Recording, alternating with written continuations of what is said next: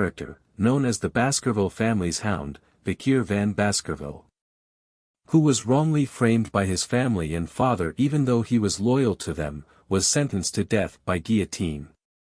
Vikir, at the moment of his death, thought to himself that if he were to ever live again, he would hunt down his prey no longer as a hound again. An unsettling scene is introduced to Vikir as he tries to make sense of his surroundings. Feeling that his body was heavy and in an unknown setting to him, he thought that he was in hell. In the grand estate of the Baskerville family, babies are seen in their cribs, crying and making noises. A man is introduced as the patriarch of the Baskerville family. He comments that the babies were insignificant. He walks through the room, commenting that the babies gathered this time were trash. As he walks he notices Vikir being silent as compared to the other babies. He orders the servants to bring the babies to the cradle of swords. The servants obey. Vikir recognizes the man as the main culprit behind his death in his previous life. Hugo le Baskerville. Seeing Hugo's younger appearance, the MC concludes that he had regressed to back when he was a baby. Recalling his past life, he was a hound, born from an illegitimate family, while receiving training in a poor environment. Hounds must be devoted to missions that include assassination, intelligence, ambush, and others. A hound simply takes care of dirty work. This was so that the Baskerville could remain the best amongst the 7 families. The MC remained loyal because he wanted to be acknowledged by the family and Hugo. However, 10 years after the gate to the demonic gate was opened, even with the victory of the humans against the demons, the reward our MC was given was being put down like a simple dog. The main reason behind his execution was that he knew too much. MC clenches his fist, swearing to never live that life again. MC wanted to take revenge immediately but was unable due to his baby's body. He rolls around angrily. He realizes that he needs to become stronger and that the Cradle of Swords was the perfect opportunity. The Cradle of Swords was a trial that every child in the Baskerville family must go through. Children are thrown into a maze of swords, where they need to reach the Styx River to be assessed for their talent. The Styx River was a legendary river that turns children's bodies into iron but is limited to the number of children it can affect. The MC recalls that the fastest route to the river was a straight path out of the helix-shaped wall of blades. The MC crawls past the swords, remembering that in his past life, he could not receive the effect of the river, making sure that this time was different. For men are watching, as the MC dunks himself into the river, wanting to keep it all to himself as long as possible. The MC begins to sink into the river. The water seeps into his wounds, being first had its advantages. The MC covers his mouth to endure as long as he can regardless of the pain. 2 servants are shouting to the MC to come up of the water else he dies. Hugo simply laughs.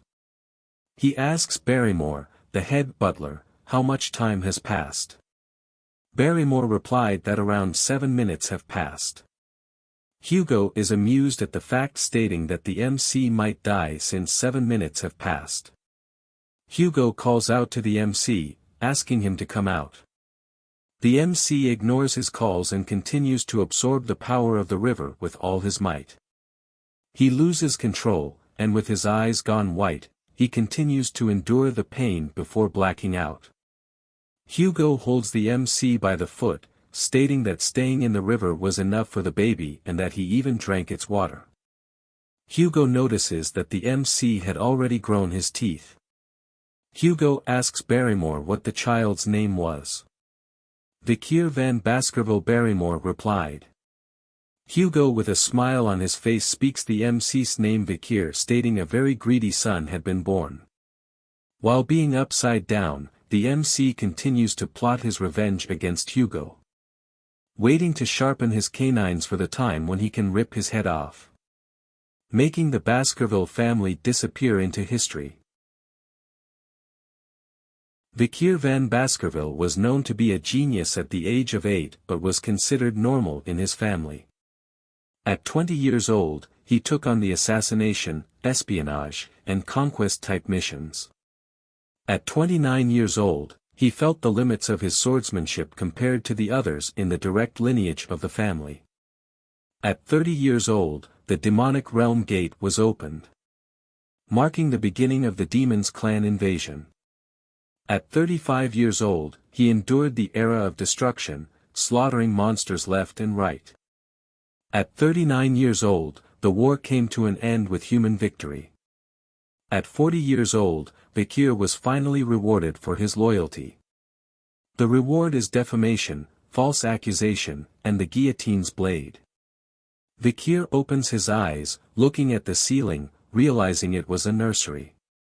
He flips over in excitement as this meant that he had successfully absorbed the power of the Styx River. A servant approaches and places a box in the crib of Vikir, saying why the madam would give such a thing. Vikir notices and wonders why anyone would give him a gift. The box opens slowly. Vikir is taken back, as a long dark figure slithers out of the box.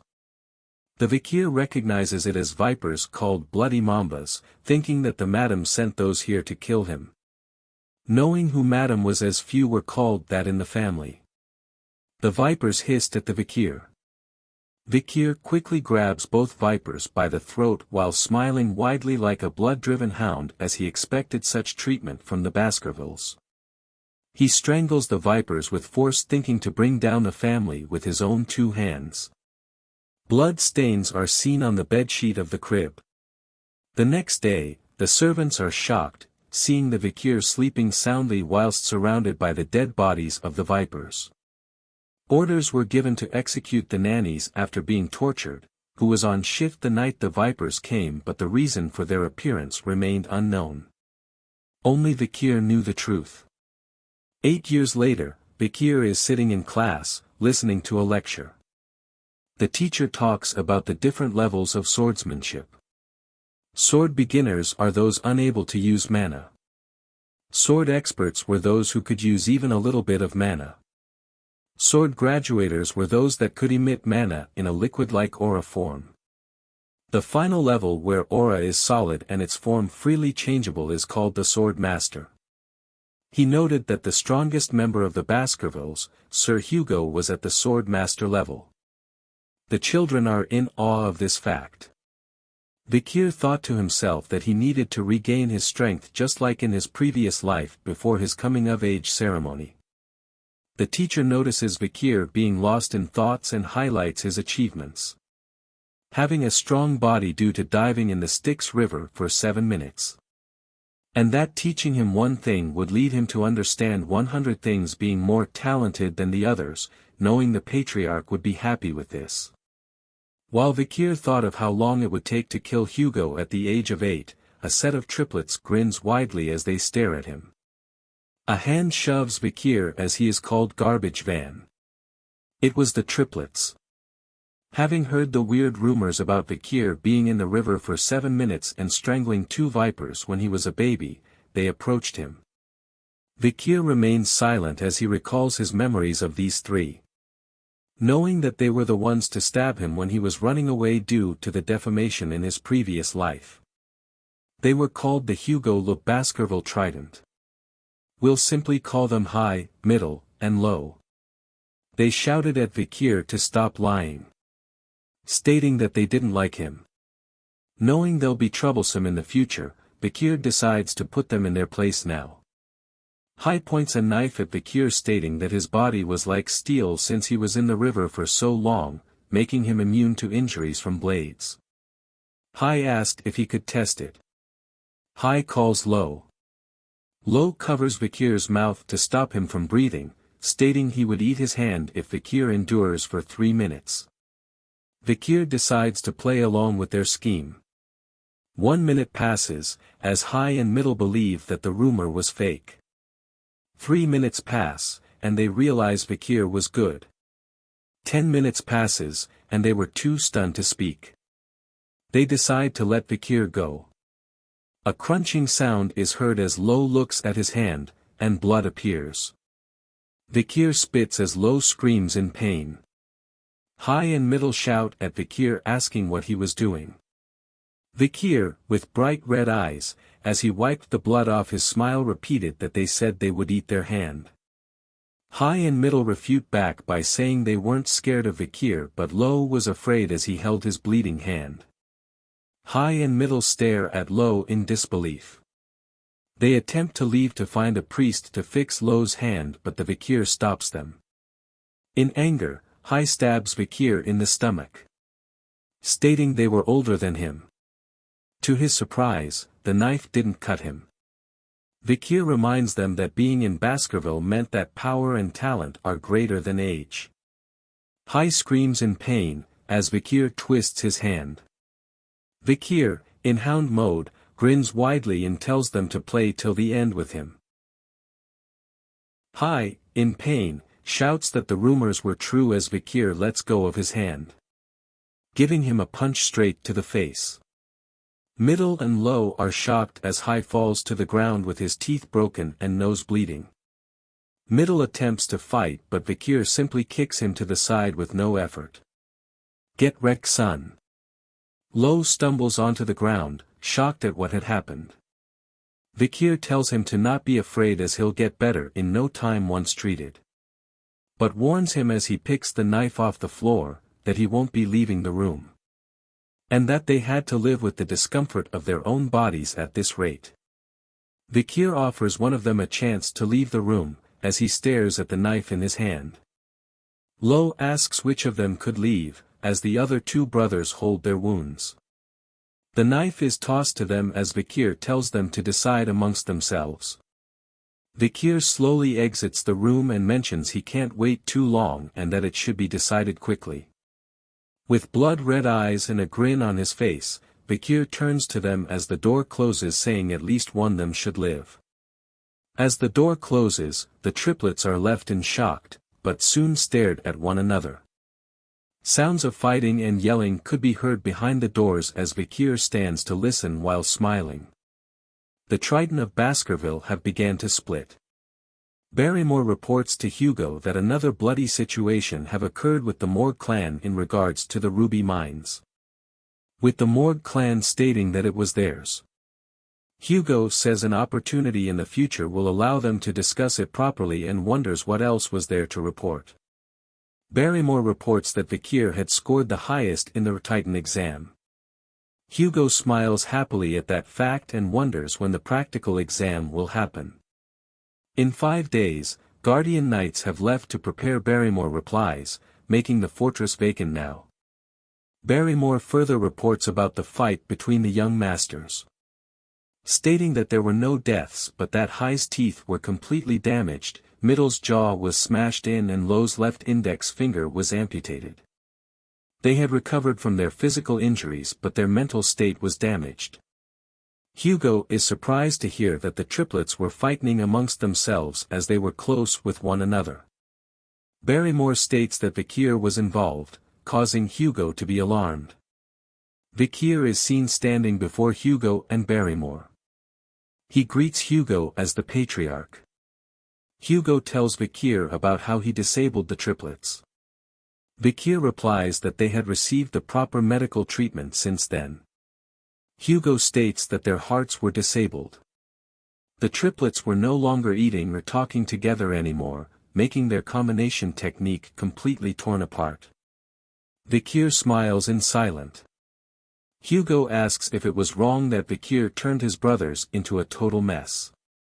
Vikir replies he was simply stronger and wonders if the stronger person is ever wrong. Hugo shares that his brothers had came before and forgiven him. Vikir recalls a past memory, where the youngest daughter of the family that Baskerville ruined paid Hugo a visit. She had become a nun and told Hugo she forgave him and offered him a mass. Hugo's response was as Vikir speaks it out loud that forgiveness is just an excuse made by the weak who cannot seek revenge due to their lack of strength. Vikir's eyes glow red as he spoke those words. Hugo is elated at what was said as he smiles widely. Hugo recites the family motto, only the strong will reign supreme, weakness is a sin. Hugo rewards Vikir by allowing him to take any snack from the food storage. Just enough for him to carry. Vikir is happy and asks for chocolate as he thanks the patriarch for the reward. As he turns to leave, Hugo calls him his son and to do well on the interim evaluation, not to lose to direct descendants. Vikir is disgusted at what he hears but replies yes my lord anyways. Barrymore introduces the infamous chocolate enjoyed by the gourmands of the Morg clan, saying it's the highest quality which was hard to get. Vikir declines it, saying he needs cacao beans that have a rich aroma. Barrymore and the chefs were confused at the request. Cacao beans colored purple called bloody beans were given to Vikir, each bean being able to produce 100 liters of chocolate. Vikir tastes them and is appalled by their taste. Barrymore wonders to himself, that Vikir must really like chocolate to eat such bitter beans on their own and that he was brilliant for finding a way to get chocolate even with the restrictions placed by the patriarch. The chef asks if he wants to process the beans, Vikir declines and takes them as is. Barrymore wonders if Vikir had such peculiar taste. However, Vikir did not get the chocolate to eat but to use them in the practical exam 5 days later. Up in the mountains, Vikir stands, grinning widely knowing that a huge catastrophe would occur that has never happened in the clan before. Children of the Baskerville family are put through strenuous events and early education from a young age. Being able to take their first steps meant they had to run up a steep mountain. Never allowed to lie down or be on their stomachs. Time to sleep is only ever with a monster corpse to adjust to tough environments. When completed, they turn 8 years old, starting their deadly evaluation. Bringing us to the practical evaluation, which is a survival exam. The young masters are gathered in a territory far end of the Le Rouge-et-Noir mountain. Pavlov, the instructor of the exam, instructs the masters on what needs to be done. Survive for 1 month while hunting large and strong monsters. 10 points were given for surviving. 30 if they survive without being disabled. Failing others and surviving 50 points. Surviving after beating a monster, 70 points. If all conditions mentioned were done, 90 points. Stealing badges from others make their points yours. Dying results in 0 points. 100 points do not exist. Pavlov reminds them of Hugo's lesson that a swordsman dies when they become arrogant. He advises them not to leave the designated area as the mountain contains many undiscovered things. During the exam, shadow dogs will hide and grade them. Gossip spreads amongst the candidates as they talk of the rumors about Vikir. Wondering if he was going to be good at the practical as well. Vikir smiles as he remembers the mountain. The triplets avoid looking at him. Pavlov rings the bell, marking the start of the exam, and praying for their fortune. The young masters instantly vanished, each with a plan of their own. The triplets argue with one another. The killing was not prohibited as it resulted in deducting points. Pavlov smokes a cigarette knowing that the shadow dogs will keep casualties to a minimum. A shadow dog is seen following Vikir. Wondering where he was going, looking forward to Vikir's skills due to his previous achievements since young. Vikir arrives at a huge tree, noting that the soft ground is best. He decides to live and take a break here as the shadow dog watches him. Shadow dog is shocked at him taking a break. Vikir gathers wood and is building things like in Minecraft as the others fight amongst themselves. The shadow dog is in disbelief as Vikir simply was gathering resources and wonders if he plans to just hide here. He decides to leave. Vikir takes note that he had left while reminiscing about the past. Before, a subordinate had told Vikir that cacao beans make fish less smelly and that bloody beans were the best. Vikir stares into flames and smoke knowing he had finished preparing. Deciding to start hunting as pits of spears are seen surrounding him. A few days have gone by as Vikir walks into the restricted area. Back when he was a scout, he could walk around here causally. He notes a burning smell and finds burning poop. Yes, poop is on fire in this world. Meaning only one monster has that kind of poop in this area. Vikir is happy to find what he was looking for. A beast with flames in its mouth stands above Vikir. It was a hellhound.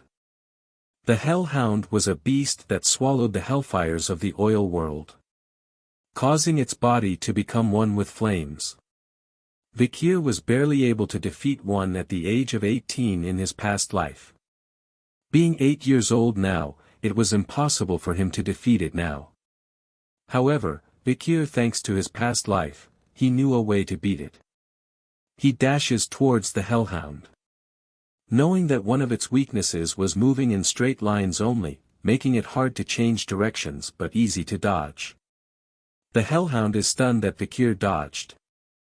Vikir opens a bottle with water, spraying it across the ground as it was another weakness for hellhounds. They could not step across any volume of volume. This causes the hellhound to avoid the water on the ground as it runs towards Vikir.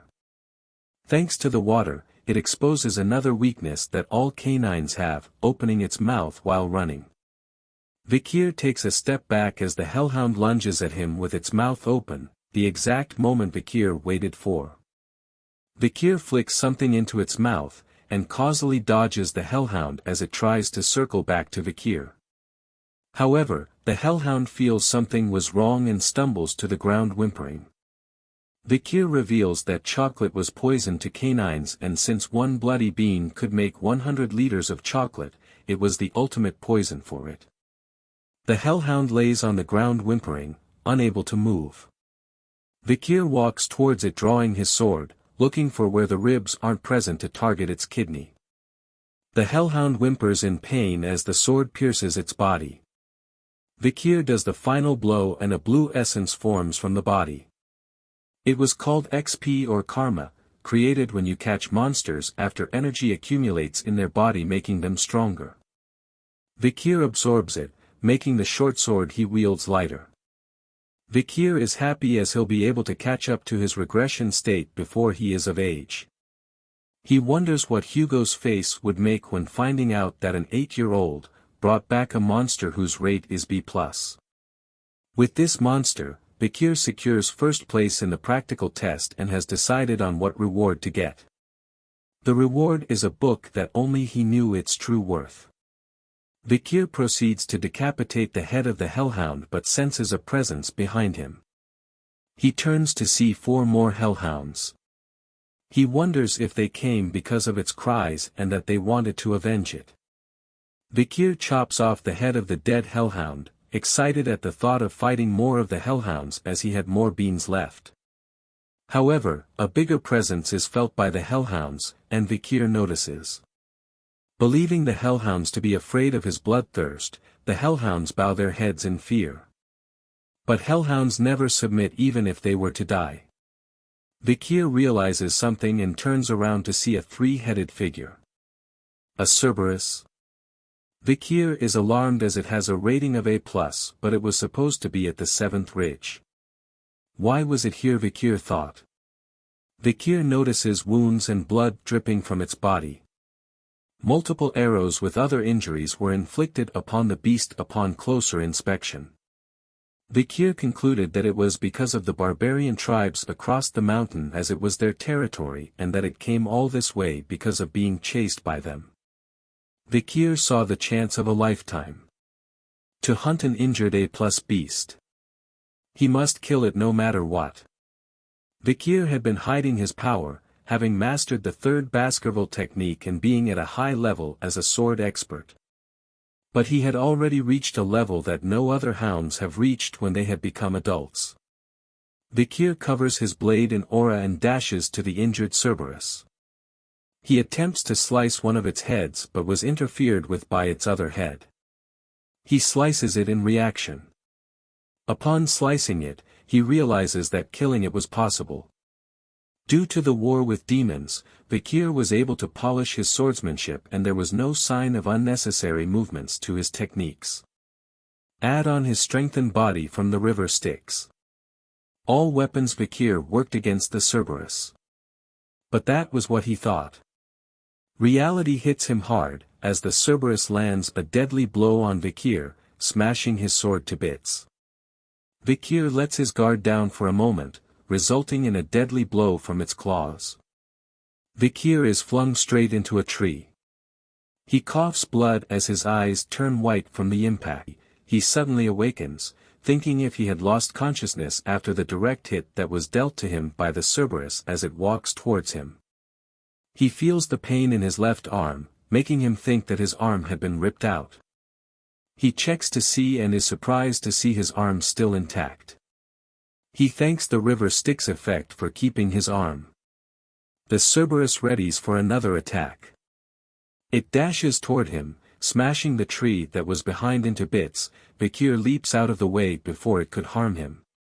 He thought to himself, even though his arm was still there, the damage still remained and that wouldn't be able to take a second hit. The Cerberus turns around. With the odds against him, he thought of the situation as a journey that every experienced hunter must find a way out of. He thinks of the best possible action to take and decides to simply just run away as fast as possible. The Cerberus was alarmed seeing him running away. It chases after him.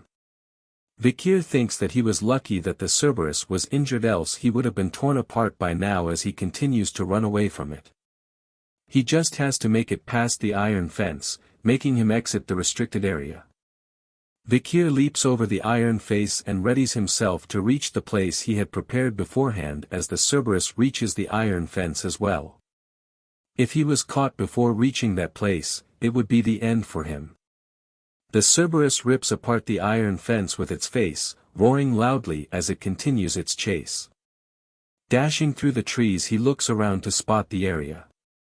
He notices a pile of wood in front of the tree, making it the area where he was supposed to be. He runs with all his might, just a little bit further, he thought to himself. A bit more. He screams as the Cerberus chases right behind him. Realizing it was the perfect moment, he leaps into the air just as the Cerberus opens its mouth to attack. A single step forward onto a marking causes it to sink into the ground. Vikir lands on his back, safe from its attack, breathing heavily. While the Cerberus was met with many spears hidden in the ground below. He welcomes it to the cradle of swords. Wiping the sweat off his face, he was happy that the traps he made for hellhounds were useful against the Cerberus. Bloody beans were spread onto the spears that were in the ground. Being the same species as the hellhounds, the Cerberus was poisoned easily as its two heads cough vomit and are in pain. Its middle head notices Vikir, growling at him. As he holds a spear aimed at it and throws it with all his might. The spear bounces off its body as it growls loudly toward Vikir. Vikir starts to count down from 7. With each step the Cerberus took, a second passed. It slowly reaches Vikir, as the countdown approaches 0. Once it reached 0, it simply fell to the ground. Vikir lets out a sigh of relief as the Cerberus falls to the ground just before him. Happy to know that the rumors were true about the 7 steps. He explains that the spear he threw was different. That it was laced with the poison of the bloody mamba's venomous fang from when he was a baby. He goes on to absorb the mana from the Cerberus, meaning that it was fully dead this time. He stares at its corpse, thinking about how he should bring it back. But before that, he had something else to do. He knew that the presence of a Cerberus meant one thing: dungeon.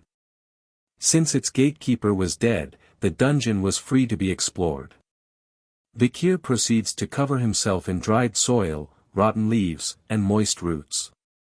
Looking at its footprints and drools, he backtracks it. He walks to an opening, saying he found it. He enters the cave, recalling that the cave was meant to be discovered in a few years' time. He stares deep into the cave, feeling its mana underneath the rotten surface, knowing that it has not been discovered yet. No light was given out, making the cave seem deeper than he thought. He smiles happily, excited at what treasures are laid within the dungeon as he slowly enters. As he walks further deep into the dungeon, Vikir notices red veins of ruby minerals throughout the area. Feeling that they were connected to the Red All Mountain. He notices light appearing before him, indicating that it was the entrance to the dungeon. The light shines brightly at him, making him cover his face with his hand. He enters a large room, and at the center of it was a floating red stone. Realizing that the dungeon's interior was bright due to the mana imbued into the ruby as he approaches the floating ruby. He notices something behind it, a skeleton with a note. Showing that someone had been here before him. He inspects the skeleton, seeing its injuries caused by stabbings and that there were dried brown bloodstains as he picks up the note on the ground. A long time has passed for the skeleton. Vikir reads the note and recognizes it as a Baskerville member's writing. The note reads that the writer did not want to reveal his name, and asks to be called Cain. The reason behind the note was to prevent other generations from doing what he did. Further explaining that the stone chamber was talked about in the family as a legend. His brother, Abel, and he had coincidentally came across this place, raiding the dungeon and its countless trials. They had killed many monsters before arriving at the chamber, to find the final assignment to the place. The final assignment tied their feet here for a very long time. 3 years to be exact. Vikir can't believe that they stayed for 3 years, hinting that the brothers really wanted the treasure and that the final assignment was somewhere in the chamber. He looks at the stand of the floating ruby and sees some writing. When entering it's 1, but once inside it's 2, when leaving it's 1 was the riddle written on the stand. The note continues, with the brothers contemplating the ominous text forever until they came to a conclusion. The fact that they were twins meant that they were once one in their mother's womb, but when given birth they became 2. Meaning to get the treasure they had to become one again, and only one of them could leave with the treasure. After a fierce battle, Cain killed his brother and there was only one left in the stone chamber. But there was no change at all. Cain wonders why the treasure did not appear even after killing his own brother. He wonders why screaming. He decides to leave, wanting to tell others that found this place to leave immediately and that there was nothing to obtain in this devil's den that only serves to taunt humans. Vikir concludes that the brothers had done all sorts of things, only to leave empty-handed. Knowing that he had no twin, Vikir believes that the brothers had misinterpreted the text as he looks at the ruby. Thinking of the riddle once again. He thinks hard, knowing that no dungeon cannot be beaten. Upon looking at the skeleton again, an idea comes to mind. Vikir figured it out. Stating that the brothers were unlucky due to being twins, and that idea had they fixed to it. He mentions that the answer lies in the dungeon as he reaches for the ruby. Saying that when he entered the dungeon, he was 1. But as soon as the ruby light was cast upon him, he was 2 due to his shadow. He smashes the ruby into pieces, knowing that without its light, darkness re-enters, making the stone chamber open its final stage. The riddle answer was shadow. Pieces of the ruby that fell to the ground started to rise up, and energy from the rubies opens the passageway in front of Vikir. Vikir smiles happily as the final stage opens. Revealing a sword, the relic of this devil's den, the cause of the brothers' death. The sword glows red with an evil aura. The text below it states that only those with Baskerville's blood can wield Beelzebub. He was shocked to find that the sword was Beelzebub as he stands in front of it. He recalls reading a picture book during his childhood about the gluttonous fly, Beelzebub, who was an unprecedented great monster that invaded the lands in the old legends as part of the devil's holy constellation called the 7 Calamities. To stand up against the 7 calamities, the heads of each of the 7 families took one each. The first patriarch of the Baskerville fought against Beelzebub. Remnants of Beelzebub were stored in the lands of the Baskerville. Its demonic energy was said to lure monsters, an old legend that no one believes now. But the legend was true, as the sword was taken by the demon clans, resulting in countless deaths among the humans on the battlefield. Vikir grabs the sword in excitement, saying that it won't happen again, as the sword was now his. As he holds on to the sword, it lets out a ferocious energy as if it was howling. He grunts loudly as the sword seems to be absorbed by his hand. The sword places itself into Vikir's hand before appearing as a blade from his arm. He mentions that he was lucky to have a blade made from a devil's holy constellation, as the blade exudes a murderous aura. His red eyes glow similar to the blade as he raises it to his face, wondering how much stronger he'll be in this life. Looking around, he realizes that there was nothing else for him to take and prepares to leave. But he feels something was wrong with his body. He stumbles onto the ground, wondering what was wrong. Was he dizzy? No, he was hungry. The blade makes noise and Vikir wonders if it wants to eat something. He leaves the dungeon, holding his stomach in hunger. Hunger was ringing inside his stomach. Noting that his sense of smell had improved as he smelled something delicious. The sword pulls him along, much to his surprise, wondering if there was something to eat in the direction it was pulling him to. He reaches the corpse of the hellhound he had killed before. The blade shoots out a tube into the corpse. As it absorbs the blood, Vikir feels his inside were getting back to normal, guessing he was starving for a long time. He hoped that the mountain's dried condition was not due to the sword's hunger and wondered how long it takes to feed it. Beelzebub makes a happy sound as it had eaten well and has absorbed the hellhound's ability, hemorrhage. Vikir wonders if this was Beelzebub's inherent ability. Beelzebub was the glutton of files and was said to possess the power to absorb its enemies' skills as its own. Since its absorption amount was close to infinite, many people lost their abilities and became obsolete. But due to its hazard, Vikir could absorb 3 skills only for now. He describes the hellhound's ability as a skill that constantly pumps out the blood of its opponent even through its smallest wounds. Realizing he could steal abilities, he looks at the Cerberus corpse. Beelzebub grows excited at the thought of feeding on it. Vikir is alarmed and asks it to wait. He explains to it that it can't eat all of it as if it was too damaged. He couldn't explain it during the autopsy. He thinks silently as Beelzebub makes constant noises as it consumes the corpse. He slaps Beelzebub, saying he had enough.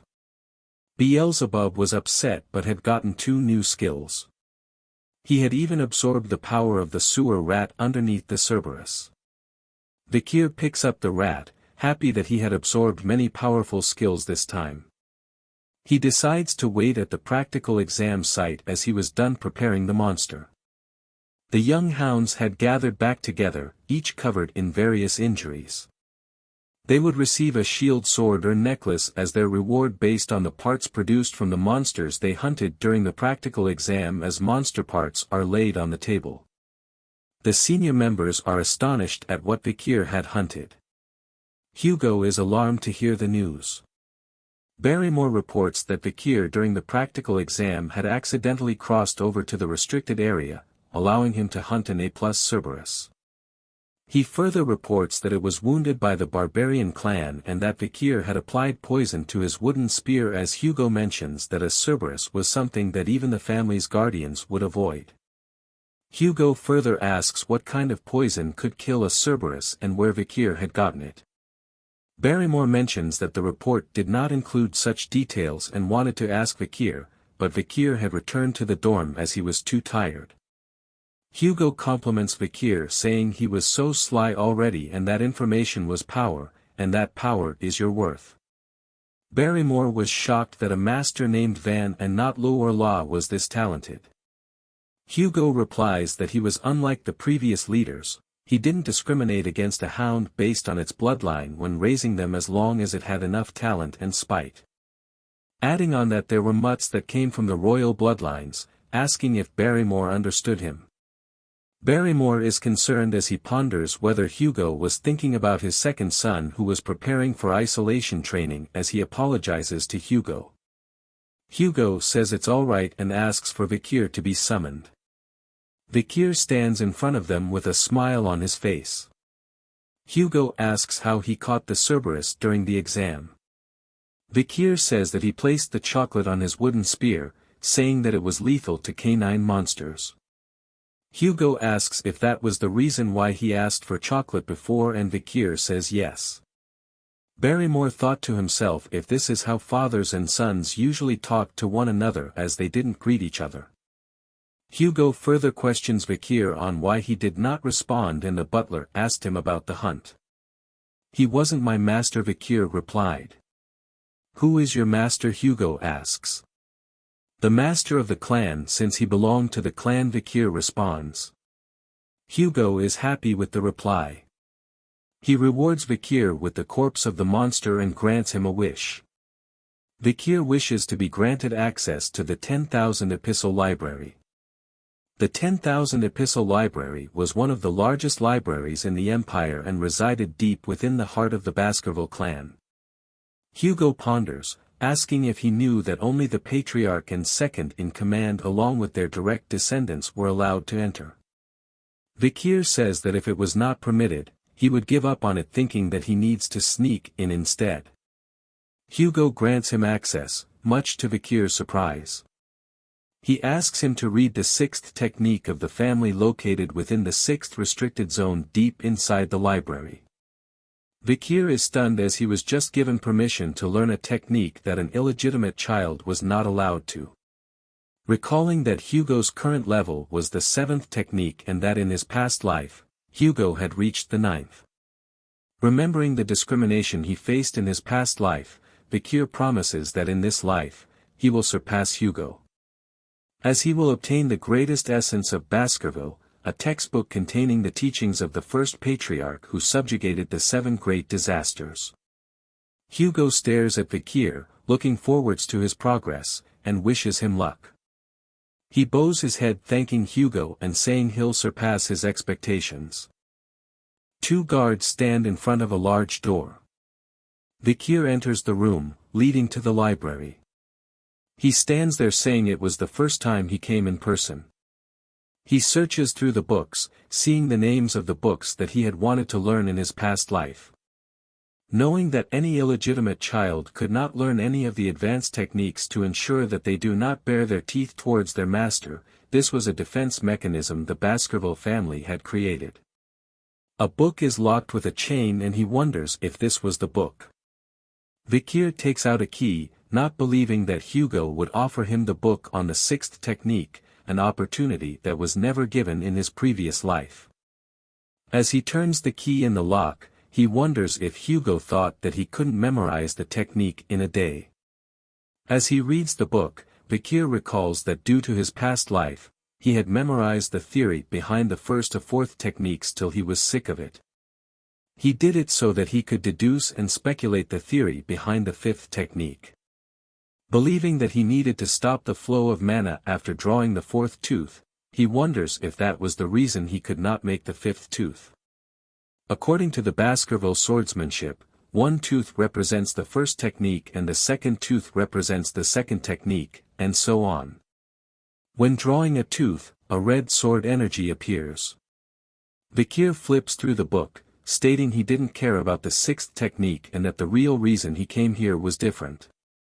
He returns to the guards, who were surprised to see him come out of the library already. They asked him if he had left something outside and that they were getting it for him, as well as that there were more books about swordsmanship deep within the library.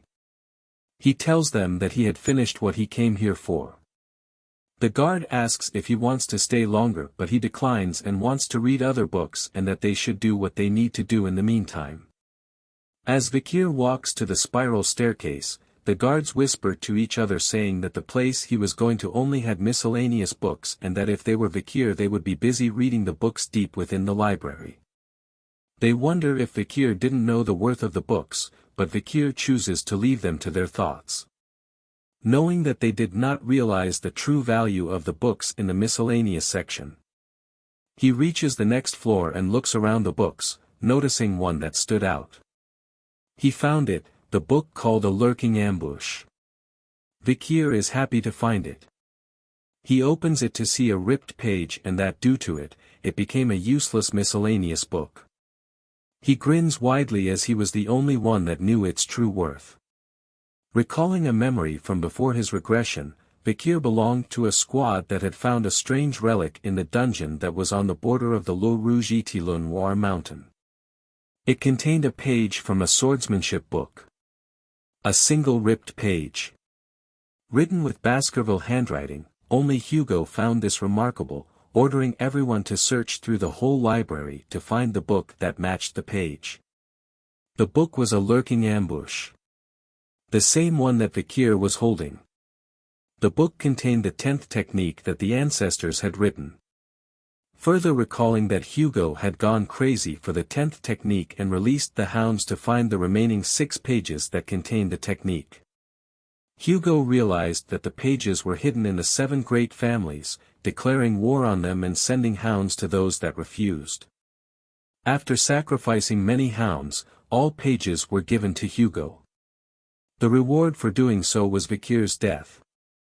Vikir grew angry as he recalled those unpleasant memories as he holds the book, knowing that once Hugo achieved the 9th technique it resulted in piles of hound corpses and blood.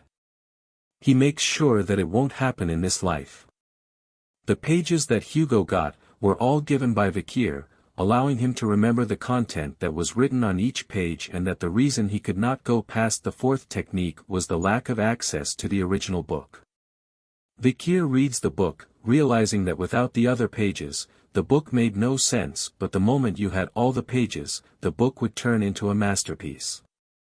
He reminds himself of his past strengths as he reads the book, knowing that before he turned 15 he had to reclaim the power he had before his regression. Night turns to day as Vikir immerses himself in reading the book. He closes the book, having read enough. Wondering if he had read the whole day, but thanks to that he was able to memorize the book's contents from start to finish. He looks around and does not feel the presence of the guardian knights. He closes his eyes and imagines a figure standing before him. His arm glows with a red aura. He opens his eyes and strikes the figure before him using the 1st technique.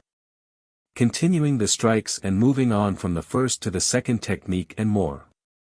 He grits his teeth as he thinks of his past self as pathetic. He worked hard to reach the highest level of graduator aura but was unsuitable to learn a proper sword technique, making the direct bloodline hostile to him. The main reason was that he was an illegitimate child. He dashes to the side of the figure once again, asking if they thought he would live the same way again.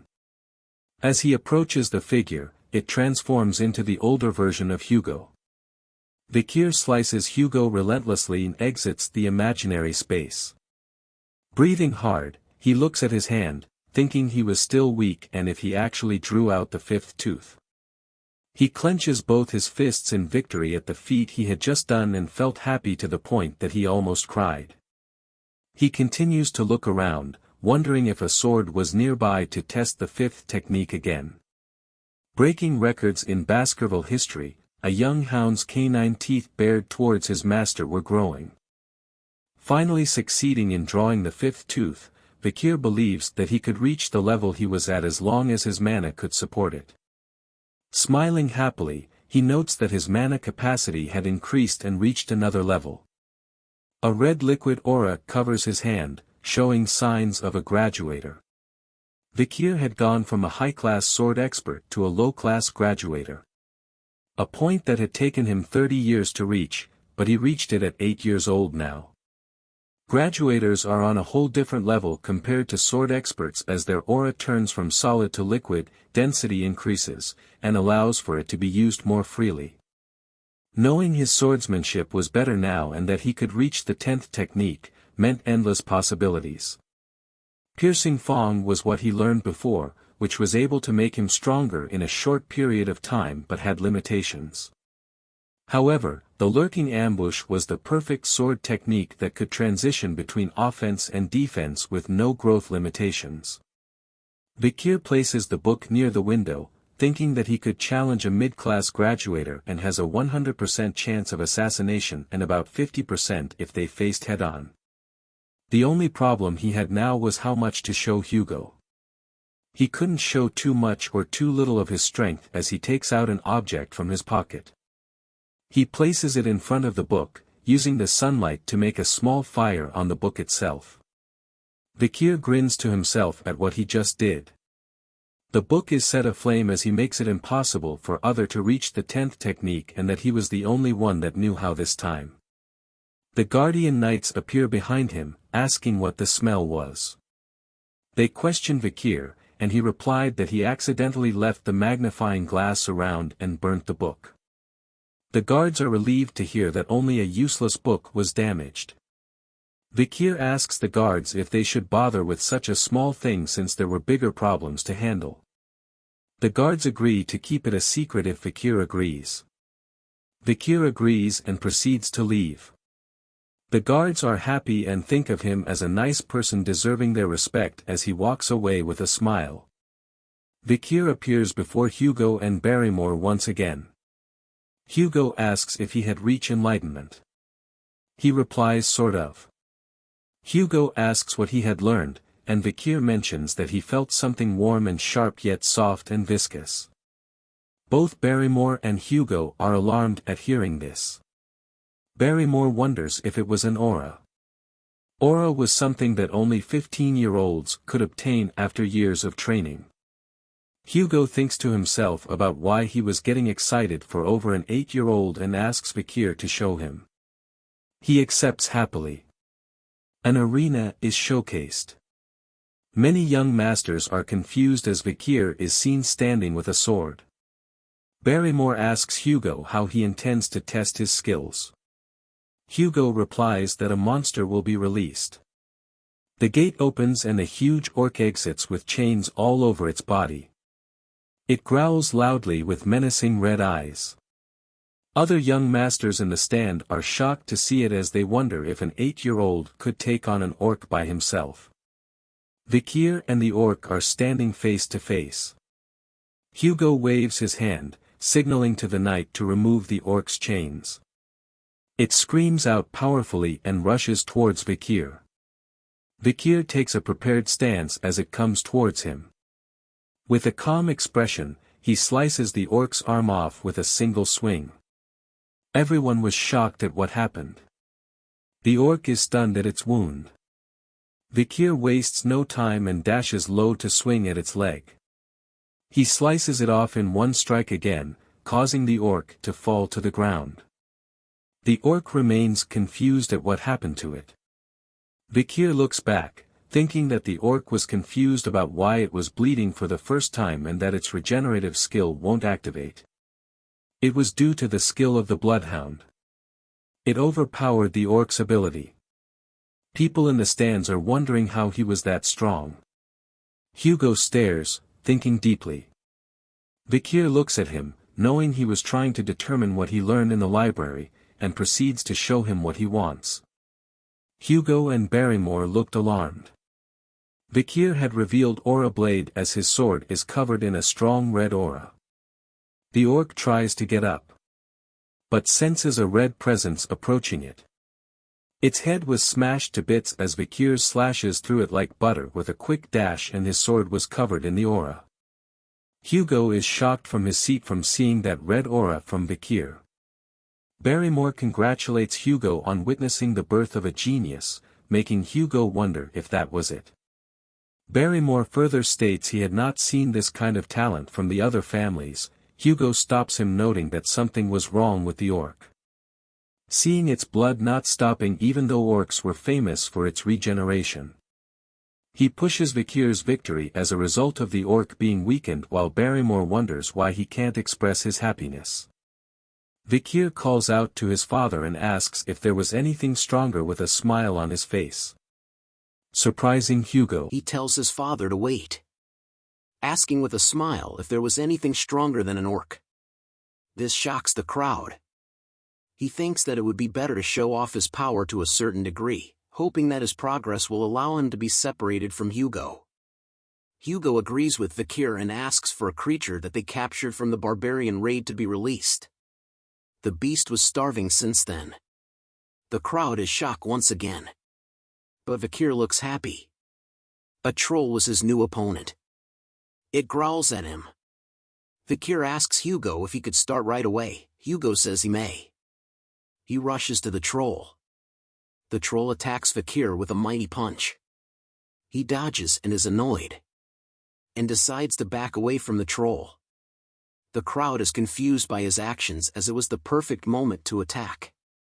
Hugo agrees with his actions and that it was the right move due to the troll's Regan powers.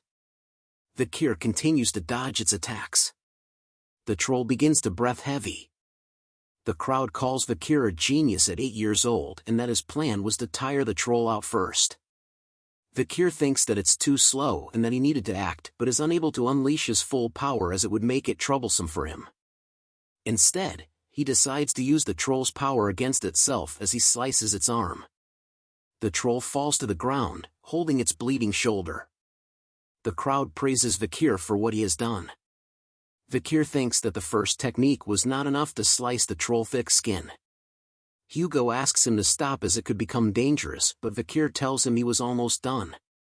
He realized that he was getting an epiphany and that he'll give up if he can't kill it in the next attack. The troll growls in anger.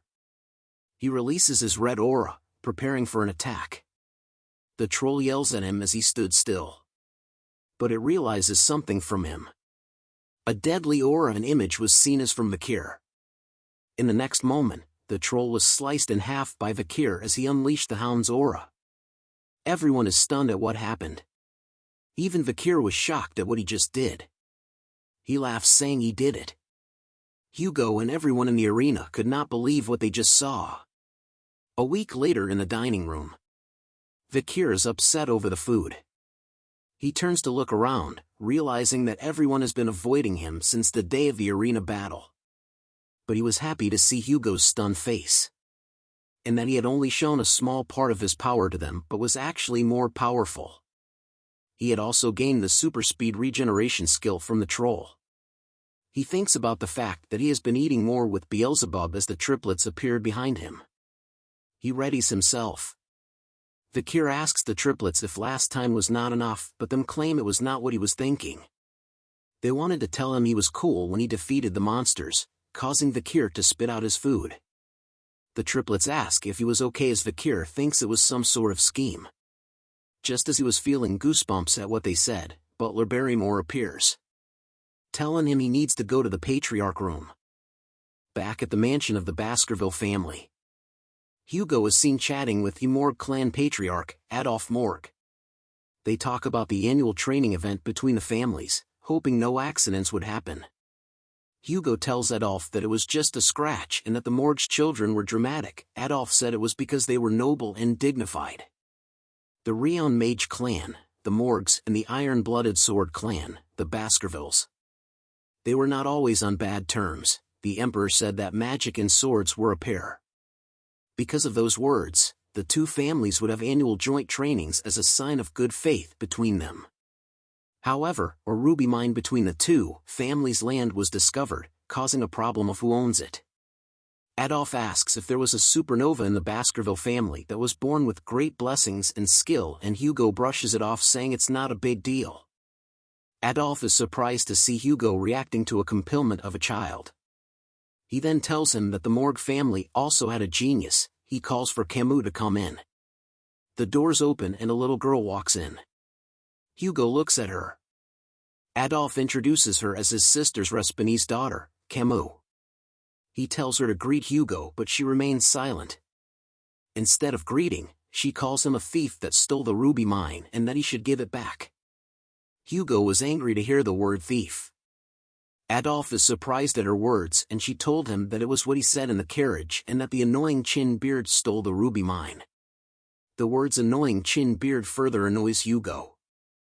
Adolf says it was a misunderstanding and Hugo agrees saying she was just a child. But Camille shouts at Hugo to give back the rubies as she doesn't have enough to do research. Enough! Hugo says as he holds back his anger. Adolf holds Camille tightly, asking what Hugo plans to do to the child, as Hugo states that the Morgs didn't teach manners at all. Adolf asks if he was threatening an 8-year-old girl. "I guess the Morgs didn't teach their children to not envy what is others," said by Vikir as he enters the room. Adolf wonders if Vikir was the supernova and realizes that Camille was missing. Camille appears in front of Vikir asking what he just said. Vikir hears her name and recalls her as the Morg's clan iron-blooded empress, Camille Morg. She was known as the genius among the genius even in the Morg clan that raised countless mages. At her peak she killed all monsters and barbarians in the Lenoir mountain by herself, burning them to death on spears, creating her legend. Vikir also remembered that her beauty was captivating. Camille yells at him, saying that the ruby mines were hers and not his. "You sure came a long way just to throw a tantrum," Vikir replies. The leaders notice something. Flames erupt from Camille due to the word tantrum. She tells him that he'll explain why the ruby mines belong to her so that a stupid dog could understand. Vikir simply smiles, saying that would be fun. A replica of ice is made. Everyone in the room was surprised by this. Camille says she'll explain it. Vikir was upset as he expected them to fight. She explains that the ruby mine was located in the area between the Morg and Baskerville called Joint Security Area, and that the problem was that the entrance was located in the Morg area but the mine runs underneath the Baskerville area. Adolf was happy while Hugo became upset due to the explanation. Vikir adds on saying that the Baskerville doesn't need to mine the rubies as they were meant for magic ingredients. But he calls her an idiot as no one would allow someone to enter their lands based on a few pennies. Hearing this made Camille angry. She points to the sculpture, pointing to which side belongs to each family. She moves her arm across both areas, asking whose arm is this then? Vikir repeats her question back to her and grabs her arm. "Mine, of course," Vikir says, making Camille blush. She stutters, wondering why she was his. Vikir tells her who said you're mine, much to her surprise. He grabs the knife, shocking Adolf and Barrymore. He smiles while showing the knife, saying that only her arm belongs to him. Both Hugo and Camille are shocked at what he said. Vikir holds her arm high, ready to cut it with the knife. Camille tears up and screams for her uncle to help. Adolf appears behind Vikir in an angry state, telling him to get away from his niece now. He lets go of her arm, allowing her to run to her uncle and hug him. Adolf yells at Hugo, saying what the hell is this matter? Hugo remains silent and turns to Vikir. He tells him that he has gone too far with his joke. Vikir apologizes, saying it was a common joke in the family and that the knife was fake. Adolf was shocked to see that toy knives were given to children as Vikir bows down to him, saying he was sorry. Hugo tells Adolf that he was getting too involved in the children's play and that he had some ideas regarding to the ruby mines that he should hear. He tells them that they should compete in friendly duels first, as Camille tells Vikir that he better watch out and she won't forget this. Vikir simply smiles and nods. The friendly duels between the Baskervilles and Morgs had begun. It was an occasion where children ages 8 to 15 gather and battle it out. However, everyone's attention was headed somewhere else this year. It was the Morg's clan Camille Morg against the Baskerville clan Vikir van Baskerville. Using practical training rules was to showcase the duel between the two geniuses of the clans. The bells rings announcing the start of the duel. Camille tells him she won't hold back and begins to cast a spell. Everyone was stunned at this. She was doing quadra casting. Adolf smiles at Hugo as the crowd were amazed that Camille was doing something that was difficult for a 15-year-old.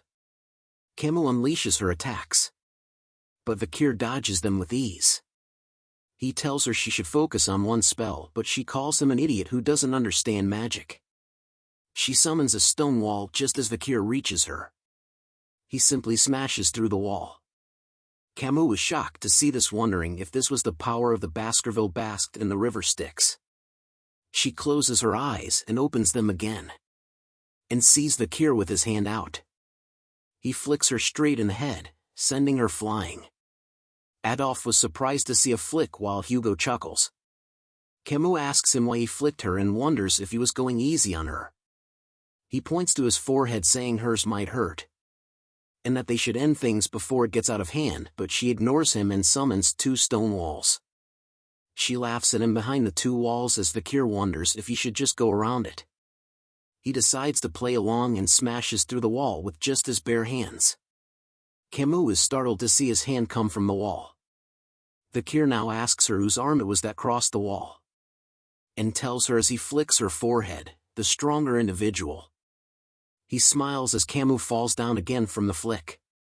With a huge red bump on her forehead, Camille holds it and growls at him.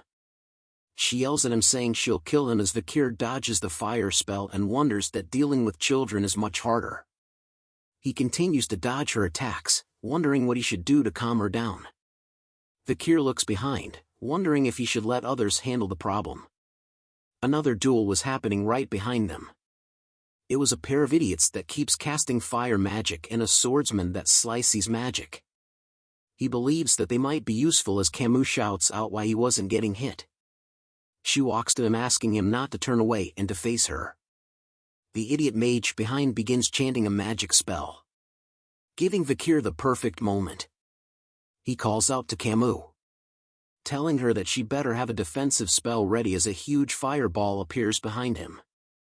Camille couldn't believe what was in front of her. Adolf shouts no, as a huge explosion is seen. Everyone gathers around the scene of the explosion. They all call out to Camille, shouting her name. Camille hears her uncle's voice in the dust and smoke. She thinks about what to do as she managed to defend against the attack, but something else had happened. The flame spell had burned all her clothes. She knows that everyone can't see her because of the smoke, but once it clears up, she'll be the laughing stock of everyone. She calls out in her mind for someone to help her, and soon a jacket lands on top of her head. Camille was surprised to see Vikir as he tells her to put on his jacket. Covering herself with the jacket, she asks him why he wants to help her. Vikir says he just wants to. She thinks to herself why this idiot would help but notices something. Vikir had been cut by the idiot swordsman attack which still have some more on it. The people enter the smoke and notices something. Vikir and Camille were together. Adolf was relieved that Camille was fine while Hugo remains silent. The crowd realizes that Camille was on the floor, while Vikir was bleeding, and that he was extremely fit based on the muscles on his body, which shows the amount of training he had done. Adolf hugs Camille as she remains silent as she stares at him.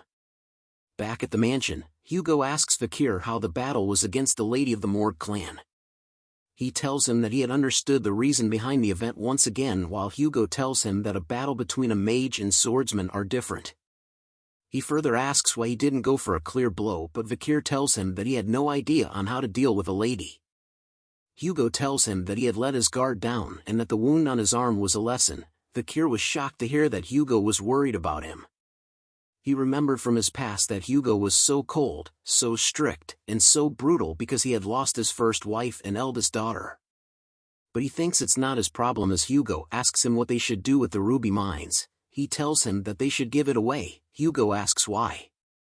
Vikir explains that the main purpose of the Baskerville clan was to grow its territories and that the monsters and barbarians near the ruby mines are a problem, and that they should utilize the Morg clan well to deal with those problems, which helps to minimize their losses with the expansion into that region. Hugo tells him that he was right. Vikir further explains that once the Morg clan claims the ruby mines, all they need was to push the monsters and barbarians into that region, allowing for them to take care of all the problems at once. Hugo likes the idea that the rubies will be bathed in the blood of their enemies and that the Morg clan will think twice before entering their area.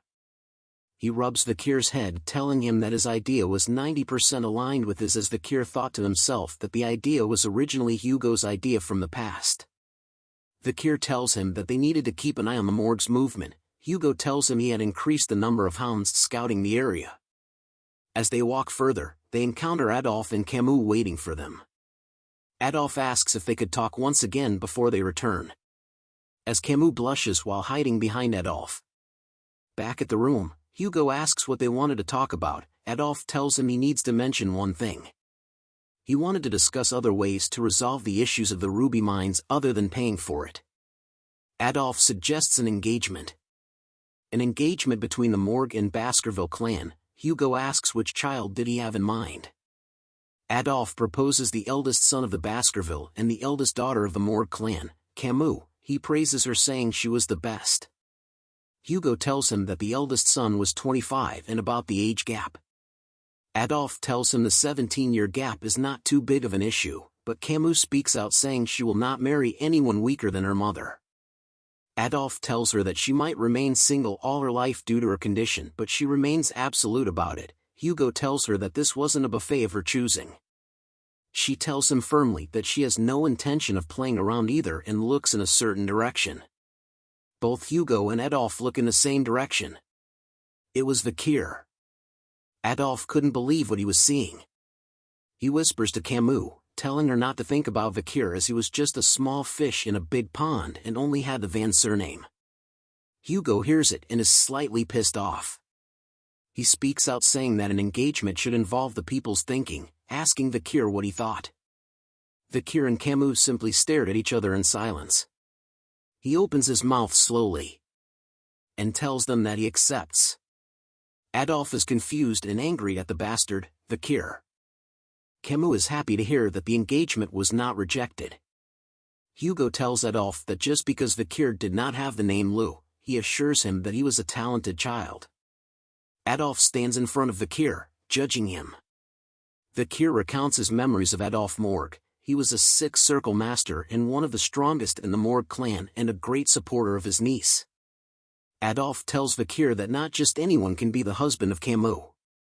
He grabs Vikir's shoulder wondering why he wasn't responding and why his body was so sturdy. Vikir tells him that he wasn't listening to what Adolphe had said. This surprises Camille and made Hugo chuckle lightly. Adolphe laughs and asks Hugo if he could have a deeper conversation with Vikir. Hugo wonders if the mage of the Empire was gonna scold an 8-year-old child. Adolphe replies that this was a request as an uncle while Camille tells him he doesn't have to do this. He gave a bombastic side-eye to Camille, telling her she better stay still and that this was bound to happen to someone else eventually. He then asks Hugo for the chance and Hugo agrees. Back at the training arena, Hugo and Camille are standing at the side while Adolphe and Vikir are in the arena. Adolphe tells him that they will be testing Vikir and wants to see everything he is capable of. Vikir agrees while thinking if he did show everything, Adolphe might faint. Adolphe casts a spell telling Vikir he will give him a handicap. A pot was being created from a combination of spells. This amazes Camille as Adolphe was casting fire, earth and water magic perfectly. He tells Vikir that they would duel with a pot of water on his head, and that if a single drop falls, it would be his victory. Vikir remains silent thinking that this chance was a great way to experience the power of Adolphe and what he's capable of. He looks at Hugo, knowing what he thought was the same reason why Hugo accepted this. Adolphe calls out to Vikir to start the duel, making Vikir rush out. He closes into Adolphe, ready to strike with his sword. Camille is surprised at his action and yells out that he can't run straight towards his uncle as a bright light appears on his face. A shield was casted to block the swing of his sword. Adolphe calls out to his niece asking why she told him that and that shield magic was best used against swordsmen. Vikir steps back annoyed. Fireballs are created in the air behind Adolphe as he prepares to go on the offense. He sends out the flame magic towards Vikir, making him leap back. Camille tells him that it was unfair he didn't use that magic against her in their duels, while Adolphe wonders which side she was on. Hugo thinks of the attack as not something impossible to dodge and decides not to stop them. Vikir thinks that by using his past knowledge and skills, he may cause Adolphe to let his guard down, and that he might even be able to kill him. He strikes hard once again against the shield magic, and continuous hits it again and again. Adolphe tells him that it'll be the same no matter how many times he hits it as his sword will never pierce through his shield. But Vikir ignores his words, striking the same place over and over again. Cracks begins to form, making Adolphe realize that Vikir's swordsmanship and machine-like movement was impressive.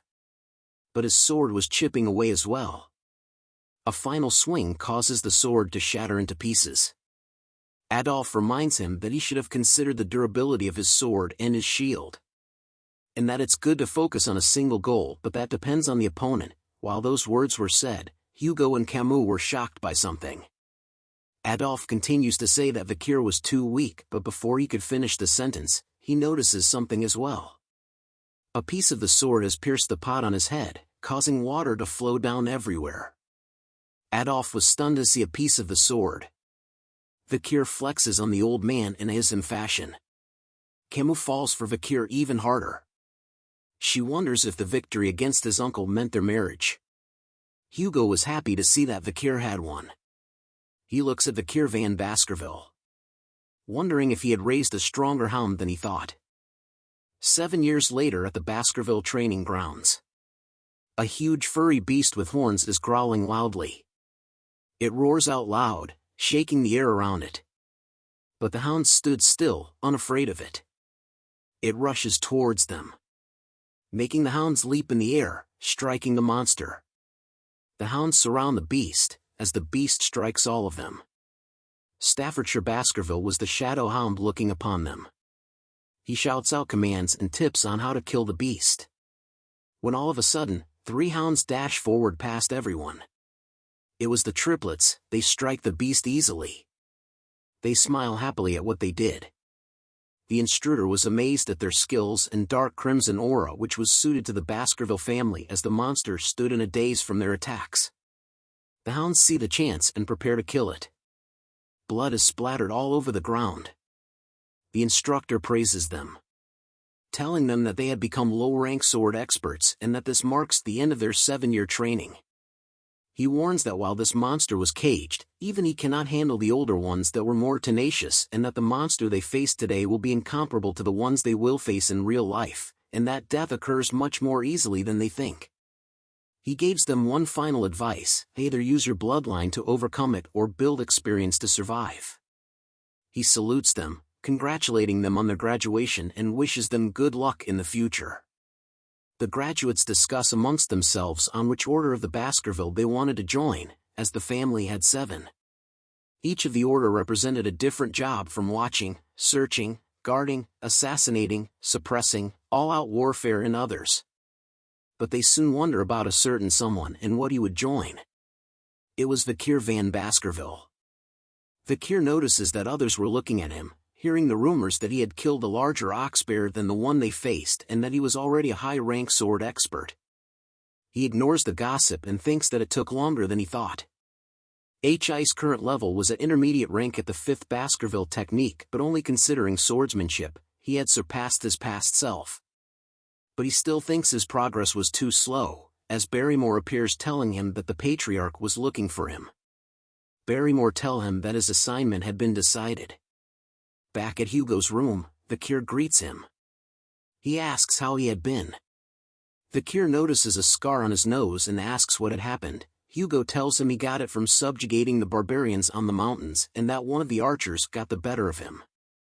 Vikir asks if he had captured them, but Hugo tells him no, instead he gave a similar scar her face. Hugo congratulates Vikir as he wonders if he was going to talk about the assignment. He recalls his past life, that there was part of the Pitbull Order and was sent away for 21 months on the Lenoir Mountain, constantly in battle. And that children in the family were split apart, expendable ones were sent to die in battle, while the important one were taught about politics and administration. That was why the 5th technique exists. It allows for the elite members to catch up to the expendable ones in terms of swordsmanship. Hugo calls out to Vikir, telling him to try the lower house of Parliament, which surprises him.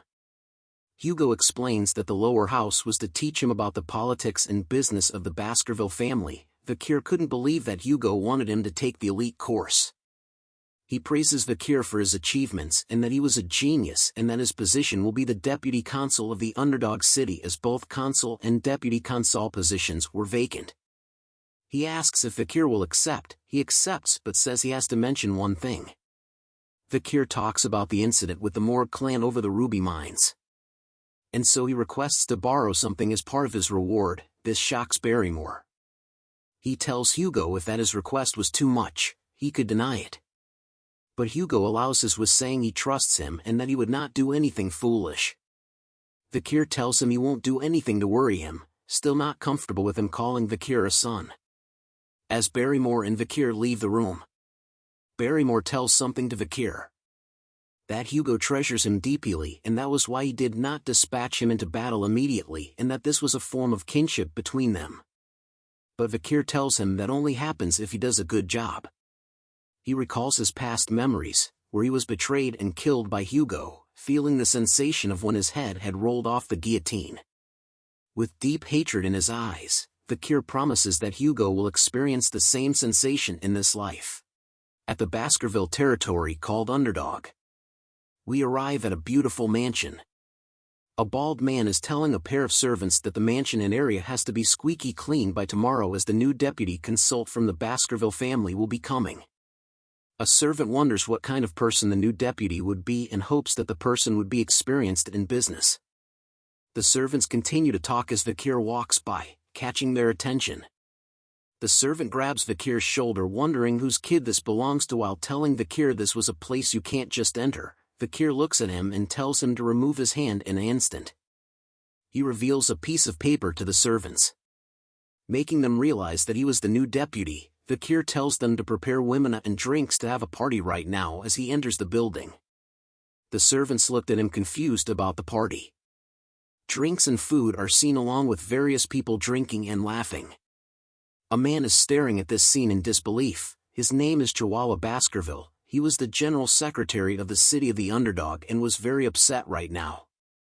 He stares out the window wondering how ridiculous Vikir was to drink and party on the first day of his assigned job. This was because of the previous deputy who caused him to have a hard time due to the bribes, and now he's holding a party at the workplace. He finally shouts out that Vikir was a troublemaker and that only once the city was in ruins he will get it together. But Vikir appears behind him, asking if he was the general secretary. Chihuahua wonders when Vikir entered the room as they both introduced themselves to one another. Vikir notices something about Chihuahua's name, that he had no middle name.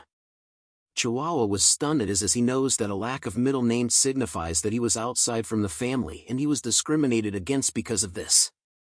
But Vikir tells him that it was nice. This confuses him.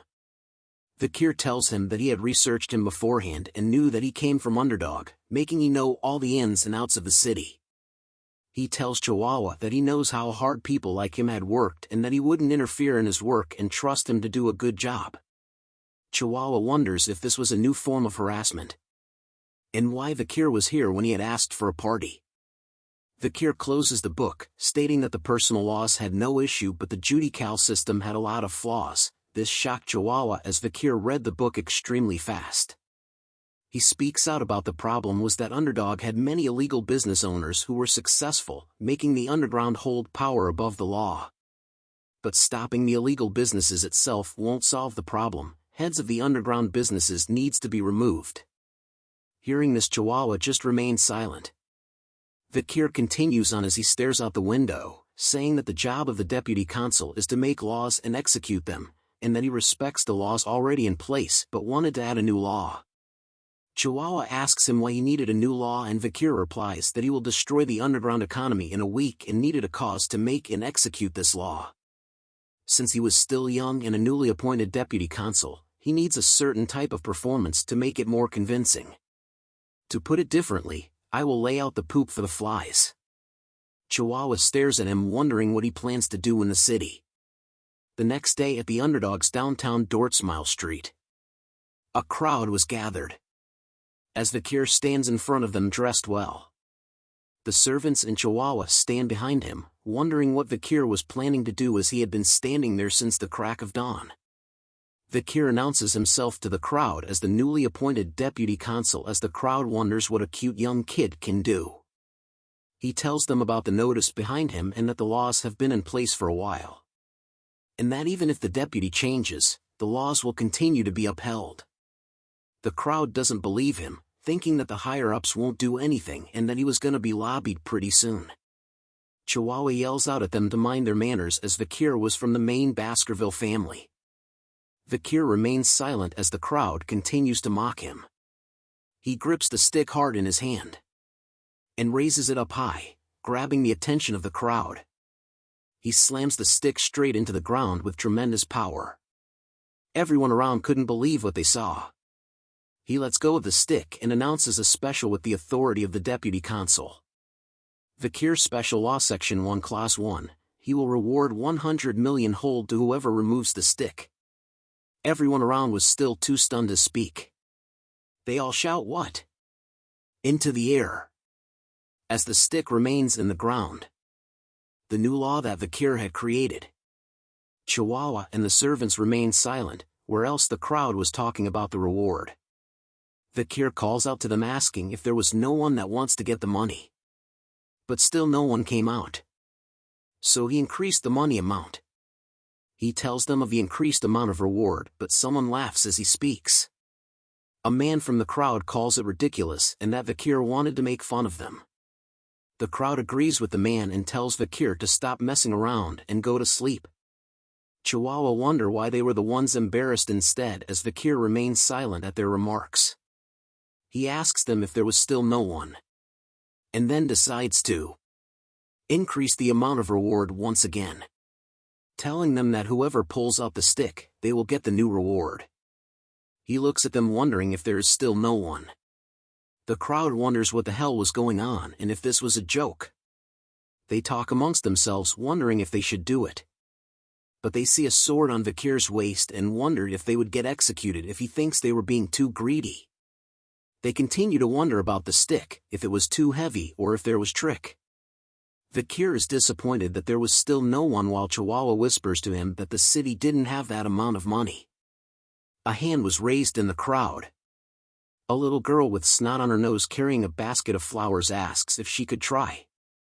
A man tells her not to do it as she could be killed, but she tells him that her mother was sick and that she had to try something. She laughs and smiles, telling the crowd that if something happens to her, they should take good care of her mother. The old man had no words to say. She stands in front of Vikir and the stick. She thinks that Vikir might not kill her and that they would reward her with a few coins as she was volunteering to make herself a fool. Vikir tells her to pull it out as she hopes to be paid for a basket full of flowers. She bends down and holds the stick tightly, pulling with all her might. A surprised look came to her face as the stick came out. The crowd was surprised to see that it was done. The little girl holds the stick and looks up wondering why she pulled it out easily. As Vikir releases a red aura, and appears to be reaching for his sword. She tears up and closes her eyes, thinking that she would be executed, wondering what the reason was for her execution and who was going to look after her mother. But a bag appears in front of her. Vikir kneels in front of her and tells her to take the bag of reward money. She holds the bag of money confused and so was the crowd. He looks back at Chihuahua while asking her where her home was and that the rest of the money will be sent along with a guard to protect it. He rubs her head while saying that the law must always be obeyed. Everyone was once again shocked to see this. As the bag reveals a bunch of gold coins. Knowing that the laws will be upheld with the new deputy, the citizens were happy. Even crime rates were halved. Vikir praises the handwriting of Chihuahua's as he wrote the Eastern language. Chihuahua tells him that he has never been touched since the past 20 years that he had worked here, as Vikir tells him that the stick was the idea to grab the attention of the citizens and to leave a lasting impression. Chihuahua vows to follow Vikir for the rest of his days as Vikir tells him to calm down. But the truth was, Camille was supposed to do this act in the future, but because of fear the citizens never liked her. He rolls out a map saying that the problems are only just the beginning and since they used up their money for the reward, they needed a way to get it back.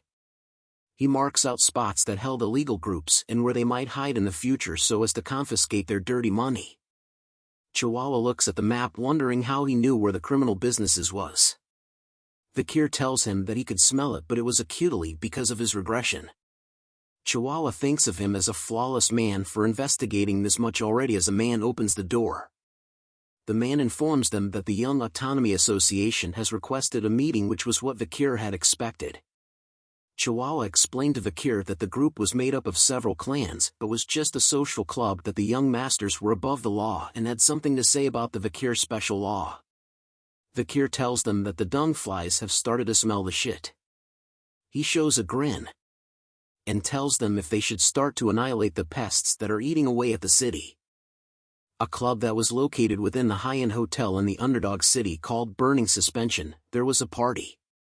The people in the club were the 7 crucial members of the Youth Autonomy Association. They were the second and third generation of the 7 families located within the Baskerville territory. The blonde guy tells the servant to like the drinks spilled on the table, and they thank him for being able to enjoy this precious drink. He tells the others that no matter how much they spent, the money will keep replenishing thanks to the Baskervilles. A man raises a glass, saying it was easy to kidnap barbarians to sell as the demand for slaves continues to grow as the Baskerville only cared about territorial expansion.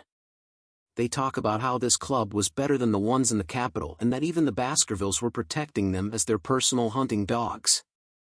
The blonde man calls the Baskervilles as idiots with swords as they had caused them to take the blame as they destroyed a loyal clan called the Mesamadunaro clan. And thanks to that incident, there were only 7 clans now.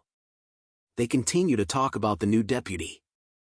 The blonde man asks if they had heard of his name before and that he had caused a scene when he first arrived at the age of 15. He thinks they should have some fun and teach Vikir a lesson. They think about bringing Vikir here and making a huge and expensive party, and once it's over, make him pay for everything. But say it was a joke so he won't bother them ever again. A servant appears in the room bringing out the female escorts. But one of them notices Vikir and wonders if someone had ordered a male escort. The servant grabs his hair asking him what he thinks he was doing here, as Vikir looks at him with murder in his eyes. A loud snapping sound was heard in the room. The servant was confused as his arm was in a weird shape. He screams in pain as the members wonder what happened. Vikir introduces himself to them, and they realize who he was. They asked what the deputy was doing here, and Vikir tells them they called him here. They greeted him in a nervous manner. As they whisper to each other, wondering if they should do the plan now. Vikir places his hand on the table, telling them to stop the pointless chatter. He releases a red aura, grabbing the attention of the members. Glasses shake all around. The tower of drinks vibrate. And finally exploded. They realize that he used mana manipulation to force the champagne tower to explode by touching the table, making him a graduator class. They continue to whisper among themselves, shocked to find out that he was graduator class at 15 years old. Vikir calls out to one of them and grabs his shoulder as he tells Vikir that they were gonna pay for the drinks. But Vikir leans into him telling him that they should pay for their drinks and wondered if they were planning to force him to pay for it. The rest of them tries to calm Vikir down, saying they wouldn't make him do such a thing. And that they were just testing him as the city was a corrupt place. But Vikir strikes them in the stomach. With his fingers deep inside the body as it bleeds, he tells them that a dog should never trust their owner no matter the situation. And that they act this way because they have never seen something truly frightening before. As he throws the guy onto the floor, he steps on his face, asking the others if they knew why he did this to him. And they tell him that they knew why he did this. But Vikir continues to step on his head, and tells him that they would understand what he wants to do next as he smashes the guy's head to pieces. They all stand up asking Vikir if he thinks that he will get away from this while calling him a bastard. Vikir leans face to face to another guy as he knew they wouldn't understand. He lists out their crimes: abduction, kidnapping, illegal slave trafficking, insulting Baskerville, and a bunch of other crimes. He smacks the guy in the face, saying that animals don't learn until you teach them. He looks at them with a sadistic smile as his eyes glow, telling them that they were gonna see what he can do to teach a disobedient creature a lesson. Deep in the underground dungeon, Vikir and Chihuahua are looking at something in disgust. A hand is seen on the bars, telling Vikir if he thinks he would survive after pulling such a stunt, and that he would tell his father everything. It was the blonde man. He tells Vikir that he will get out of here and kill him. Chihuahua asks Vikir why he had them beaten so much. Vikir asks him if he thinks this was too much. Chihuahua said that he can't turn people into a meat bag, but Vikir tells him that he hasn't even started yet. He walks towards explaining that the village hall was to manage wicked people, but they had turned it into a hideous organization, and based on their arrogant expressions, they still lack proper education. Vikir tells them that once the sun set, he will execute all of them, shocking the blonde man. Chihuahua asks Vikir if he was serious, and Vikir said he will bury those that associate with them. Hearing this, Chihuahua advises him not to do it as their family will fight back. But Vikir tells him not to worry as their crimes are tied to the criminals of Underdog City and that he had his ways. This confuses Chihuahua. Vikir looks at them and informs them of their charges: human trafficking, kidnapping, bribery, blackmail, threatening, assault and murder. The blonde man tells him that they didn't do those crimes, so Vikir asks if they would accept punishment if there was evidence. Looking at them hard, he tells them they look like they did the crime but have no proof. This causes the man to stutter. Vikir thinks deeply what to do, as a man enters carrying a bag. The bag was covered in blood and had a knife sticking out. The man tells Vikir that his custom order was ready. Vikir tells him great timing and good job. The bag revealed a bunch of tools covered in blood. The man asks Vikir where he got the ideas for the tools because for the past 30 years, he had never seen such scary tool. Vikir tells him they were common tools from where he came from. The man asks if Vikir came from hell, but Vikir asks if he wanted to learn, but the man declines, saying he would vomit when he sees the work with those tools. Vikir looks at the tools, remembering that he learnt these tools from torturing demons during the era of destruction. He removes his jacket, frightening the blowed man. He asks them as they stare at him, "Where's that expression of yours that said you won't admit to anything no matter what?" Vikir rolls up his sleeves telling them not to say anything, so he could relieve his cherished memories of his past for once. Rumors spread throughout the town of the 7 members' arrest. The people discuss about the arrest, thinking that the deputy would let them go. Some think that he was going to execute them, but others believe that he would not as it would cause trouble. They believe that the situation was just a political play between the new and native politicians. As the citizens predicted, the 7 families sent an apology to the new deputy consul. The local powerhouses had bent their will, making it possible for the prisoners to be released and the new deputy to be punished by the patriarch. But something else happened. The 7 heads were hung in the middle of the center square. The heads were preserved with salt, displaying expressions of agony as if they experienced excruciating pain until their last breaths. A notice was hung behind the heads, explaining the crimes of the heads and their execution details. The citizens were speechless upon seeing the heads. Vikir tells Chihuahua that this was expected because of the laws, and now new change will come to the city. Seeing this will soon cause a bloodbath in the Underdog City, Vikir tells Chihuahua to brace himself. Chihuahua was confused on how he would play a part, as he was now wearing a mask. He turns around, whispering if this was the right strategy. A figure asks if he didn't trust him, but he still wondered if this was the right plan, as the deputy consul was trapped in the cage, with people in masks all around the place and people in chains, and that he was going to be sold as a slave for the strategy. They were somewhere on the outskirts of the Underdog City. The slave auction was being conducted, which was an unlawful event that had not been reported. A man welcomes everyone to the circus. He was surprised to see people from the Mont Blanc clan. Reading the note, he sees that they were sellers and Chihuahua assures him that they were selling. He questions Chihuahua if he was not happy with the slaves from before, as the Mont Blanc clan always bought large amounts of slaves. But seeing Vikir's red eyes and black hair, he assures Chihuahua that he will take responsibility and sell him at a good price. He hopes that Chihuahua has a good time at the circus. The auction begins in the main tent as night falls. The people discuss about the slaves that were popular and what they wanted to buy, as the clown man tells them that an item was secretly embezzled by the Baskerville family's knights. It was an A-rank monster that is said to have 19 hearts, the Merciel. From its leather meat, bones and intestines nothing goes to waste. The price starts at 100 million gold. The price increases till the prize was sold for 250 million gold. The auction continues as the people bid and buy things. A man approaches Clown Mask, as he was surprised they were gonna sell something this time. He announces to everyone that something special has arrived and was found deep within the jungle.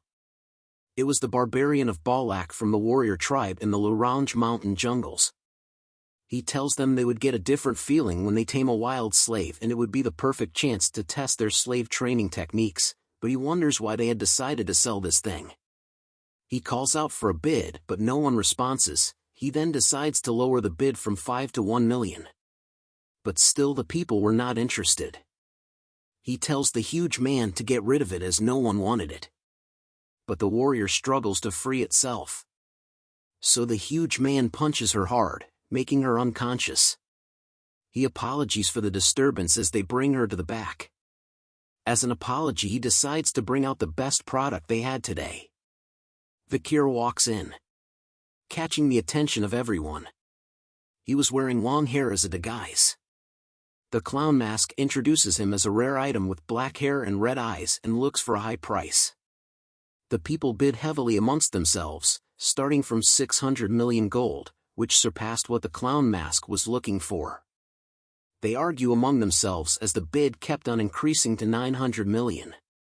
But a single number raised the bid to 6 billion. This amount stuns everyone in the room. They see the man as Baron Gambino from the granary, and that he had taken over the underground, allowing for him to gain immense wealth and power. The lady asks him if he was spending too much, but he tells her he can sell him at a higher price in the capital, but she tells him that 6 billion was too much, and he tells her to be quiet.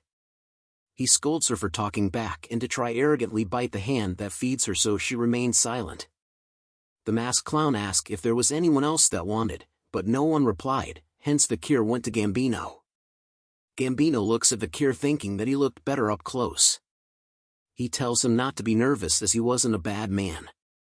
As he pants heavily, telling him that he has thought of many ways to play with Vikir. Vikir raised his arms and pulls the chain hard, breaking the chains in a swift manner, shocking the lady and Gambino. He lifts his foot up and smashes the ground to the point Gambino flew up like a little bitch. He lands hard onto the ground. Vikir grabs his back asking if he wanted to play shield and spear. Squeezing hard till he bleeds, Vikir tells him that he should be the shield to see if he can endure. Gambino screams in pain, telling Cindy to get the security. But more blood gushed out, stunning her. Vikir made him faint. As he removes his fake wig, Cindy realizes who he was. He was Vikir van Baskerville. Seeing him shocked everyone in the crowd. Vikir tells him that the name circus fits this place, and tells everyone that they won't return in one piece. Vikir reveals himself to everyone attending the circus. Clown Mask couldn't believe that he was here. He tells the guards to kill him as he had no weapon with him. But Vikir had Beelzebub's skill. He cuts down the guards easily. Clown Mask notices the red and horrific aura as the huge man swings a weapon as Vikir rushes towards him. The weapon comes close to Vikir's face, but he simply smiles at it. The guard is surprised at this as blood is seen. Vikir cuts through the weapon and the huge man, as he was a graduator. The huge man wonders how someone at that age was a graduator level. The Clown Mask knew that the graduators were the ultimate weapons and that they had no chance. Chihuahua was also surprised at Vikir's strength, but he notices something. Clown Mask shouts at Vikir to look over here. He tells Vikir to drop his weapon and to surrender so that Chihuahua does not lose his life. But Vikir remains silent, so Clown Mask asks him if he could not understand what he was saying. Chihuahua struggles but yells out to Vikir that he was alright and to look after himself. Clown Mask tells him to stop struggling, but Chihuahua continues to speak out, telling Vikir that things like injustice and compromise does not exist for him, and that he would rather die than be a burden to his superior. Vikir laughs at this, saying his loyalty was great. He tells him not to worry because he had received a trump card from the Patriarch, showing them a whistle. Vikir takes a deep breath in and blows hard into the whistle. The sound of the whistle stuns everyone in the room due to the sharp and loud noise. Vikir stops blowing and stares at them. Clown Mask soon chuckles nervously as nothing had happened. He tells him that even a graduator can't do anything here, but something enters his throat as he looks down. A figure appears behind him. As he falls, Chihuahua screams as the man sheathes his blade. A man asks who the figure was as he tries to attack him. But the figure slices the man in three like pie. Blood flies everywhere as the crowd screams, but Vikir simply smiles. Soon a bunch of men enters the room. Wearing hoods and swords, their very presence silenced the room. They stare with an intense look.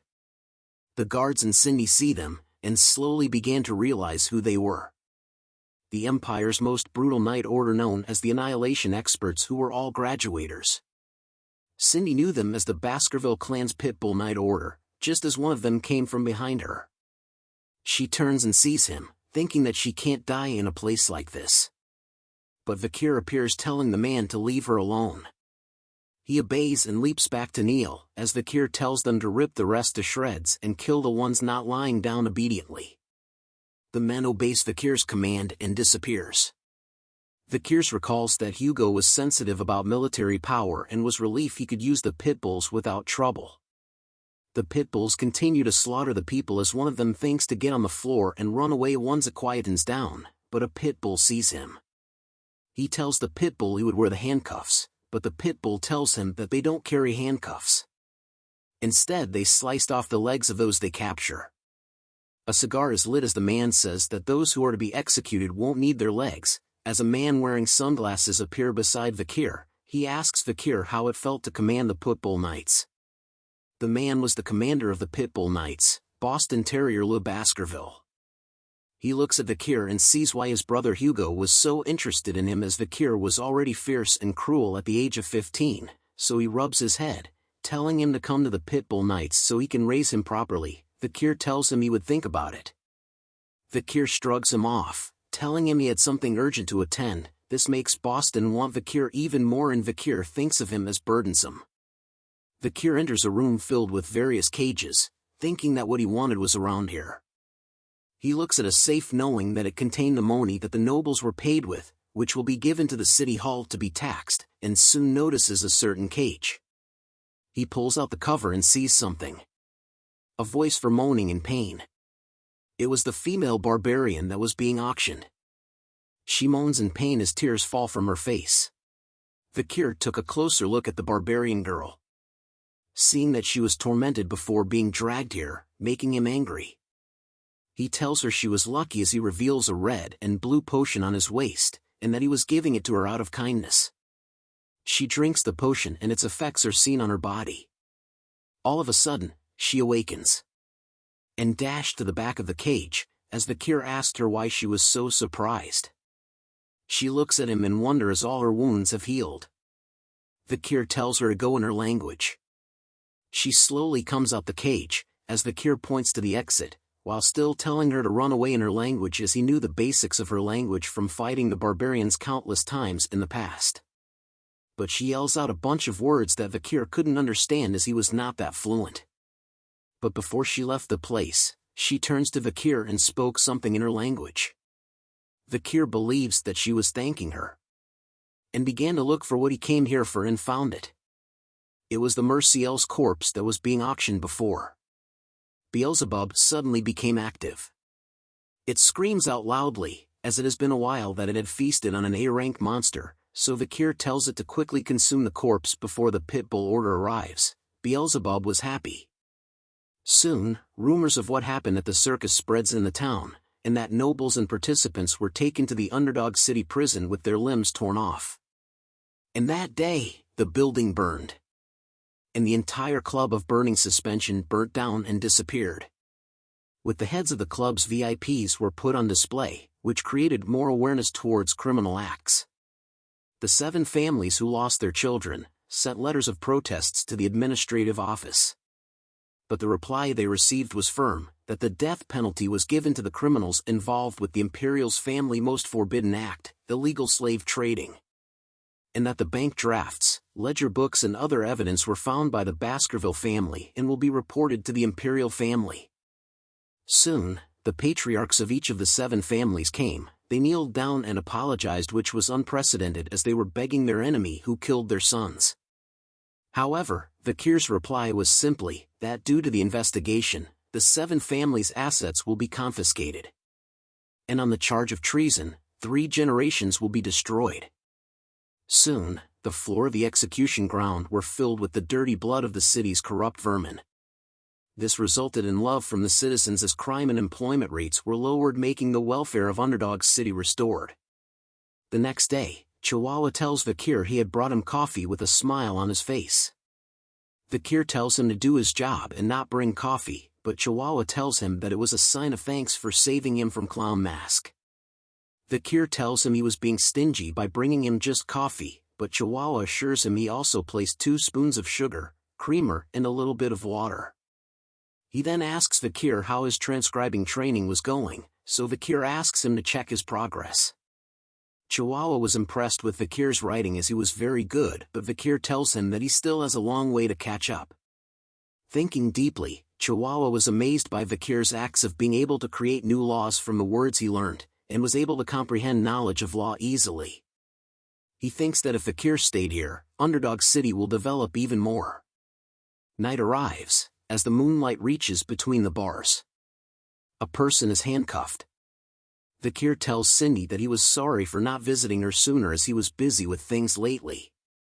He asks her if her real name was Cindy Wendyson Rose, but she asks him why he let her live. He removes the blindfold, telling her that he wants to ask her a few questions. She stares at him asking if questions were why he let her live. Vikir turns away, asking her if she was the reason why Baron Gambino was able to grow his power so quickly, but she remains silent. He pulls out a chair, telling her that her ability to earn money was impressive, and had she grown her talent in other places, she would have become a great merchant or banker. Then he promises her that once she answers his questions, he will let her go. But if she doesn't, she will regret her actions today. She agrees to answer his answer, so Vikir asks her if she thinks he has been enforcing the law well. He tells her to answer seriously or he won't keep his promise. This makes her upset. She tells him that he was doing well. The reply makes Vikir grin widely. He walks over to her slowly, grabbing her attention. As he slowly raises his hand towards her, lifting her face close to his as he looks her straight in the eyes, and asked her what the reason was. Vikir was staring intensely. She trembled with fear as sweat drips down her face as he slowly lets go of her face. He walks back to the chair, wanting to hear from her what he was doing wrongly. She grits her teeth, hesitating to answer.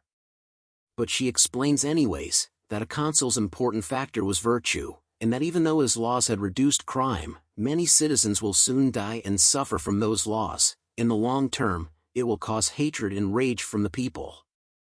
Furthermore, the Baskerville family will also not welcome him, as he is gaining too much power than the clan leader in Underdog City. Vikir adds on, saying that eventually he will be hated by the people, and even become a threat targeted by the Baskervilles. So he looks at her and asks her what he should do. She tells him to return all the power and achievements to the clan leader, and that he needed to stop getting attention by going to the Lenoir Mountain or the Academy in the Empire, to hide his powers and wash his identity. And when the time comes, the Baskerville clan leader will be the one to suffer in his stead. Vikir hears this and remains silent.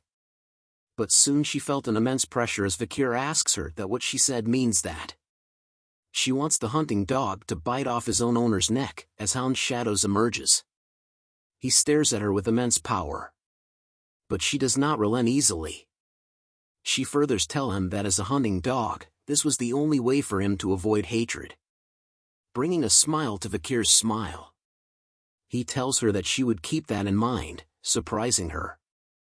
Vikir takes out a key, telling her it was good advice and was almost identical to his own idea. He removed the handcuff, telling her she was free, but she was hesitant, but Vikir assures her he always keeps promises. She turns to leave, telling him she hopes that the day he regrets what happened today never comes, but before she leaves, Vikir asks her if she knew the clan Mesamadunaro, which stops her in her tracks. He goes on to tell her that the clan were merchants who were rich and were once the 8th clan. But an unfortunate event caused the clan to end. Hearing this made her grip her fist tight. Vikir recalls the history that the young master of the Mesamadunaro clan wanted to show off his sword skills in his birthday celebration. The demo started and the people couldn't believe what they were seeing. The young boy was showing off the secret Baskerville sword techniques that only members knew. This later reached the ears of the leader of the Baskerville family, confirming that top-secret information had been leaked, releasing the hunting dogs of the family, causing the Mesimadunaro clan to go extinct. But the truth was, it was the young demons of the Seven family that made the young master learn the stolen techniques. Cindy smiles awkwardly, asking Vikir what that story had to do with her. Vikir continues the story, saying that there was a survivor from the clan, that the Seven idiots had sneaked out a 1-year-old girl from the devastation. All because the girl was beautiful. She went through cruel and unusual torture, acts so horrible that even Vikir couldn't talk about it. Hearing this made Cindy grit her teeth hard. She turns to leave, telling Vikir she doesn't want to hear anymore, but Vikir tells her there was more to the story. And time passed, and a new deputy came to the city, managing to drag out the old problems out of the city and punish them, as the trigger for everything was the Seven idiots. And that the new deputy made sure that the Seven idiots were tortured properly and they admitted their crimes as they met their end, making them say their last words. "I'm sorry for committing such a heinous crime," or so they say. Hearing this made Cindy tear up as she turns to look at Vikir. She yells at him, wondering who the hell they were saying sorry towards. And Vikir tells her that the sorry was meant for the young girl using the fake name Cindy Wendyson Rose, the sole survivor of the Mesimadunaro clan, but Cindy could not believe him, telling Vikir how she was supposed to believe him when he tortured them. Vikir grabs a torch, telling her that it would be easier for her to see with her own eyes. They reached a certain cell, where he told her to take a look. Tears fall from her eyes, as she was alarmed from what she saw. Bodies and walls were covered in blood everywhere in the cell she looked in. Words were written on the floor with blood, as the Seven idiots confessed, saying they were sorry and begged for forgiveness. The scene before her made Cindy throw up. Vikir walks towards her, saying there was still one clan left to hate, and tells her to hate the Baskerville clan. She had more than enough rights to do so. She wipes her mouth, staring at him. She asks him why he was helping her even though he was part of the Baskerville clan, but Vikir tells her she was asking the wrong question. She pauses for a moment, then tells him she understands what he was trying to say. She stands up, telling him that she will repay this debt. As she makes her exit, she tells him that whatever he does for the rest of his life, he will never worry about money ever again. This brings a smile to Vikir's face, as he tells her that he will remind her of this promise in the future. The next day, back at the mansion, Chihuahua greets Vikir good morning, but was shocked to see blood and dead bodies in the room. Vikir wakes up, rubbing his eyes and saying good morning to Chihuahua. Chihuahua asks him what was with the bodies and blood. Vikir tells him that he killed them in his sleep. They continue the talk as Chihuahua asks Vikir what his childhood was like. But Vikir tells him that a lot of inconveniences were happening in his way lately. There were poison arrows, poison drinks, acid, snipers, arson, getting run over by a cart and many more. Vikir wonders if this meant he was getting more attention as Chihuahua calls him insane. But it was thanks to his 3 skills that he was able to survive all these attacks. And thanks to the river of sticks and tough life enhancing his body, graduator class assassin couldn't pierce his skin. Vikir thinks of all this as annoying and wants to look into it. Chihuahua tells him it was a wise decision. Soon a carriage carrying the Baskerville flag appeared in front of them. Vikir recognizes them were sent by the main family. The carriage door opens, and a pair of feet appears. Chihuahua is shocked to see who came out, as a white head appears. It was Barrymore the butler. He greets Vikir saying it has been a long time. Vikir tells Barrymore that he looks better now. They continue to talk as Chihuahua looks at Barrymore in disbelief. Barrymore was famous as being able to survive in the main family as a single mistake could cost him his life, and that he was the head butler for 4 generations. Chihuahua was happy to see the role model of servants in front of him. Vikir asks Barrymore if the reason he came was for that. Barrymore agrees, saying that Hugo was happy with his results and wants him back at the main residence. Vikir thinks of Hugo, not believing that his face meant being happy. Hugo is seen reading about Vikir in the paper, and that he had achieved first place as the most beloved figure of Underdog City. He reads a quote out loud to Vikir that states, the Baskervilles are only good at using weapons and not their brains, but with Vikir's achievements, they could get rid of that image. Hugo praises Vikir, but Vikir tells him he was doing what he was supposed to, still thinking if Hugo's face is his actually happy face. Hugo then tells him that one must reward and punish according to the situation. He informs Vikir that he was the one to go to the academy this year as Vikir expected. The best academy Colosio was where the Empire's elites gathered. It was the perfect opportunity for Vikir to grow stronger without Hugo's attention. Hugo asks Vikir if he wanted any other siblings to go to the attend with him. Vikir tells him that he was close to the triplets but was actually thinking of using them as sandbags. Hugo tells him he would send them with him and asks if he remembers the plan he thought of when he was 8 years old.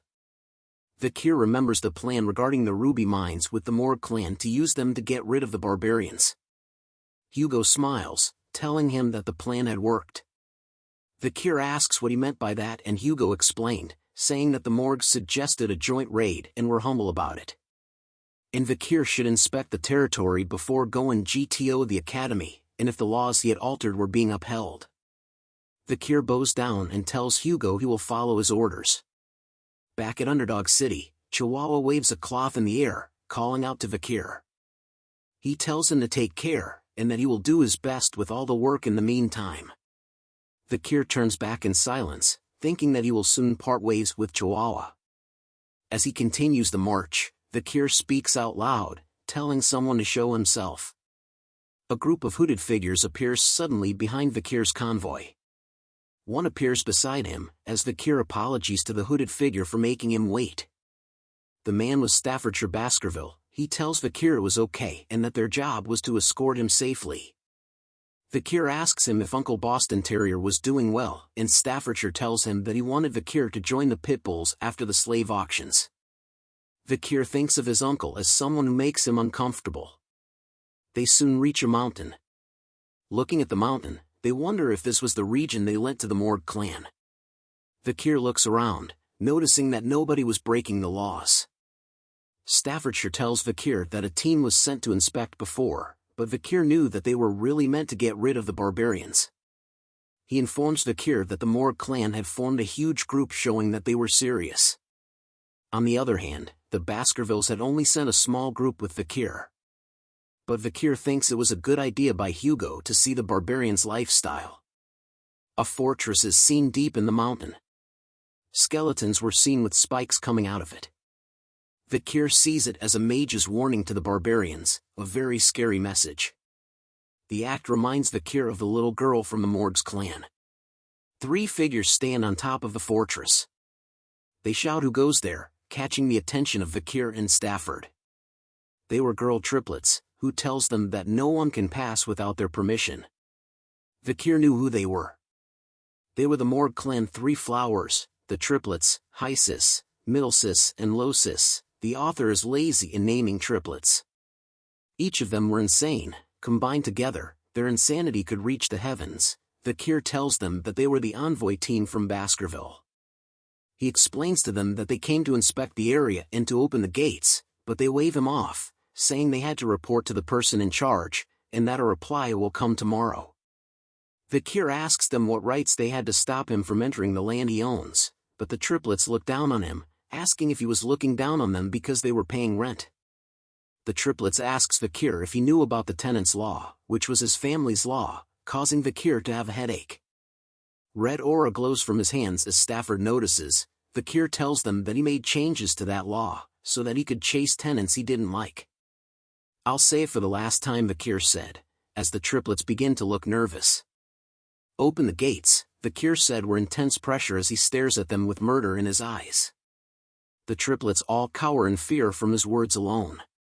One of them grits her teeth, casting a spell, saying they heard a psycho kid took charge of Underdog City, unleashing the spell towards Vikir, saying they had dealt with such kids before. The spell lands near Vikir, scaring his horse. The triplets yell at Vikir for being a stupid swordsman and that he can't enter the Morg's land without permission, pissing Vikir off even more. Stafford reaches for his sword, telling Vikir he thinks that this can't be resolved with words. Vikir agrees with him. but three hooded figures from the back shouted back, saying what absurdity coming from girl who don't even know their place. This alarmed Vikir. He turns around, recognizing a voice as sweat drips down his face. The girls shout at them, saying they were mere underlings and if they think their ranks were higher than theirs. The three hooded figures jump in front of Vikir, saying not us. They removed their hoods, revealing themselves as the triplets of the Baskerville family, with the same names as the girls, point to Vikir as the symbol of the Baskerville family. They look at Vikir, winking and showing thumbs up, telling him to leave the girls to them. Vikir gave them a certain look, like what the actual F is going on here. As his annoyance is raised to the power of 2, Vikir found himself puzzled, questioning the identity and intentions of the individuals standing before him. Their peculiar behavior left him bewildered and curious, seeking to understand the situation at hand. Hugo glanced back at Vikir, expressing his gratitude for recommending them to the academy. He signaled to Vikir that he should leave this situation in their capable hands, implying that they were capable of handling it themselves. As Vikir's thoughts raced, he started piecing together the puzzle before him. It became clear that the group's actions were driven by their affiliation with the academy. However, Vikir couldn't help but see them as mere sandbags, lacking independent judgment but able to effectively carry out orders. Aware of the triplets' future as skilled warriors, Vikir believed that with his training, they could become valuable assets. With a smile, he expressed his intention to trust the triplets, affectionately referring to them as his older brothers. Upon receiving Vikir's affirmation, the Baskerville triplets displayed signs of joy and satisfaction, pleased to have earned Vikir's trust. Morg's 3 flowers, who had observed this exchange, expressed disdain for the close bond among the Baskerville triplets, labeling them as ignorant fools who relied solely on each other. Unfazed by the taunts, the Baskerville triplets responded defiantly, raising their middle fingers in a cheeky manner, asserting that it was Morg's 3 flowers who were the true fools. The tension escalated as Morg's 3 flowers, fueled by anger, vowed to discipline the Baskerville triplets for their insolence. Vikir's thoughts shifted as he recalled his past knowledge. Before his regression, he had known the Morg triplets as powerful mages with water, earth, and nature attributes. Their combined magic abilities exponentially enhanced the effects of their spells, earning them the title of the Morg's 3 flowers. As the Morg's 3 flowers merged their magical abilities, a colossal vine made of soil and plants emerged, creating a formidable barrier. Hysis, positioned atop the wall, burst into laughter, mocking the Baskerville triplets with her taunts. Middleborough and Lowborough turned to their adversaries, questioning if they could overcome the obstacle. Undeterred, Highborough readied his sword, dismissing the plant barrier as insignificant. With precision and skill, Highborough executed the Baskerville first technique, effortlessly slicing through the massive vines. Staffordshire marveled at his flawless execution. However, before Highborough could fully recover, he sensed an incoming attack. He managed to block a whip-like strike from the vines with his sword, though the force pushed him backward. Middleborough and Lowborough called out in worry as they witnessed Highborough's predicament. Losis wore a smug expression, mocking the Baskerville triplets and asserting that their swords were incapable of reaching them. The Baskerville triplets responded with intense anger, their expressions resembling hounds ready to hunt their prey. Staffordshire turned to Vikir, asking if he found the situation enjoyable. Perplexed, Vikir questioned what Staffordshire was referring to. Staffordshire explained the ongoing clash between magic and swordsmanship, highlighting the long-standing debate about which was stronger. Magic used surrounding mana to amplify and reproduce elemental powers, while swordsmanship channeled the user's energy and mana for explosive and enduring strength. Staffordshire found pleasure in observing the potential and talents of the clans of mages and swordsmen who would shape the future. Vikir acknowledged his involvement, stating that if viewed from that perspective, he was indeed part of the ongoing conflict. Staffordshire commented that Vikir had already surpassed others his age in terms of skill. Vikir, uninterested in the ongoing fight, expressed his frustration and wished for all of them to perish. He considered it a waste of time, as he had important tasks to attend to, having recently found a supervisor burdened with a significant workload. Suddenly, a figure arrived at the scene, casting a fiery spell and angrily questioning what they were doing in front of their territory. Hyburo took the opportunity to attack Hysis, believing he had the upper hand. However, the situation quickly changed as they noticed a massive fire approaching them. The unexpected turn of events left them taken aback and shocked. A tremendous explosion of fire engulfed the area, causing tension in Staffordshire but eliciting a smile from Vikir, who wondered if everyone had perished. To Vikir's annoyance, he realized that the Baskerville triplets had survived the attack. He looked at them with a displeased expression, making a disapproving sound. Hyburo, in a state of shock, questioned the sudden appearance of fire magic. Middleborough shouted at the figures behind the smoke wall, expressing frustration at the near-death experience they had just encountered. Behind the dissipating smoke, the three flowers of the Morg clan were in tears. Middlesis, still shaken from the near-death experience, expressed her relief at having survived. Hysis chimed in, acknowledging that if she had dodged the attack even slightly later, she might not have been so fortunate. Losis, scared and seeking comfort, voiced her fears to her older sisters. The person responsible for the powerful fire spell questioned the situation and asked what was going on here. Vikir looked up at the figure who had unleashed the attack. It was Camille Morg, standing atop the castle gate wall, flames still burning in her hands. Camille looked down and declared her inability to forgive anyone who caused trouble within her managed territory. As she landed in front of Morg's three flowers, Middlesis tried to explain that their intention was to stop the invader, while Losis added that the fight had been initiated by the other party. Camus cast a cold gaze upon them and questioned their informal way of addressing her as Camus, emphasizing her position as the vice head of the fortress. Middlesis couldn't help but shudder in fear, denying any disrespect and quickly correcting herself, addressing Camus with the appropriate honorific. Camus then pointed towards the treetops where dead skeletons hung, warning them to be cautious if they wished to avoid a similar fate. Middlesis let out a frightened cry and apologized for their actions. Camus noticed Vikir, and her eyes widened in shock. She approached him and remarked that it had been a long time since they had seen each other, recalling that it had been 7 years. Vikir smiled and acknowledged that it had indeed been a while, greeting her as Camus Morg. Vikir couldn't help but wonder if Camus' more mature appearance was the reason for her increased attractiveness. He mused about the beauty of Camus Morg, who had captivated the hearts of many men in high society. In his previous life, there had been scandals and rumors surrounding her, as she allured even married men. However, he found it strange that there were no such rumors in this lifetime. Nevertheless, he brushed off those thoughts. Vikir straightforwardly requested Camus to open the door, stating that words wouldn't work on the triplets.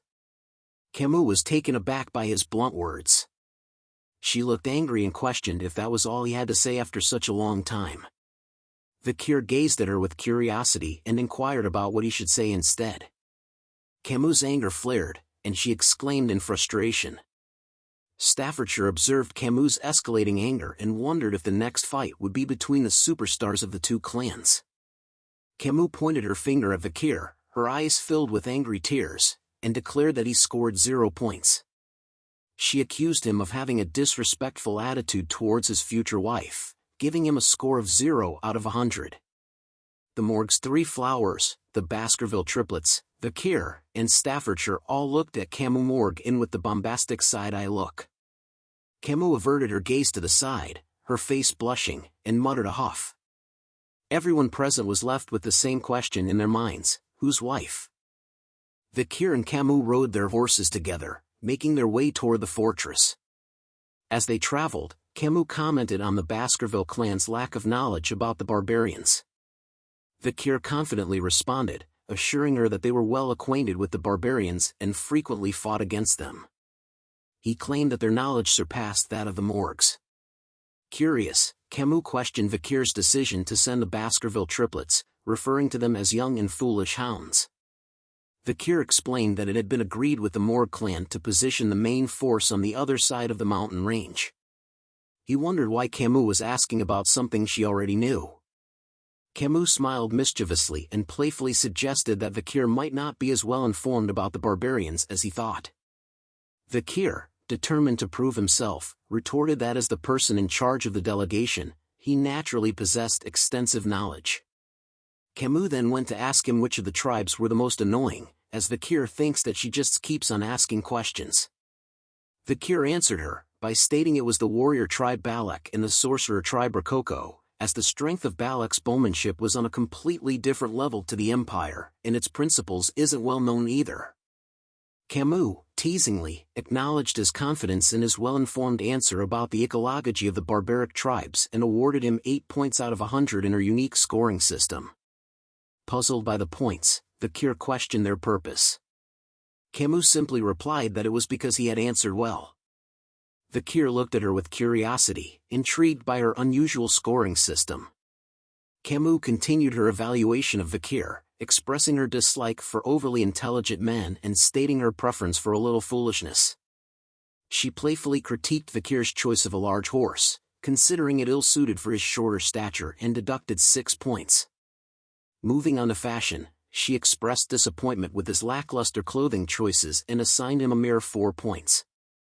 When she noticed Vikir ignoring her, she playfully gave him just 1 point for his mannerisms.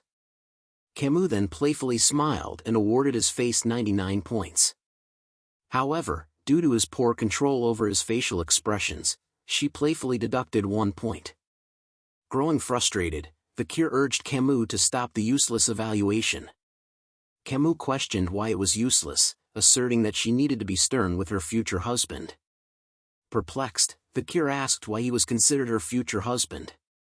Camille reminded him of a test he had passed 7 years ago, when he dueled Camille's uncle to assess his suitability as a potential husband. Camille expressed her dissatisfaction with her uncle's decision and how it had hindered her path to marriage. Reluctantly acknowledging the promise that had been made, she decided to follow through with it, albeit resentfully. While Camille vented her frustrations, Vikir observed her and acknowledged her prowess as a great fire mage. Interrupting her, Vikir declared that he had forgotten about what happened that day and wished to make it as if it never occurred. Camille's face flushed red, and she threw a jacket at Vikir, exclaiming that he couldn't simply reverse something that had happened, and called him a dummy. She boasted about her genius intellect, claiming that once she witnessed something, she never forgot it. Vikir examined the jacket and jokingly wondered if she had returned it without washing it. As they reached the outskirts of the fortress, Camille informed Vikir that the barbarians had ambushed the ruby mine, plundering either the indigenous slaves or the crops. She explained that they took slaves to sell elsewhere.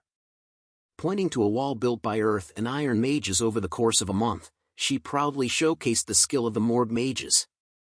Impressed, Vikir acknowledged their talent, noting that it would have taken several hundred regular people around a year to achieve the same result. Camille affirmed his observation with pride. Vikir noticed some large holes in the wall and jokingly asked if they were caused by the arrows shot by the Balaks. Camille confirmed that the arrows carried a strong aura and had caused numerous casualties during nighttime guard duty. She mentioned that the arrows were capable of breaking through walls 2 to 3 meters thick, emphasizing the exceptional archery skills of the Balaks. She revealed that her uncle had suffered a severe chest injury from one of these arrows but had luckily survived, albeit with wounded pride. Recalling a similar experience from his own clan, Vikir mentioned that his patriarch had injured his nose bridge. Curious, Vikir inquired about the talented individuals among the barbarians, and Camille responded that she believed there was a skilled female among them. Due to their black-painted faces, it was challenging to discern their physical traits. As they turned around, a mage approached them, addressing Camille as the vice-head of the fortress. The mage reported that a recon member of the barbarians had been captured and urged them to come quickly. Curious and concerned, Camille and Vikir followed the mage to a tent where the captive barbarian was being held. Vikir observed the barbarian and identified him as a member of the Rococo sorcerer tribe. Camille inquired if any information had been extracted from him. The mage informed them that the barbarian remained uncooperative and resistant to psychic magic due to his strong sorcery, making it impossible to read his mind. Camille then questioned the barbarian about the recent ambush on the Morg clan's fortress, specifically asking about her cousin, Rose, who had been kidnapped. The barbarian responded with a smile and spoke in his native barbarian language. Camille turned to the mage, requesting a translation to learn about the whereabouts of the barbarian who rebelled. The mage reported that when the barbarians attacked, everyone at the fortress had either died or been taken away. He informed her that, at that moment, there was no one available to translate the barbarian's words. Suddenly, Vikir spoke up, revealing that he knew a little of the Rococo language. Surprised, Camille questioned what Vikir didn't know how to do. Vikir clarified that he was not fluent and only had a basic understanding of the vocabulary. Camille requested Vikir to ask the barbarian about the whereabouts of her kidnapped sixth cousin, describing her as a 12-year-old girl with red eyes, red hair, and white skin. Vikir posed the question to the barbarian in the barbarian language, and the barbarian responded with an evil smile and gave him a short reply. Closing his eyes for a moment, Vikir relayed the grim news to Camille: her cousin was dead. Anger filled Camille's face upon hearing this devastating information. She declared that since the senator of the audience hall was currently being treated and the senator of the temple was away on an inspection, the decision would be made by her, Camille Morg, a member of the middle house and the vice head of the fortress. She announced the verdict: immediate execution. A spike pierced the barbarian's body, and soon he was consumed by fire. As the barbarian burned, he uttered something, but Camille dismissed his words, stating that after the war, the language he spoke would only be used in hell. The barbarian's companion watched in horror as he met his fiery demise. Filled with anger, Camille turned around and urged Vikir to follow her, leaving him silently observing her departing figure. Exiting the tent, he was greeted by the sight of Camille crying out loud. He walked towards her, recognizing that despite her tough exterior, she was still only 15 years old. Vikir asked her about her close relationship with her cousin, and Camille confirmed that they were indeed very close. She described her cousin as a pure child who didn't fit into the cold-hearted Morg clan. Vikir tried to console her, saying that he believed her cousin had left this world comfortably. However, Camille looked at him and expressed her doubts, stating that she was a genius and understood a little of what was said. She asked him to tell her honestly if what she heard was true. Vikir felt tense and wondered if she had understood the barbarian's words correctly. What the barbarian had said previously was, "We ate her." Tears once again flooded Camille's eyes, and she fell to her knees, apologizing for not being able to protect her younger cousin. Vikir witnessed her anguish and initially extended his hand to comfort her. However, he hesitated and retracted his hand back. Camille's cries filled the air, leaving Vikir standing there, pondering the situation. After a while, Camille managed to compose herself, wiping away the tears that stained her cheeks. She made it clear that she didn't want any half-hearted sympathy, stating that she would have killed anyone who offered it. Looking at Vikir, she declared that it wasn't the time to mourn and that she needed to regain her composure quickly to seek revenge. Vikir admired Camille's strength and determination, acknowledging that heroines were indeed different. He reached out his hand towards her, agreeing with her sentiments. However, just as Camille was about to take his hand, a loud sound echoed through the air, resembling the ringing of a bell. Curious about the source of the sound, Vikir questioned its origin. Camille stood up and explained that it was a signal, notifying them of a barbarian attack. Vikir commented that her time for revenge had come rather quickly. Outside the fortress, a group of barbarian girls sat atop white wolves, armed with bows and arrows. Their leader, a skilled archer, notched an arrow and shot it towards the guards stationed on the fortress walls. Caught off guard, the guards had no time to react as the arrow exploded near them, causing devastation. The barbarian girl signaled her companions to begin the attack. With their wolves, they engaged in a fierce battle against the soldiers of the Morg clan. The wolves fought ferociously, while the barbarians slashed at their enemies. They skillfully used ropes to incapacitate the soldiers, tightening them around their necks. In the midst of the chaotic scene, Vikir arrived and witnessed the gruesome sight. He wondered if he had arrived too quickly, observing the intense battle between the Morg soldiers and the barbarians. Suddenly, a rope flew towards Vikir and wrapped tightly around his neck. Confused, he looked ahead and realized that two barbarian girls had skillfully used ropes to capture him. They spoke in their native language, mentioning something about catching a good catch and their successful hunt for husbands. Understanding their intentions, Vikir contemplated the barbarians' plan to capture people and make them suitors, aiming to create a superior tribe. He quickly seized hold of the rope and swung it, sending the girls flying through the air. With a grin, he informed them that he couldn't be their husband and jokingly added that he might already be engaged.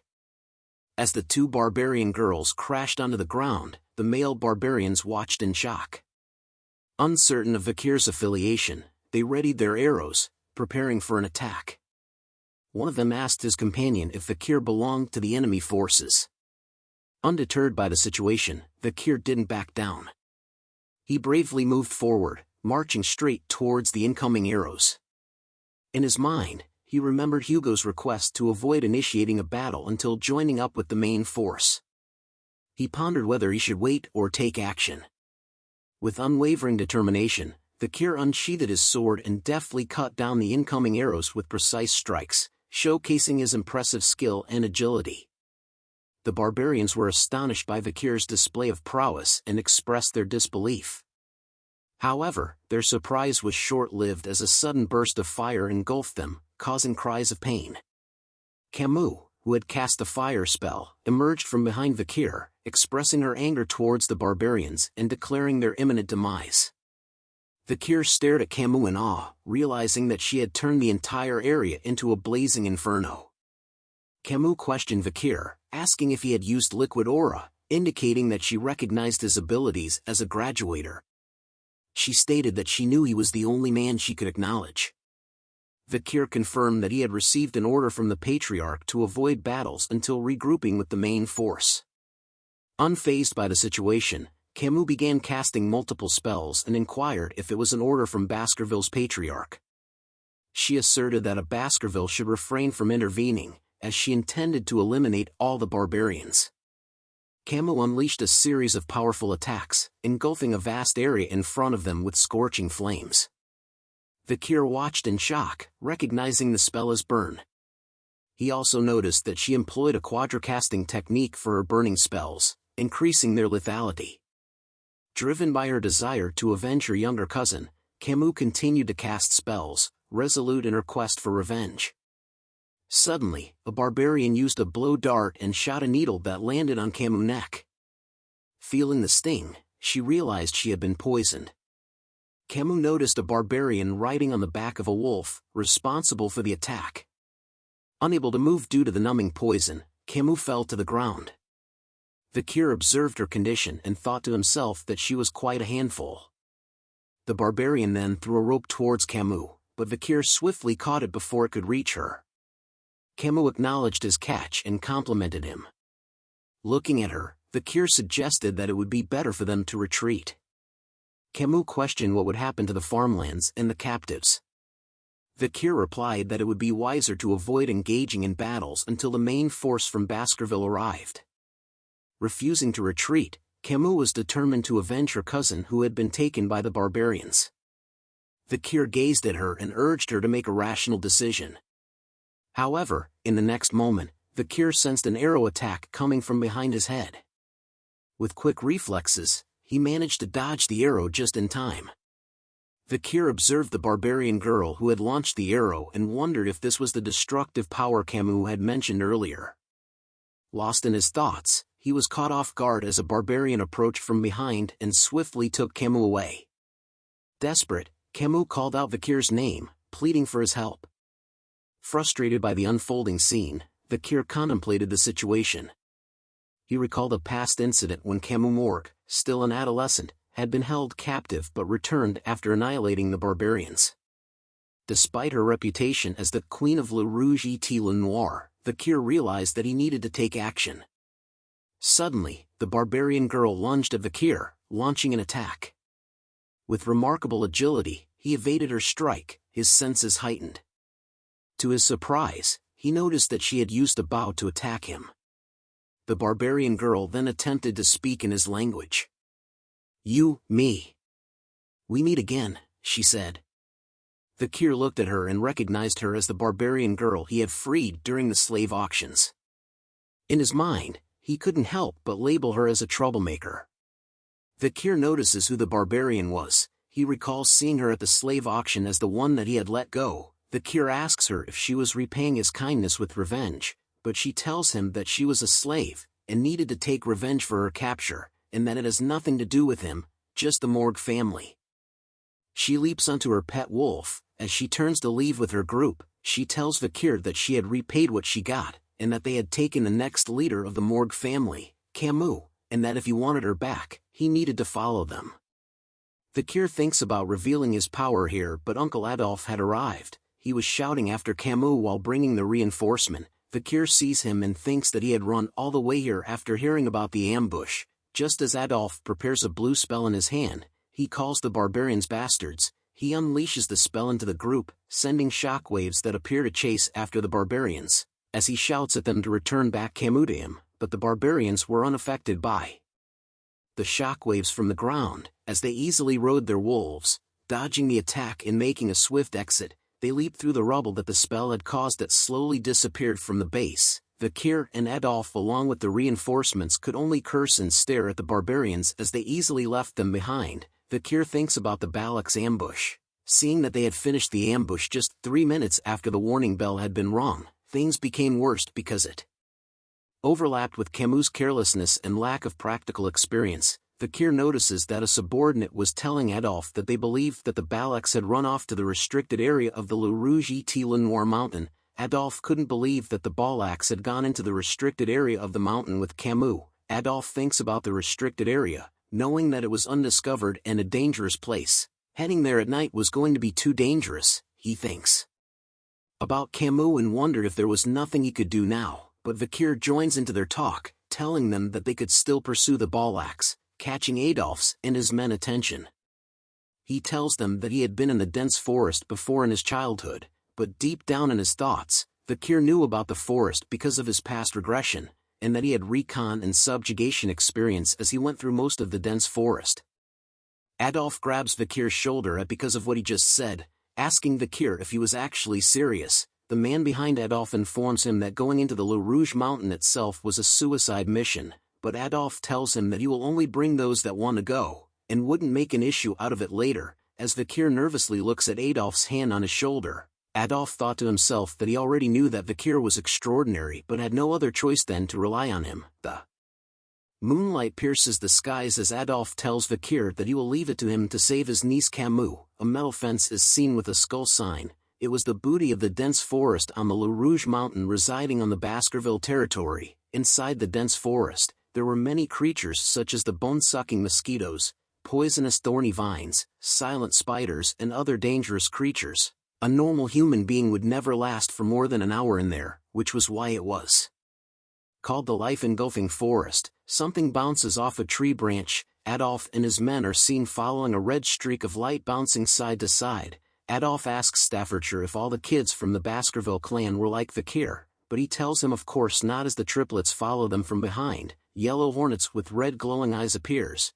Just like the ones in Pokemon, Vikir grabs onto his sword, preparing himself just as Staffordshire tells Adolf that Vikir was special. Vikir easily slices the yellow hornets into pieces. The triplets stare at him in amazement. All of them were thinking about how cool Vikir was. Vikir peeks out from his cover, sending a signal to everyone else, catching Adolf and Staffordshire's attention. A bright orange glow is seen in the distance as Vikir tells them that he doesn't think that the barbarians have gotten far. He tells them of a rumor he heard, that the Balak hunter would scatter dry leaves to hear the sound of their chasers. He warns them that they needed to be more careful from here onwards. Adolf approaches Vikir and casts a spell called Silence. He explains to him that this magic would prevent him from making noise as he walks. Adolf tells Vikir to let him take over from here and that he won't forget this, calling him nephew-in-law. Vikir grows nervous at the thought of this nephew-in-law. A campfire is lit, showing that the barbarians were all gathered around the fire with their wolves on standby. Camus was tied to a string, shouting at them, calling them bitches, and that once she was free, she will burn them all to death. She continues to yell at them, telling them that she'll show them the horror of her special fireball and that they should prepare themselves, but they ignored her, Two females were talking about how they liked the guy they saw before and that they failed in husband hunting. Camille began to breath heavily from all the shouting as sweat drips down her face. She thinks about how they weren't even listening to her, and that they've been talking about husband and wife hunting since earlier. She wonders if that was why they kept ambushing them, but a foot appears near her. A male barbarian appears stroking his chin, saying that since they captured Camille, all the males within the tribe would want her. Camille yells at him, calling him a perverted bastard, asking what he was planning to do to her and that they should kill her instead. But the man cleaned his ears, saying he doesn't understand what she was saying. He grabs her face instead, knowing that she was talking back because of the look in her eyes. He licks an arrow as he stares at Camille's face, telling her that an arrogant slave should be disciplined, but Ayan interrupts them. She calls him a Hun and tells him to get away from her slave. A Hun talks back to Ayan, saying that he was the one who captured Camille. But Ayan tells him that it was bullshit and to keep his voice down. But a Hun continues to argue, saying he was the one that shot the paralyzing arrow and set up the trap. But Ayan tells him that she made it possible because she stopped Vikir, who was good with the sword, or else he would be dead. Camille stares at them arguing and wonders if an internal argument was breaking out. She looks at Ayan and assumes she was the commander. She thinks deeply about how Ayan had the skill to go against Vikir, who was a low-ranking graduator, and that if she wanted to escape, Camille needed to do something about Ayan first. A Hun continues to shout at Ayan, telling her that he won't let her stubbornness slide just because she was the commander. But Ayan's hand began to glow blue. She lets out an intense glare at a Hun, revealing a horrifying blue aura, as she tells him that if he was angry, he could come at her any time, and she would turn him into a bloody mess. Seeing Ayan this way sent an overwhelming sense of fear into a Hun. He then decides to give up and back off as Ayan continued to stare at him intensely. Camille sees a Hun leaving angrily and thought that Ayan had won. Ayan praises Camille's eyes and physique as she came from a good bloodline, but she kicks into Camille's shoulder hard, telling Camille that she was captured by the Morg clan bastards and sold into slavery. As Camille lets out a painful grunt, Ayan recalls her meeting with Vikir, and that she was lucky to receive some kindness that allowed for her to escape from the fate of a slave. But her eyes were filled with anger as she tells Camille that she won't be as lucky, and that she'll take her time to tame Camille so much that she would feel it in her bones and soul, making licking the spaces between her toes a daily routine for Camille. But an explosion erupts all of a sudden behind Ayan. Ayan turns around and both her and Camille were shocked to see the explosion. The barbarians shouted out that it was an ambush, as some of them were set on fire, screaming in pain. Footsteps are seen walking through the fire. Adolf appears among the flames, calling out to barbarians that he had come to repay them for what they did. Camille was happy to recognize that voice. She sees that it was her uncle, with fire in his hand. Adolf shouts to them to return his niece back to him this instant. The barbarians could only stare as everything was set ablaze in front of them. They see that the Morg and Baskerville clan members were easily killing each of the barbarians. Vikir was sitting on a branch of a tree, witnessing how everything was unfolding. He looks at the scene before him, thinking that something was strange. He wondered why the Balax who ambushed them before so perfectly was now panicking this easily from an attack. The barbarians turned to run away from the attack on their wolves, calling the Morg and Baskerville clans crazy bastards for causing such an uproar inside the forest in the middle of the night. But Adolf shouts at his members, telling them to not let a single barbarian run away alive. Just as two Morg members chased after the barbarians, Camille laughs at the barbarians and tells them they were getting what they deserved, but a sound rustles behind her, causing her to sit upright. Her face grew nervous as she slowly turns around to see what it was. It was Vikir. He signals to her to be quiet as she yells out his name. He cuts the ropes that were tying Camille to the tree with ease. Camille is happy to see him as he lifts her up, asking if he came to save her. Vikir replies back to her if she doesn't understand what hand gesture was used for keeping quiet, but their chat was cut off as Ayan appears before them, telling Vikir that she knew that the boy who uses knives well would come. She tells him that his strong physique that made it possible to cover a long distance within a short period of time, and his level-headedness that made it possible for him to get through the darkness of the forest, adding on his passionate and pure love that made him put his life on the line for his girl. All these conditions were perfect. As Ayan tells Vikir that she won't ask about his past and that he had passed, Vikir looks at her and wondered what he had passed. But Camille and Ayan send lightning stares at one another as they both know what each of them wanted. Vikir is a ladies' man.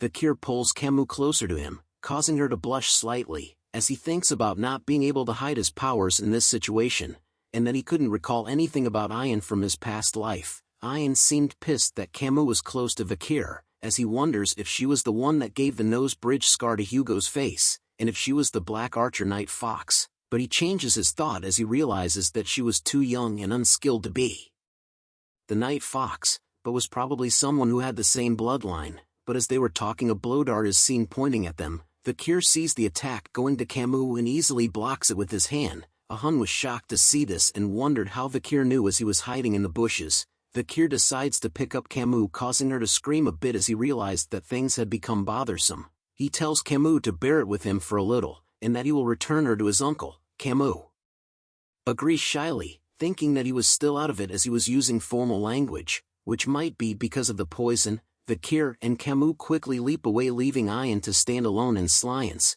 She scratches her head, saying that she wanted Vikir to return with her obediently. As Vikir and Camille escape, he asks her if she was severely poisoned. Camille replies shly while blushing that she thinks so. All of a sudden 2 barbarians appear and shoot arrows at them. Vikir manages to block their attacks with his sword as Camille shrieks from fear. Ayan then prepares her arrow, lightly releasing a blue aura that covered the arrow. She stretches the bowstring and prepares her shot, with her arrow glowing blue intensely, her gaze filled with focus as she prepares to get rid of Camille. She lets go of the arrow, which unleashes a powerful blue streak of light. The arrow soon reaches the back of Vikir as he carries Camille. He turns his head in a swift motion and sees the powerful arrow reaching them. Camille turns as well due to Vikir and sees the arrow just inches away from her eye. Huge pillars of ice suddenly erupt throughout the forest following the attack of the arrow. Sweat drips down Camille's face as she spots the arrow standing still just inches from her face. Adolf appears and had used ice magic to freeze the arrow from attack Vikir and Camille. He shouts at Camille asking if she was alright.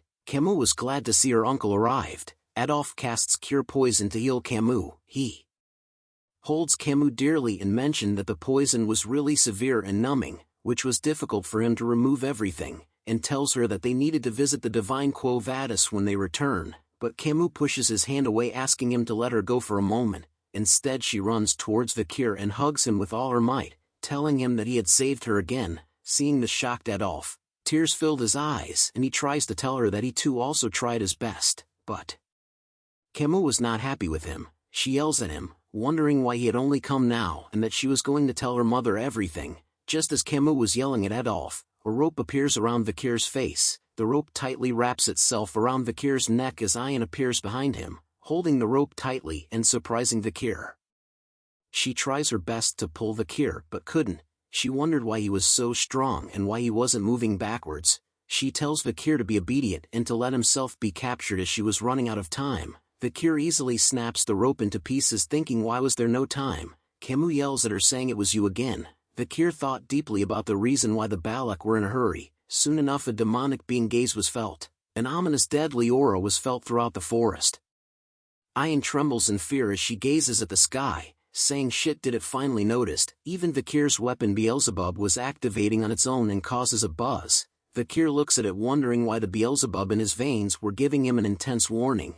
He knew that it meant that something was coming. Ayan tells him that she was coming as sweat drips down her face. Fear overtook her as she spoke its name, Madam Eight Legs. As she looked up, a sudden pillar appeared as though it pierced through the forest and was aiming for the skies. Everyone looked at it. The barbarians and even its wolves were terrified at its appearance, saying that the madam was here. Vikir and Camille looked up and wondered why a pillar had appeared. The pillar was releasing a scary-looking purple aura, and soon split into various legs. Hell no, if I was there I would be running away instantly. Like by Felicia, the legs attack various places throughout the forest. As Adolf covers Camille and Vikir, he questions why there was such a monsters hiding in the forest. Vikir recalls what the monster was and didn't expect to see it in a place like this. If Vikir's memory was right, it was Madam Eight Legs who had an S rank rating. Madam Eight Legs lets out a horrifying shriek of madness that was heard throughout the forest as the three of them stare in horror. As Camille tries to shout out what that was, Vikir quickly covers her mouth, telling her that she can't make loud noises. He explains to her that even though Madam Eight Leg has poor sight, it has sensitive touch and hearing. Vikir recalls an old native prior to his regression, about the incidents seen and heard about at the Le Rouge et Le Noir mountain. The legend the elder told seemed like a horror story. It was a horror story about the madam with 8 legs which inhabited in the depths of the forest, according to the Empire's Monster Dictionary, which was finalized after 7 revisions. There were written records of Madam 8 Legs, that its risk ranking was S, and was a monster capable of destroying a nation within a single day, making it a disaster rank. Madam 8 Legs lets out a horrible shriek, causing green slime to spread all around from its mouth, as though it was part of Nickelodeon's slime show. The green slime melts the branches of the tree. Vikir dodges the green slime with ease while Adolf protects Camille from the slime using a spell shield,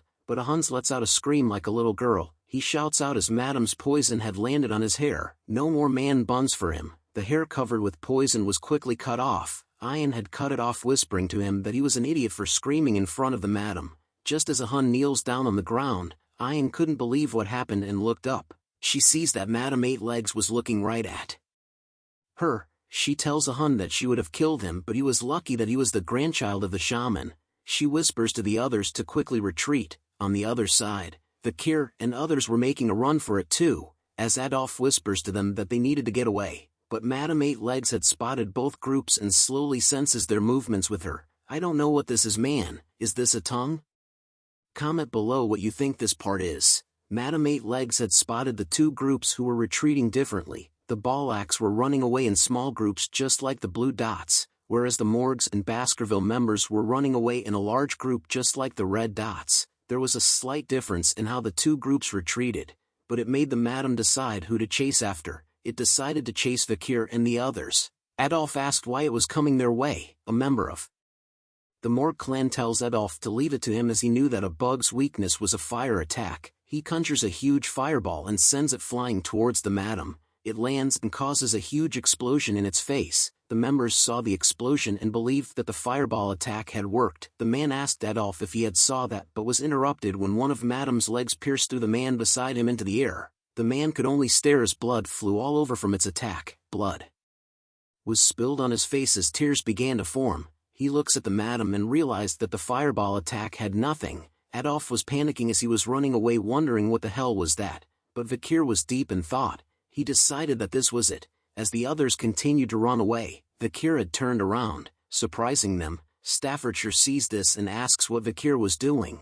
Vikir tells him that at the rate they were going, they were all going to be killed, so one of them is needed to tie down the monster's legs. Staffordshire then offers to do it, but Vikir cuts him off, telling him that his skills were not enough to tie down the monster's leg. Everyone could only stare at Vikir in silence as he explained to them that they couldn't afford to bring the monster back into the territory with them, and that in the current situation, the best person has to tie its leg down, which was Vikir. As he holds his sword closely, he tells Adolf that there was no time and a decision was left at him, but Camille was shocked to see what Vikir was doing. Adolf hesitated at the idea of leaving behind Vikir alone, but Vikir tells him to hurry and run away. Adolf then decides to leave Vikir, telling the others to not let his nephew-in-law's sacrifice be in vain. Tears form in Camille's eyes as she calls out to Vikir while Adolf pulls her away from him. Camille's voice could be heard telling Vikir to return, but Adolf tells her not to move as Vikir holds his sword tightly, but he lets out a deep breath and lets go of his sword.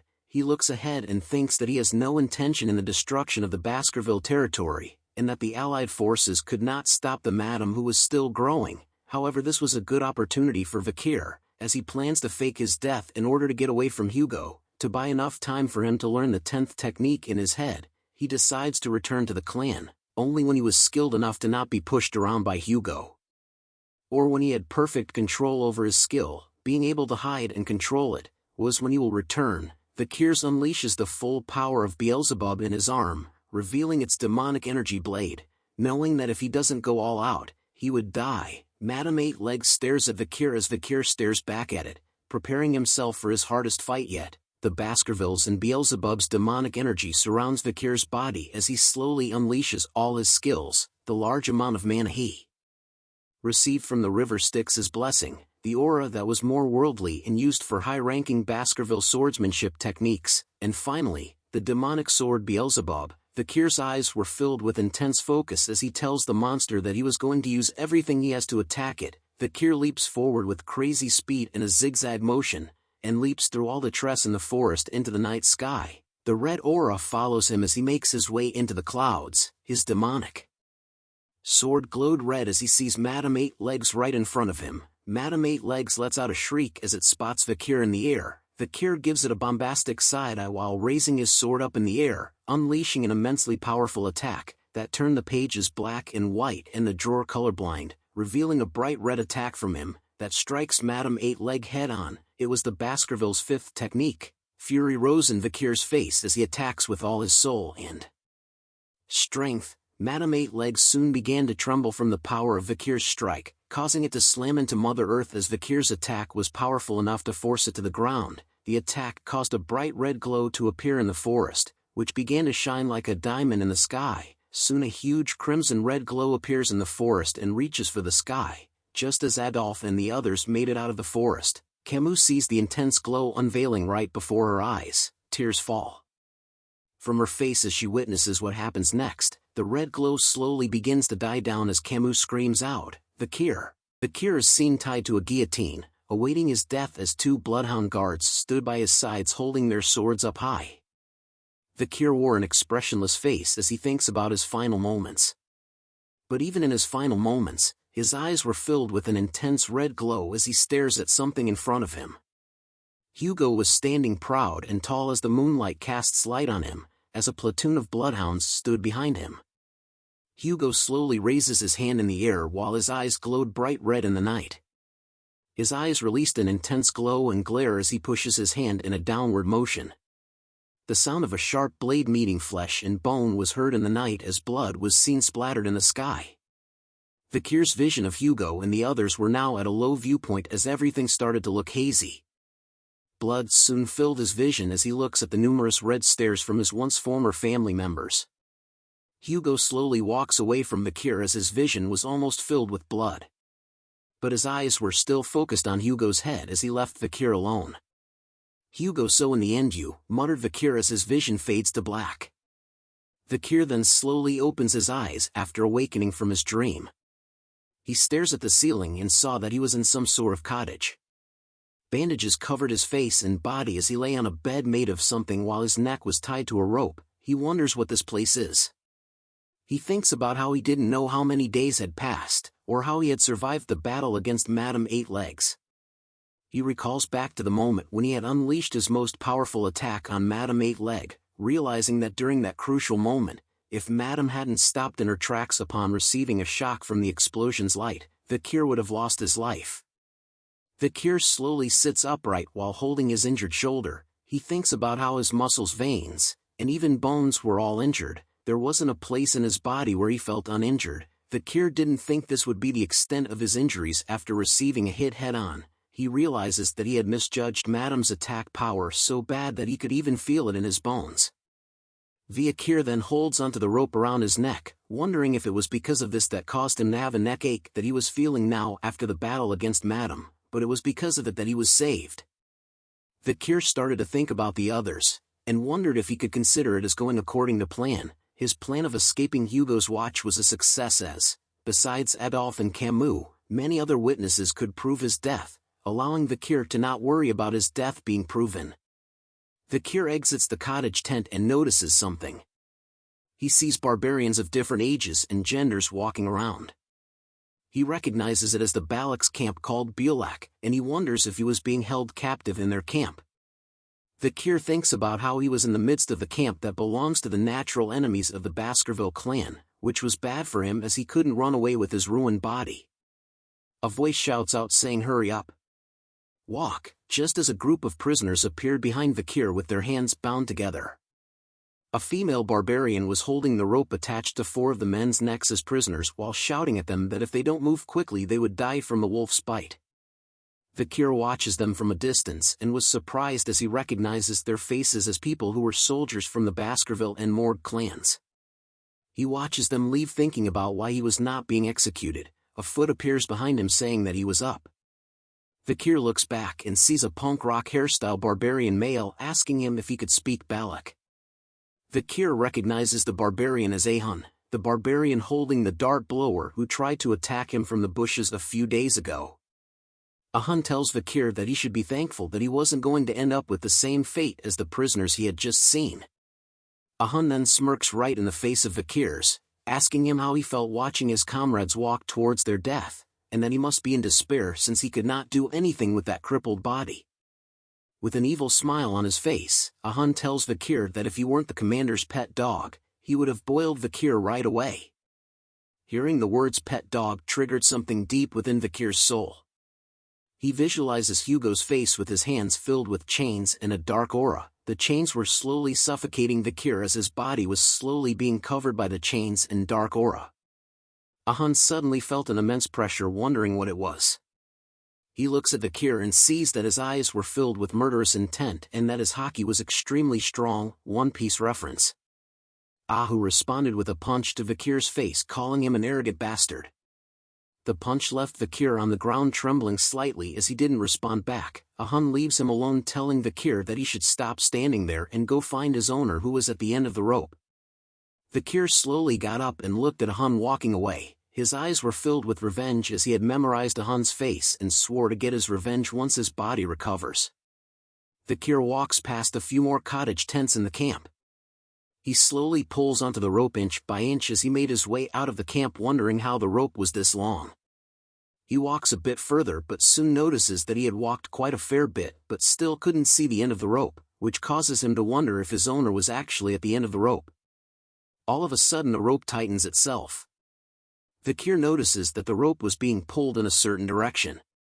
He sees that the end of the rope was leading into a pool of water, where Ayan was seen submerged inside.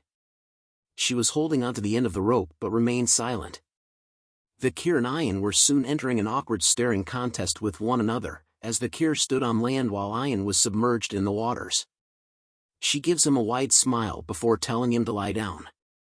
Vikir was suddenly pulled forward by her. As his head was pulled forward by Ayan, a certain object went through the spot where his head was originally. An arrow lands on a tree. Ayan came out of the water and shouted at a group of children, calling them brats and telling them to go practice somewhere else. Meanwhile, Vikir was just laying on the ground motionless. Ayan then turns to him to thank him for setting her free at the slave auction. She points a finger at Vikir, telling him that she was the kind to return kindness twofold while returning tenfold when it comes to revenge, and since he had saved her once before, she had now saved him twice. Vikir wondered where the twice came from. She explains to him that she had gone back for him after his fight with Madame Eight Legs, and if she didn't do that he would have died, so he needed to be thankful that she was tenacious. Vikir then asks her if she was the one who had set up the rope attached to his neck. But Ayan simply smiled at him as he asks her another question about the reason why she was keeping him alive. The rope tightens around his neck, which catches Vikir's attention, while Ayan informs him that she noticed that Vikir seemed to be in a high position within his party. While pulling his rope, Ayan tells him how she wonders how much his party would pay for him. Vikir starts to grow nervous as he thought that he was in trouble. He knew that if the Barbarians started hostage negotiations with the Baskerville clan, his original plan of escaping Hugo's watch would have become meaningless. He thinks deeply about what he should do in this situation. Ayan flashes a smile and chuckles.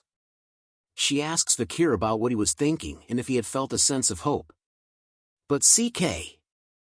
Ayan tells Vikir that unfortunately, he wasn't going back to his party as she pulls him closer while slowly taking out a blade from her thick juicy thigh. She cuts the long rope while telling Vikir that he was going to be her slave. Lucky man, but Vikir was actually glad to hear that. Ayan then points her blade towards Vikir, telling him that they should decide on their titles first and that Vikir should call her master. Sorry lady, but our hero ain't a beta, is a goddamn alpha, am I right, viewers? But Vikir doesn't respond at all and just remains silent like a giga chad. Ayan laughs and tells him that she liked his rebellious eyes and that it would be fun taming him. Ayan then sheets her blade back into its cover on her thigh. She looks forward and tells Vikir that before they get into the taming, they had to go somewhere else first. Vikir then asks her where they were going. Ayan smiles happily as the sunlight brightens her face. She tells Vikir that it was obvious. Vikir had to give his greetings when he stepped into someone else's land. A cottage tent is seen with skulls hung around, and on top of it, an arrow is pierced through the thick skull of a dead crocodile. Ayan informs Vikir that they will be visiting the village head, which is the matriarch, just as a fierce mommy-looking barbarian woman is seen sitting on top and around the dead bodies of animals who had their skulls pierced by a single arrow. Vikir and Ayan were now walking back through the camp of the Balaks together. Ayan explains to Vikir that if he didn't have a place to sleep, you could just sleep under friend's hammock, and if he was ever hungry, he could get food from someone who was more affluent. Ayan tells him that this was how the Balaks were living as. She turns to Vikir and informs him that their way of life may mean nothing to outsiders, but to the people who lived here it was a very homely place, and that it would be good for Vikir to get used to their way of living. But Vikir commented that he noticed that the Balaks had no regard for private assets. Ayan then informs Vikir that they had arrived at the matriarch's house, which was the cottage tent covered with skulls shown before. Ayan entered the house first and informs her mother that they were here. As Vikir entered the house he catches the word mother. Ayan's mother stood up saying, "You're here." She takes note that Ayan had brought back the empirical boy that she was talking about every day. Hearing this made Ayan fluster as she tells her mother that she didn't talk about Vikir every day. Vikir connected the dots in his head after seeing that Ayan was the matriarch's daughter of the Balak tribe, which might be that her mother was the Night Fox. The Night Fox was the female Balak warrior who had scarred Hugo's nose bridge, and was the reason behind why Vikir could not cross the Le Rouge et Le Noir mountains landscape. Vikir thinks about his past self and wondered what would happen to his past version if he had gone up against her. He started to experiment in his head about his chances if he were to fight her in head-on combat, which ended up in 0%. He then thought of his chances of winning if he went through the assassination route, but realized that it was still at 0%. Vikir gulps nervously as a sweat drop drips down from his face after imaging those situations in his head. Seeing the Night Fox's intense deadly aura up close made him realize that if he had run away, his chances were only a mere 20%. But the 20% would only be referring to his survival rate. The Night Fox takes a look at Vikir's face and tells him that he had seen his face before. Vikir wondered nervously if she had realized that he was from the same bloodline as Hugo by instinct, but the Night Fox brushes it off by saying that most Imperial men look the same. She asks Ayan about what she was planning on doing to Vikir as he was no different from a cripple, but Ayan tells her that Vikir would be useful once he receives good treatment as he was the one who attacked Madame Eight Legs after all. But her mother warns her that taking action without knowing your place might come back to bite you. The Night Fox brushes off Ayan's initial intentions as it didn't matter to her whether Vikir's body was destroyed or not. She only cared about whether his seed was fine. Ayan became flustered and told her mother that it was not about that. Vikir begins to inspect certain objects in the house while the mother and daughter continued to argue. Ayan tells her mother that she was going to use Vikir as a slave, but her mother was surprised to hear that as she was talking about doing something else to Vikir. Before her mother could complete her sentence, Ayan yells at her that she just needed Vikir as a slave to support her during hunts. Night Fox soon pats Ayan's head, which causes her to blush as she tells her that it is up to the owner to do what they want to do with their slave. Ayan then takes a peek, and sees Vikir checking out the main pillar of the house. They soon left the house and went to walk back to the forest. As they walked together, Vikir tells Ayan that he had a question. He asks her what her name was, causing Ayan to yell at him about suddenly asking a question all of a sudden and how he dared to ask questions as a slave. But Vikir informs her that he does not intend to call her his master, which was why he asked what her name was. Ayan rubs her head before telling Vikir that her name was Ayan. Vikir then introduces himself as Vikir and asks her what she wanted him to do by her name. Ayan was flustered at Vikir calling her by her name and told him how dare a slave call her by her name. She then decides to give Vikir his first order. Ayan points her finger at her and shouts out that his first order was to build a house that he will be living in from now on. Ayan thinks mischievously about how Vikir was acting too arrogant as a slave, and that there was no way an imperial bastard like him would know how to build a house. She continues to think that ordering a slave around was part of a master's competency and that she needed to use this chance to rebalance the hierarchy between them. Meanwhile, Vikir was thinking about the first order of building a house. He smiles and says that this was going to be fun. After some time we see Ayan standing still with her hands behind her back wearing a stunned expression on her face. Vikir points to a makeshift tent and tells her that he had carried out her order. She looks at the tent that Vikir built and wondered why he was so good at building tents. She thought that he would have struggled to build a house because of his injured body. Ayan turns around to look at the building materials that she brought over. She thinks that since he managed to build the house, there was no use for the items that she had brought with her. Vikir was happy with the house he built as he thought that it had been a while. He recalls his past memories during the time of destruction when swordsmen were only good at wielding swords, which was why they couldn't survive. So in order to survive in extreme situations, one would need to learn a variety of survival skills. Ayan inspects the drains that Vikir had dug out and commented that they were perfect too. Vikir informs her that the matriarch's tent looked unstable. This catches Ayan's attention as it was about her mother. Vikir explained to her in detail in regards to her mother's tent problems, stating that in its current state, during the rainy seasons the ground around the central pillar will shake, which might cause water to leak through. If she orders him to, Vikir was willing to mix slimy dirt and gravel on the opposite hill to create bricks, which he will reinforce the bricks by spreading oil and burning it. Hearing the long explanation made Ayan order Vikir to do what he said, as she was thinking the same thing. Vikir then went on to gather the materials to create the bricks as Ayan watched him from behind a tree. He then started to roast the brick mixture to form the actual bricks while Ayan watched closely by his side. They soon met up with the matriarch once again, with Vikir carrying a wagon filled with the bricks he had made. Night Fox was surprised to learn about her house problems from them. After a while, Vikir had created a solution made up of bricks to help resolve the issues the matriarch's house was having.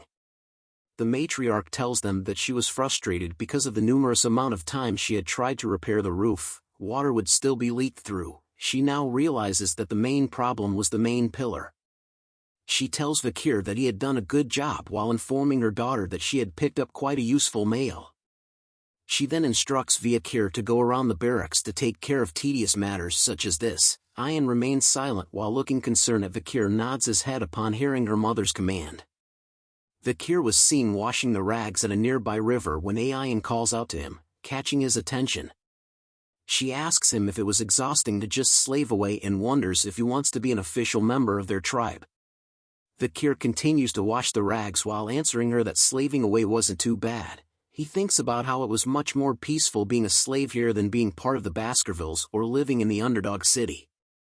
Ayan was surprised to hear that kind of reply from Vikir. She stated that from the way Vikir spoke he had been disciplined well, and that from a slave's perspective, it would be hard to complain. Vikir continued to tell her that it really was not that bad. Ayan the replies saying there was no way it wasn't when he was doing tough and tedious work. Vikir ignores her and continues to do his work. Ayan follows behind him and tells him to not be silent and to follow her, as she would be able to help him in terms of surviving and adjusting in the Balak's tribe. Ayan informs him that if he does a good job, she will remove the rope around his neck. This offer catches Vikir's attention and he turns around to tell her that that offer sounded appealing. He then asks her about what he should do. Ayan smiles and tells him that he was now being honest. She tells Vikir that he needed to go on a hunt and capture a huge prey. She explained that the tribe's warriors haven't been able to catch prey large enough, making the growing children unable to eat meat for a while. In other words, Vikir needed to bring in a huge prey so that changing his title from slave to commoner wouldn't be a pipe dream. Ayan then smacks the back of Vikir's heart, causing him to flinch. With a smile on her face she tells Vikir that he had no problem moving light objects and that all he needed to do was just assist her. Vikir was showing an annoyed expression after being smacked on the back, just as Ayan tells him about how lucky he was to be the slave of the Balak's hunting commander. Vikir thought about the job of hunting for a moment and then agreed to join Ayan in hunting. Hearing this brought joy to Ayan as she smiles widely while blushing a bit. She tells Vikir that they would be leaving tomorrow, but Vikir was curious about why she was smiling like that. Ayan tells him she wasn't, just as a foot appears behind a tree. Ahan was glaring angrily upon hearing the conversation between Ayan and Vikir. He sees how close Vikir was getting to Ayan and calls him a disgusting bastard. Jelly much? An arm covered in bandages is seen placing his hand inside a jar. When the hand is removed from the jar, some sort of grayish mud is seen coming out of the jar. A man wearing a skull headpiece with crazy eyebrows tells the hunters it's time to gather around and it was time to start the hazing ceremony. His hand is covered in the mud that was in the jar. This was a human, the Balak shaman. A human is seen down on a tree stump with a hunter kneeling before him and with other hunters forming a line to see him. He tells the hunter that was kneeling to take his blessing. If he doesn't take it, it would mean that the hunter would have a hard time later on. Ayan explains to Vikir that the Balak hunters feel guilty when they kill their prey, so before they kill, they spread charcoal on their faces to hide themselves from the god of death. Vikir, after hearing the explanation from Ayan, thought about how even the Balaks, which was a warrior tribe, had a shaman as well. The hunters in front of him were complaining about the fact that a human, the shaman, was nagging again, and the male hunter tells the female hunter to let a human be, as he was a shaman that needed to establish his position in the tribe as well. Looking at a human spreading his blessing and writing on the faces of the hunter with charcoal made the hunters question the fact that the shaman's blessings usually fail a lot, and that the hunters were only just seeking his blessings whenever there was an occasion. Vikir overheard the hunters talking and thought about if it meant that a human's position as a shaman was meaningless, and realized that the Balak tribe place was not that much different from other places. Ayan had received the blessing from a human and her face was covered in charcoal markings. She kinda looks like a joke. Vikir points to her and tells her that it was quite a sight to see. Ayan attempts to wipe off the charcoal markings on her face, telling Vikir to shut up and that her markings were funny as she didn't get along with the shaman. While blushing hard, she hands over a collar that has spikes all over it and tells Vikir to wear it. Vikir takes the collar with spikes and recognizes it as a dog collar. Ayan wears a similar one and tells him that the hunters wear them on their necks so that they won't get bitten by their prey. Vikir holds onto the rope around his neck while staring at the dog collar in his hand. He thinks silently for a moment before deciding to put it on, as he thought about how he was already here, and that it would be better for him to adapt to this place.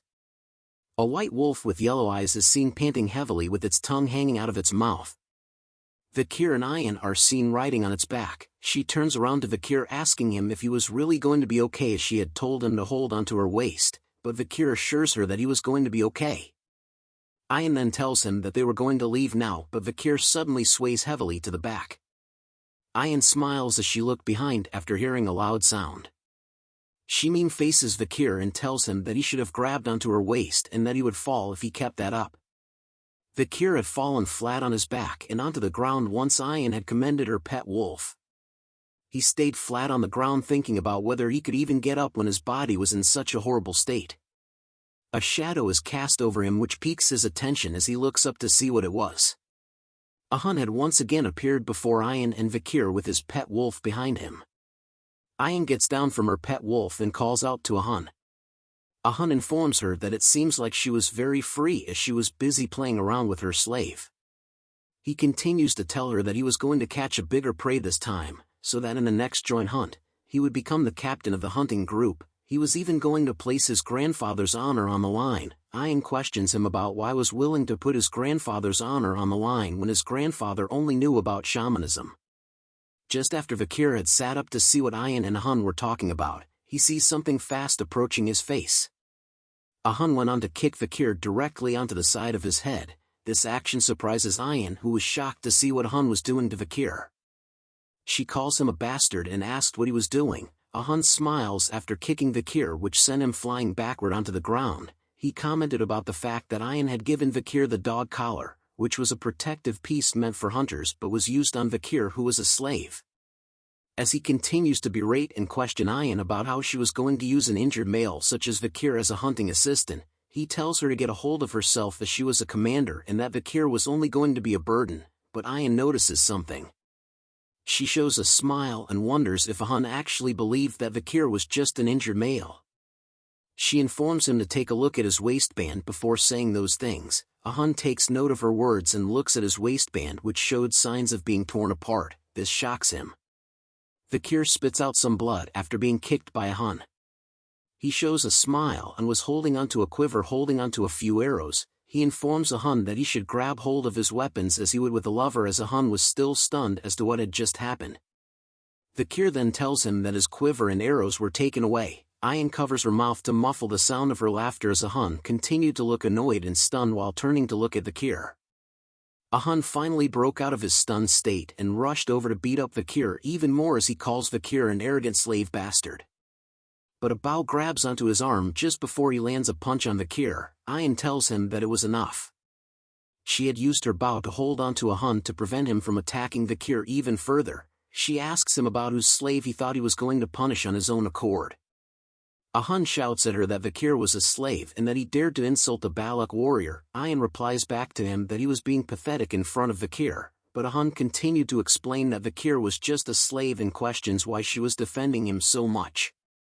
He then yells at her asking if she had come to like the slave that was Vikir. Ayan remained silent upon hearing that from Hun and didn't reply back.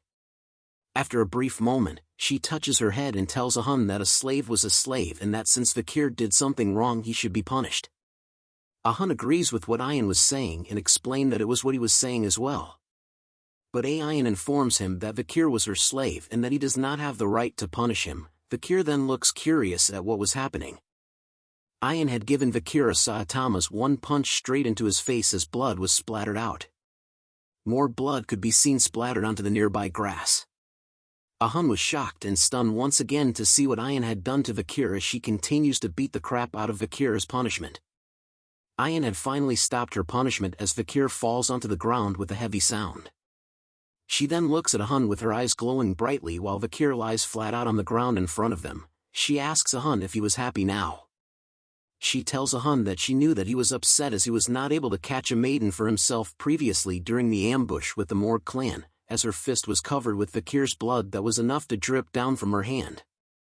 Her rage explodes in a mad fury as she tells Hun that she would beat him up once he did the same shit to her slave again, with her eyes glowing brightly while her hand was still covered in Vikir's blood.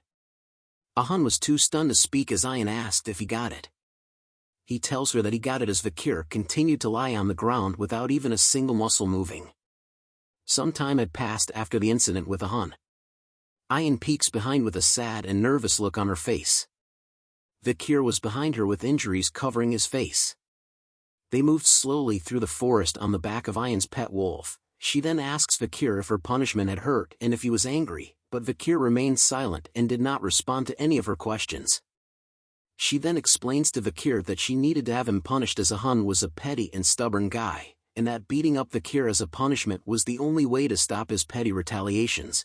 Vikir remains silent even after Ayan explained her actions. She then asks him about why he was not replying to her. After a while Vikir finally replies to Ayan and states that it was because her punishment hurts. Ayan's eyes open wide as she hears his words. Ayan instantly does a headstand to spin around in the air as Vikir looks at her. She grabs onto Vikir's face, quickly asking a bunch of questions. She asks him if it hurts a lot, or if it was bad, and whether his life was in danger. With his mouth being squeezed by Ayan's hand, he slowly tells her that it hurts to talk. He explains to her that he had these types of injuries a lot, but Ayan moves her face close to his, which stops his sentence halfway. Let's go, girl. Comment below if you are Team Ayan or Team Camille.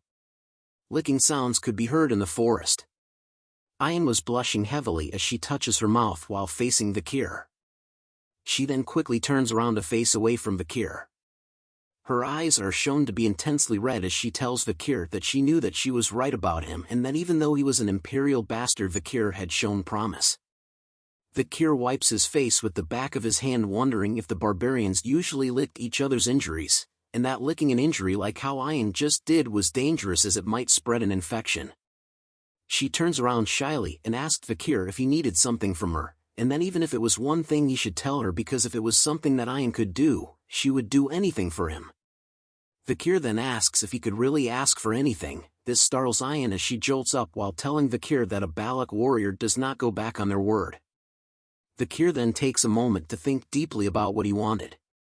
Ayan's heart began to beat hard and loud. She blushes and sweats hard about what he was thinking about so hard. She wonders if Vikir wanted to actually do the deed. Vikir then tells her that if he could do anything, then what he wanted was good.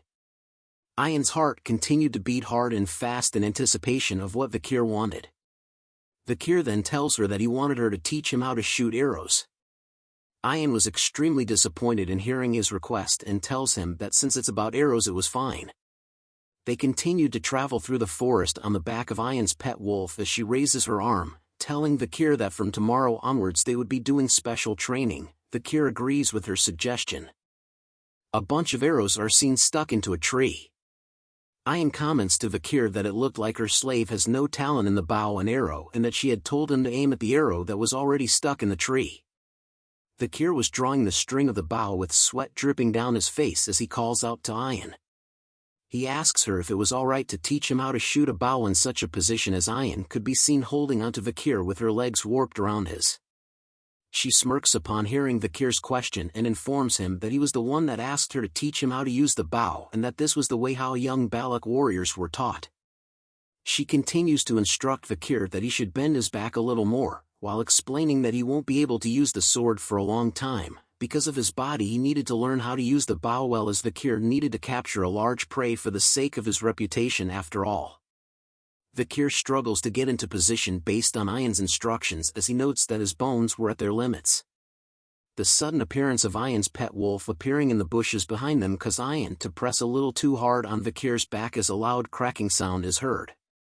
She calls out to her pet wolf called Bakira asking if he had found something. Bakira barks in response as Vikir is seen kneeling on the ground trembling in pain over Ayan's touch on his back. His face turns purple as he struggles with the pain while Ayan calls him a slave and to get up. She smiles widely at him and informs him that from here onwards they would be moving quickly. A long stream of water is seen moving rapidly as large spikes of rocks are located at the end. Ayan explains to Vikir that this is the area where the river and ocean connect so that both the ocean's water and animals could occupy this area. Ayan informs him that her grandmother told her about this, that a salmon believes that if it successfully swims up the waterfall, it could evolve into a huge beast, as large numbers of salmon fishes could be seen swimming in the waters and jumping into the air. However, Ayan continues her story about how most salmons fail to rise above the waterfall and fall. Eventually, they would be punished when they fall onto the sharp rocks. And that the fish that falls onto the sharp rocks would become good food for an ox bear. A huge bear with horns on its head is seen standing over a salmon that had failed to escape the waterfall and instead had been impaled by a sharp rock. Vikir asks if what they were seeing was an ox bear as it looked like a completely different species. It was totally different level compared to the ones that he had seen. Ayan tells Vikir that the ox bear in front of them was not an ordinary one as they continue to hide behind the bushes. She explains that it was an ox bear that was born from a superior bloodline and has survived countless pandemonium. Vikir looks over to Ayan nervously and asked if she was telling him to capture that bear version of Godzilla. Ayan tells him that there was no way as she didn't tell her pet wolf Bakira to find her a strong female to hunt. A clawed brown foot appears while Ayan tells Vikir that their prey was the male bear that comes to court the female bear, just as a huge number of male ox bears appear beside the female ox bear. The female and male ox bears were soon engaged in an intense eye-staring contest. The female ox bear soon bitch slaps the male ox bear straight into his face. Seeing this situation caused Vikir to be shocked. The female ox bear continues to bitch slap each of the male ox bears one by one easily with each of her claws. Vikir commented that the female ox bear keeps rejecting the proposal of the male ox bears. He soon wonders about how strong of a male ox bear was the female ox bear she was looking for as the male ox bear continued to leave the female ox bear one by one. Ayan turns to Vikir and informs him that he had the wrong way of thinking about it as it was the opposite. She finally tells him that the female ox bear was not looking for a strong male ox bear just as a pink-looking male ox bear appears in front of the female ox bear. Both the male and female ox bears soon touch noses with each other. Vikir was stunned to see that the strong Godzilla-like female ox bear had chosen the weakest-looking male ox bear, but Ayan seemed happy as she explains that the female ox bear was looking for a mate that she could boss around. She explains to Vikir that when a strong male ox bear gets excited, there were situations where it kills its partner, which made them not popular among the ox bears, which was why the female ox bears would look for weaker and smaller partners. This was similar to how the Balak warriors would select their partners. She then asks Vikir if he knew what kind of spouses were the most popularly chosen. She answers her own question by saying it was a young entity that possessed excellent DNA and it would be even better if they were weakened due to an injury. Vikir remained silent upon hearing Ayan's explanation and thought about how Ayan was basically saying that as long as she gets the DNA, then everything would be fine. The female and male ox bear soon left together as Ayan tells Vikir that they were going to wait as the female ox bear will suppress the male ox bear's strength completely. Deep within the forest, a mix of roaring and growling sexual sounds could be heard throughout the forest. Vikir was seen standing still with a dull expression on his face as he continues to hear the sexual roars and moans of the ox bears. He was standing silently in front of a cave entrance as the growling noises became louder. Food made up of berries, fish and fruits are seen piled on top of leaves. It had been 4 days since Vikir had to listen to the oxbear's moans, which soon made Vikir unaware of what he was doing right now. Ayan soon appears and asks him if he had left any food for the oxbears. He tells her that he did as he returns to their campsite where a shelter and campfire had been made. Vikir has been giving the hungry oxbears food over the past 4 days so that they could continue their mating. Our boy has become a fluffer for the bears, lol. Ayan picks up a pinkish berry in her hand and explains to him that the fruit has an effect where it boosts one's strength temporarily, but in the end, it was harmful as it consumes one's lifespan instead. She further explains that the female who was more intelligent would understand their intentions and that the male would understand as well, but in order to handle the female he had no choice but to eat it. Vikir thought of the scenario where the male oxbear was attempting to escape from the female oxbear. He now understood the reason why Ayan had chosen a big and strong female as their target. Her plan was to deplete the male's strength. 2 bowls of soup are seen on the ground which Ayan had made. She tells Vikir to eat up so he could heal. Vikir accepts the meal and commented that the oxbears were really mating like crazy. Isn't that normal? Ayan tells Vikir, which causes him to spit out the bowl of soup. She giggles at Vikir's reaction and tells him that all male Balaks were like that, but guessed that imperial males like Vikir weren't, and then she guessed that since he came from a geeky country, it meant that Vikir couldn't mate as the crazy oxbears could. Ayan continues to taunt Vikir, asking him if he could do it like the oxbears as he wipes the soup off his face. She leans closer to Vikir, playfully teasing him and asking if he could. A fierce loud roar soon catches Ayan's attention. Vikir was alarmed to see Ayan's reaction as she quickly grabs onto her bow, telling Vikir to get ready as the fierce roar continues to be heard.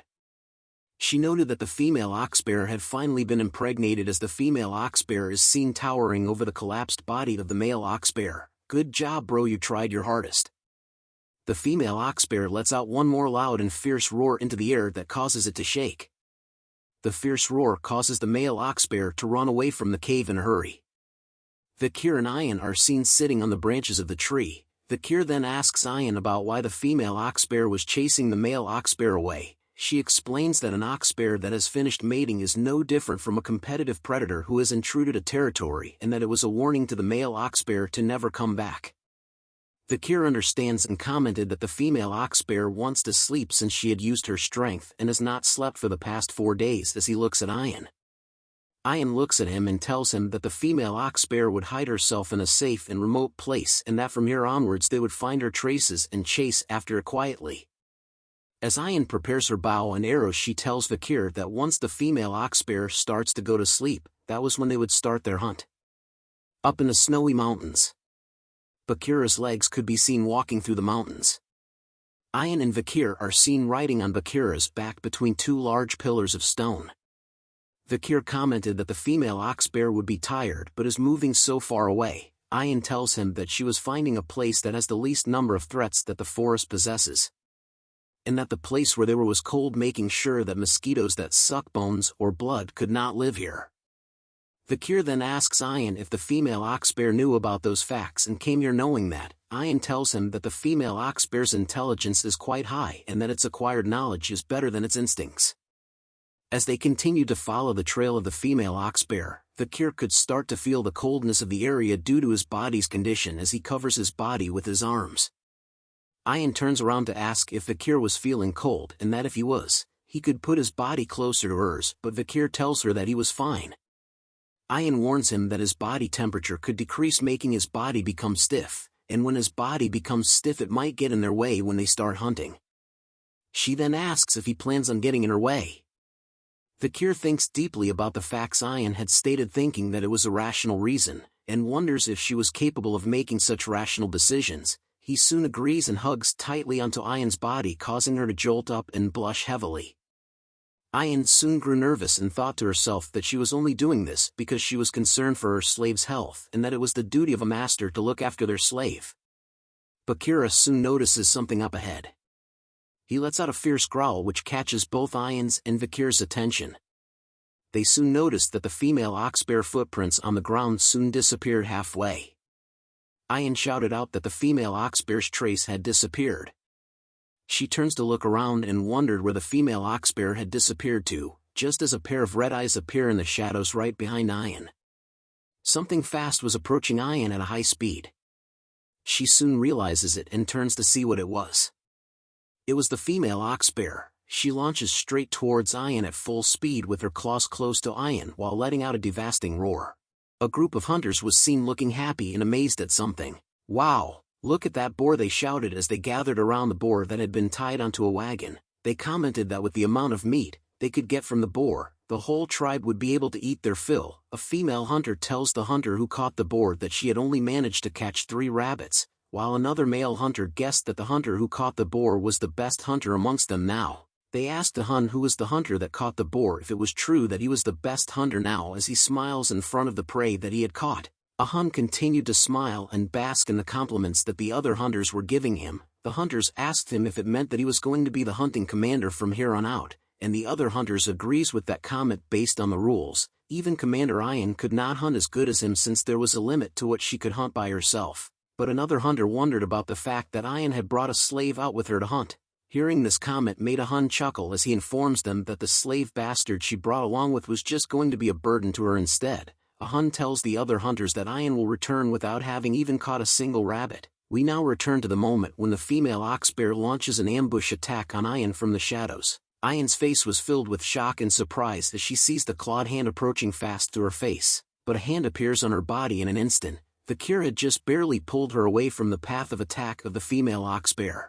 Pieces of her hair were blasted away as a nervous sweat drop drips down her face. Both Vikir and Ayan fell to the ground with a heavy sound which surprises Bakira, her pet wolf, even more. Bakira growls fiercely at the female oxbear that had ambushed its master. Bakira lets out one final woof and leaps onto the female oxbear. Vikir and Ayan continued to lie on the ground as Vikir holds Ayan with both of his arms around her body. He asks her if she was okay. Ayan tells him that she managed to survive thanks to him and thanked Vikir for saving her. As Bakira fought the female oxbear head-on by itself, Vikir asks Ayan if the female oxbear was luring them instead. He commented that the female oxbear had a cunning intellect that surpasses other monsters. Vikir now understood why the picky female would choose the male oxbear. He continues to Ayan that they could not avoid a head-on battle while Ayan thought to herself about the fact that she had gotten help from the slave making her dignity as his master drop. She then calls out to Vikir, her slave, and tells him to rest idly behind her, which catches his attention. She prepares her bow and arrow with a determined look on her face, and she tells Vikir that she was going to show him the dignity of his master. Some time has passed as Vikir is seen with a dull expression on his face. He looks up to see that Ayan and Bakira were both leaping between the 2 walls of ice and commented that he was a slave that was lazing around while the master was working. But he was impressed with the way of the Balak slaves as they were quite unique, as Ayan could be seen sending 2 arrows towards the female oxbear. Her attacks were successful as more arrows could be seen on the back of the female oxbear as it tries its best to run away from her with its mouth dripping with saliva. "The sin of acting indecent before my slave you'll pay, oxbear," Ayan shouts as she chases after the female oxbear. Just as she was about to send another arrow towards the female oxbear, it retreats into the stone wall. But Ayan's eyes were still filled with focuses as she tells the female oxbear if it thinks that it will be able to avoid her attack by hiding behind an object. As she draws the string of her bow, Ayan's arrow began to flash bright blue with an intense aura. A good arrow would pierce through steel, but if it doesn't want to pierce through anything, it wouldn't even pierce through a leaf, she says. She unleashes her attack towards the boulder, but the arrow deflects upon hitting it. But the aura that was inside of the arrow was able to pierce through the boulder and through the female oxbear that had went inside to hide. It coughs out blood as the aura hits its body. Vikir was alarmed to see that the oxbear that was hiding behind the rock was actually attacked by Ayan's arrow. He speculates that the wave of aura from the arrow had passed through the boulder precisely and pierced through its target. He stares at the back of Ayan's while thinking about the archery skills that you could call an art form and the hunting skills that can strangle one's prey without any flaws. Vikir continues to comment that Ayan, when judged by her skills, she might surpass Camille Morg, just as Ayan turns around with a smile on her face asking Vikir if he had seen what she had done. A massive amount of blood is seen dripping onto the ground, causing a pool of blood to appear. The female oxbear continues to breath heavily with blood still dripping off its mouth. The female oxbear decides to come out from its hiding place and rushed fiercely towards Ayan and Bakira in a mad frenzy, but Ayan simply sent even more arrows straight into its face. With one of its eye pierced by Ayan's arrow, it still continues to charge towards Ayan without stopping as Ayan tells it if it thinks whether it could go up against her arrows. Ayan then pulls back the string of her bow with an arrow filled with her aura. She tells the female oxbear that an arrow filled with her sincerity could even break a castle wall, she says, as her blue aura filled everything from her body to her arrow. She finally unleashes the Giga Chad arrow that looked Goku's Kamehameha. The female oxbear finally stood still with fear in its face as Ayan's bright light is shown on its face, but with its remaining eye still filled with determination, it bends its head, like Beckham, to dodge Ayan's powerful arrow attack. Ayan was too stunned to speak after witnessing the female oxbear dodge her attack. The female oxbear slams hard enough Ayan and Bakira, causing both of them to be flung up high in the air. After being smashed by the oxbear, Ayan rolls and tumbles away on the ground.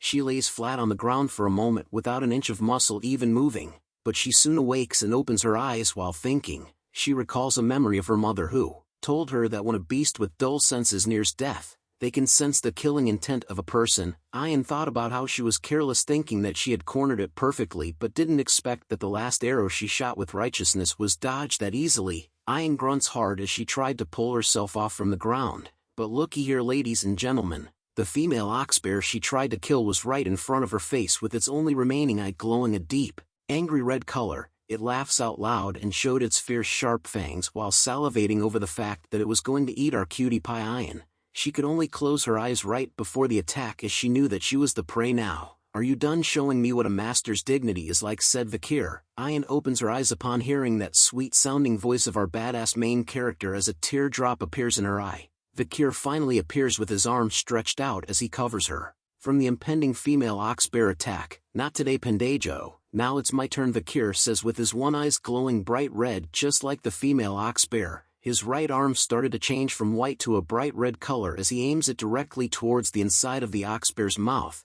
With his hand covered in bandages and a red aura, it slowly rips apart as his sword skill Beelzebub reveals itself along with a tattoo. Vikir lets out a huge scale of flames that toasts the female oxbear right in its face. It's epic mealtime, everyone. Even Ayan was surprised to see that Vikir had managed to use a fire skill. The female oxbear was totally knocked out as it lets out a quiet growl after being toasted from Vikir's hot flames. Bandages could be seen burned apart in the air. Vikir's bandages that wrapped around his face and body were slowly burned away from his body. "Our boy is back, guys." Ayan could only blushed upon seeing Vikir's glorious body that was hidden by the bandages, but Vikir spoke out that he knew it. Using that skill was too much for his body as a dizzy and hazy feeling came over his body as his eyes turn white. He falls forward flat on the ground, which shocks Ayan, while the female oxbear was also laying on the ground completely toasted. "Vikir!" Ayan shouts with concern after seeing him drop flat on the ground.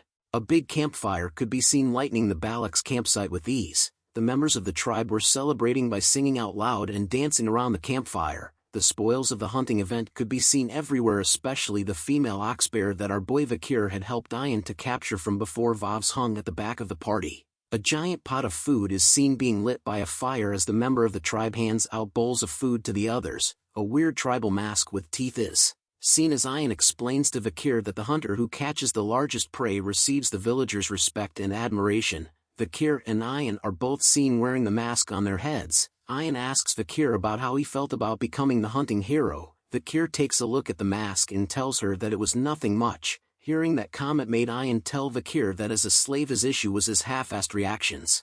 As they continue to talk, Ayan explains to him that the female oxbear wasn't just strong and fierce but was also highly intelligent, making it an honorable catch. Those were the reasons why they were chosen as the main figures of this pillaging ceremony. She looks up with a smile on her face as she tells him that it was different from a boar that was sluggish, scared, and poops whenever it runs away. She then asks Ahun if he agrees as he was seen standing beside Vikir with a disgruntled look on his face as he had no choice to agree with what Ayan had said. "Here, this is yours, slave," Ahun said to Vikir as he hands him a bowl of stew. Vikir looks at the bowl of food that was handed to him, asking what it was, which causes Ahun to shout at him about what he meant. Vikir then asks him why he couldn't get lots of meat, but Ahun assures him that it was because the little amount of meat in the soup represented the worth of his honor. Ayan explains to Vikir that it was a tradition of the Balaks. The one who contributes the most in the hunt gets the least amount of meat and gains that much honor in return. Ahun leaves angrily and shouted at Vikir that he too wanted to give him lots of meat.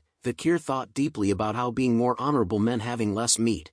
He wonders what use was some useless honor over having lots of meat instead. Ayan giggles to herself because of a hun as seeing his sour expression meant that he was really pissed. Vikir continues to think to himself that the meat wasn't what he really wanted to obtain in the hunt, it was the 600 kilogram stability which stems from Beelzebub after catching the ox bear. He looks at his hand with his Beelzebub skill activated. His first slot contained the Flame Cerberus skill rank A+, while his second slot was filled with the 600 kilogram stability ox bear rank A, with his last slot filled with durable life Merciel rank A. He wonders if the ox bear skill would allow him to increase his weight by 600 kilograms while holding his breath. As he ate the bowl of food given by a hun, Vikir notices that after Beelzebub absorbed the ox bear his body had recovered a lot. Hey slave, Ayan says as she presented to Vikir a bowl. The bowl contained things so nasty that the artist himself had to vomit after drawing it. The studio had to censor how it looked to save you guys watching this video.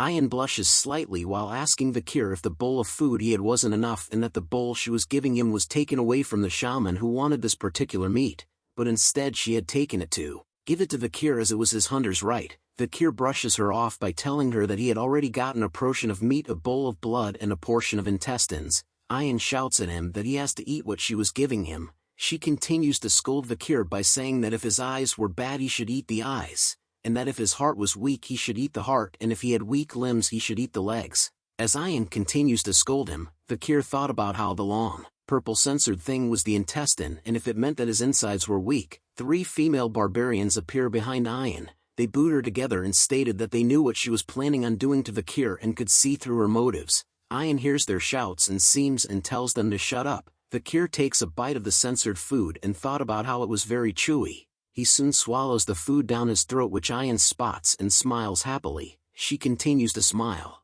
and giggle while telling Vikir that since he ate the food he would be able to fulfill his duty. Vikir continues to chew on the food while thinking about how he was done with his part of the hunt and wondered what else she wanted from him. Comment below what you think Ayan wants from Vikir. The sun shines brightly in the morning. Vikir takes a few steps before stopping in front of a massive stump. Smoke was coming out of it along with a long scratch mark. Vikir continues to stare at the smoke. As he thought about what Ayan had told him yesterday was true, a flashback is seen where large amounts of meat are piled on top of one another. Vikir asks why Ayan was placing so much good meat over here. He tells her that the village was going through a food shortage, but Ayan tells him that they were doing this as an offering, as a sacrifice, to Madame Eight Legs, to whom the Balak tribes were asking for permission to live in the dense forest. Vikir thought about how Madame Eight Legs was the horror of the dense forest where you couldn't survive after running into it. A flashback to when Vikir unleashed his most powerful attack on Madame Eight Legs' body run through his mind as he knew that after seeing the Balak's villagers' behavior towards the Madame he understood how reckless his actions were.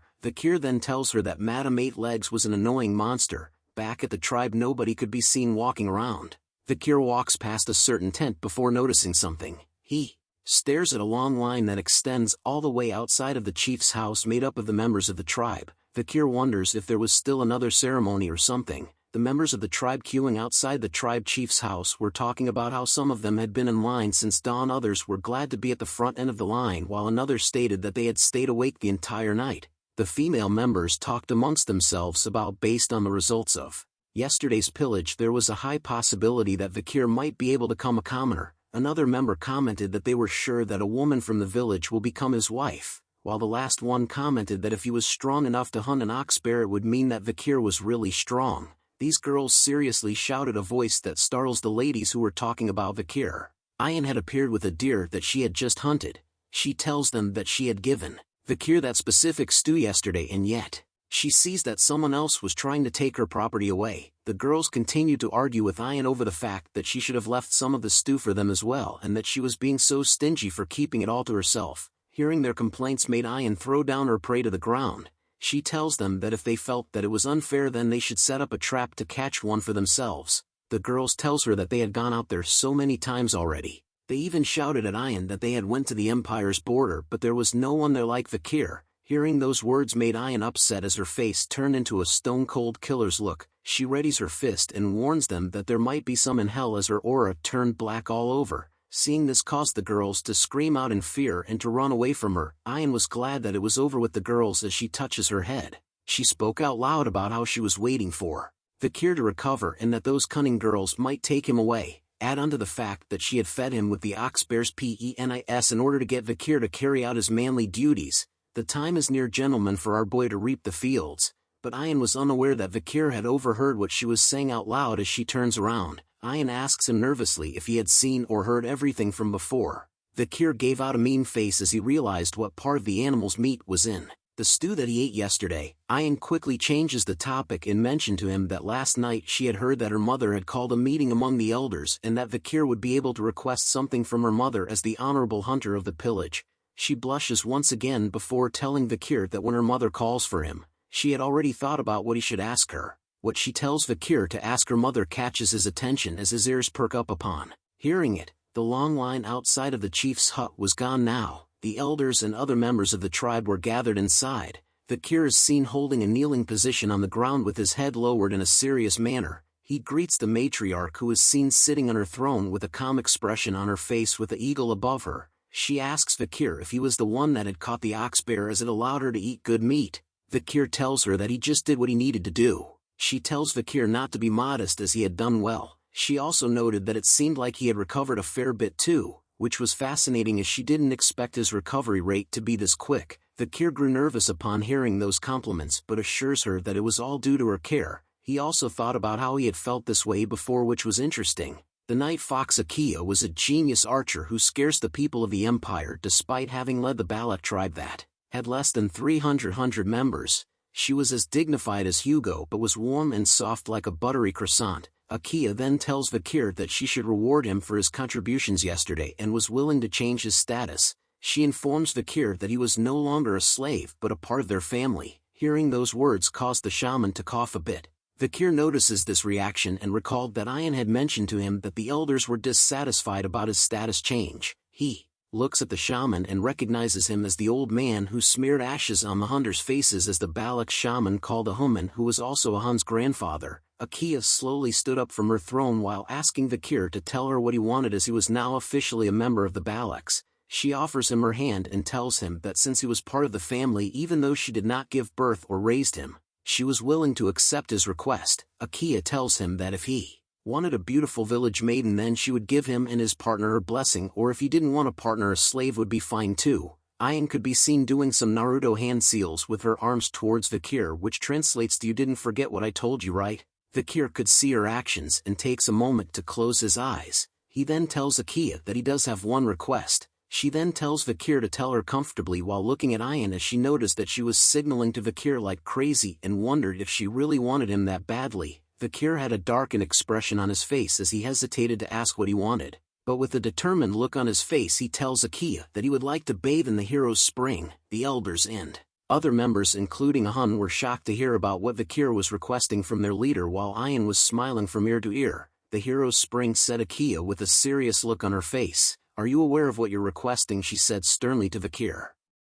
Silence filled the room after Vikir had told his request to the leader. "You bastard!" shouted the shaman, who asked Vikir if he knew whose presence he was in to display such arrogance. The shaman complained to the matriarch that the people who are able to bathe in the hero's spring are high-ranked warriors, and that there was no need to listen to the trash known as Vikir request. A Hun agrees with what his grandfather is saying. He added on that only heroes who have proved their incredible strength can enter the hero's spring, making Vikir an ignorant bastard for asking such a question that was not in his place. But Ian disagrees with the Hun and his grandfather. She argued that Vikir had already proved his strength by catching the ox bear at the pillaging ceremony. Akia the matriarch take note of their worries and arguments. She then looks at Vikir and asked if he even knew that the hero's spring is. Vikir, our boy, just looked straight at her and told her that he knew what the hero's spring is. "But let me do the explanation. The hero's spring, it's the Balak shrine where only the strongest Balak warriors are submerged in. It's also a hot spring where both internal and external injuries recover just by bathing in it."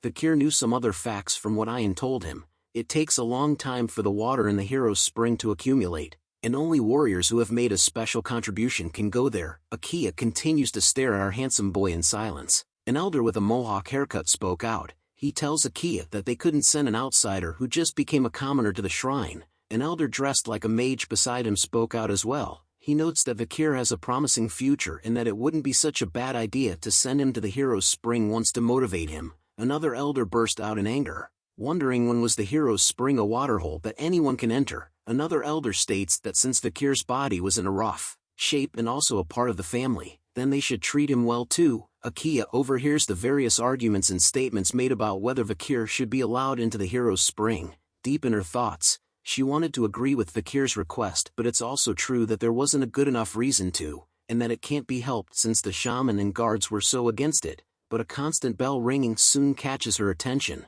The ringing noise can be heard throughout the Balak's camp. Vikir notices the sound as well and wonders if the bell meant it was time for war. Ayan tells him that it was a signal that meant that the tribe has a guest, and that there was no way any insane bastard would pick a fight with the Balaks in the forest. Akia begins to leave the tent first, but before leaving she tells Vikir that they would discuss this matter another time and that everyone should return to their duties. The shamans and elders continued to remain silent and seated as Akia left the tent, but soon a human's face was filled with anger and disgust as his eyes began to glow bright blue. Members of the Balak's tribe could be seen gathering in huge numbers. Vikir and Ayan had arrived on the scene. Vikir asks Ayan if that was their guest, to which she says yes. Human beings were everywhere carrying crates of goods with horses bringing more into the tribe area. Ayan explains to Vikir that the humans were merchants that could bring the Balaks things that couldn't be found in the forest. The Balaks would then anticipate and count down the days until the merchants comes. Vikir was not listening to what Ayan was saying as his attention was drawn to a certain symbol. He recognizes it as one of the 7 merchant families, called the bourgeois family. Vikir thought deeply about how the bourgeois family had to come here from the imperial capital, which meant that they had to cross either the Baskerville or Morg family's territory. But how did they get here was the question that stuck in his mind, as Vikir knew that there was no way either of those families would permit their crossing. Vikir then thought that the bourgeois family had smuggled themselves in. A man with a huge mustache arrives and announces to everyone in the tribe that the 5-day market has arrived. He tells the tribe members that if there was anything they wished to barter, then please bring it here. The tribe members could be seen happily bringing over various things to barter with. A market is made with merchants calling out to the tribe members. The merchants introduce cosmetics and even a glass orb that makes you have sweet dreams when placed on your bed, as well as grains. Vikir continues to hang back and monitored the situation that was unfolding in front of him. He could see that the merchants had brought food and daily necessities that are distributed throughout the empire, but wondered what the tribe members were bartering rare items that come from the dense forest for those measly things. Vikir knew that the merchants had no way of not knowing the value of the items the Balaks were trading with. He continues to question if the merchants were using the Balaks who were ignorant about the current market prices. Vikir turns around from this sight and continued to think that this was something the Balaks had to figure out themselves, as things would get annoying for Vikir if he steps in and someone recognizes him. Ayan could be seen shouting at the top of her lungs, stating that the deal was unfair as she holds onto a piece of corn. Vikir watches from the background as Ayan continues to argue with the merchant that it made no sense for her to trade a single diamond for a corn. Vikir was relieved to see that there was at least one normal person in the Balak tribe, but Ayan destroys his thoughts, but shouting that she at least deserved to get 2 corns for 1 diamond. She then poses in a victory stance as if she was in Fortnite and had won the 2 corns for 1 diamond, worst trade in history. Vikir could only stare away as he thought of Ayan as being hopeless after seeing her trade. 3 other tribe members could be seen arguing with the merchants. They complained about how the bar value of a pearl clam for today's radish isn't equal, and that they should get at least 2 radishes, while another yells at them for claiming something as a cabbage. The last member wouldn't give the merchants another deer antler. The merchant with the mustache could feel that he was losing the trade, so he tells the 3 members that he couldn't go against the Balak warriors and would give them what they wanted. The 3 members celebrated over their victory with a victory pose as well. The merchant smiles to himself as he thought of the Balaks as stupid bastards for celebrating, since they didn't even know the value of the items they were offering. Just then a little girl calls out to the merchant asking him if she could please have 1 glass orb. The merchant tells her that he had brought many with him, but asks about what she could give in return. The sweet little girl opens her hands and reveals a sun dung beetle larva. She explains to him that they were rare, yummy, and nutritious, but the merchant responded with a disgusted look on his face. May this guy end up in the deepest part of hell. Comment below if you agree with me. He immediately swipes the precious sun dung beetle larva that the little girl had brought off her hands. A sad look grew on her face as she watched it fall to the ground. The merchant left her and thought about how pretty she looked for a stupid barbarian. As the little girl began to cry tears over her little dung beetle, the merchant thought about how she could be sold for a good price as a slave. A hand soon appears and pats her on her head. A voice calls out to the merchant Vikir had finally decided to step in but looked a bit different. He tells the merchant that the trade with the little cute girl was invalid. Ian sees Vikir and wonders what he was wearing while the merchant grew nervous. He was surprised to see that a barbarian could speak the imperial language. He tells Vikir that there was a misunderstanding regarding what he said just now, but Vikir repeats the merchant words of selling a Balak child as a slave. The merchant tried to cover up what he said, but Vikir tells him that that's not what's important right now. Vikir wanted the merchant to cancel all of today's unfair trades. Hearing the words unfair trade made the merchant angry as he asks Vikir about what was unfair. Vikir explains to him that the merchant had been marking these items at a price completely different from the current market price. Our boy looks at the merchant straight up in his face. The merchant grew nervous as he thinks about how Vikir was the only one who knew how to speak the imperial language. He then attempts to school our boy by telling Vikir that he talked as if he knew the retail price. The merchant quickly announces that this was a sacred trade that's been permitted by the Balak shaman,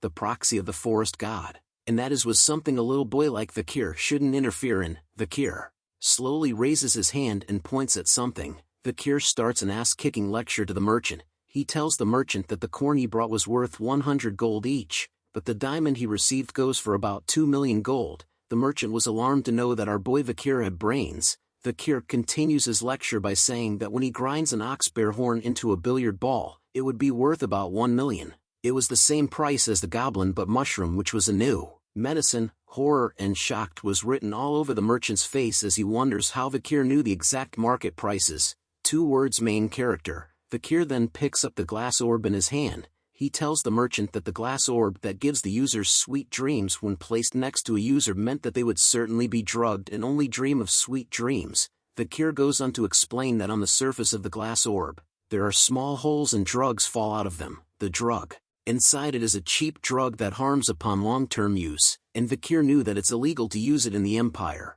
but the merchants had distributed this well. Vikir smashes the glass orb with his hand. He lets out the pieces of the broken glass orb along with its hidden goods, much to the horror of the merchant. Another member of the merchant group whispers to the mustache man about what was wrong, and he tells him that Vikir had found out about them. Ian quickly asked Vikir if he had mentioned the words drug body harm. Vikir hesitates for a moment before telling her yes. Our waifu began to rage as she realized the main cause behind why so many of her people's health was deteriorating. Merchant gives off a faint smile and tells her that there seems to be a misunderstanding while thinking of leaving the Balak tribe for now, but something fast and quick pierces the shoulder of the merchant in an instant. He looks at it in horror before letting out a little bitch scream. Ian had taken a bow and arrow from a fellow tribe member and shot the merchant with it. Members of the merchant group rallied around their leader to comfort him just as Ian calls them bastards. She claims that the merchants had fearlessly fooled the Balaks. The rest of the Balak members soon realized what was going on as some of them started to inspect the goods. A dreaded feeling started to overcome the merchant upon being discovered by Ian. He yells at his ground to take their things and run. The entire merchant group began to flee on the backs of their horses. Vikir questions Ian about why she was letting them go since merchants were known for not returning a loss, but Ian assures Vikir that there was no way she would let them go. She explains to him that for beasts that live in large packs, injuring them and letting them go is also a hunting technique. The merchant leader could be seen holding onto his injured shoulder while cursing at the Balak tribe members. Ian continues her explanation about how they had the tendency to return to their pack when injured. A campfire is seen just as the merchant group finally slowed their pace. He shouts at a group of mercenaries decked out with weapons about how the Balak bastards had stolen their products. He then tells everyone to get ready for battle. Time for free experience points for our boy Vikir. Night soon arrives as a campfire is seen being lit in the middle of the forest. A bird is seen flying high in the air. It soon lands upon somebody's arm. They messed with the Balaks. There's only one way to take care of them, said a voice as Vikir listens to it closely. It's slaughter time, said Ian as the eagle rested on her arm. Our waifu is about to rip these guys to shreds along with our boy Vikir, whose eyes were showing that daddy red glow. The group of mercenaries could be seen walking together through the forest lighted by the moonlight. A mercenary with an eye patch tells the merchant leader that he must have been shocked that the Balak bastards looted him. He continues to tell the merchant leader that words don't work on those barbarians and that he needed to kill them and turn them all into slaves. The merchant leader tells the mercenary that since it was his first time in the deep forest, he wouldn't know it well about how defeating the Balaks in combat was not that easy. The mercenary still felt confident about his skills. He asks the merchant leader about how he felt being scared and if that was the reason why he brought the mercenaries. He continues to question the merchant leader about how he was going to turn the tables if he got caught. The mercenary lights a match up, saying that the merchant groups and mercenaries had decided to split the gross earnings in exchange for being their escorts. He shows an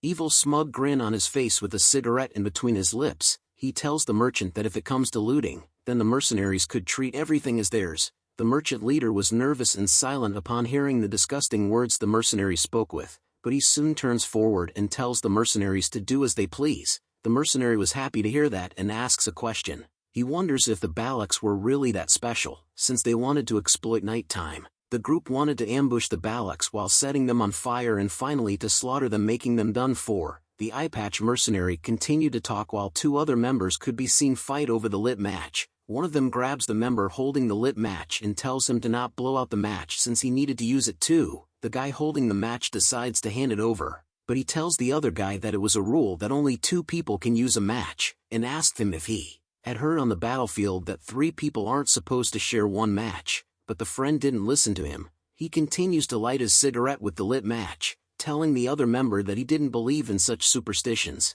Lucky for him, he gets to meet God straight away as an arrow flies directly into his skull, just before he could blow one puff of his cigarette. The mercenary with the eye patch continues to talk to the merchant leader about his history and how he caught barbarians and sold them as slaves, but the man didn't even realize that his party was being sniped one by one. Even an arrow reached inches from his face. The merchant leader could only look in shock as blood spilled everywhere from the mercenaries being sniped by arrows. The group of mercenaries began to cover themselves with their shields, but they were still getting sniped by the Balaks. The merchant leaders yells at them to extinguish their cigarettes as the Balaks had found them. Ayan and her Balak tribe had appeared with their bows drawn and ready to fire. She commands her troops that she wouldn't allow any of them to hit the mercenaries and merchants anywhere else but their heads. She tells the Balaks that it's time to show them how scary the Balaks are. Vikir stares in amazement and wondered if the light from the cigarettes was all the Balak warriors needed to shoot their arrows so accurately. Another member of the tribe appears while carrying 2 barrels. He calls Vikir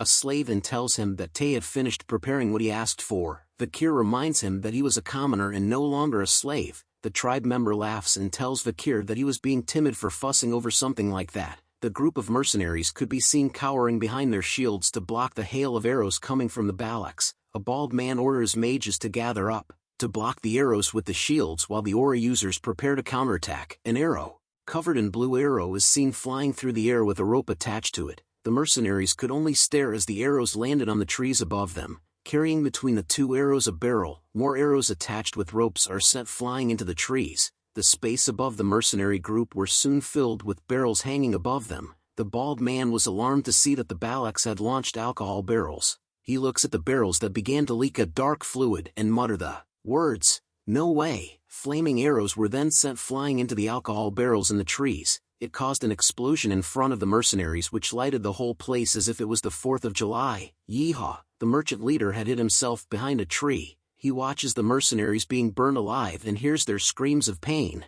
They shouted that the Balaks had started a fire. The merchant leader continues to watch the flames engulf the mercenaries, thinking about how the Balaks had tied ropes to arrows and launched oil barrels. This was something that was unheard of as he continues to wonder about how the Balaks had gotten that intelligent. Oblivious to him, Vikir was walking towards him from the shadows. Like an assassin from Assassin's Creed, he sneaks up to the merchant leader. Vikir finally lets out a heavy footstep which catches the attention of the merchant leader. He recognizes Vikir as the meddlesome Balak bastard. Vikir appears with arrows on his back and with his eyes turned red. It's time for the bloodhound to hunt. The merchant leader pleads with Vikir, telling him that he would regret it if he killed him. He then reveals a piece of paper, stating that this was the exploration permit he had received from the underdog city. It was the official seal from the newly appointed deputy consul, meaning that if Vikir kills the merchant leader, the Baskerville family will come for him. Vikir then asks the merchant leader if the deputy consul he was referring to was named Vikir. The merchant leader immediately tells him that he was right. It was that infamous Vikir. Let's say a small prayer for the merchant leader, guys. How strange. I don't remember permitting that, said Vikir as flames grew around him. His disguise was removed and his eyes turned a bloody red. The merchant leader was horrified to see that Vikir's skin looks different from before, but he soon realizes something. "You're really Vikir," was the merchant leader's last words. An arrow struck him straight in the head, body, and on the piece of paper he was holding. Bullseye. Vikir had fired the arrows that slain the merchant leader. He tells him that those who forged the Baskerville seal are to be executed. Ayan soon appears behind him on her pet wolf Bakira. She still calls Vikir a slave and tells him that they needed to run away. Vikir looks at her and reminds her that he was no longer a slave. Multiple arrows could be seen stuck onto various shields. The mercenaries soon realized that the hail of arrow attacks from the Balaks had come to a stop. They rejoiced in joy and shouted out to one another that the Balaks were retreating. They stated that the fact that the Balaks attacked with fire meant that they were not confident. The mercenary group decides to chase after them right away. A member of the mercenary group shouted that if he catches the barbaric bastards, he would butcher them straight away. But just as he was yelling, a familiar pillar of death covered in a purple aura appeared behind him. It's our queen Madame Eight Legs. She appears and started to rain down pain onto the mercenary groups. Vikir could hear the screams of the mercenaries as they yelled out that there was a monster. Ayan praises Vikir for calculating the madame's appearance and for thinking of using fire as a tactic. She states that Vikir had become a great Balak now. Vikir continues to look behind and tells Ayan that was how he felt every time he sees her. He looks at the numerous legs of Madame Eight Legs as they reached high into the sky while being covered in a deadly purple aura. He tells Ayan that that was a disaster. Akia was wearing a smile on her face as she tells Vikir that she would permit him to enter the hero's spring. She continues by stating Vikir's various achievements, from resolving the food shortage issue by catching an ox bear, concluding the previous battle without any casualties by using oil barrels, and discovering that the cause of the infection that was bothering the Balak warriors was caused by cheap drugs. Akia concluded that there was no doubt that our boy Vikir was a brave warrior. She touches his shoulder while the shaman showed a dark expression on his face in the back. Akia then tells Ayan to take Vikir to the hero's spring since it was a full moon tonight. Ayan agrees and began to stood up. She wraps her arm around Vikir and tells him, serves him right. Vikir was curious by what she meant by that. It turns out she was referring to a human. She tells Vikir to look at a human, not saying a single word. It was said by him that the reason why the warriors were unwell was because they were cursed. But due to Vikir's actions it caused a human's words to hold no weight now. A human could be seen struggling to hold his anger within himself. Vikir wonders if it was really a curse as he recalls the memory of when the merchant leader had told him that the sacred trade had been permitted by the Balak shaman, who was the proxy of the forest god. Night soon arrives as a full moon lights the skies. Vikir's bubblicious body could be seen submerged in green water. He takes a deep breath and chills in the waters where other animals could be seen floating around as well. He takes a scoop of the water in his hand. Thinking that his mana was taking a step closer to purity, he could feel his broken bones and muscles starting to heal. He noted that the old shaman didn't cause a fuss without a reason, as he probably wanted to come here himself. Although it was not as effective as the river of sticks at the Baskerville side, the hero's spring was better since there was no age limit. Vikir then asks Ayan, who could be seen soaking in the waters of the hero's spring beside him,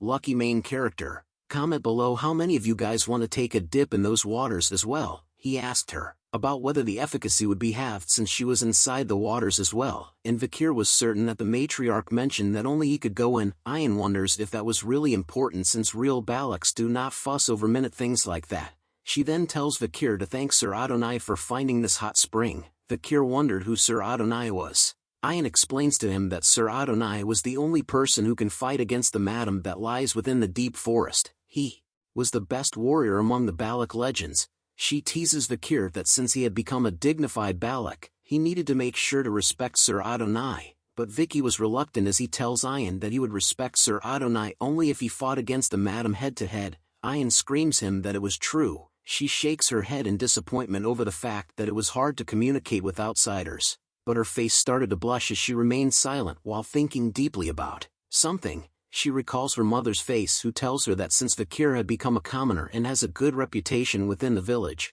she notes that when Vikir recovers with the hero's spring and can become the man he should be, he wouldn't be that bad of a husband. Can anyone else hear the wedding bells ringing? Ayan ends her flashback and glances over to her side. She sees Vikir's sexy, hot, delicious body with his hair pulled back. Ayan decides that today was the day she was going to make Vikir hers. Guess someone wants that Baskerville D. Vikir and Ayan continued to bathe in the waters of the hero spring. Lucky man. Ayan soon reveals to Vikir that she knew that those merchants were taking an excessive amount of profits. She had a vague idea, so it was a good chance that they used this chance to get back at them. If Vikir hadn't done it, Ayan would have. Vikir closes his eyes with a smile, saying that he understood her intentions. But Ayan was feeling embarrassed as her face started to blush heavily. She tells Vikir to not laugh at her as she genially knew about what the merchants were doing, and that she knew for a fact that those diamonds were more expensive than corn in the empire. Since she brought up the topic of corns, Vikir questions her about how much more expensive they were compared to the diamonds she sold. Ayan stutters but says 20 corn. She soon changes her answer to 30, but Vikir tells her she was still wrong, and finally reveals the number of corn she can get with 1 diamond. A little cute rabbit is seen floating in the waters as well, Netflix and chill style. What? Ayan screamed out loud. She was shocked at the amount she could have bought with the diamond after Vikir revealed the truth to her, but she immediately covers her mouth, still calling Vikir a slave, and told him that she knew that. She says that the login within the empire is strange. Where would they even use that stone? She questioned Vikir. Vikir looks at her and tells her that it didn't matter. He then changes the topic. My name or slave? He asked Ayan. Between the two, which do you want to call me by? He tells Ayan that he didn't like to keep things ambiguous. Ayan took a moment to think about what she should call Vikir by. She pauses for a moment in silence. She then moves closer to Vikir, to the point that she was right in front of him. This isn't everyone. Comment below what's gonna happen. You don't like ambiguity, right? Ayan asked as she stood in front of our boy. She places her finger onto Vikir's lips, telling him that she was gonna make things clear. This causes our boy to be taken aback for a moment. I don't want to call you slave or Vikir, said Ayan as she looks at Vikir with innocent eyes and a blushing face while the waters of the spring drip down her body slowly. She pulls her face closer to his, whispering to Vikir, what I want you call you is. But a bunch of kids appear suddenly behind her. They jump with joy and laugh out loud as Ayan was stunned and embarrassed. The kids come up to Ayan and greeted her as Commander Ayan. They also called out to Brother Vikir. Ayan looks at them and questions them about how they managed to get here, but the kids didn't bother to answer her. Instead they just wanted her to play with them together in the spring. Vikir watches from the back once again, thinking about how if it's neither his name nor slave, then how does Ayan want to treat him? Our boy Vikir is dense like a rock. You rascals, shouted Ayan as she splashes the waters. She tells the kids that if they enter the spring, its efficacy will reduce by half. Vikir cuts in and repeats what Ayan said to him. He tells her, didn't someone say a true Balak wouldn't be stingy regarding such things? The kids hid behind Vikir and agreed to what he said. They even went as far as to call Ayan a stingy commander. Ayan couldn't talk back to Vikir as he had used her own words against her. Hun appears as well with 2 other little girls by his side. He tells Ayan that they were here based on the matriarch's command. Due to the drug side effects brought upon by the merchants, the matriarch had told the sick children to go into the hero's spring. Ayan could only recall her mother's cheeky smile. She thought about how she wanted to make a fool out of her. Ahem, said Hun, which catches Vikir's attention as he turns to look at him. Hun shyly thanks Vikir for helping his younger sister with the merchant. It was the cute little girl that wanted to trade a larvae for a glass orb. She smiles and thanks Vikir as well for his help. Hun then takes the chance to apologize to Vikir about misunderstanding him this whole time. Vikir simply gave him the bombastic side-eye before replying. Yeah, was the only word that Vikir said to reply to both of them. This leaves Hun stunned and silent. He then bursts out in anger, yelling at Vikir that he and his little sister had come here to apologize, and all Vikir said was yeah. Vikir continues to chill in the water. He tells Hun that he has too much anger inside of him. Ayan watches the 2 boys talk to one another. She showed a relief expression on her face as Vikir had finally become a part of the tribe, and that the tribe members were slowly accepting him as one of their own. She continues to think about how there would still be a lot of time to continue what she tried to do. Comment below if you are jealous of our boy right now. She then calls out to Vikir, cheers to you for becoming an official Balak member, Ayan announced out loud as she stands in front of him, posing with a bright smile on her face. The kids in the back cheered on as well. 2 years has passed by. A barbarian could be seen getting his face being rearranged by a powerful blow straight to his face. The barbarian falls back onto his ass as another member towers over him. Other members were alarmed to see the interaction as the barbarian continued to sat on the ground with a bloody nose. You're more of a crybaby than I thought, said a voice as a familiar fist is seen pointing outwards. It was our boy Vikir van Baskerville with a ponytail now. He had finally reached the age of 17 years old. He relaxes his fist as he called out to Hun,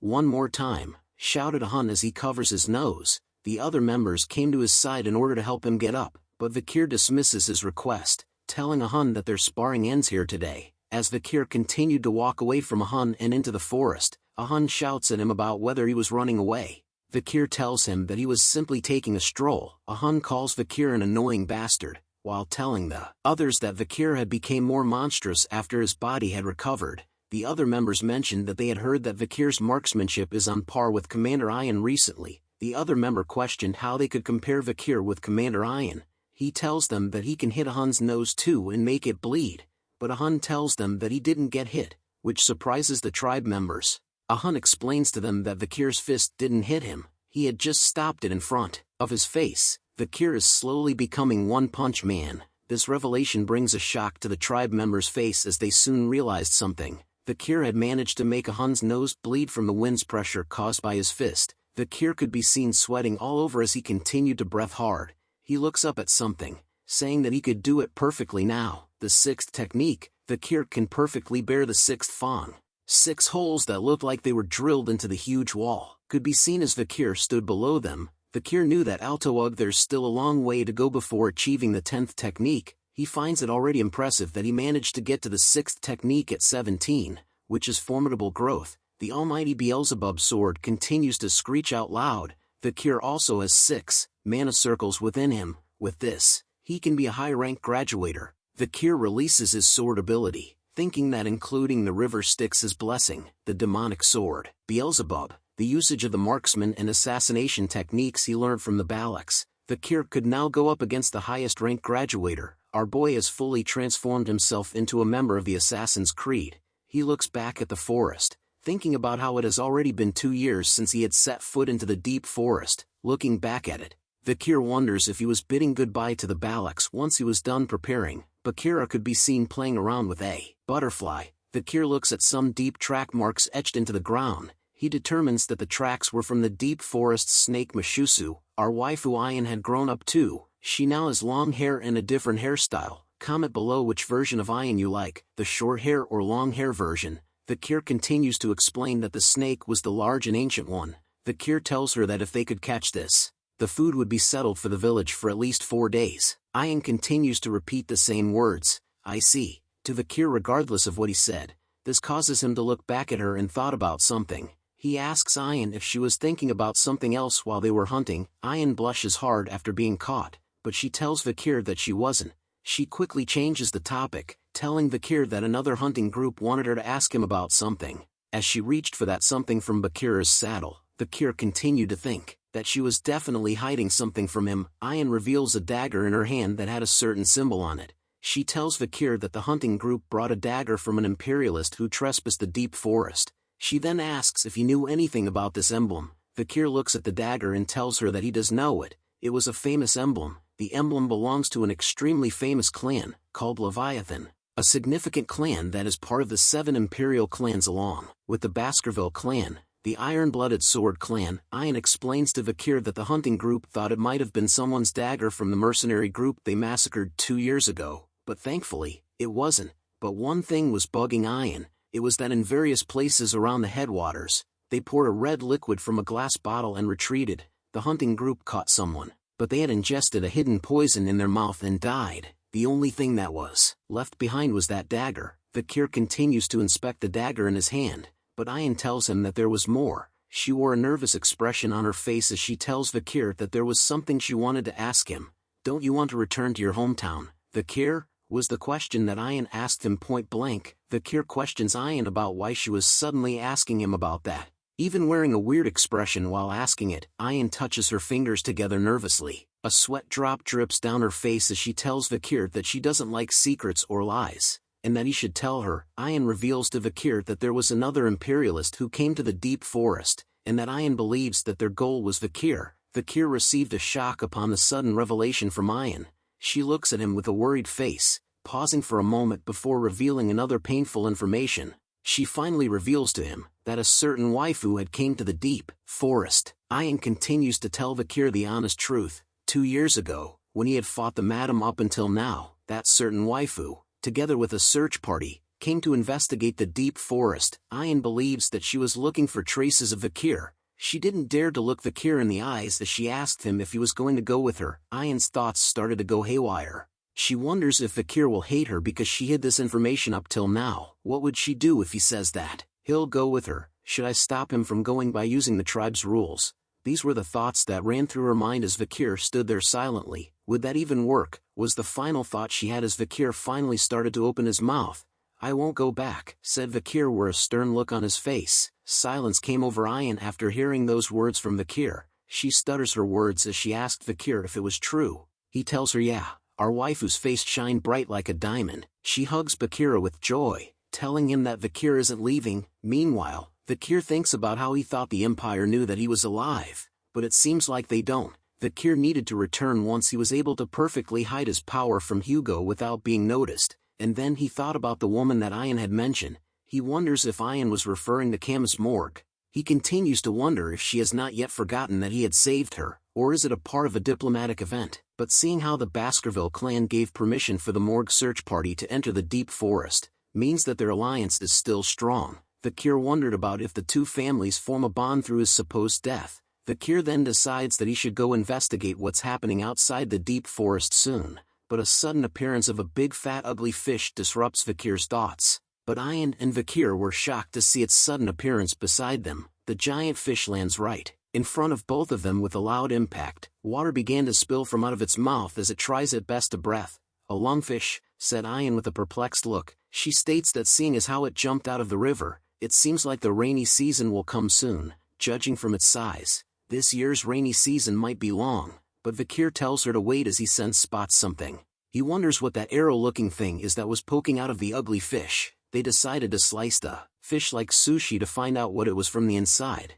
They were surprised to see a skeleton holding what looks like a spear from inside of the fish. Ayan looks at the skeleton and figured that it was a Lokoko bastard based on the clothing. Since he stabbed the fish with an arrow and there are traces of resistance, it seems that the Lokoko bastard was quite surprised after being eaten. She explains to Vikir that a lungfish was a stupid beast that eats dead things, but this was a little strange to her. Vikir states that the Lokoko bastard might have been very weakened to the point where the lungfish thought it was a corpse. Ayan then questions why would such a weak person be hunting. Vikir looks at her and answers her question with a question. What if their tribe's situation is that bad? He continues to tell her that something might have happened within the deep forest, and that it was not a bad idea to investigate. After walking a far bit distance, Vikir and Ayan were taken back as they witnessed something that causes Ayan to shriek. The scene before them was like from hell. Dead bodies covered with red marks could be seen around the Lokoko village that Vikir and Ayan had stumbled across. They wondered if all the Lokoko warriors were dead.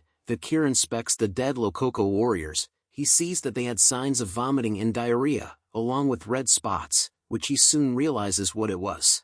Ayan then calls out to Vikir and tells him to look over there. She explains to Vikir that it was way past the time to eat, but there were no signs of fire towards Te Lokoko's village. Human skeletons could be seen being hanged around the trees as if it was a Halloween decoration. The Lokoko village could now be seen, but it was filled with dead silence with no signs of life. Vikir and Ayan along with Bakira were now strolling through the deserted village. Vikir notes that it was strange. There were no signs of life here. Vikir notices that based on the number of weeds, it's been a while since this place has been looked after. Ayan questions whether the Lokoko tribe had moved somewhere else just as she opens the curtains to one of the tents, but as soon as she does, a whole bunch of flies came swarming out of it. A small dead body is seen hugging the bigger body deep within the tent. Ayan shouts at Vikir that there was a corpse inside the tent. Vikir tells her that there was also one over here. He looks at all the dead bodies that were scattered around the village. The corpses in the village and the red spots seemed familiar to him.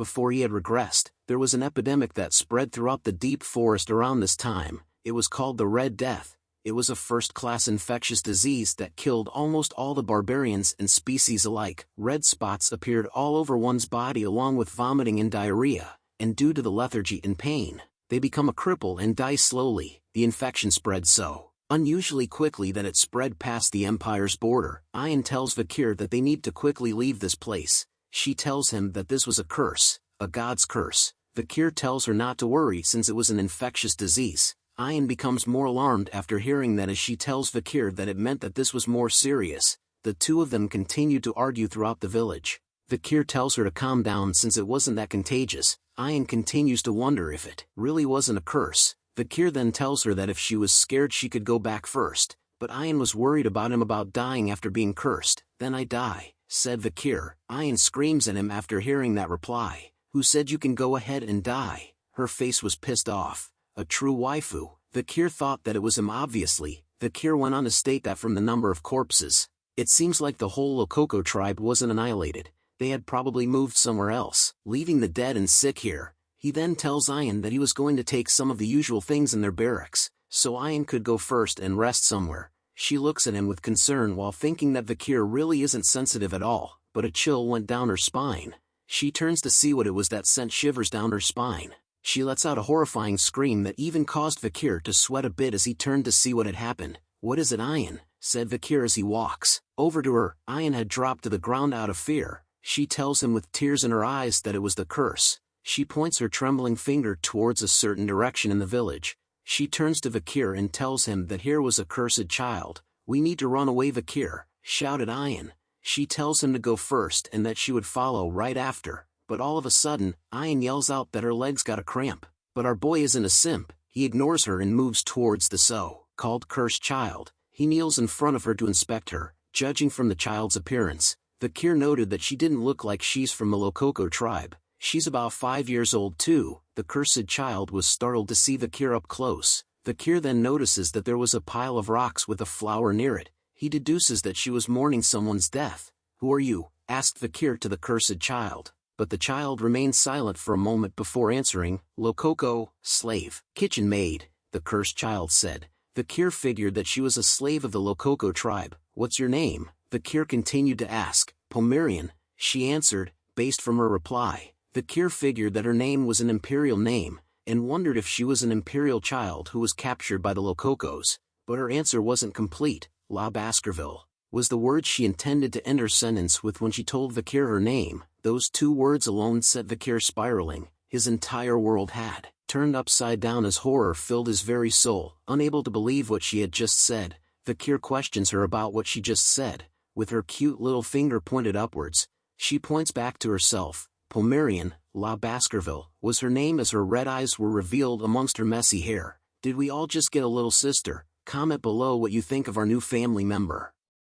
There are 3 middle names within the Baskerville clan. Van is given to those from the extended lineage, Lou is given to the males from the direct lineage, the middle name given to the females from the direct lineage, but isn't frequently seen as most Baskervilles are males, is La. Our new little sister introduces herself as Pomerian La Baskerville. Vikir continued to be shocked upon hearing her name. He couldn't believe that she had the middle name of La, as there shouldn't be a lot of people who bear that middle name in the family. As Vikir remained stunned by this new information, Ayan points out something to him and tells him to look at it. She recognizes the emblem as the symbol of Vikir's clan, the Baskervilles. Vikir soon takes notice of the necklace and grabs it from Pomerian. His sudden action startles her as he said "excuse me" while grabbing the necklace. Seeing the necklace up close causes Vikir to be startled again. He opens the necklace, which reveals a family portrait that Vikir couldn't believe. He sees that Hugo Le Baskerville was standing in it along with 2 other members of the Baskerville family. He pulls the necklace closer to his face to see it more clearly while wondering why Hugo was in the picture,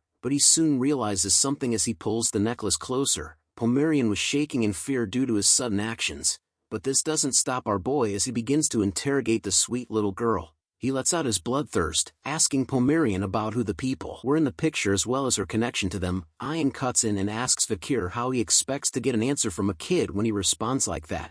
She tells him to ask her while smiling instead. Vikir thought about Ayan's advice and knew that she was right. He couldn't hold back his emotions because of how shocked he was, and knew that this sweet little child had done nothing wrong. Vikir then asks the same question to Pomerian about who the people in the picture were, but this time he asks her with a gentle smile on his face. Ayan looks at him and couldn't believe that her slave was able to smile like that. That comment made Vikir kind of annoyed. Pomerian then took a moment to answer. She then points a finger to the picture in the necklace, telling Vikir that it was her mommy, grandma, grandpa. Hearing the word grandpa made Vikir realize something. He recalled what Butler Barrymore told him that might have been true. A flashback is seen from when Vikir was younger. He was confused by Butler Barrymore. As they walk through the estate, Barrymore informs Vikir that he may not believe him, but the clan head Hugo used to have a very loving and gentle personality.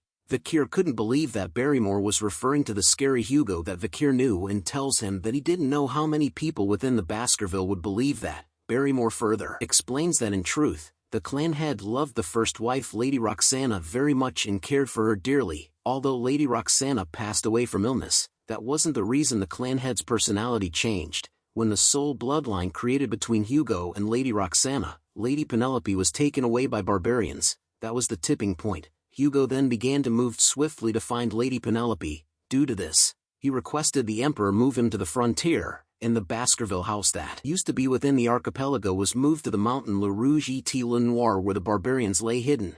But no matter how many hunting dogs he sent, he wasn't able to find any traces of Lady Penelope. As time passed, without being able to even confirm the life or death of Lady Penelope, the clan head ended up being filled with rage and sadness that caused him to cry tears of blood over the loss of his precious daughter. After that incident, Hugo's rage against the barbarians neared madness, and he became a cold, calculating killing machine that lived only to destroy barbarians and demonic creatures. Vikir thought about how he ignored Barrymore's story of Hugo because he just couldn't believe it due to its absurdity, but upon seeing the appearance of Pomerian in front of him, she was the living proof. Penelope is the daughter of Lady Roxana, the only woman that Hugo loved, and the daughter of that Penelope is Pomerian. If Vikir had to guess if he was correct, then it meant that this girl here was Hugo's direct granddaughter. If Hugo, who currently treats our own children as tools while raging against the barbarians, saw his granddaughter who has barbarian blood mixed into her, what expression would he make? Wondered Vikir.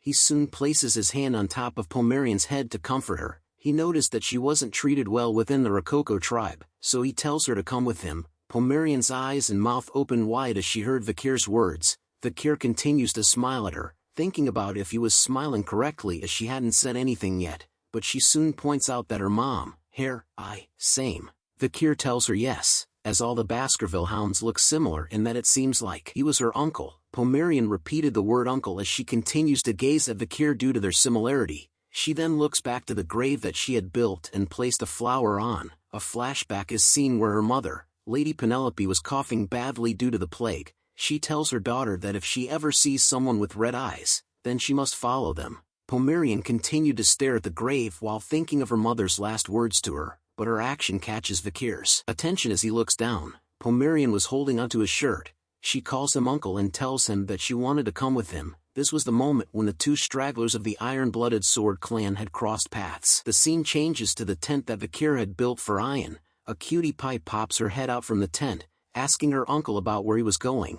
Lads, we must protect her at all cost. Comment below if you wish to protect this sweet thing. Vikir tells her that he needed to go since he had a meeting to attend to as the matriarch had called for him. Pomerian wails out loud as she chases after Vikir, telling him that they should go together. Vikir agrees to her request and carries her up with his arm while thinking if she was scared of being alone. He thought about how it was great that she opened up, but looking after a child was harder than he thought. But there was nothing he can do. Vikir looks back at Pomerian who had nested herself onto his back. Her face was filled with joy as she hugged Vikir as he carried her. As Vikir walked through the village to the meeting, he thought about how he couldn't raise her in the Balak's village. He needed to raise her somewhere Hugo's eyes can't reach, in a place where the Empire's civilization grazes. He looks back at her and could see that she was sleeping and snoring peacefully. This made he think about Chihuahua and to ask him for a favor. Vikir also noted that he needed to leave the forest and stop by the city later. We soon arrived at the matriarch's tent. She was alarmed to find out that there was an infectious disease going around.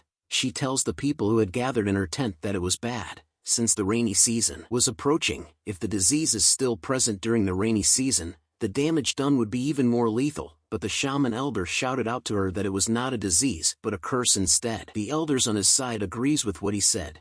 They continued to tell the matriarch that lifting the curse would solve it and that they needed to perform a large ritual, but Ian argues back to them, telling them that it couldn't be a curse and that they needed to leave the village and relocate immediately. But the elders on the shaman's side didn't budge from their argument. They questioned Ian about how they could dare to abandon the scared place where the ashes of their ancestors rest, so it made relocation out of the question. They further argued that this was Balak's land, and that it was where they have lived for 200 years. The younger generation of leaders on Ian's side pushed back against the elders. They argued about the chance of the disease spreading all over and killing the children, and further states about their future. saying that their future generations will disappear if they continue to try looking after their ancestors' graves. The two sides continued to argue. The elders on the shaman's side continued to state that it was a curse and that it happens when you eat a strange mushroom, adding on that the ancestors were enraged because they had been neglecting their graves. Another elder was convinced that it was bug that was spreading the disease.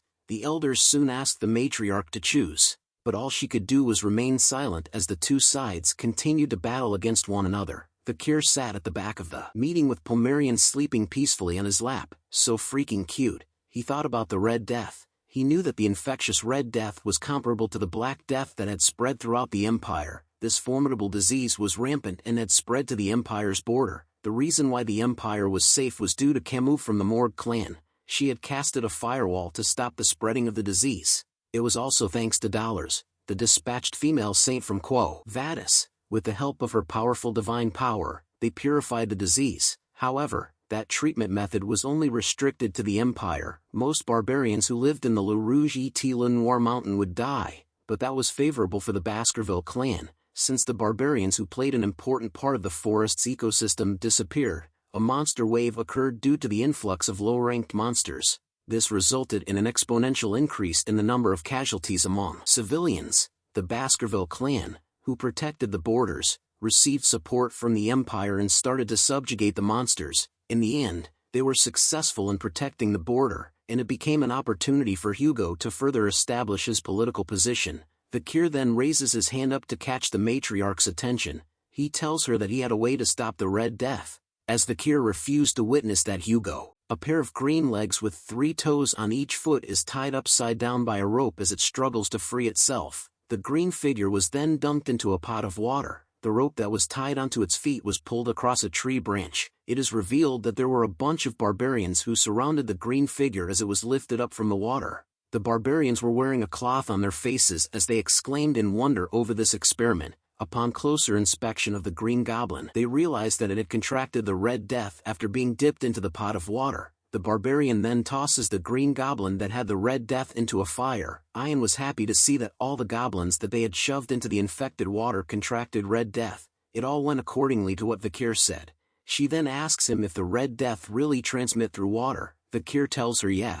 He explains to her that the infected water was the biggest cause of the infection, but once they boil the water, there shouldn't be any problem. Ian smiles and looks at the 3 other green goblins that they had captured, thinking that boiled water was fine. Seeing her happy expression and what they did to their comrade causes the remaining green goblins to be startled. Soon enough, one of them was tied to the rope once again and lowered into a boiling pot of water. It lets out a scream as its head enters the pot first. As soon as they pulled the green goblin out of the boiling water, Ian points out to it and tells Vikir that it had died immediately. Vikir tells her to put the green goblins into the cold water with a "I can't believe this dumbass did that" kind of face. Once again, the remaining green goblins were dipped into the cold water that Vikir had asked them to do. The tribe members couldn't believe that it was true. Even after some time passed, the green goblins didn't contract the Red Death. The tribe members were happy to have found a way to conquer the Red Death as the answer was water. They also asked that if they were to drink boiled water, they could prevent the infection. The matriarch appears with a smile on her face as she tells Vikir that he had done a good job. She informs him that it was thanks to him that they were able to see the light at the end of the tunnel, and for that she was grateful, but Vikir warns her that they couldn't let their guards down yet. He explains to her that the water cannot enter their eyes or any mucous membranes, as the Red Death can be transmitted through the respiratory system, so the tribe needed to be careful when the fog is present at dawn. Ian could be seen teasing the shaman over what he said about how the Red Death was supposedly a curse. All the shaman could do was grunt as he did nothing to help, but he soon questions Vikir on whether the solution to the Red Death was just to avoid water as the rainy season would soon arrive. He then asks about how they should avoid the waters when it happens. Vikir tells the shaman that what he said was true, that when the rain comes, there will be an overflow of water from the river and the air will become humid. There will be limitations to the methods of how they could boil water and wash up as they go according to the preventative measures. Kind of sounds like they have COVID. Hearing Vikir agree with him brought a smile to the shaman's face as he was right for once, but then Vikir tells him that they needed to relocate the village. Hearing that causes the shaman to be startled. He yells at Vikir that he had already told the tribe that they couldn't leave the place where their ancestors lie. He then questions Vikir if he was choosing to ignore the words of the Council of Elders. But Vikir remained determined with his words. He tells the tribe that there was a method such that they won't have to move from the Balak territory. The rainy season approached the Le Rouge et Le Noir mountain as dark clouds filled the skies with a heavy downpour of rain. The river flooded, and what was once flatlands became vast torrents of swampy terrain. Within the deep forest, the torrential rain was something that even the elderly had never witnessed before, and that's how everything within the deep forest became flooded. Massive amounts of water covered the land as only the tops of the trees could be seen from above, all except for the Balak village. The tribe members could seen shouting to pull harder and tie it tighter as they held onto a rope. The tribe members continued to shout at one another to raise the fence, so that it could be stabilized and wouldn't fall down. It turns out that the Balak tribe had relocated to live on top of the trees. Just like the Ewoks from Star Wars, the other tribe members talked about how with this much rain, the village didn't get flooded. The other tribe member looks up and tells him that it was all thanks to a certain someone. The two tribe members soon shouted out at Vikir, who stood above them. They thanks him for not getting the village flooded and thought about how great it was for them to have listened to him. Vikir continued to think about how it was a good thing that there were many tall trees within the Balak territory, which made it possible for them to be able to endure the rainy season. Pomerian then pokes her cute little head out of the tent, calling out to Uncle Vikir that she wanted to be with him. So cute. But something soon catches Vikir's attention as he looked down. He yells out to the two tribe members that it was dangerous. As a massive shadow in the water with glowing eyes approached the tribe members who were still waving at Vikir, the massive shadow soon comes out of the water. It was revealed to be a gigantic sea monster. The two tribe members were shocked to see this massive beast coming towards them. They screamed in horror as its massive teeth reached closer to where they were, but somebody else was quick to react as an arrow is being drawn.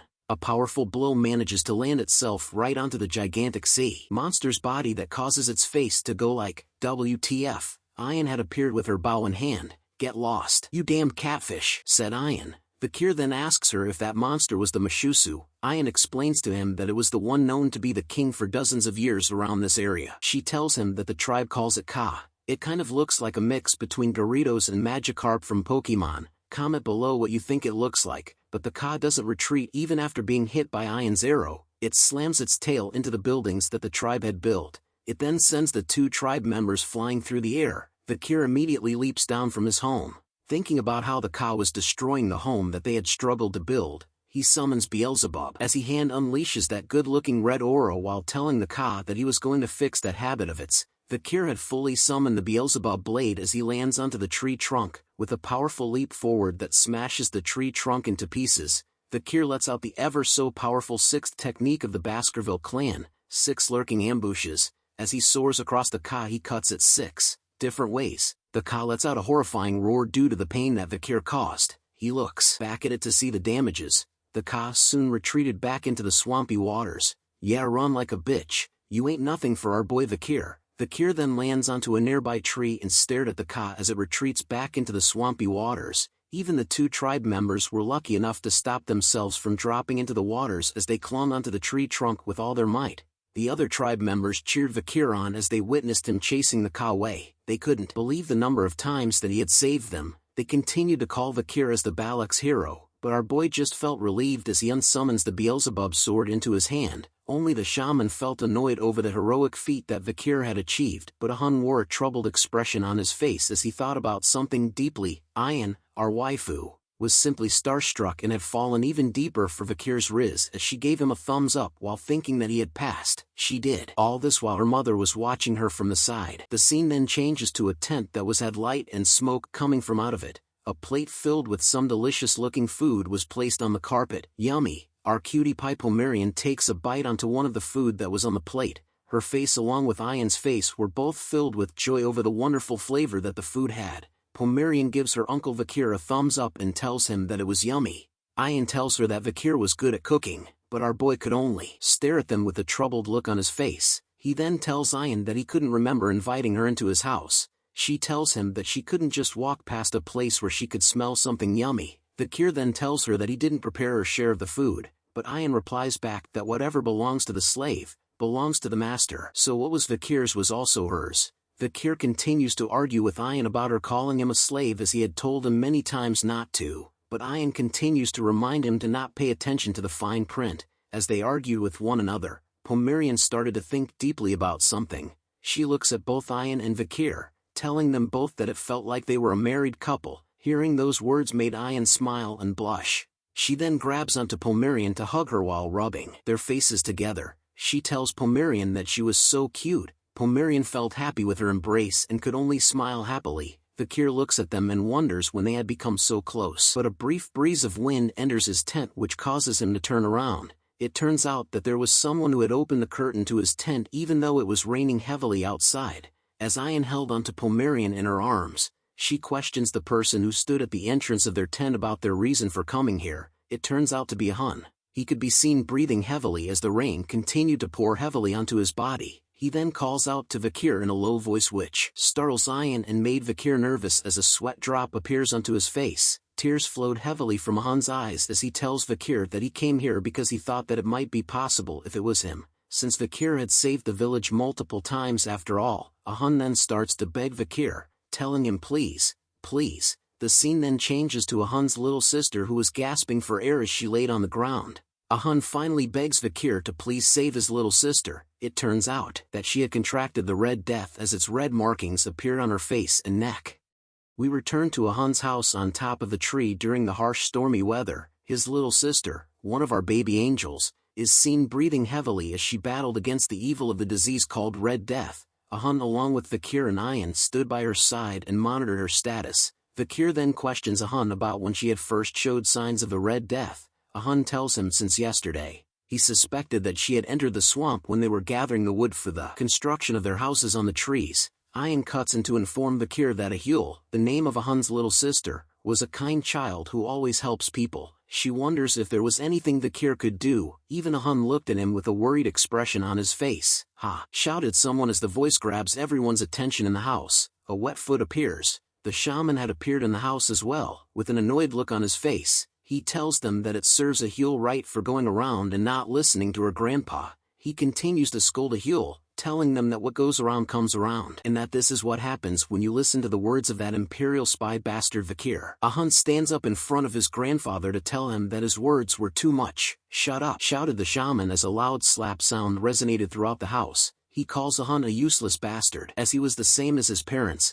a Hun could not talk back to the shaman as he held his cheek which had gotten slapped by him. The shaman then opens his umbrella as he exits from the house. Turning back to the group once again, he tells them that he had mentioned this repeatedly, that this disease was a curse from God and that the answer to it was to carry out an ancestral rite. The shaman then warns them to not dirty the Balak's name by succumbing to the imperialist Vikir. Since things have come to this, the shaman was confident that the matriarch will surely permit it. Ayan and a Hun could not refute the shaman's claims as he walked away from them. Ayan could only scold him under her breath while a Hun stood silently even after being hit and insulted. He then started to cry over the fact that he was a useless older brother that could do nothing to save his own little sister, but Vikir spoke out to them, telling them that if they were referring to treatment, he knew of one such method. He then orders a Hun to sanitize the furniture that Yahello uses with boiling water, then to burn charcoal in the bonfire to chase out all of the bugs and bats that are around the house. They also needed to create an environment for Yahello to combat the disease in order for them to buy some time.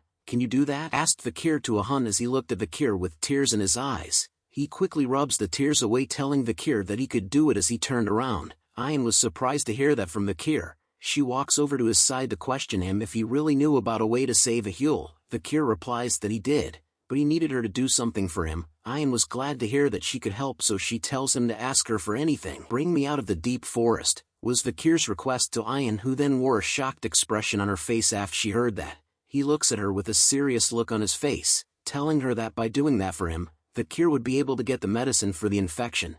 "Don't say such things," shouted Ayan all of a sudden, which startles a Hun who was outside the house doing what Vikir wanted him to do. Ayan proceeds to scold and lecture Vikir, stating that even though he was acknowledged as a member of the Balaks, there is a condition for going out into a foreign land and that there was no way her principled mother would allow that. Vikir simply replied that he agrees that the principled matriarch would most likely give up on Yahello, but he continues to tell her that if the people here keep it a secret, Vikir could sneak out and return without anyone knowing that he had left. "Will you let me go, Ayan?" said Vikir with his riz level going off the charts as he looked at her with his devious red eyes. But Ayan couldn't reply to him straight away. His riz powers had her stuttering as she gripped her body tightly. The scene changes to the deep forest being flooded with massive amounts of water, but something quick was bouncing off the logs that floated in the waters. Our boy Vikir is seen hopping with ease onto the various logs in the river, carrying something on his back as well, but then something was pulling his attention as he held a troubled expression.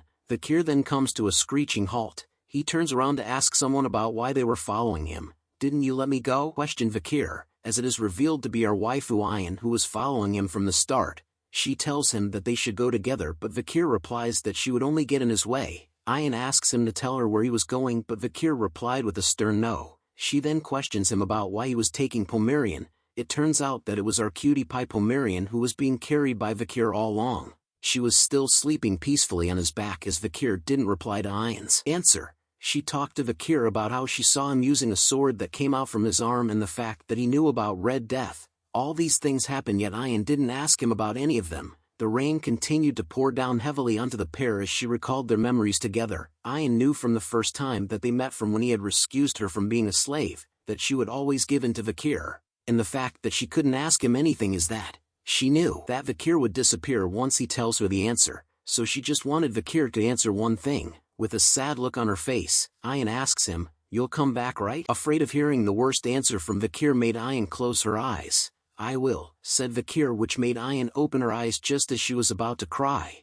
but as she looked up to see him, her face changes expressions. Vikir had disappeared from her sight, leaving her to mutter the words, "You better keep your promise." The scene changes to a mansion. Chihuahua could be seen touching his nose as he lets out a deep sigh. He noticed that it was getting dark already and that no matter how much paperwork he had done, the numbers don't seem to decrease. The moonlight then pours inside the room where he sat. He walks over to the window to gaze at the moonlit skies, thinking about how nice it was back when the deputy consul was here. The work may have been tiring, but it was fun. Chihuahua still couldn't believe the fact that the deputy consul was dead as he watches over the city. "I miss him," said Chihuahua with a saddened expression on his face as he gazes up to the moon. "Did you call me?" asked Vikir as he appeared right in front of Chihuahua's face, the same way Spider-Man did to Mary Jane in the first ever Spider-Man movie. Comment below if any of you could hang yourself upside down by just grabbing onto the window like Vikir is doing while holding Pomerian with his other arm. Chihuahua could only stare at the sudden appearance of Vikir with a shocked look on his face. But a sudden flurry of emotions combined with shock and fear overtook Chihuahua as his mind tried to process what was going on right now. Vikir finally lands down from his hanging position. In his Spider-Man pose, he looks at Chihuahua with a smile on his face while Pomerian continued to sleep peacefully on his back. "How are you, Secretary General Chihuahua?" Vikir asks him. Chihuahua had finally calmed down after seeing the so-called dead Vikir alive right in front of him now. He then recalls the events that Vikir had explained to him. From Vikir confronting a monster from the deep forest, having received a critical injury and having to stay with the barbarians. As he sips his tea, Vikir agrees with what Chihuahua had summarized while Pomerian continued to sleep by his side peacefully. But Chihuahua continues to question Vikir about whether he was saying not an actually ghost. Vikir could only smile and wonder if that was why Chihuahua was shocked for so long. He then tells Secretary General Chihuahua that he was still the same as ever. Tears flooded from his eyes upon hearing those words from our boy Vikir. His body trembled as he tried his best to contain his feelings while telling Vikir that he was so glad that he was still alive. But he soon questions Vikir about who the child was that was beside him, as she resembles Vikir. Chihuahua further asks if she was the child that he had with the barbarians. Vikir replies that he and Pomerian simply shared the same bloodline, which was why they looked similar, and that it was not what he was thinking about. But Chihuahua continued to become more curious after hearing that Vikir and Pomerian shared the same bloodline and that he had mentioned that it was not what he was thinking about right now. As he continues to wipe the tears off his face, Vikir then asks Chihuahua about whether he could look after the child beside him. This was when Vikir introduces and reveals that this child was called Pomerian. He noted that it would be good for him to go through basic education with her. Chihuahua immediately agrees to Vikir's request, noting that it had been a while since he had gotten an order from him, so he wanted Vikir to leave it to him. Vikir then notices a pile of books and papers that covered and sat on top of Chihuahua's desk. This prompts him to ask about whether it was difficult for him to take on the work for Underdog City by himself as the Secretary General. Vikir then offers a solution by telling Chihuahua to look for Cindy Wendyson Mesamadunaro if he ever needed help. Hearing that name made Chihuahua recall the image of Cindy as he questions Vikir if she was the same criminal that he had released 2 years ago during the plea deal. But he was more curious about how to find her. Vikir asks him if he remembers the time when he was in office and had given 10 billion gold to a certain girl. Chihuahua remembers the girl as Judy, who sold flowers. Vikir reveals that no one was supporting Judy, which made approaching her easy, so Cindy would have went with that child. He added on that if Cindy doesn't cooperate, he could tell her that Vikir was still alive, and since she was indebted to him, she would be willing to help. Chihuahua replies that he understood and was happy to find a solution with his workload. As the sun started to rise in the background, Chihuahua then asks Vikir about when he would be returning. Vikir smiles and continues to drink from his cup, telling Chihuahua that he would return once he had finished what he needed to do. Recalling the moment he had left Ian behind in the deep forest, Vikir knew that he had to return as he had a promise to fulfill as well. Treating Yahello's Red Death can be done quickly with a single drop of holy water from that clan. Knowing that information made Vikir decide on what he needed to do as he looked out from the window while Pomerian and Chihuahua got closer to one another in the background. Gazing up into the skies, Vikir knew that he had to go to the religious and holy Quo Vadis clan. The scene changes to a new location we have never seen before. Two guards wearing silver armor stood together as they held their spears in an ancient city. One of them soon notices something that was approaching their city. Seeing the incoming object made they cross their spears to block its path. It turns out to be a carriage that was being led by a horse.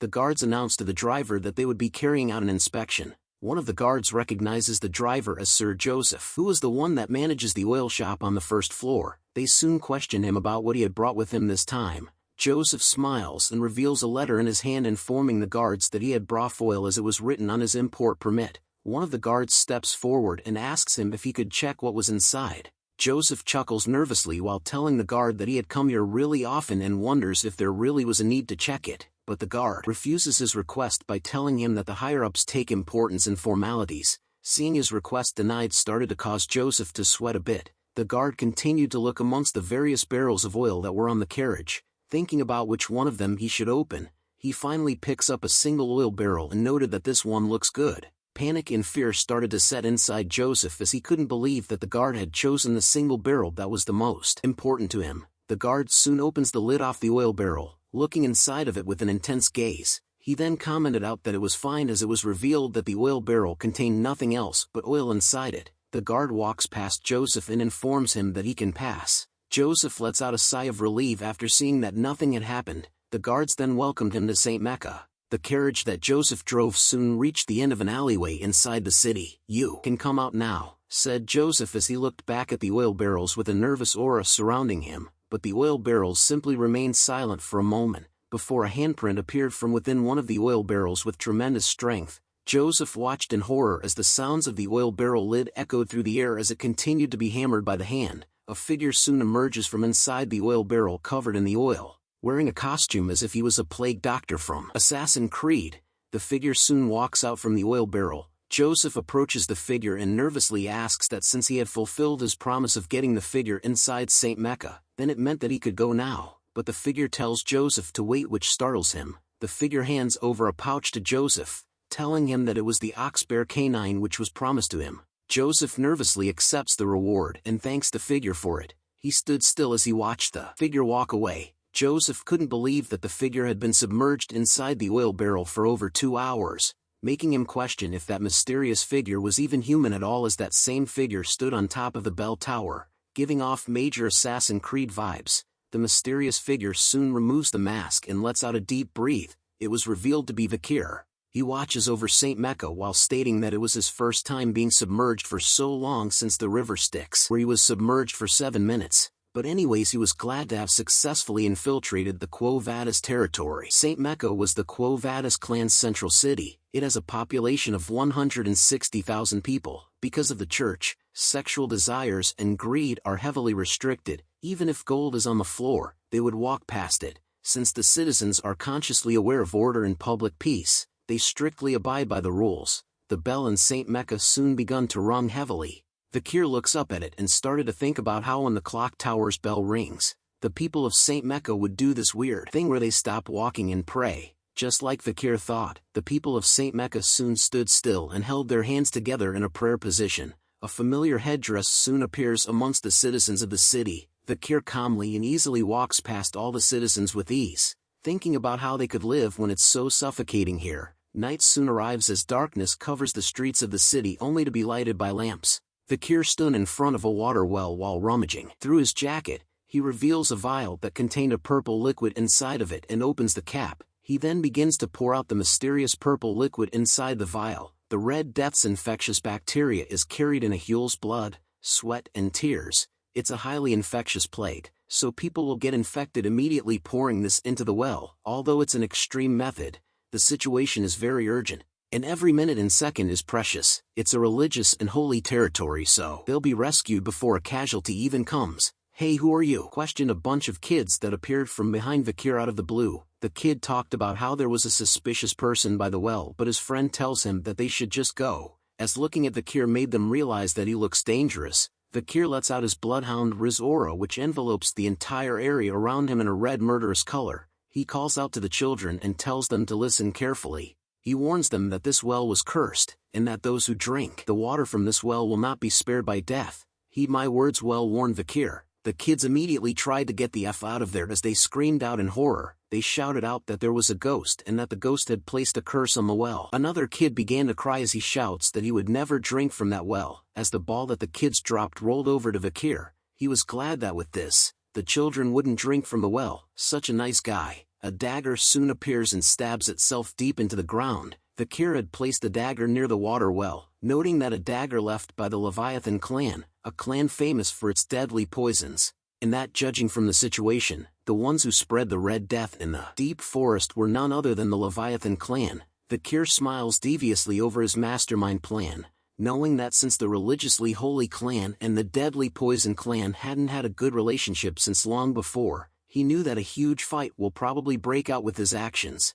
and that it was all for his preparations. Vikir soon realizes that it was almost time the holy water pours, making him wonder if he should go see the Saintess Dollars. A blonde-haired woman sat on a chair and watches the citizens gather before her. "Is this a new waifu for our boy? Comment below what you think." Numerous citizens of the city had gathered before the saint's massive mansion where she stays. The crowd of citizens continued to shout out to her, exclaiming that they had heard that the saint rests here and that they wanted her to open the door so that they could give their blessings. The crowd continues to call out to the saints by asking her to please take a look at their illness, while some of them simply wanted to see her face. A voice started to appear in the air, wondering why they had all come to see her at such a late hour. The citizens recognizes that the voice belongs to the saints. A man appears and announces to her that he would like to introduce himself as the Lord of the Dortsmile region.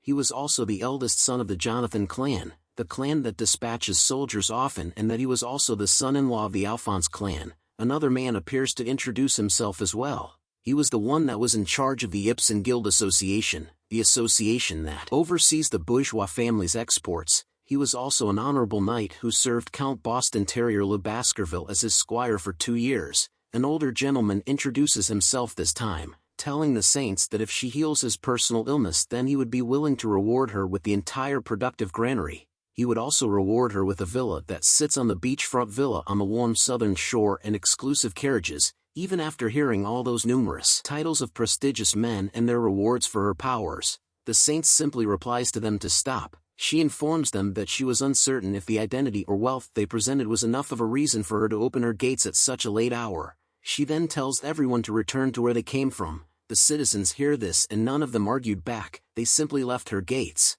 Vikir stood among the citizens as everyone went their separate ways to return home. He held a curious look on his face as he recalled his past memories. Before Vikir had regressed, he often saw the saints on the front lines of the battlefield. He saw her covered in blood desperately treating the injured. Her white clothes were stained in a bloody red and her white divine power never stopped glowing. The saints that Vikir knew of dislikes money and power as he recalled while staring at her gates. As he stood alone in front of her gate, the saints soon asks Vikir about who he was to come and look for her. Vikir kneeled down before the gates upon hearing her voice, telling the saints that he was just a young lamp that had lost its way. Vikir continued to kneel down in front of the gate for a while as there was no reply to his answer, but the gates soon opened to reveal the holy light that poured out of it with immense glare. The holy light shined brightly onto his mask as the saints tells him to please come in. Entering the gates changes the scene as holy relics decorated the walls and ceilings. Vikir continued to walk towards the angel statue that stood above a pool of water that sparkled brightly. The saints continued to question Vikir about how he had lost his way, but before he answers her, Vikir thought about how she was not going to personally meet her and figured that she had no reason to meet someone who's wearing such suspicious clothing.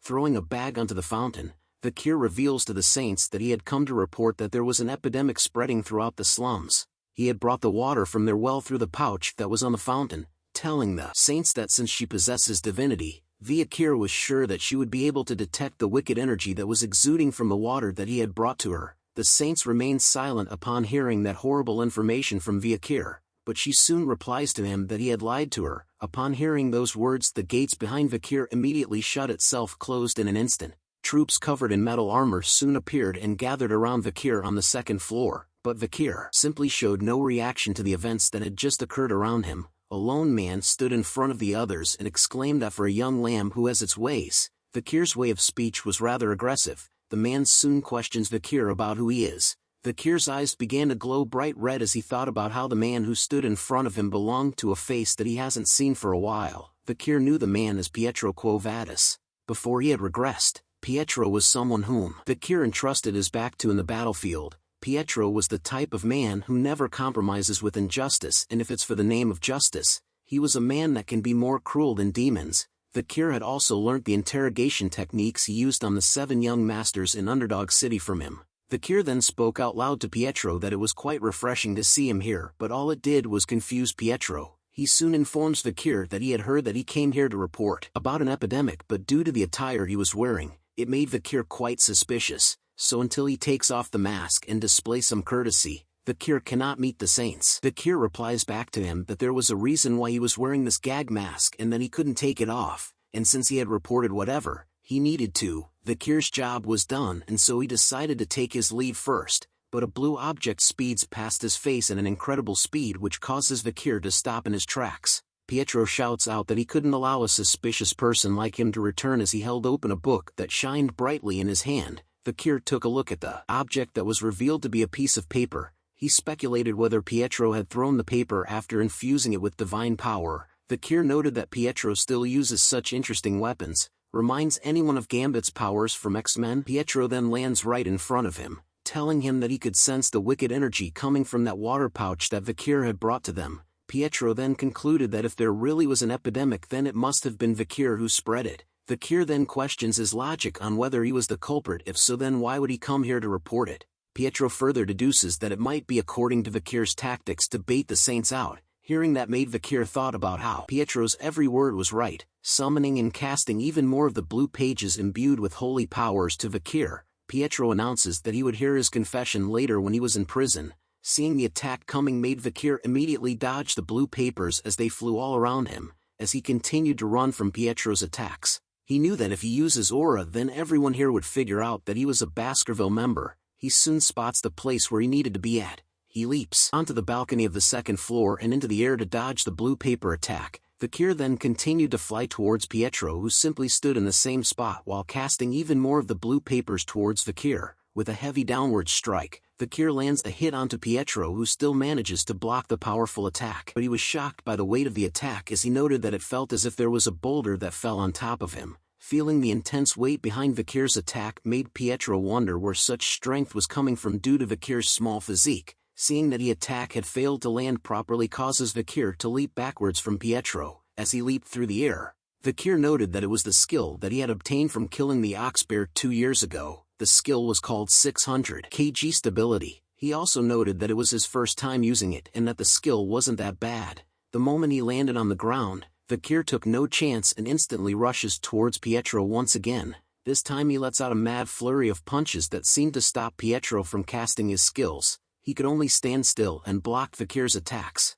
Seeing him hesitate gave Vikir a chance to cast another one of his skills as flames started to appear on his hand. With a swipe of his right arm, flames cut across Pietro's body as Vikir casted as a plus-rank skill called Cerberus Flame. The book that Pietro held was soon set ablaze as he immediately shouts in pain over being burned as he threw the flaming book onto the ground. Vikir asks him if he wanted to continue as Pietro healed his hand by stopping the fire from spreading through the use of the water from the fountain. Feeling angry over Vikir's attacks causes Pietro to slam his fist together as he shouted out that Vikir was using sorcery, which was irreligious. He then rushes towards Vikir to tell him that he wasn't going to let him go. Vikir sees him coming and immediately kicks the book that was still burning towards his face, which stops Pietro in his tracks as he was confused by the sudden appearance of his old book. Due to that moment of hesitation, it provided Vikir with the chance to land a powerful blow onto Pietro's body as he slammed his might fist into him. The punch that Vikir had sent out was covered in his aura, allowing him to hurl Pietro into the angel statue of the fountain, which causes it to break into pieces from the impact of Pietro's body. He soon coughs out blood due to the damage dealt by Vikir.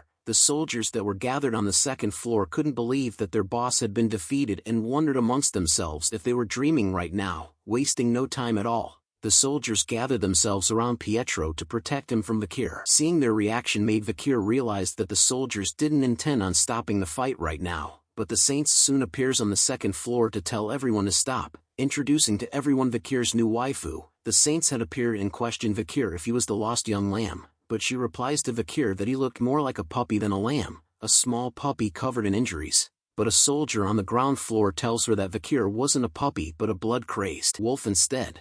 The Saint soon requests the soldier to bring them some tea, which surprises him. She informs them that she needed to talk to Vikir. Comment below if you think Vikir is getting a new wife. The tea and snacks had been served onto the table. The Saint and Vikir sat at the table across from one another while Pietro stood behind her as her personal bodyguard. He continues to stare at Vikir with a stern look on his face while remaining silent as the Saint picks up her teacup. Vikir looks at the Saint and wonders if she was 16 years old right now. The pretty blonde lady, aka Vikir's potential future waifu, who sat across from him, was known as Luan Quo Vadis the Saint. In the future, during the war against the demons, she treated patients on the front lines, saving countless lives. She is the living example of benevolence. During the time of ruin, like everyone else, every martial artist who encountered her, including Vikir himself, respected her. Dollars continues to stare at Vikir with a cross symbol in her eyes in silence after taking a sip of her tea. She then reveals to him that she had been stressed lately, which piques Vikir's interest as he wonders what she meant by that. Dollars continues on to say that she was a student who had enrolled in the Imperial Academy called Colosio. As it was the holidays, she was currently taking a break from studying and the handling of family affairs. Hearing this from her made Vikir wonder what was with the sudden mundane talk. She then looks out the window to tell Vikir that just as he witnessed from before, nobles and merchants would look for her no matter the time. The illnesses that they wanted her to treat are either after effects of narcotics or sexually transmitted infections. She sees that there was not one person who was gravely ill present among the crowd that had gathered before. She continues to inform Vikir that justice, righteousness, benevolence, and equality is God's will, but she wonders why do people only see what's in front of them. Theology is essentially the process of understanding humans, so it's inevitable, was Vikir's answer to Dollar's question, which was good enough to catch her attention.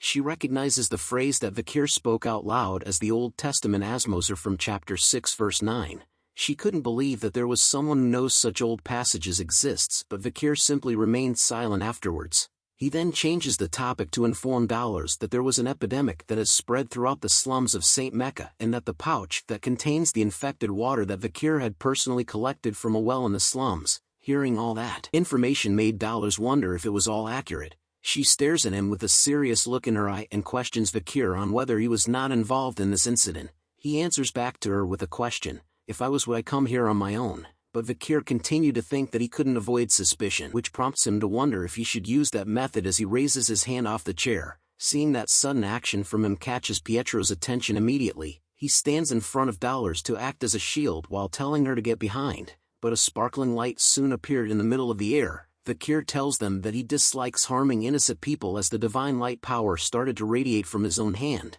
He continues to tell them that it was especially true since this was his hometown. Dollars was captivated by the appearance of the divine power in Vikir's hands, while Pietro remained stunned and wary of his actions.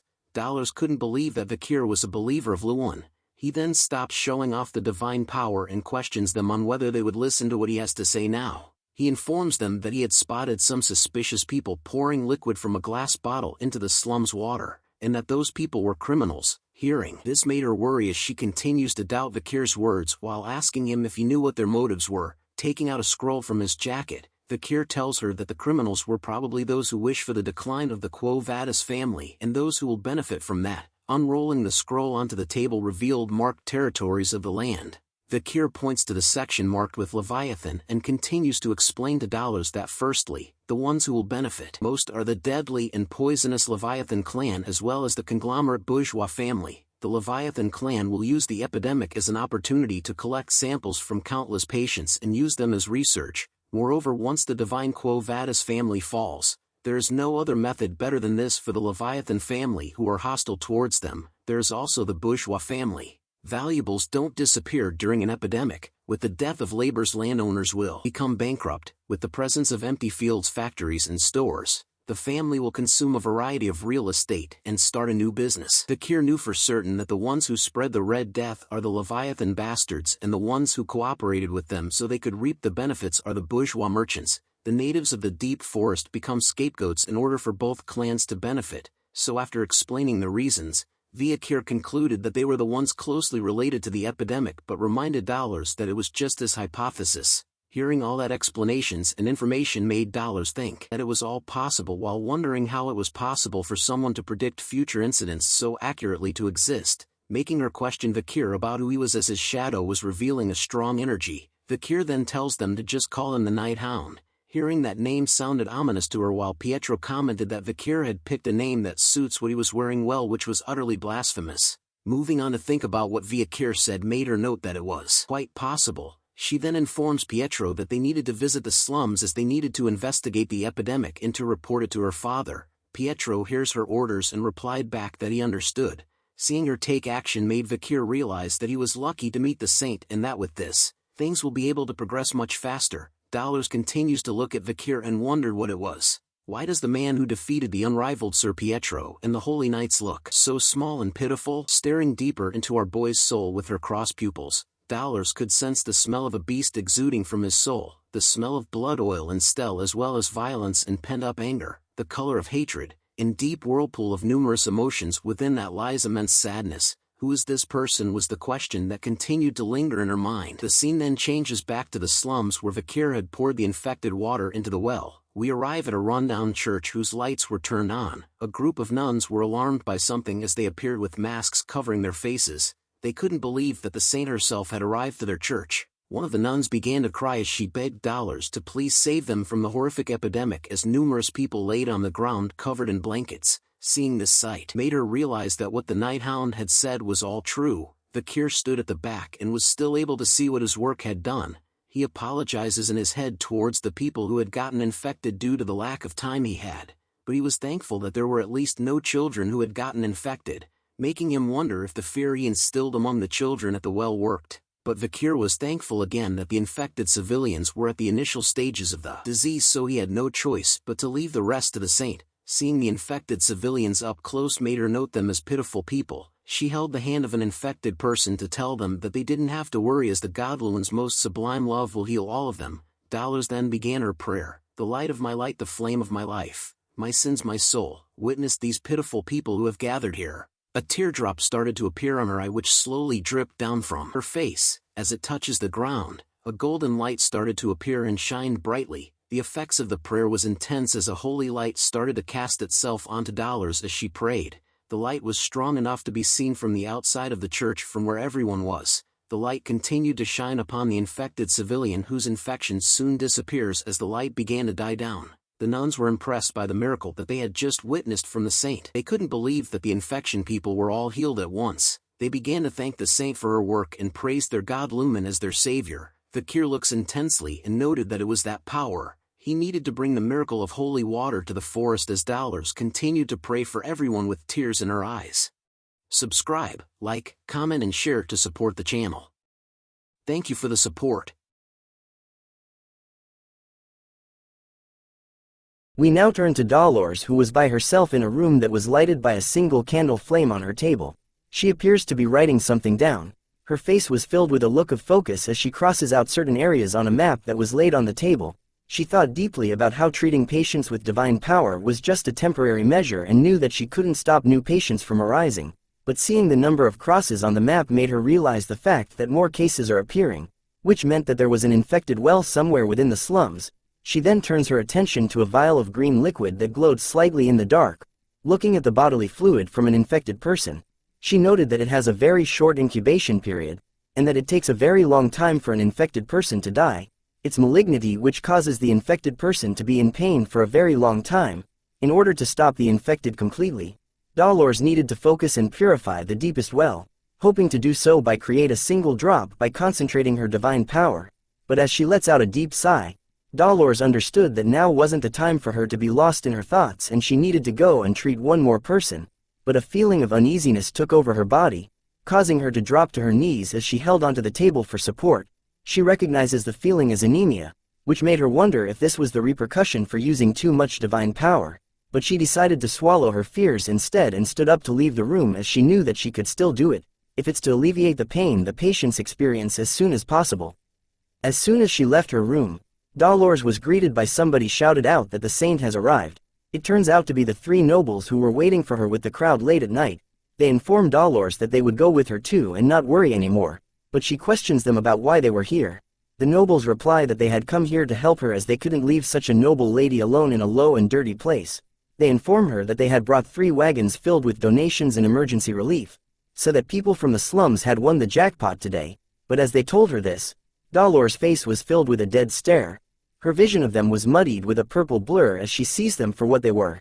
The nobles continued to tell her that they thought the people of the slums would be skinny and live in filth but discovered that they were quite humane. One of them wonders if they may have gone overboard with the donations, as another was worried that if they give the slum people the donation, then they will lose their will of self-sufficiency. The nobles soon cut to the chase and informed the saint that it was also a gentleman's duty to protect the lady, which was why they wanted to follow along with her. Dolores then replied back to them, saying that she thought they had delivered their intentions well, with a holy aura surrounding her. She tells them that she would leave it them with a smile on her face.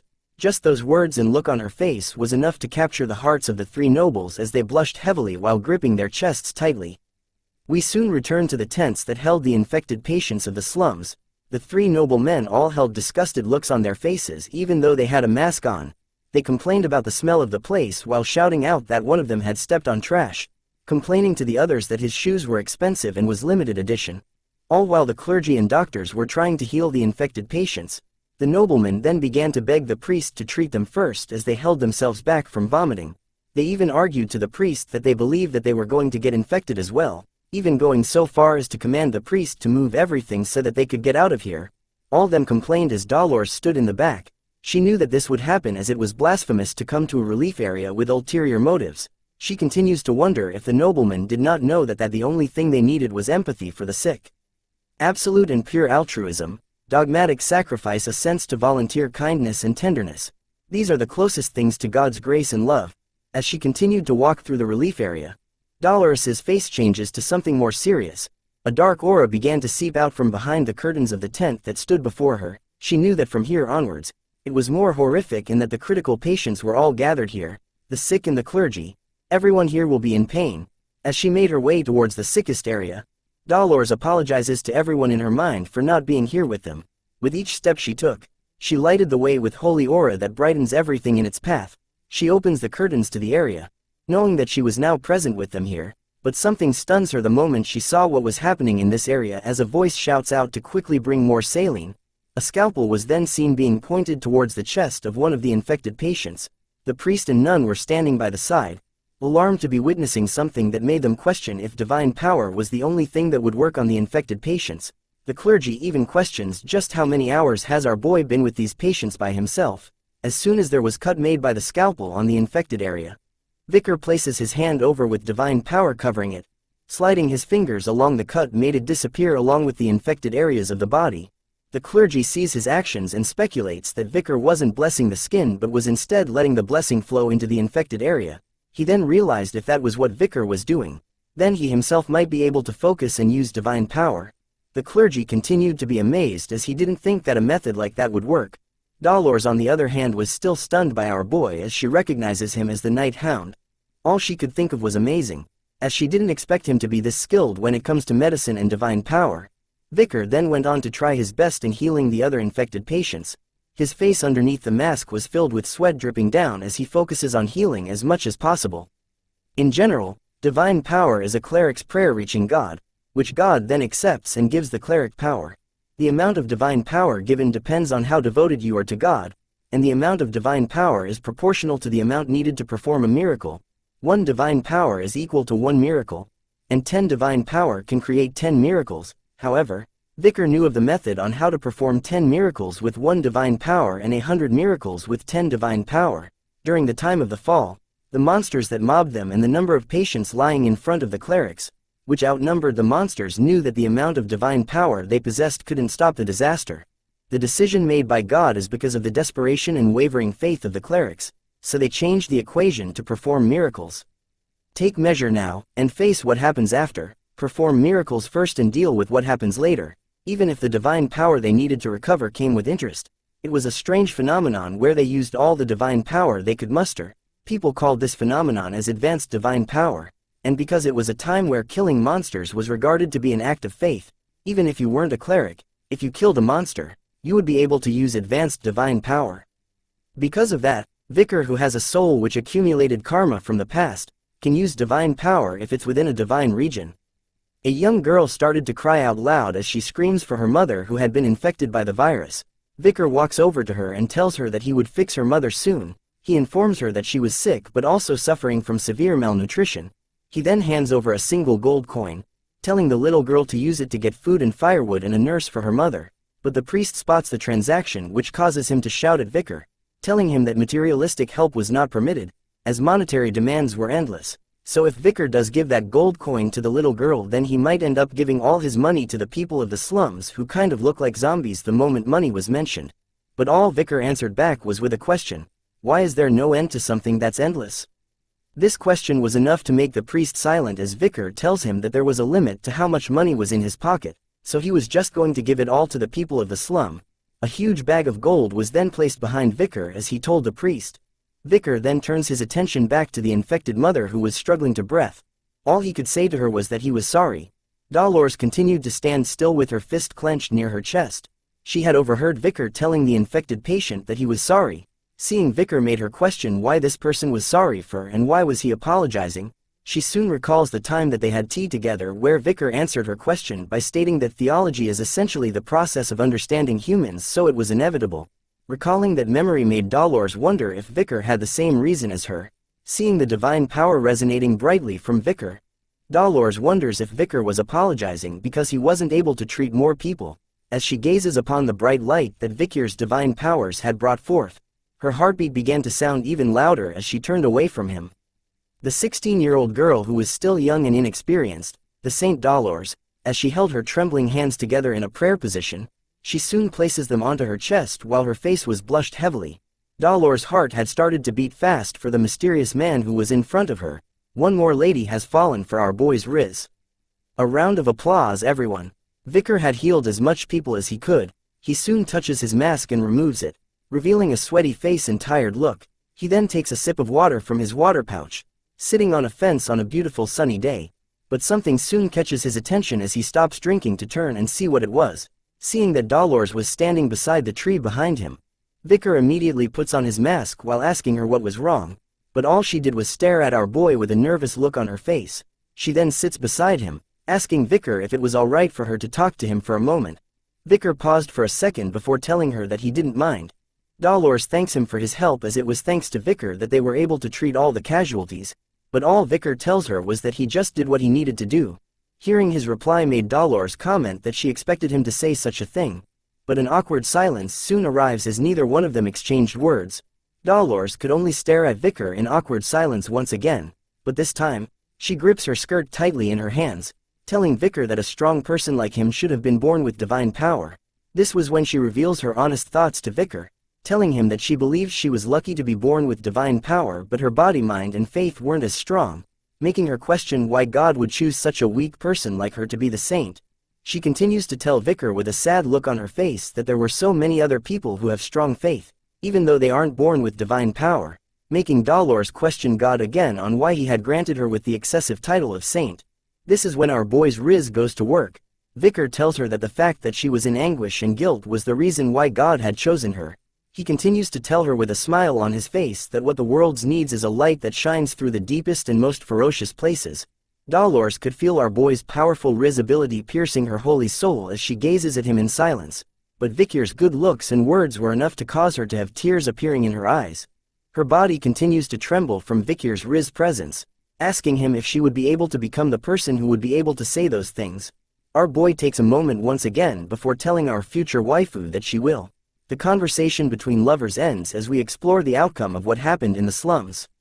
The outcome of having the Quo Vadis family's clergy gathered and praying in one area was that all processes involved in the creation of holy water ended successfully, a divine essence that's able to purify all of the infected within the slums with one drop. 3 drops of the concentrated holy water were created, including reserves. The name of it was Plani de la Verge, the Saint's Tear, as 3 bottles were only made. Those same 3 bottles were placed on top of a cushion and positioned as a type of altar. Dolores was seen kneeling down in front of it, placing her hands together and wearing a ceremonial dress. She started to pray. She chanted the following words: "Everyone behold, the woman whose son is the one and only is here. I who unfortunately had to nurture God's son, wailed at night and it lasted until the next. I'm in so much agony as my heart could not follow. Today is the most agonizing and sorrowful day for me." As Dolores continued to pray with all her soul and heart, a bright yellow light started to appear all around her, surrounding the altar that the 3 bottles were placed at. As a pillar of yellow light shined brightly on them. The 3 bottles were soon placed into a case that one of the soldiers held. The soldier who held the case closes it, thanking the Dolores for her hard work and informing her that they would make sure that they store this well in the basement safe. Dolores commented that she would leave it to them.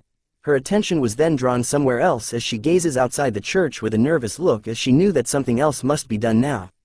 The scene then changes to a beautiful angelic statue. A cardinal appears with a prayer bead in his hands. He stood alone in front of the angelic statue before Dolores calls out to him, calling the man that stood alone as father. She informs him that she had came here to report something about the Red Death. Her father spoke out to her, telling her to come closer while calling Dolores his fairy and daughter. She readily accepts his command and moves even closer to him while holding on to something. Her father touches her shoulder and noted that she had made a large offering this time. He smiles at her with joy as he expected it from his daughter.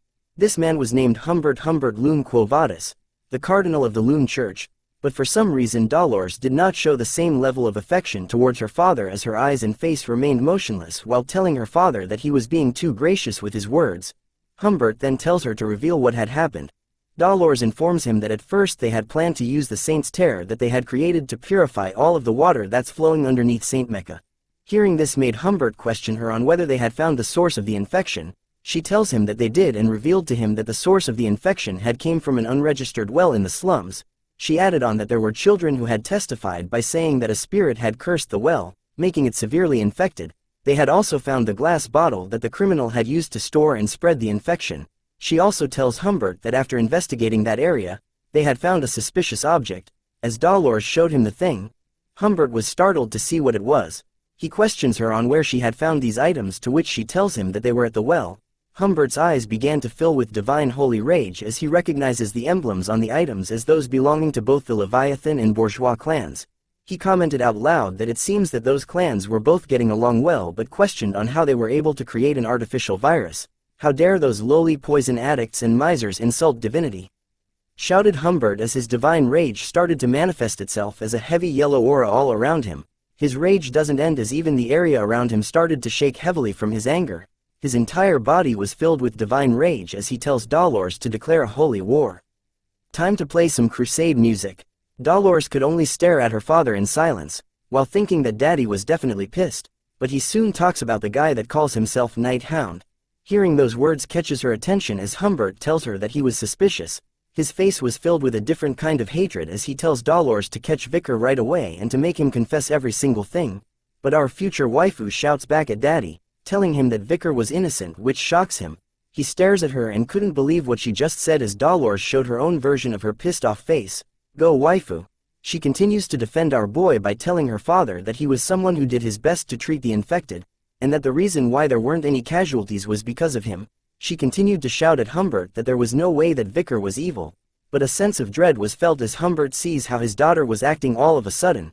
He noted that for his daughter, who had never gone against him, to say that, hearing those words causes alarms to go off in Dolores' head as she looked at him with a shocked expression on her face. Humbert then raises his hand into the air with divine power covering it, telling Dolores that he was personally going to interrogate Vikir. Dolores could only scream out loud as Humbert shoots up a powerful ball of divine power into the air. The ball of light continued to shoot upwards into the sky before exploding into a very bright light that casted itself all over the city. He then tells Dolores that it was meaningless for her to go against him as guards were seen located right outside of where Vikir was staying at. This was when Humbert reveals to Dolores that he had already sent the paladins to go after Vikir. The paladins started to make their way quickly up the stairs. They then positioned themselves right outside Vikir's door like a SWAT team. One of the paladins soon kicks the door wide open as another one of them announces that the night hound was a suspect of causing the Red Death.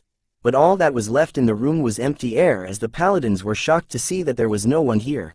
Only a single window remained opened. The scene then changes back to Daddy and Dolores, where another clergy member is seen running towards them. He waves his arm into the air and informs Humbert that something bad had happened. He turns to look at the clergy and asks what was wrong. The clergy member's face was filled with panic as he struggled to catch his breath, but once he did, he informs Humbert that one of the saint's tears that had been locked in the basement had disappeared from the basement safe as it was revealed that a hole had been made in the case that kept the bottles. Even our future waifu was stunned to hear this news, but she soon connects the dots as she figured out that this was the reason why Vikir came here. Vikir now stood alone on top of one of the city's tower. He held one of the saint's tear in his hand as it continued to shine brightly. He looks at it with a smile and thanks them for it. As soon as he turns his back, our boy disappears from the city in an instant. 'Cause he's Batman. We start off with a past memory of our young waifu Ayan, who is seen trembling as she readies her arrow against something with a fearful expression on her face. It turns out she was facing off against a Cerberus, the very same one that Vikir had killed from before. But this time, she stood against it alone with her back against a cliff while the other tribe members surrounded the beast from behind. Her fellow tribe members tried their best to grab the attention of the Cerberus by shouting at it, but it was of no use as its gaze was fixed onto Ayan the entire time. Just as the beast took a single step forward closer to our young maiden, she too takes a step back, which made the ground beneath her collapse. Play the slow falling music, people. As Ayan lost her footing, she fell from the cliffside and into the heavily forested area below. The sounds of tree branches being snapped at a fast rate could be heard as she made her way down before ending with a loud thud sound. Her eyes began to slowly open upon hearing various voices surrounding her. She soon sees a bunch of unfamiliar men looking at her. The group of men surrounded Ayan from where she laid with their carriages. Ayan could now be seen awake with bandages on her forehead, but a painful expression was what she wore on her face. She appears to be standing guard against something with a sword in her hand. It turns out that she had been placed into an arena where she had to fight against someone. The crowd goes wild as a man who appears to be her opponent is smirking while clasping his fists together. The bald-headed man starts the fight by rushing towards our girl in a mad fury. Ayan continues to be fearful about what was happening while her opponent was still smiling. But our girl ain't no little bitch, as she manages to cut the man on his shoulder while dodging his attack. But her cut only left a small wound as she turns to see what her attack did to the man, who returns the favor by grabbing her ankle while she was still upside down. Just like how our old siblings used to wrestle with us and went too hard, so did this man as he threw our beloved waifu hard against the walls of the arena, smashing the wood into bits and pieces, rendering her unconscious as she spits out blood and tears. The crowd of a-holes started to laugh as they hide their bitch-ass faces behind a mask. Ayan's opponent remained the only one standing, and basked in the cheers of the crowd as she laid on the ground. She regains consciousness, as her eyes remained opened while tears began to flow out of them. As she continued to cry from the pain, she recalled the memories of the people from her tribe and her own mother. As the crowd continued to cheer loudly, our waifu began her redemption arc as she places her hand heavily onto the ground. Her actions grabbed the attention of the nobles that sat behind her as she sat upright. She slowly stood up as her opponent was talking to another man, as well as recalling her memories with them where they had whipped her. She smears her own blood onto her face as a form of marking, giving her the strength and courage to prevail against all odds. Tears began to flow from her eyes once again. But this time it was not because of sadness, but because of the rage and fury that was built up within herself. But she isn't the main character of this story, sadly, as she still ended up behind bars as a slave. Her face seems to have given up all hope against escaping from the clutches of her captors as the memories of her tribesmen and mother started to fade. Her eyes remained dry, as no tears would come out anymore before slowly closing. A vial containing a red liquid was dropped near her, as Ayan awakens from her slumber to see what it was. She sat against the cold steel bars of her cage in fear of the sudden appearance of another man. It turns out to be the moment that our boy Vikir had met her. Their meeting together had colored the once dull life that Ayan held before meeting Vikir as he tells her to go.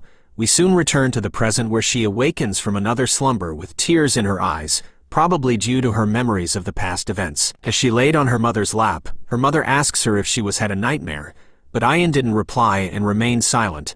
This prompts her mother to reveal that Ayin kept looking for Vikir in her sleep.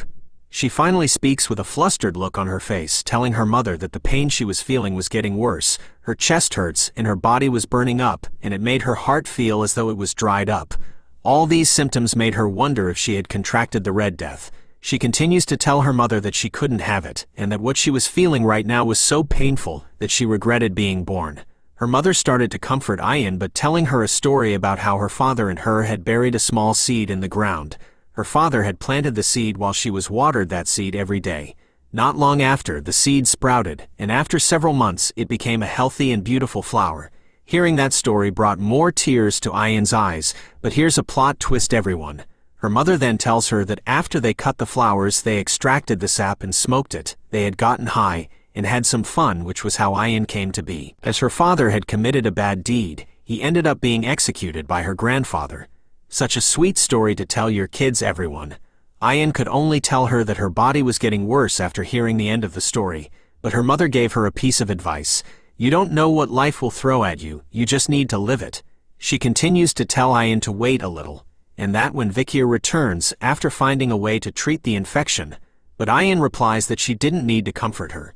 Ayin tells her that he wouldn't come back after recalling their last meeting with one another, but a member of the tribe shouts out that Vikir had returned. The announcement of Vikir's return continued on as they shouted that he had returned with the medicine. But just before Ayin's mother could tell her that she was right, our waifu instantly leaps out from her lap and runs towards where the shouts were coming from. This sudden reaction from her daughter kind of makes her angry as she watches her run at full speed, making her wonder if she had really contracted the Red Death like she said just now. As Ayin made her way at full speed, she recalled the past where she revealed that she was very scared back then. Even when Vikir was facing off against Madame Eight Legs, she stood behind the trees and watched him, which allowed her to see how he faced his fears, which was why when he had been knocked out by Madame Eight Legs, she was the one who rescued him from death, and that he was the reason why she could stand back up again. We finally have our sweet reunion as Ayin brushes past her fellow tribesmen to see Vikir standing right there in front of her. You came? Questioned Vikir as he spots her in the crowd. He tells her that he had heard from the warriors earlier that Ayin had gotten the Red Death, but our waifu is a woman of action, instead of words. She simply Randy Orton's our boy onto the ground. Watch out, watch out. Vikir simply laid on the ground with her on top of him, telling Ayin that if he didn't use his mana, then his back would have been broken. But he questions her on whether she had really contracted the Red Death, but all she tells him was that as soon as she had heard that Vikir was back, her body became lighter. Hearing that made him wonder if she was faking it, to which Ayin reveals that she was. With tears of joy in her eyes this time, she tells our boy welcome back. Taking a pause, Vikir tells her, I'm back. Night soon arrives as a single hut on the trees remained lighted. Everyone from the tribe were gathered around Ahul, who laid in the center of the hut, struggling to deal with the pains of the Red Death. Vikir kneeled in front of her with a pouch in his hand. He slowly unravels it, letting out a bright divine light from the holy water that the saint had made. As he continued to hold on to the vial of holy water, its radiant light started to spread around the hut. Its holiness was enough to cure Ahul, as the red spots on her face started to fade away as the holy light touches her.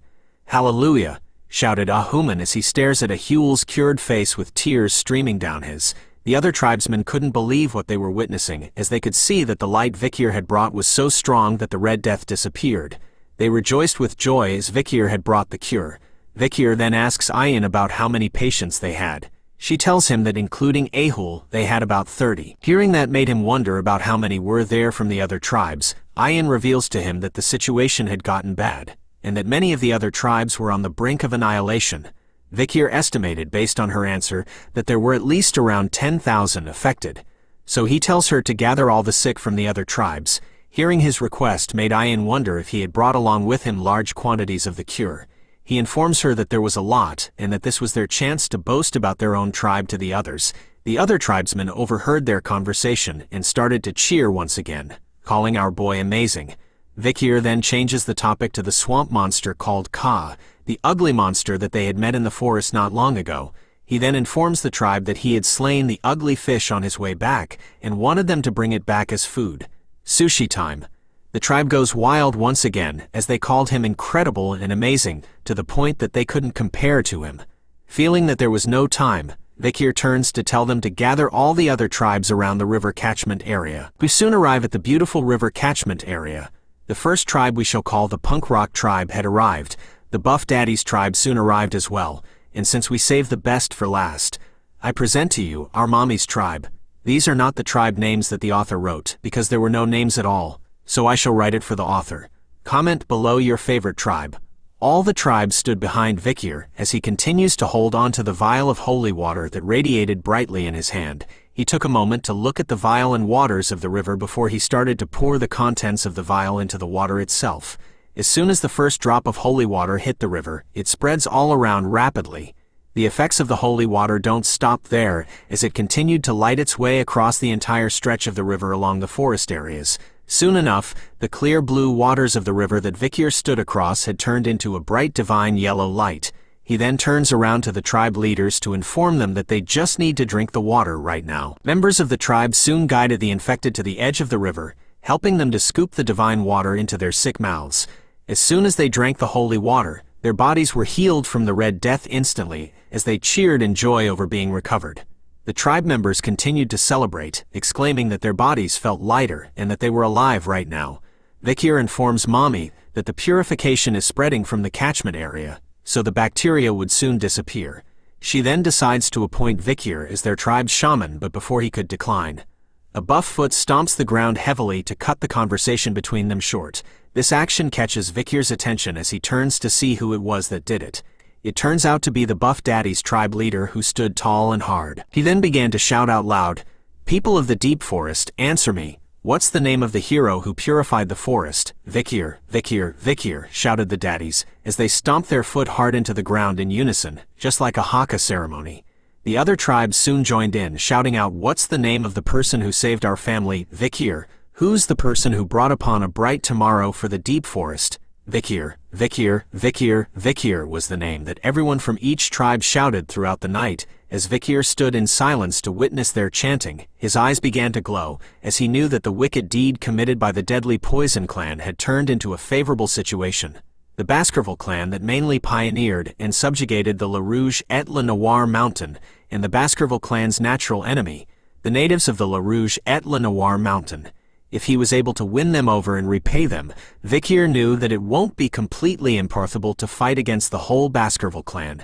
He lets out a devil-like smile over the thought that he could use this chance to land a huge blow onto Hugo. Mommy then announces to everyone that a festival would start today, and so they needed to prepare for it. But Vikir lets her know that there was one more thing he needed to do. Both Ian and Mommy would alarm to understand what he meant by that, as he tells them that they needed to find the one who spread the poison in the forest. The scene then changes to someone's hideout, made from a cave whose entrance was covered wood and a skull.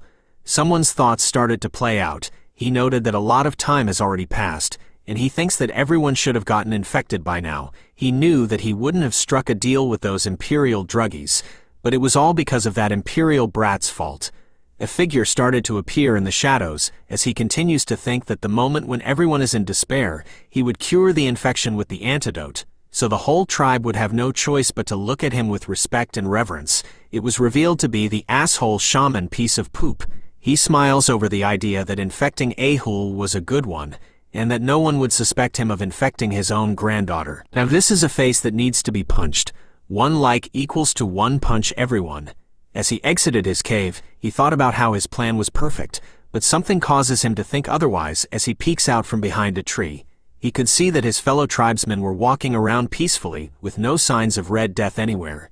He wonders how they were all fine, as he was sure that they would all be gasping for air because of the Red Death right before they commenced the ancestral rite. He even spots his granddaughter Ahul, who was perfectly fine, which made him wonder what was going on.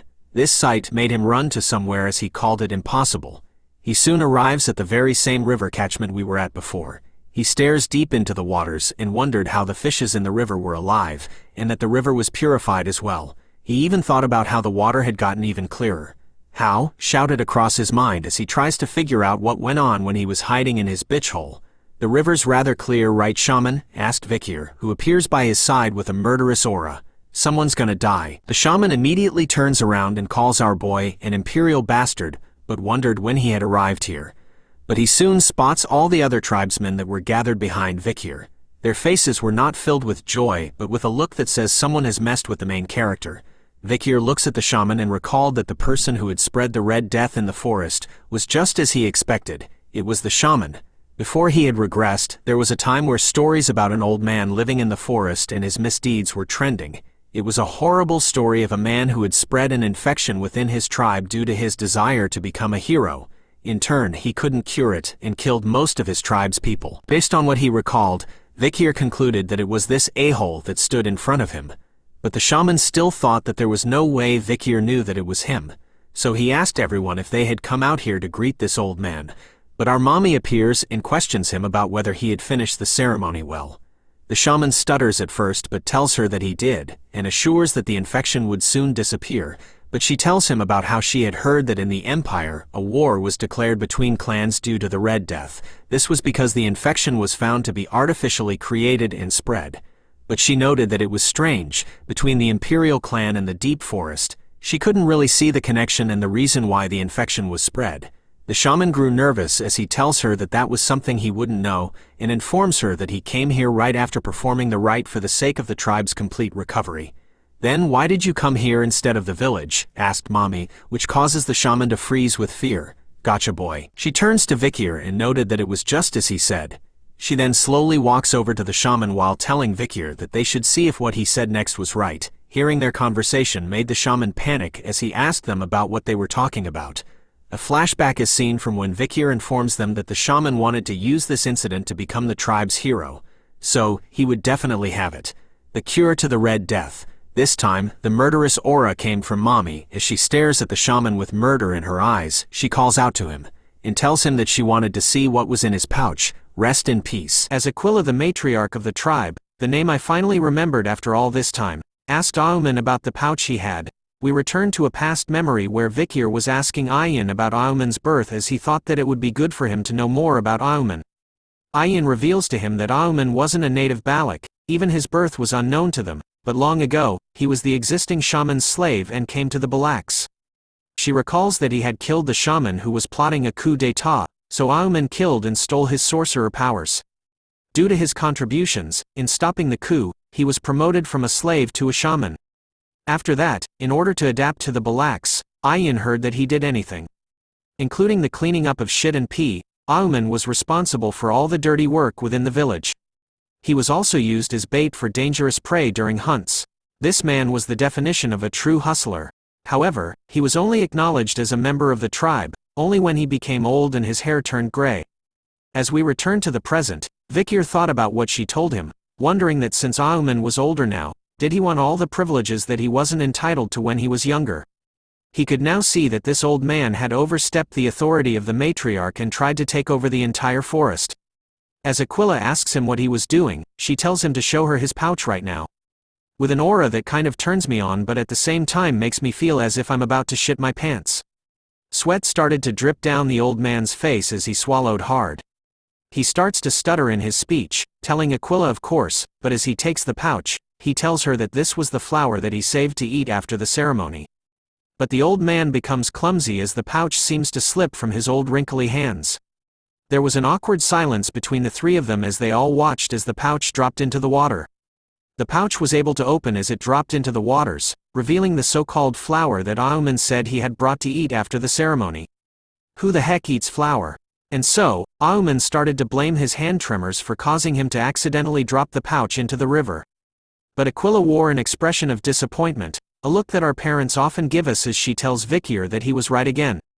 She looks at him, reminded over the fact that he had told her that Auman would throw the pouch into the river.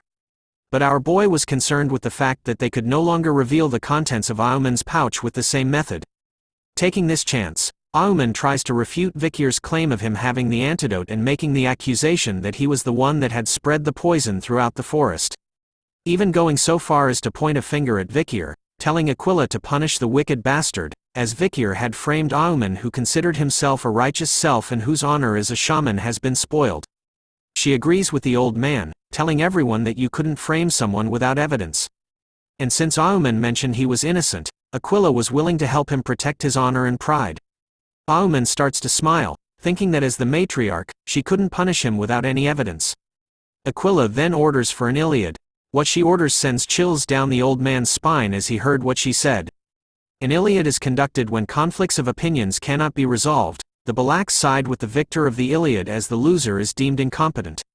A Hun appears, reminding his grandfather that he had always said that tradition is important. So he reminds him that Iliad is a tradition of the Balaks, so he wanted the old man to show them how he protects their tradition. His own grandson's words cut the old man deep, so he agrees with what they want, telling Vikir that the Iliad will happen 4 days from now, during the night of the full moon, making it official. Flexing his beautiful hard-toned abs, Vikir walks to the old man, telling him 4 days my ass. He explains that he knew that the one who receives the Iliad request was the one to decide the day, according to tradition.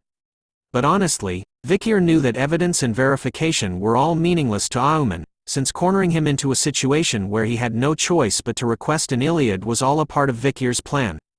Vikir was on the hunt again, as he tells Auman that they should do it right now. As the sun began to set in the tribe, everyone gathers together. Even Aquila wore her equipment, as she announces that the Iliad will begin now. She continues to tell the tribe that the Iliad will proceed within the circle made by warriors. She orders them to mercilessly execute cowards who try to leave the circle.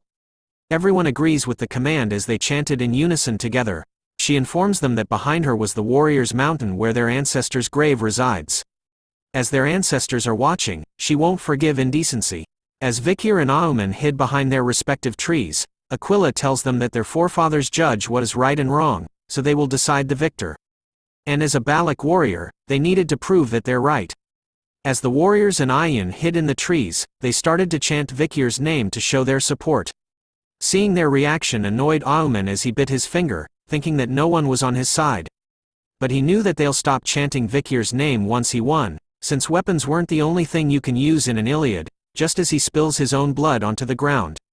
A skull started to emerge from where the blood was spilled, and soon enough, Auman had 3 weird-looking skeletons to support him. He orders the skeletons to watch his blind spots and to notify him once they see Vikir. Seeing that his preparations were complete, Auman readies his bow and arrow. Smiling over the fact that he knew that this was impossible for Vikir, who has only been here for 2 years, against someone like him who had spent 7 years in the forest, so there was no way for him to be familiar with the terrain. Just as he wanted Vikir to show himself in order for him to shoot an arrow right through his soul, our boy appears upside down right beside Auman, without him even noticing. I'm telling you, Vikir is Batman. As Vikir hung upside down like a bat, he thought about the silent heal skill that he had gotten from killing the master of the swamp, the Magikarp gone wrong. He knew that it was a Mishusu skill that allows you to silently target your prey's opening. What he liked about it was that it gets rid of the surrounding sounds, which is useful for assassins like him.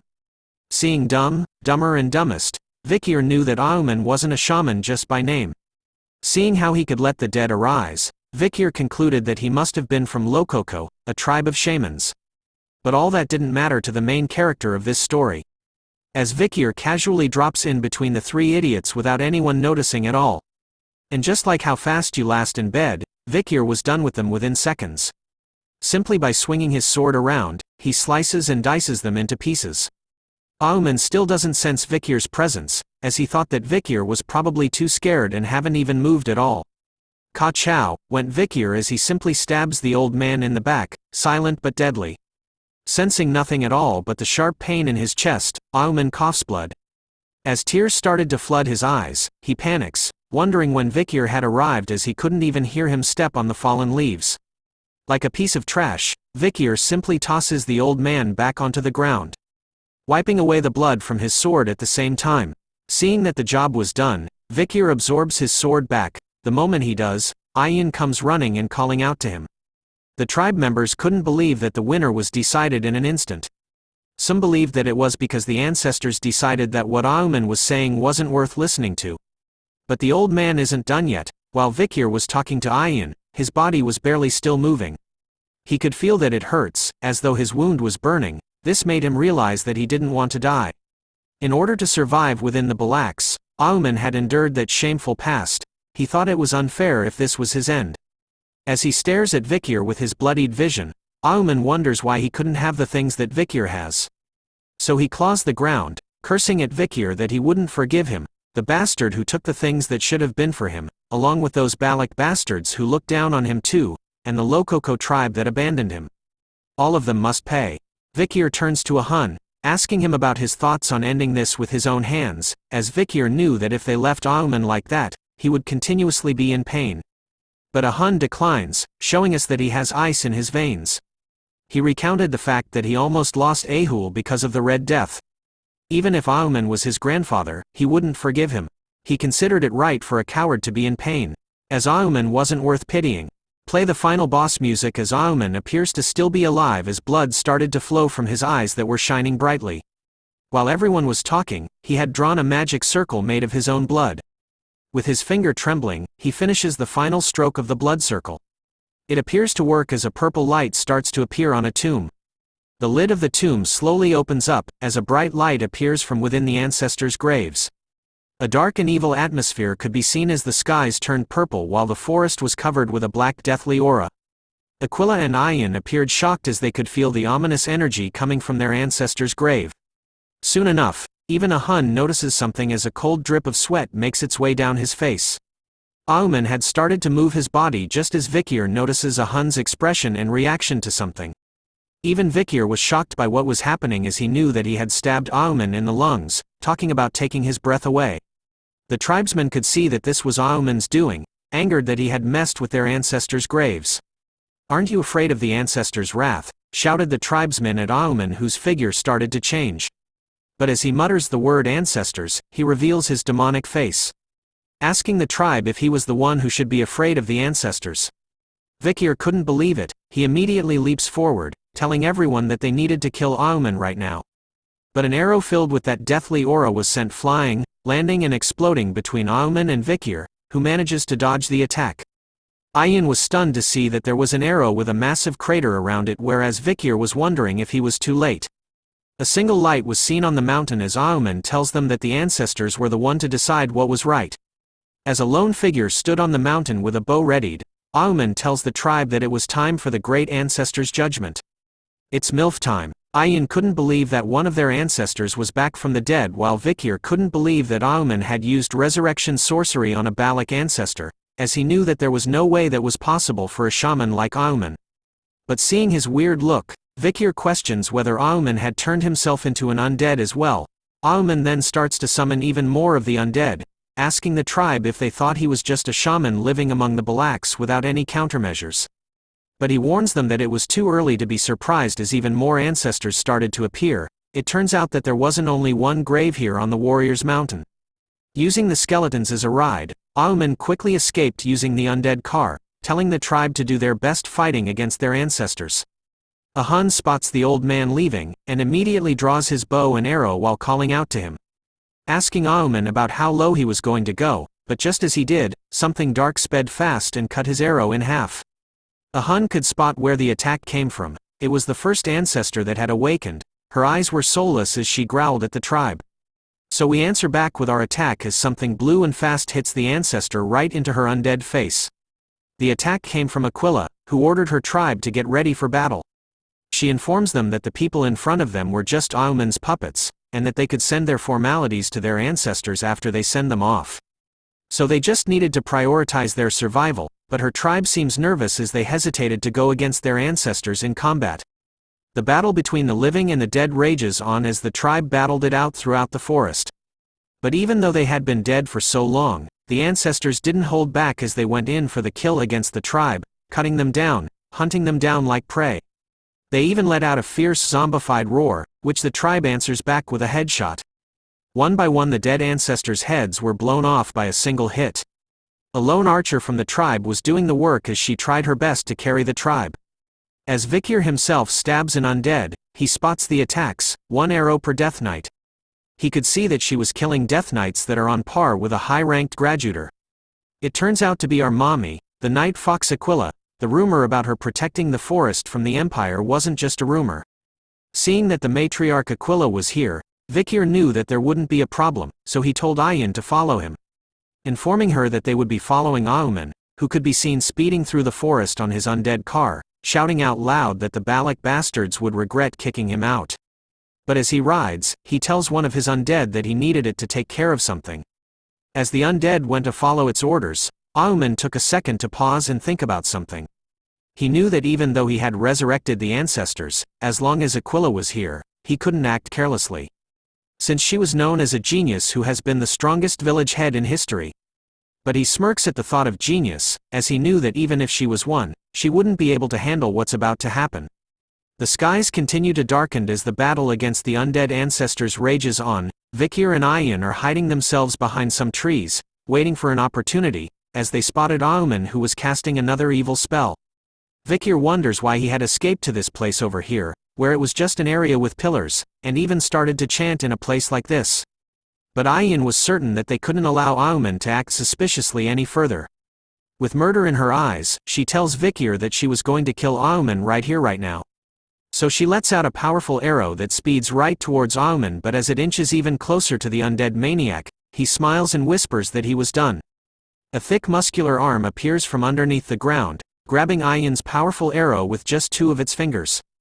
This scene shocks the couple as they watch with a stupefied look on their faces. Auman, on the other hand, was celebrating as he realized that he was successful in summoning it. A new undead ancestor is being introduced as Auman recalled the legend that says that he sleeps deep within the forest alone.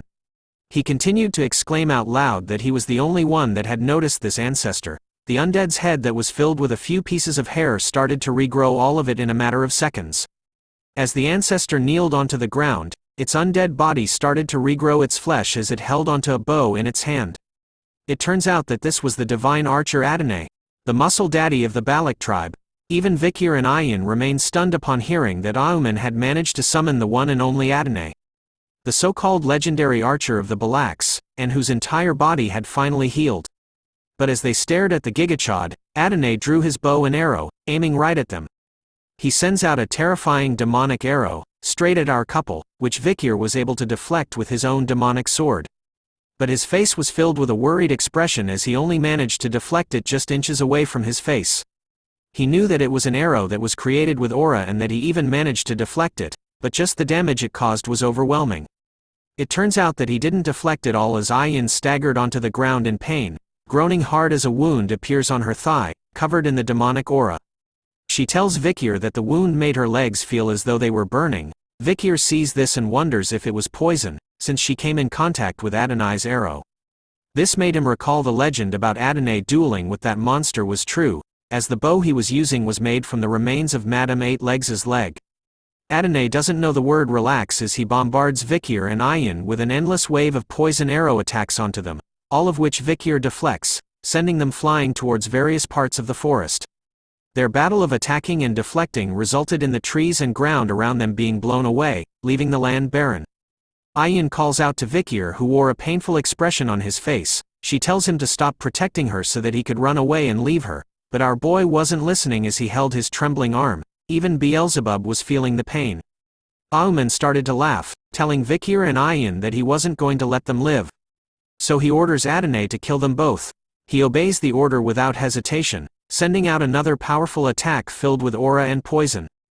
Vikir and Ayin could only stare at the powerful attack as it made its way towards them. Just as Vikir was bracing himself for the attack, our holy savior appears and snatches the arrow made of aura with her bare hands.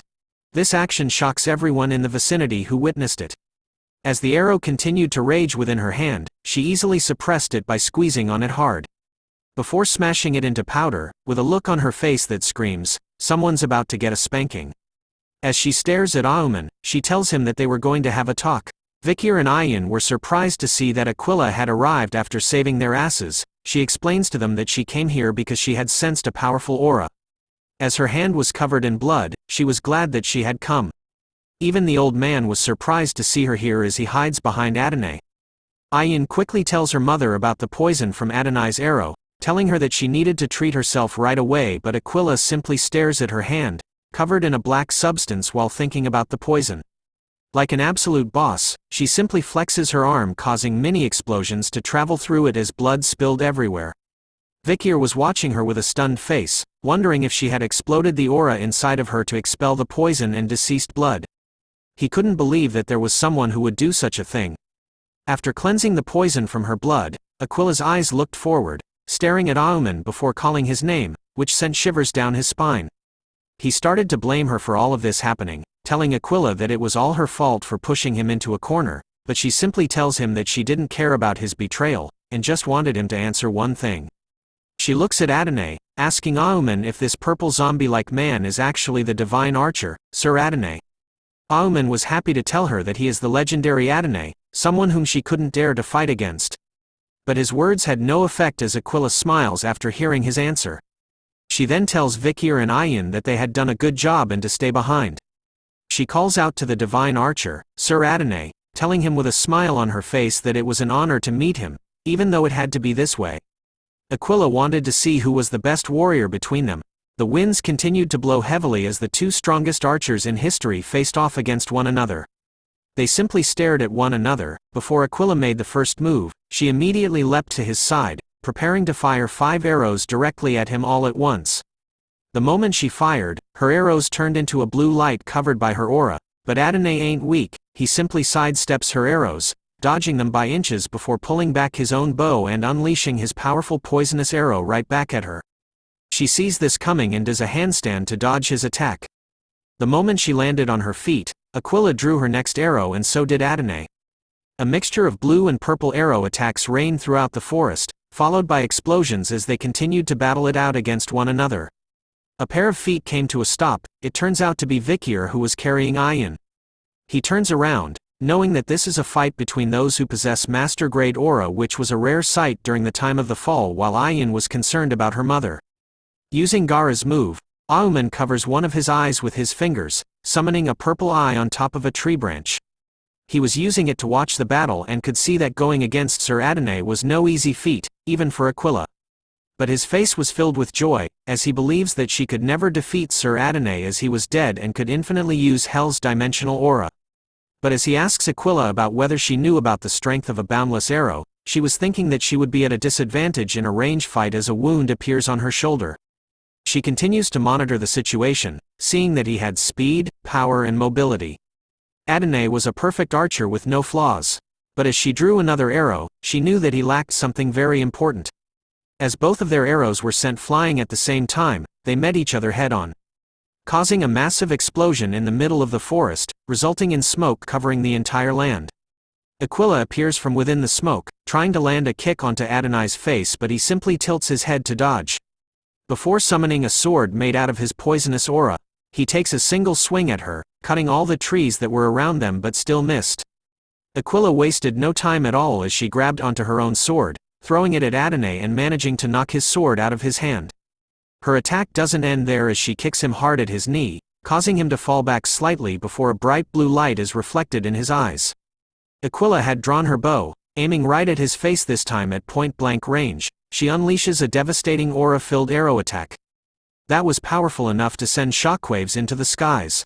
She backs away instantly after ending her attack. She looks at Adonai with a serious face as pieces of him start to break away.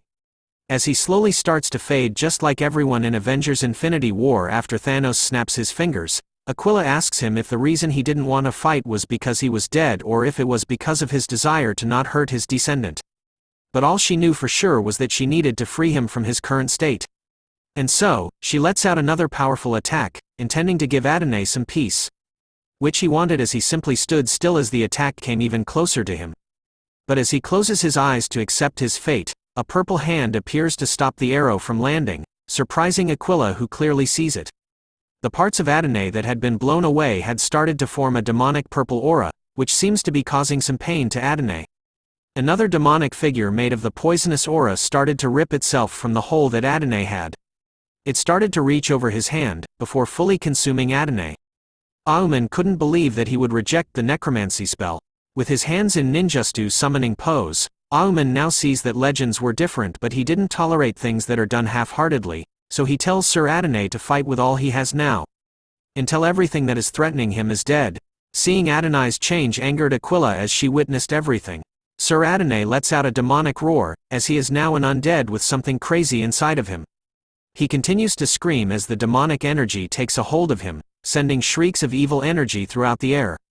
Aquila could only stare in silence as the transformation takes hold of Adonai. Looking at his new transformation, she knew that the thing standing in front of her was no longer Sir Adonai anymore. But as he stood in the same spot, a dark shadow started to cast itself over him. A gigantic turtle-like monster was looking down, alongside two other gigantic beasts. Auman could see the A-rank monsters that live in the forest with his eye spell, wondering if they were here because of the commotion that happened. Now we are about to see a magic trick. Now you the 3 A-rank monsters, now you don't. Because in an instant, this new version of Adonai was able to snipe all 3 of the A-rank monsters in one shot, 3 headshot, triple kill. His face was showing off a wicked smile as blood and pieces of the 3 A-rank monsters dropped all around him. Aquila was surprised to see this as she couldn't even see the arrow at all. Auman was laughing after seeing that, saying that this was the full power of Adonai, as he was able to kill all those monsters in one go. And so, he orders Adonai to kill the woman in front of him too. He obeys Auman's command and starts to send arrows flying towards her, making her run for her life. As she ran to avoid the arrow, she could sense the strong murderous intent from those arrows. Every time she was hit by an attack, the madam's poison spreads and makes her body feel sluggish. As she drew her bow for a counterattack, she knew she had to finish this fight quickly. Drawing 2 arrows at once, she sends an attack that splits and targets the sides of Adonai. As he dodges one of them, the other arrow is sent flying directly towards him. As the arrow was just barely inches away from him, he raised a single finger, creating a small demonic shield in front of the arrow. It started to spin, grinding the arrow into pieces until there was nothing left. As Aquila stares at him, she starts to smile as her attack doesn't end there as more arrows appear in the sky. Her attacks finally work as one of the arrows pierces through his neck. Aquila quotes a phrase, "The first arrow misses but the second one hits the target." However, the moment your opponent blocks the second arrow, the first missed arrow returns and penetrates the back of their head. She tells him that this was a skill where the arrow is at maximum rotation and flies in midair. Upon reaching its peak, it returns and hits the opponent. This was Aquila's personal arrow skill that she created after hearing about Adonai's fight against an Imperial Knight. The arrow continues to linger in his throat before he pulls it swiftly. Much to the surprise of Aquila, who expected him to die after being shot in the throat. Auman continues to laugh at her, telling her that no matter how strong she is, she had never fought against a corpse before. He continues to tell her that Sir Adonai was already dead, so he wouldn't be defeated by a single arrow to the throat. As they continued to battle it out, the effects of their battle could be seen by Ayin as she watches over her mother. Her face was filled with concern as she thought she could also feel that the forest was shaking, making it ominous. She hopes that her mother could wait until Vikir resolves this, as she recalls him telling to hide. And that he will stop Auman's necromancy skill and kill him. As Vikir runs through the forest, he knows that Auman feared Aquila very much. So it was highly likely that he was hiding behind Adonai in order to go against Aquila. Soon enough, his red eye catches something. Vikir had finally found Auman, hiding behind a tree like the sneaky bastard he is. So our boy immediately makes his way over to the coward's side as he plans on killing him in one hit. As he closes in onto the coward, a wild ancestor appears by his side, aiming to kick Vikir. Her attack lands but not before Vikir was able to leap away safely. Auman spots him and curses at him, revealing to Vikir that he had already predicted that someone would come after him, so he had already summoned his Death Knights. He informs Vikir that these Death Knights were skilled enough that they could have been buried at the warrior's grave. As Vikir stood in the same spot, all 3 of the Death Knights lunged towards him from all sides. We now turn back to Aquila, who had been shot by an arrow that completely obliterated her side, causing her face to wince in pain as she finally falls and kneels in front of Adonai. Seeing her this way, Auman started to laugh like a maniac, happy to see that she had finally kneeled. He continues to rejoice over the fact that soon, the guardian of the forest, Aquila, will die. And that he will rule the forest, as this was his reward for the unfair treatment that he had received in his life. He declares that his first step is to kill all the clan members who look down on him, but then the Hound of Baskerville appears, telling him in a deadly voice that what he plans on doing would be troublesome. Vikir has finally unleashed the Baskerville 6th technique as he slices the 3 Death Knights while telling Auman that the people of this forest will become his support system. Auman's mouth was left wide open as he saw that Vikir had killed 3 of the Death Knights, who surpassed the level of a high-ranked graduator, making him realize that Vikir was stronger than a high-ranked graduator. As Vikir looks at the dead man, he questions Auman if he had dreamt of everything he desired at that moment. Feeling that death was close, Auman started to call out to Sir Adonai to rescue him. Adonai hears his call for help and immediately turns around, preparing to unleash a powerful attack towards Vikir's location. But Aquila isn't an NPC, so she immediately kicks him as he prepares the attack. causing the arrow that Adonai had just sent flying to misfire as the arrow narrowly misses Vikir. Play the funeral music as someone is about to die as our boy's face starts to change into the demonic Hound, making us know why he is called the Hound of Baskerville. Auman could see death coming to him in the shape of Vikir, so he calls out to Adonai to fire again, but the moment those words left his mouth, so did his arms as they were cut off in an instant. It happened so fast that Auman took a moment before realizing what happened. Even I didn't realize that Vikir had cut off the panel as well. But his attacks don't stop as he finally cuts off Auman's head, along with the panel as well. As his head was sent flying, Auman could only show a confused face with the word "huh?"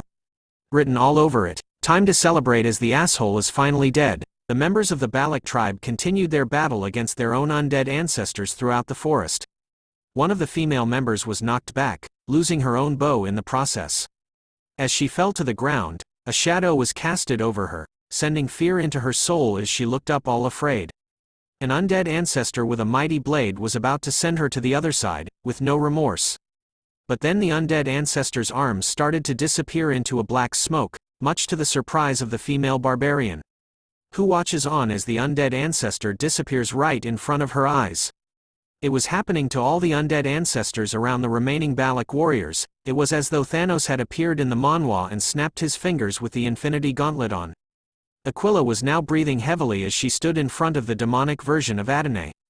His demonic aura started to disappear as well, showing the calmer side of him after Vikir had slain Auman.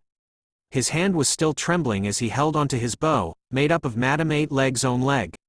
The moment Aquila places her hand on top of his, more of the demonic aura starts to scatter, revealing his original undead skin.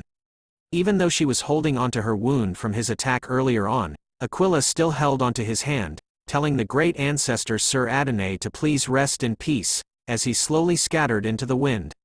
Auman let out a fierce roar. Even when his head had been sliced off, he was still talking. He curses at the fact that he was so close and that the forest was almost his. He looks at Vikir, wondering if he had failed because of the child from the Empire. He was right. Vikir looks back at Auman, with his eyes glowing bright red. Auman was better than he thought. Not only did he become an undead himself, but he was also able to control magic on another level. And to control dozens of Death Knights, including Adonai. Vikir could only imagine what would happen if Auman had strived to go down the path of a shaman. The old man was still laughing like a maniac, telling Vikir that this wasn't the end to everything. As he swears to our boy that he was going to regret driving him out of the tribe. He continues to spit shit about Vikir and the Balak tribe, promising to curse everyone even if he dies, but all Auman got for a reply was a headshot, right in the center of his skull. It turns out that the final attack came from his own grandson as Vikir turns around to see that a Hun was the one to shoot the shot. The first thing he did was to apologize to Vikir, as he regretted not listening to him when he said to kill Auman. But as Vikir walked by him, he noticed something. A Hun's entire body was trembling, so to comfort him, Vikir places his hand onto his shoulder, telling a Hun that what happened wasn't his fault and that he did a good job with Auman, whose body started to scatter into the wind, just like the rest of the undead ancestors.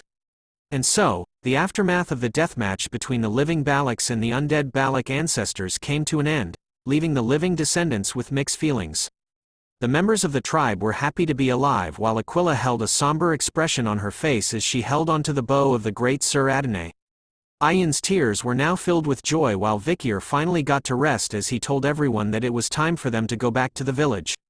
As the Balak tribe made their way to the village through the forest, they were led by Ayan, who wore a nervous expression on her face as she spotted something in the distance. Their village was completely destroyed, as though Pain from Naruto had used the almighty push in their village, leaving only destruction behind. Ayan was alarmed to see this sight, wondering what happened to their home. Aquila was concerned about the people who stayed behind in the village during the Iliad. Ahul appears in front of them, holding her injured arm with bruises around her body. She tells them that it was Madame Eight Legs who did this to their village. Ayan was shocked to learn that the madam had come to their village, while a Hun rushed to Ahul's side, worried about her and asking if she had any injuries. Vikir was looking around and could spot the damages and dead bodies that the madam had left behind. He couldn't believe that she came to the village when they were fighting Aheuma. Which made him wonder why a monster who didn't do anything until now would come here and do this all of a sudden. As she cried in a Hun's arms, Ahul points to something in the distance. She tells everyone that before the madam came to the village, a smoke came from Auman's ceremonial tent. After that, the madam appeared and went on full rampage mode. Vikir was on the scene and analyzing what looks like leaves of a plant on the ground of the ceremonial tent site. The other members of the tribe could spot the corpse of the orangutan that Auman had summoned before. Vikir picks out a piece of the plant, thinking that Auman had burned a plant that lures bugs. He couldn't believe that Auman would prepare for something like this. "Auman!" shouted Aquila as she slams her fist against the stone wall, smashing it into pieces while others watch her. They could also see the injury that Adonai had given her, which was slowly spreading across her sides. But she ignores the pain, telling everyone that they can rebuild their village and gather their food again. She even orders the warriors who are injured to go clean up those who had passed on to the afterlife and to save the remaining survivors. Ayin, on the other hand, was dealing with her own problem. "Get some tissues now, people," because her precious Bakira, her pet wolf, had been injured and was trembling in pain while on the ground. Her leg had turned all black from poison. Ayin immediately comforts her, with tears flowing down her face. She tells Bakira that she was sorry for leaving her alone. We now talk about Madame Eight Legs, the forest's evil goddess. The horror of all tribes in the forest. Its existence is catastrophic and undeniable. The source of darkness. Vikir could only hide behind a tree while Ayin comforts Bakira.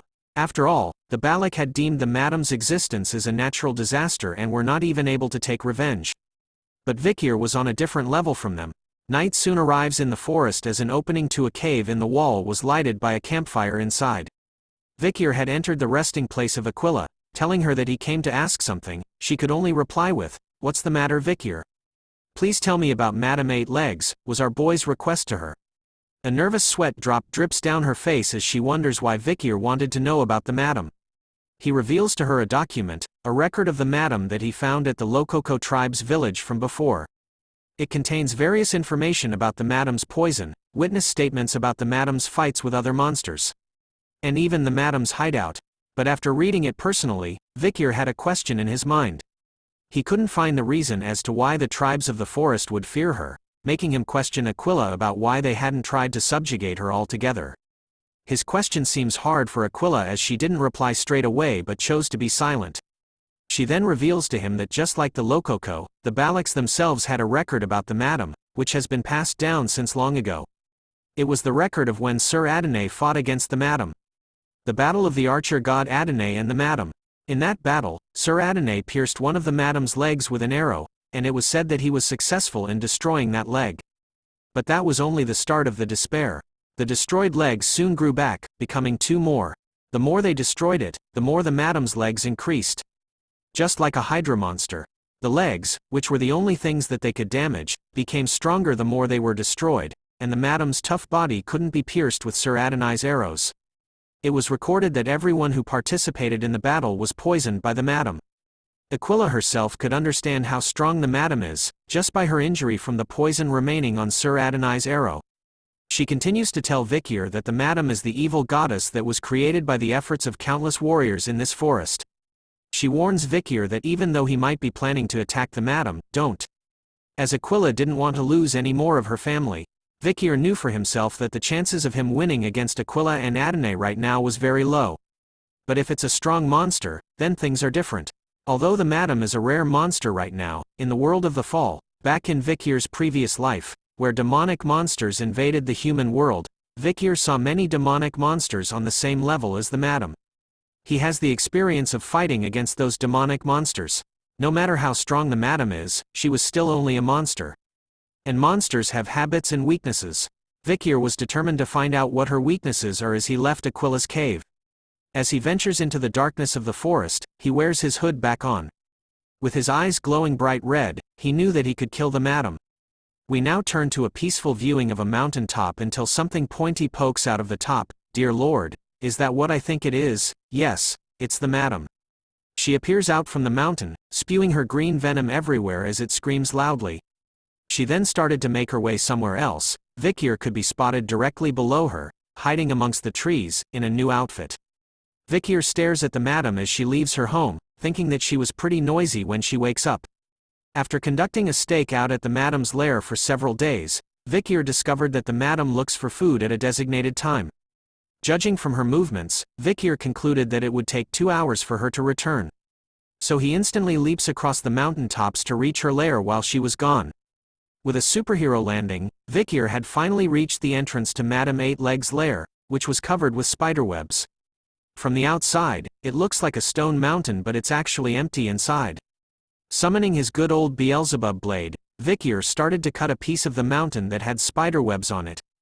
On close inspection of it, the cross-section of the spiderweb is rough, so it will be difficult to cut through it with a graduator's mana.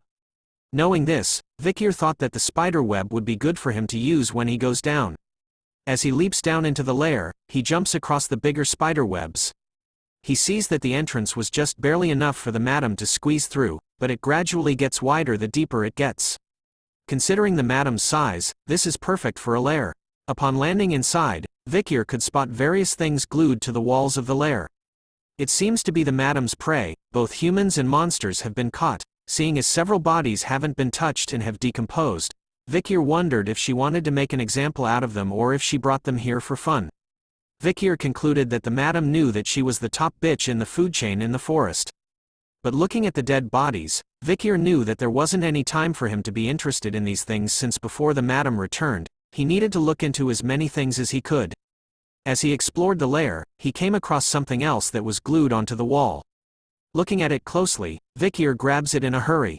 The thing he was holding in his hand was the madam's eggs, which explains the reason why there were so many spider demons when the world fell to ruin. He thought that it would be worthwhile to take it and analyze the egg later on, but as he thought about it, Vikir's body shuddered as the madam made an appearance from above.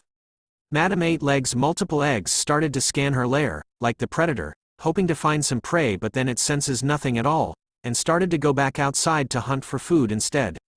Vikir had hidden himself below one of the bigger spider webs the moment he had sensed her.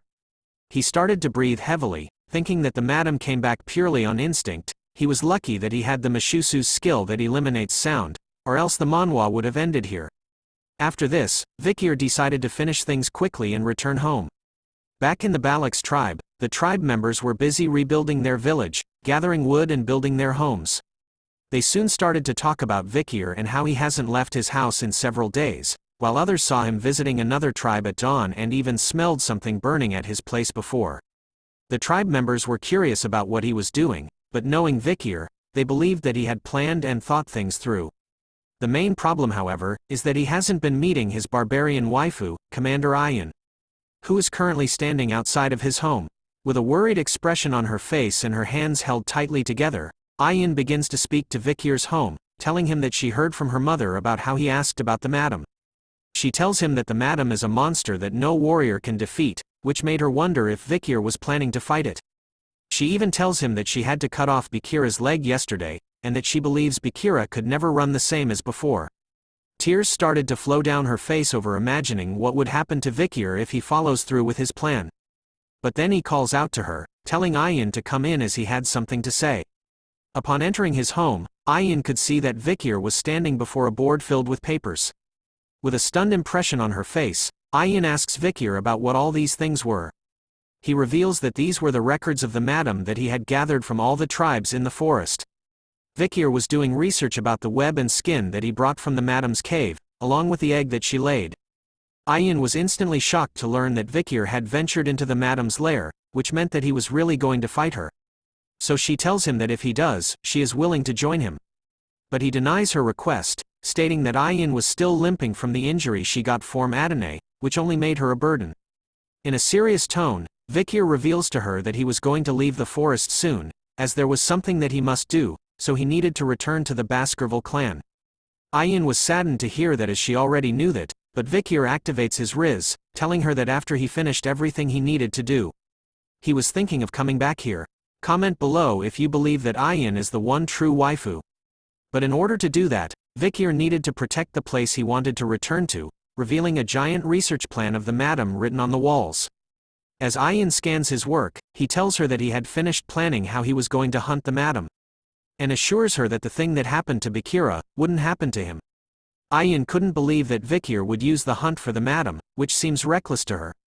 She started to recount the times he had helped the village when the poison spread throughout the forest, even the incident involving Auman. Every time Vikir faced a problem that couldn't be solved, he always brought back positive results.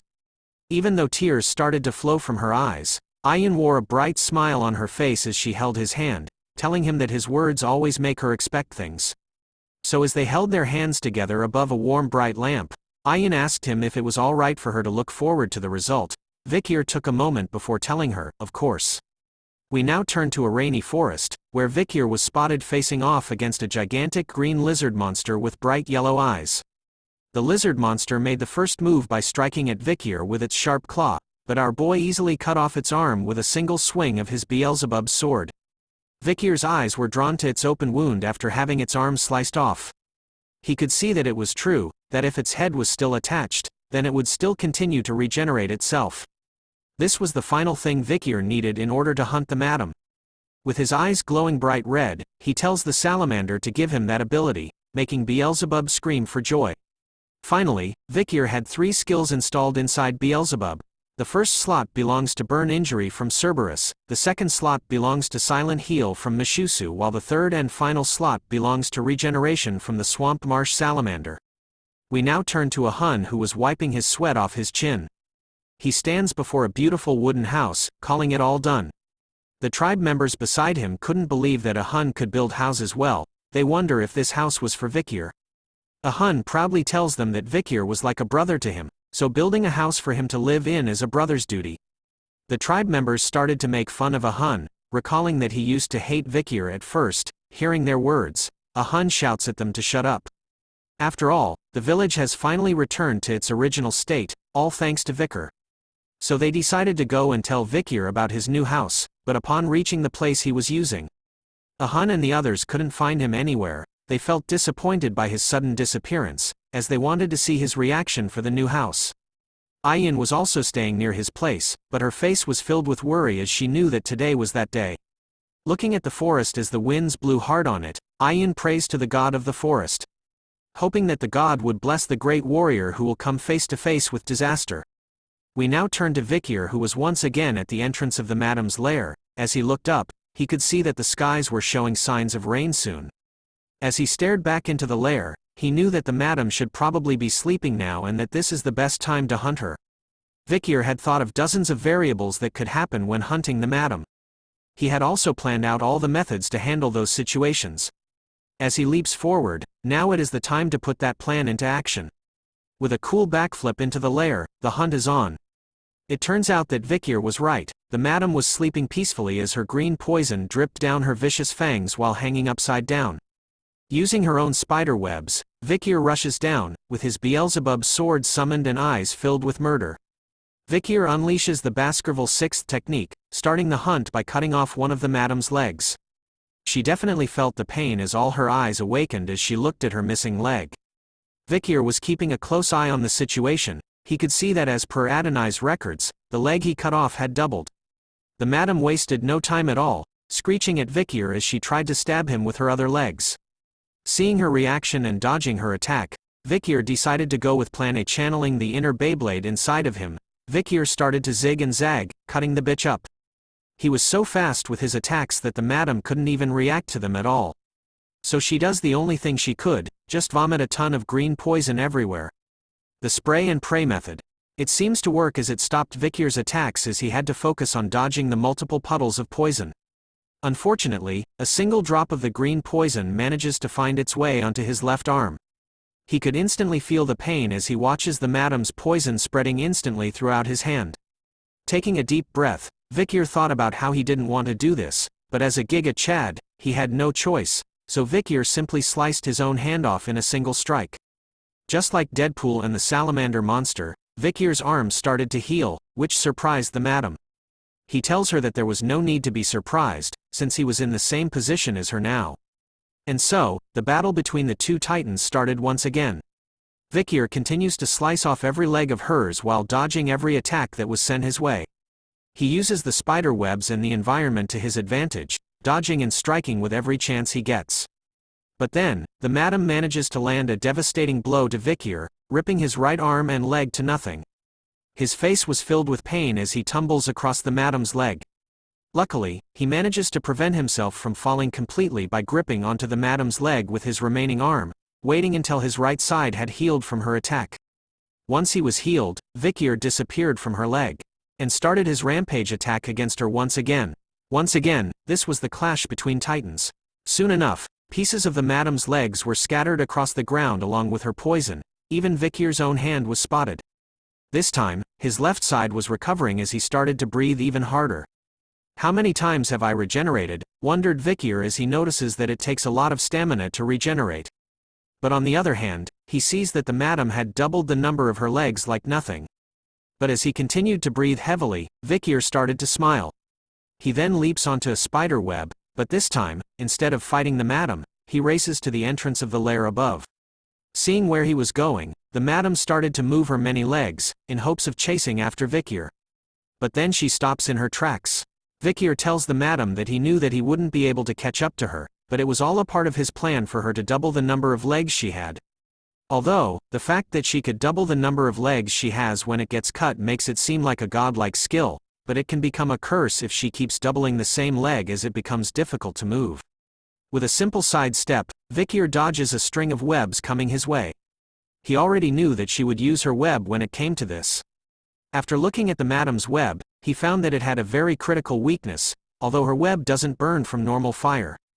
Vikir knew with a sinister smile on his face, that her web burns like wood when it comes to the purple hellfires from the underworld, and since this place was filled with gas from all the corpses. Vikir questions the madam if she knew that it was the best condition for a fire to spread, as he lands on top of a dead ox bear. You stacked up too much karma because you were drunk on power. And now, it's time for you to receive that karma.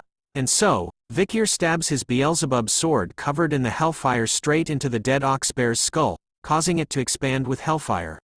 Soon enough, a purple hellfire explosion occurs everywhere inside the lair, hopefully killing the madam once and for all.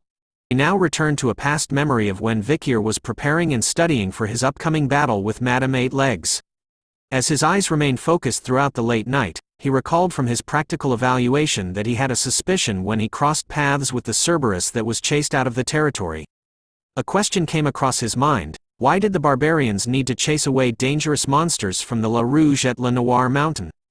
The reason behind it was due to territorial expansion. The barbarians were chased into the La Rouge-Le Noir mountain due to the madam. With that, Vikir was able to find the madam's lair, which was hidden at the back. The true reason behind why the madam used the barbarians in the forest to drive out the Cerberus and hell monsters, was so that she could distance herself from her weakness, which was hellfire.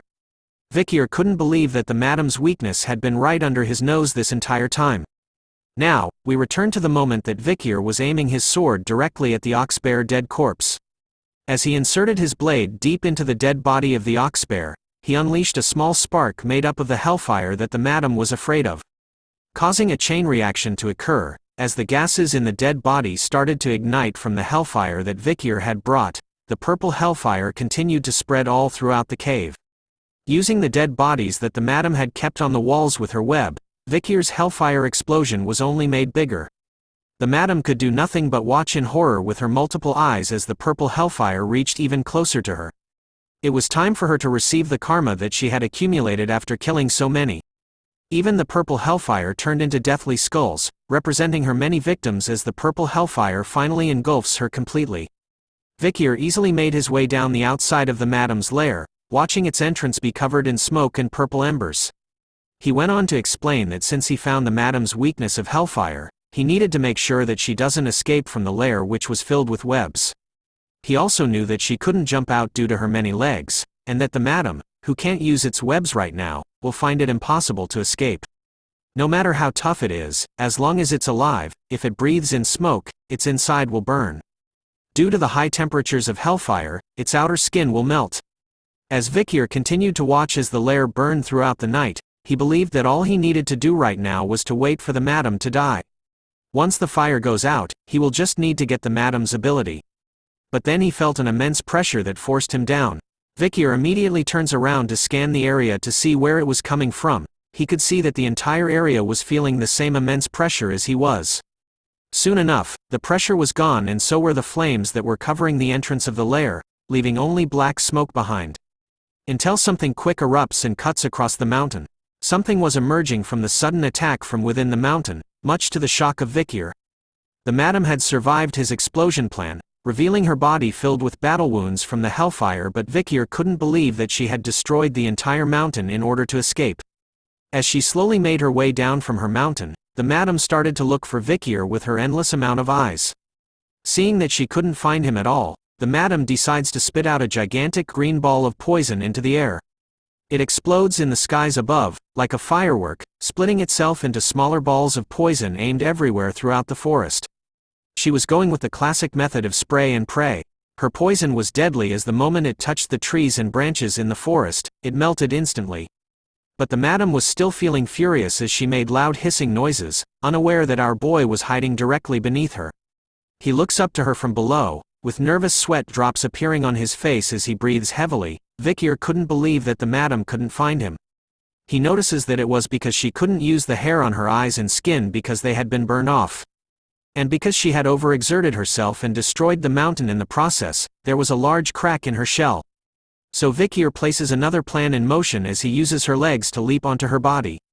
Believing that it was still possible to beat her, Vikir does a backflip, before summoning his Beelzebub sword. With his eyes focused, he needs to aim for the crack that was created when the madam destroyed the mountain.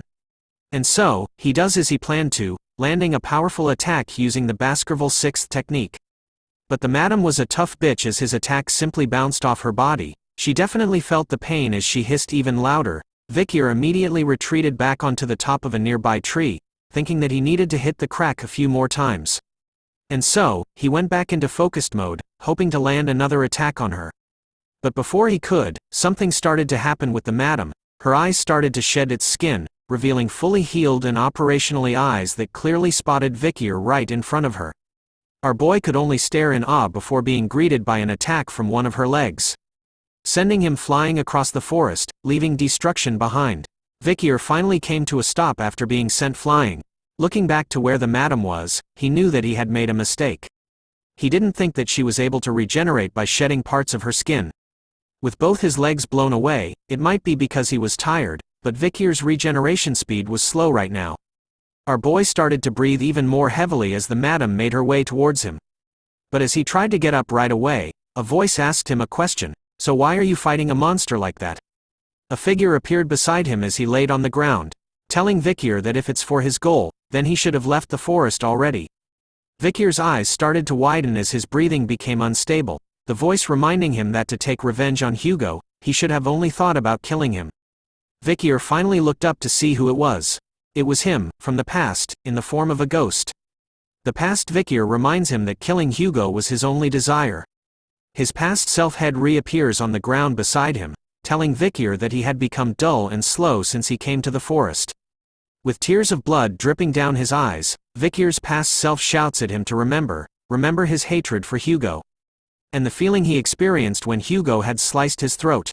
We now turn to the original Vikir van Baskerville, who explains that his only reason for existing was to do the missions given to him by his master Hugo. No matter what the situation was, the mission was more important than his life. The moment he was born, that was what he was taught, that was how things were, and that was the only way he felt fulfilled. But sadly, he realized it too late that all those things aren't what he believed in. When he was beheaded by Hugo, that was when he knew that the life he lived had been futile and in vain.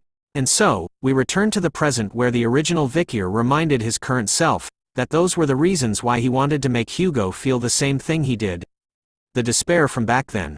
The beheaded Vikir shouts at our boy, telling him that he messed everything up. The head continues to remind Vikir that killing Hugo and destroying Baskerville was the sole reason behind his existence now. Chains started to appear around Vikir's neck as he recalled his purpose of killing Hugo. Looking back at his life, he wonders if there was ever a time he had gone against Hugo's will in his past life. There was one moment in his life, the moment he thought of deserting the group as they made their way back after a mission. As the others continued to walk back, Vikir stood alone, staring at the empty forest. But then he changed his mind and followed the others back. Because he chose the path that his chain was leading him. Deep down, Vikir knew that he was just another one of Hugo's well-trained bloodhounds. But the current Vikir gritted his teeth hard after being reminded of his past. He tells his past self to not tie him down, with either Hugo's commands or his sense of duty for revenge. Vikir declares loudly that he will no longer give him the right to do anything. Because the moment he was executed by Hugo, Vikir decided that he would no longer live like a bloodhound that hunts his prey anymore. But he regretted the decision he made, because what he sincerely wanted right now was something different. His past self started to fade away as the madam finally spots our boy. She lets out a horrifying scream before sending one of her legs towards Vikir, who is still laying flat on the ground with his legs missing. As he gripped the earth hard with his fingers, the thing he wanted in this life was freedom. Vikir manages to somehow leap out of the way, dodging the madam's attack. As he rolled away due to the impact of the attack, he started to think about his desires, from his revenge against Hugo, and to the place that he wants to protect and return to. With these desires in mind, Vikir's reason for fighting was reignited, as he wanted to live by his own desires this time. So he tells himself to get up and fight, in order to no longer be controlled by anyone or anything. This time, before the madam's leg could reach him, a familiar hair is seen, just as a powerful blue attack strikes the madam's leg, knocking it away from Vikir and saving his life in the process. The attacks didn't end there as more shots were fired at the madam. Vikir looks to spot where those attacks came from with a stunned expression on his face. Up on the cliff beside the madam were the shadows of a few people. Everyone's favorite mother and daughter duo have appeared, with their bows raised together. Ayin shouts at the madam, warning her to not touch her husband candidate. She then quickly tells Vikir that they had arrived to fight alongside him. It turns out that every Baloch warrior had arrived to help him. Ahun was annoyed that Vikir didn't even tell his brother about the burden he was taking on, while the other warriors began to prepare themselves for a battle against the madam. They raised their bows together, eagerly wanting to help the hero of the forest. Their simple arrows managed to land onto the madam, catching her attention. Even though they didn't do much damage, it gave Vikir enough time to regenerate his legs. As he appears on the back of the madam, he couldn't believe that she didn't listen to him when he told her not to come here. But he was glad, because thanks to Ayin, he survived. With that, Vikir manages to land another powerful blow onto the crack on the madam's body. But his attack was deflected this time as well. Even though it didn't work, Vikir was determined to try again. The madam wasn't going to take all of these attacks for nothing and decided to stomp the shit out of everything around her with her multiple legs. The warriors on their beasts were dodging her attacks, warning one another that the madam was going on a rampage. Ayin was glad to see this, as it meant that Vikir had her cornered, so she ordered everyone to keep fighting. Aquila on the other hand was watching the battle on the cliff. Her face was filled with fatigue as she breathed heavily. Still suffering from her wound, she had deemed the madam as a disaster, so she never even thought of killing her. As if all the cells in her body thought it was the obvious thing to do. But the young warrior Vikir showed her something. How to destroy fear, how to go against a disaster. So Aquila was determined to do this as her eyes glowed bright blue. She knew she had to do something, even if she vomited blood or her injury ruptures. For Vikir that's desperately resisting it, she needed an attack that can open up a path. Letting out a powerful blue arrow attack that destroys the cliff that she was on, Aquila manages to land a devastating blow onto the crack that was on the madam's body. This time the spider bitch was the one gasping for air. Vikir wasted no time at all and started to charge towards her once again. This time, his eyes went full bloodhound mode. Zipping through the forest like a speedster, Vikir finally reaches the madam. Unleashing another powerful Baskerville blow onto her, causing her to scream out in pain, but his rage doesn't end here. Vikir unleashes the Baskerville first technique, deeply piercing fang. Ayin and Ahun could only stare in awe over what he did, as she realized that our boy had gone inside the madam. Deep inside the madam, Vikir started to unleash all of his Baskerville techniques from the second technique called biting fang, to the third technique called slicing fang, the fourth technique called tearing fang, and finally the fifth technique called the shredding fang. All of Vikir's moves made a huge impact as the madam started to cough up her purple blood everywhere. But the Hound of Baskerville wasn't done yet as his rage continued to rupture, vowing to no longer live the life of a bloodhound that is led by its shackles. Using the madam's eyes as a way out, Vikir unleashes the sixth technique called crushing fang, breaking through her eye and destroying all the chains that held him down till now. The madam bitch could definitely feel the pain as Vikir made his way throughout her body, cutting and slicing every inch of meat within his grasp before eventually making his way to the biggest eye on the spider. Vikir blasts his way out of the madam's body, scattering her blood everywhere as a hole is left in her face after he had made his exit. Ayin and her fellow tribe members were stunned to see that Vikir had escaped from the madam's body by using her own eye against her. They could finally see that the madam had collapsed. Within the smoke and dust caused by the madam's collapse, Vikir laid flat on the ground in front of the madam. His face was filled with pain as he gritted his teeth hard while a green substance was spreading across it. He couldn't believe that there was poison within the madam's blood itself. As he lay there in pain, Vikir couldn't help but look at the madam behind him. He could see that she was breathing heavily as though she was finding it difficult to live any longer. Vikir's eyes were tired as he thought that he needed to hurry and wash off the poison. But his tiredness won this battle as he simply closed his eyes, even with the madam's poison spreading through his body. As Vikir laid on the ground unconscious, Beelzebub activated itself. Summoning its blade with Vikir's arm, it shoots out a long pipe straight into the madam's body. The madam was alarmed to see where she was right now. It was shocking to see itself fully healed and in a different dimension, but she wasn't alone. As Beelzebub made its appearance in front of her, alongside the other creatures that Vikir had absorbed in order to gain their abilities. The Cerberus was the first to make a move, letting out a fierce roar from all three of its heads. Each head of the beast stared to chomp down hard onto various parts of the madam, preventing her from moving at all. As the Cerberus continues to hold the madam down, Beelzebub appears right above, aiming its snout right at the madam. Bon appetit. We now return to the sounds of Ayin calling out to Vikir. But as she shouts his name, the other tribe members warn her that there was still poison and that it would be too dangerous to get any closer. Vikir's vision started to appear slightly. He could barely see Ayin in front of himself, as she tells the other tribes to let go while shouting at Vikir to not die. As she still had something to say. But the voices and vision of everyone started to disappear as Vikir fell back into the darkness. Luckily, he still had some energy left as he mutters Ayin's name out loud, surprising everyone around him. With his eyes open fully this time, he looked over to them, telling Ayin that he was okay and that her voice was too loud, which made it hard for our boy to rest. Ayin's eyes were immediately filled with tears as she heard his voice while the other tribe members were happy to hear him. Ayin continues to shout loudly throughout the forest, shouting at Vikir that she was worried about him, and that he was a dummy. Our wonderful cute little Beelzebub on the other hand was overjoyed. After all, it absorbed the madam's ability, giving Vikir the power to use Madam 8 Legs' deadly poison, a ranked S skill.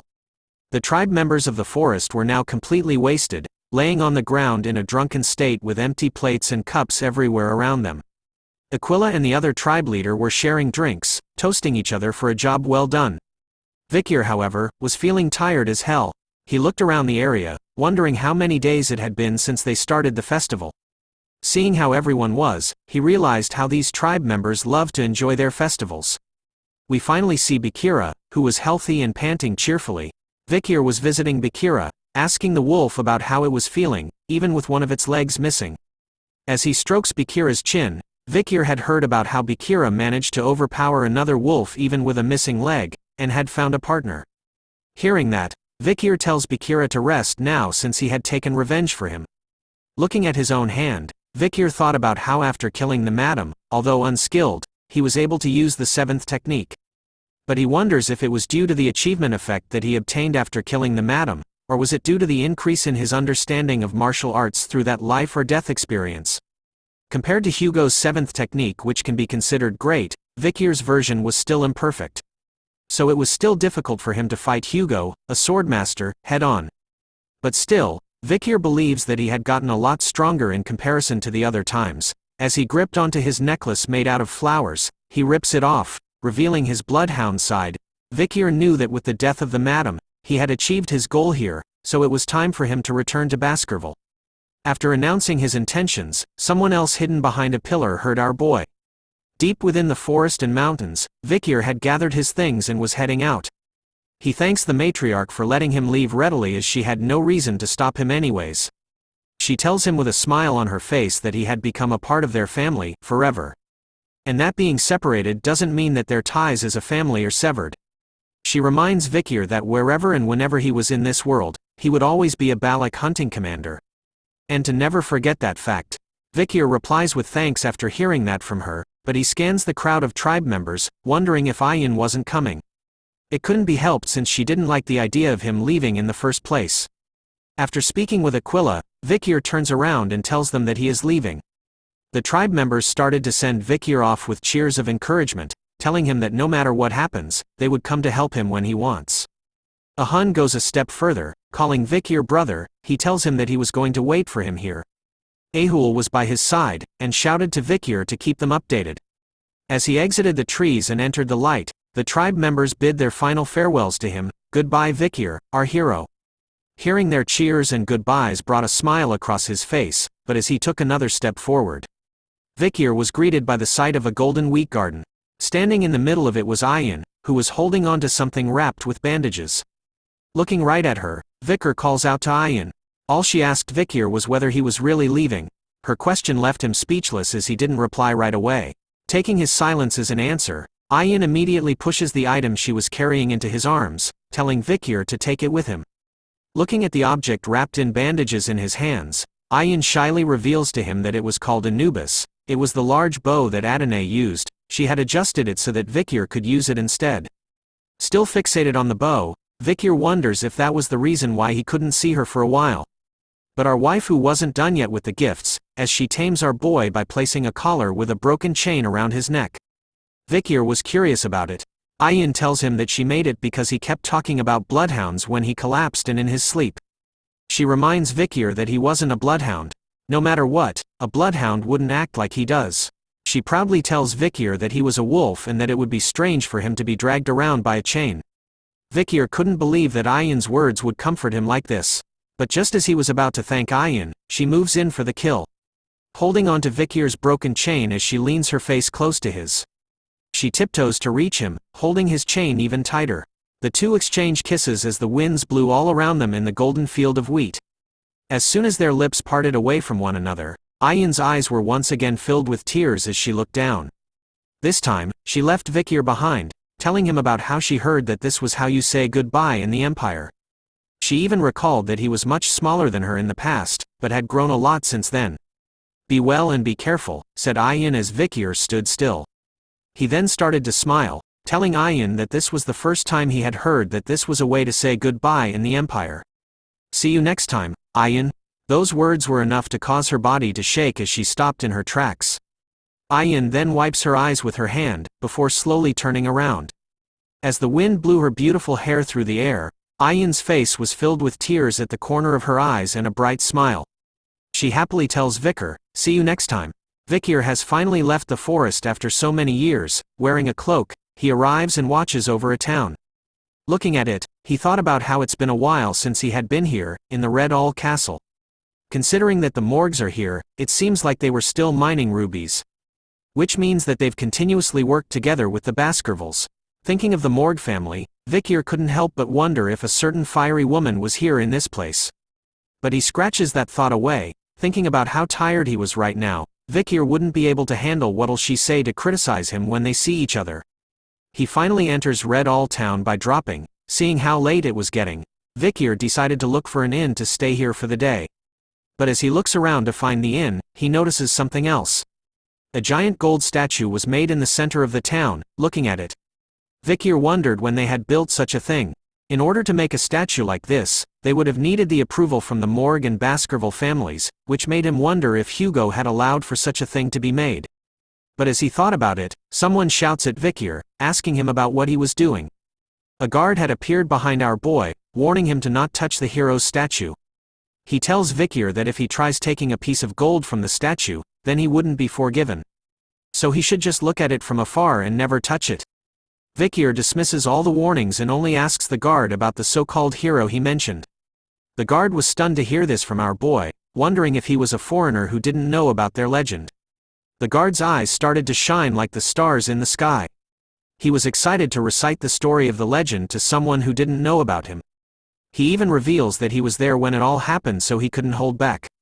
He starts to tell the story of the legend who had the power to kill countless barbarians with a mere sword. Not to mention his chivalry and mentality when he dove into a deadly situation, resulting in him saving the weak and beloved daughter of the Morg family. And his sacred sacrifice to buy time for the joined forces to run away while he bravely fought against the large monster, also known as the now dead Madam Eight Legs. The guard continues to excitedly explain to Vikir that the legend's story gives off so many emotions that it made him tremble. Because of that, the Morg family carved a gold statue of him out of gratitude. After listening to the guard this entire time, Vikir started to piece everything together. making him realize that the great hero who lived here just 2 years ago was him. Vikir van Baskerville. After the guard had revealed his name, Vikir immediately turned into JoJo's style face while the guard was shining even more brightly as he stared at the golden statue. After the story time, we find ourselves at the town's inn, where mugs of beer are slammed hard onto the table. The triplets of the Morg family were drinking in the inn, talking about how they still hadn't forgotten the way their heart skipped when they first saw Sir Vikir. They even mentioned that they thought of him as just a pretty boy when they first met. But the girls told the guards in the inn that they knew Vikir's worth the first time they saw him. Seeing the 3 ladies here, the guards were excited to hear the story from the heads of the fortress about Sir Vikir. The first triplet told everyone that Vikir had charisma, and that she wanted to get close to him, but it wasn't that easy. Then the second triplet revealed that they had talked with Vikir a lot the first time they met, although they were disturbed by the 3 mutts from the Baskerville family. The last triplet recalled that the last time she saw Vikir, all the exhaustion from her body disappeared in those few moments. They continued to praise Vikir loudly in the inn, telling everyone that the gold statue in the square over there doesn't even contain half of Sir Vikir's true beauty. It turns out that our boy had been listening to them talk this entire time, but he was thinking that what they said was a lot different from how he remembered the past to be. But after listening to their stories, Vikir wondered if the outcomes accomplished by Adolf Morg and the joined forces ended up being credited to him instead? The only true part of the story the triplets told was that Vikir did fight against the madam at the end. Through the chatty triplets, Vikir was able to listen in on some unexpected information. 2 years ago, after he had gone missing, Hugo Le Baskerville was furious and went to the Morg family multiple times and caused a scene. His actions resulted in the Morg family giving a huge compensation to the Baskerville family. But it seemed like Hugo's rage didn't end there. Taking a sip from his drink, Vikir thought that the reason was because Hugo had lost a useful bloodhound, which of course would make him angry, and that the compensation he received from the Morg family probably wasn't good enough. We returned to the triplets who were still being delusional, thinking that if Vikir was still alive, then they would have made a great couple. The 2 sisters began to fight over one another over who would have won Vikir's heart, but the last sister was different. With a smile on her face, she happily tells her sisters to not fight and that they could all date him together. Luckily, the triplets believed that Vikir was gone, so they decided to end their own fights. Vikir decided that he couldn't listen to them anymore and started to leave. But just as he was about to pick his stuff up, one of the triplets noticed him at the bar. She immediately points her finger at Vikir's direction, shouting at him, "Hey you! Suspicious-looking guy, come here." Her words and actions caught everyone's attention as they stared at where she pointed at. Vikir didn't listen to her words at all as the sisters began to fight one another, claiming that the barbarians have been quiet recently. They could see that she was drunk again and making a fuss. But the triplet who shouted at Vikir was adamant that her female senses were telling her that our boy was suspicious, so she repeated her words at Vikir, telling him to hurry up and come over to their side. But he didn't listen to her commands, which pissed her off. The triplet uses her spell called Binding to summon tree vines from beneath the ground, causing them to wrap themselves around Vikir's feet. But the spell fails to catch our boy as he simply jumps into the air, while doing a somersault. His quick reaction to the spell catches everyone off guard, and leaves the triplets and guards stunned. But the moment he landed back onto the ground, Vikir was surrounded by everyone. All 3 triplets had casted their own spells using the water, earth and wood style. While the guards pointed their spears at him, they immediately ordered Vikir to remove his hood and revealed who he was. Seeing how surrounded he was, Vikir thought that things were getting a bit crazy. So he decides to remove his hood, believing that it didn't matter since he was going to tell the Baskerville family that he was back. The moment the hood was gone, Vikir's riz was unleashed, captivating all 3 of the triplets, as they stared at him with heavily blushed faces. Our boy just got a triple kill. Looking at Vikir's current appearance, the words that came across their mind was haughty. But then, one of the guards beside the sisters realizes something about Vikir's face. Looking closer this time, he could see that the expression he had was kinda off but was also similar to the statue, including his red eyes and black hair. After hearing this, the triplets started to pay closer attention to Vikir's looks. And then it hit all 3 of them at the same time, causing their faces to change into disgust once they realized that the hottie in front of them was the real-life living Vikir van Baskerville. The night soon turned into day as we turned to the triplets and Vikir on a bridge. The triplets reminded Vikir that he could have stayed in the fortress VIP room, but he had declined their offer last night. Stating that the accommodation fee would have gone to waste, The girls started to fall for Vikir's riz, believing that he was interested in them since he first came to see them. They also notified him that, as requested by him yesterday, they had sent valuable news through the owl. But what Vikir wanted was for them to contact the Baskerville family. The sisters tried to make an excuse that they thought his return was great news, but all they did was make Vikir think of them as annoying. As Vikir started to leave, the girls asked him if he really didn't need them to escort him. He tells them it was fine since they must be busy, but the girls revealed to him that they weren't. Since they didn't have any work to do here, all they did was just sleep. After hearing them say that, Vikir decided that when he heads back, the first thing he was going to do was report that the people whom the Morg family deployed were actually lazy. But before he left, Vikir turns around to ask them about Camille Morg since he didn't see her, which made him wonder how she was. The triplets revealed to Vikir that Camille was doing her closed-door training right now, and that she had suddenly withdrawn from her Uncle Adolf's Hall of Light, then entered the Hall of Darkness and is currently putting all her efforts into magic research. Vikir couldn't believe that she had joined the Hall of Darkness, because before he regressed, Camille Morg had a really bad relationship with the head of the Hall of Darkness, called Snake. Preparing to ride off, Vikir wondered if this was another portion of the future he had altered. He tells the triplets to pass a message to Camille, that he wanted to see her when she has time and to leave the Hall of Darkness.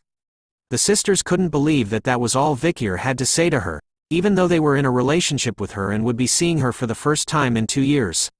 And so, the hero of the Red All Mountain has returned. The news was spread rapidly throughout the empire. The people who had a connection with Vikir started to receive the news of his return through the newsletter spread everywhere. To the people he was working with, to the uncle of his future waifu, and to the innocent saint. Finally, a man rushes into a familiar room that we have all seen before. Breathing heavily and with a piece of paper in his hand, he reports to the patriarch. Upon hearing the sudden news, a dreadful aura was unleashed by Hugo's current appearance. His eyes turned red like a bloodhound as he asked the servant if what he said was true. After getting a ton of experience and increasing his strength through his adventures in the forest, Vikir van Baskerville has finally returned to the world. Chihuahua was delighted to see that Vikir had arrived through the main door this time, instead of the window like before. But as he stood near the window, Vikir was bothered about something. He wanted to know why there were so many people gathered outside from where they were. The local citizens of the town had gathered happily, holding banners filled with heart shapes and showering Vikir with words of praise. Our boy has now officially become some sort of K-pop idol. Chihuahua explains that the news about his return had spread throughout the empire, and that everyone came here to welcome him back. Vikir could only comment that it was annoying while holding his head as the door to the room opened suddenly. Our dear sweet angel, Pomerian, had arrived, shouting at Vikir and calling him daddy. As he patted her head, he told her to call him uncle instead of daddy, but she was too excited. Holding something within her tiny hands, Pomerian tells Vikir to look at what it is. She happily announces to everyone that she had caught a mouse. Vikir looks at it and warns her that even though it was a cute rodent, since it was dead, she needed to be careful to not catch the Black Death. He then moves on to ask Chihuahua about whether the problems within Underdog City had been resolved. He reports to Vikir that thanks to Cindy, they had all been resolved successfully. He even mentions that she was an excellent worker. But as he opens the drawer of the table, he informs Vikir that there was a case that even Cindy couldn't find any leads on. Catching Vikir's attention, placing an envelope onto the table labeled F10, Chihuahua reports that in recent years, children from the slums have been going missing one after the other. The children hadn't been kidnapped since no one had contacted the parents, and they hadn't been seen on the black market. So they couldn't figure out the motive behind the abductions of the children. All the children had disappeared without a trace, so it definitely wasn't the monsters. But although there isn't any physical evidence, Chihuahua was sure that it was done by the same person. After reading the report that Chihuahua had given him, Vikir's face was immediately filled with dread as he gripped the papers tightly in his hand. The children's disappearance case of the Underdog City was exactly similar to what he was framed with in his past life. But he was confused as this event was supposed to happen several years later, since he knew that this case was related to something else. But as they were discussing the case, Pomerian shouts at them to look at her. She proudly shows off the dead mouse from before, who stood healthy and alive on her arm this time. Pomerian had brought it back from the dead, leaving Vikir and Chihuahua in a state of shock and confusion as they were stunned by what was happening. So he asks her if she had really brought the mouse back to life. She happily tells them that she did with a bright smile on her face. Looking at her playing with the once dead mouse, Vikir thought about how he was now certain that she had brought it back to life, making him wonder if it was voodooism, which uses mana from another dimension. So then, he asks Pomerian about when she discovered that she could do such a thing. With her tiny hands, she started to count back the number of nights, and ended with 3 nights ago. She reveals to Vikir that simply copied what her tribe's people did. Hearing that, a nervous sweat drop drips down his face as Vikir thought about how one of the Lococo tribe's villages found Pomerian, which made him think that they had acquired black and evil spirit magic. In the Baskerville and Morg clan, which are known for their geniuses, children need to be at least 8 years old to use magic. But compared to them, our little angel, Pomerian, who is 5 years old, is able to use another dimension's mana, which is difficult to sense. A magical genius from the Baskerville family, more specifically, a black magic genius at that. Vikir could only think of Hugo's completely enraged face once he found out about this. He believes that Hugo would call for her immediate execution, knowing that she uses black magic and has barbarian blood too. Thinking that he knew Hugo well, Vikir believed that it would be best for Pomerian and Hugo to never meet one another. As he thought about it, Chihuahua appeared near the window just as a pigeon arrived. Turns out, the pigeon was used to deliver a message on a note. Looking at it instantly brought shock to Chihuahua's face as he read it. He immediately calls out to Vikir, telling him that it was bad. Chihuahua's words started to come out in pieces as he read out the contents of the letter, revealing something from the main house.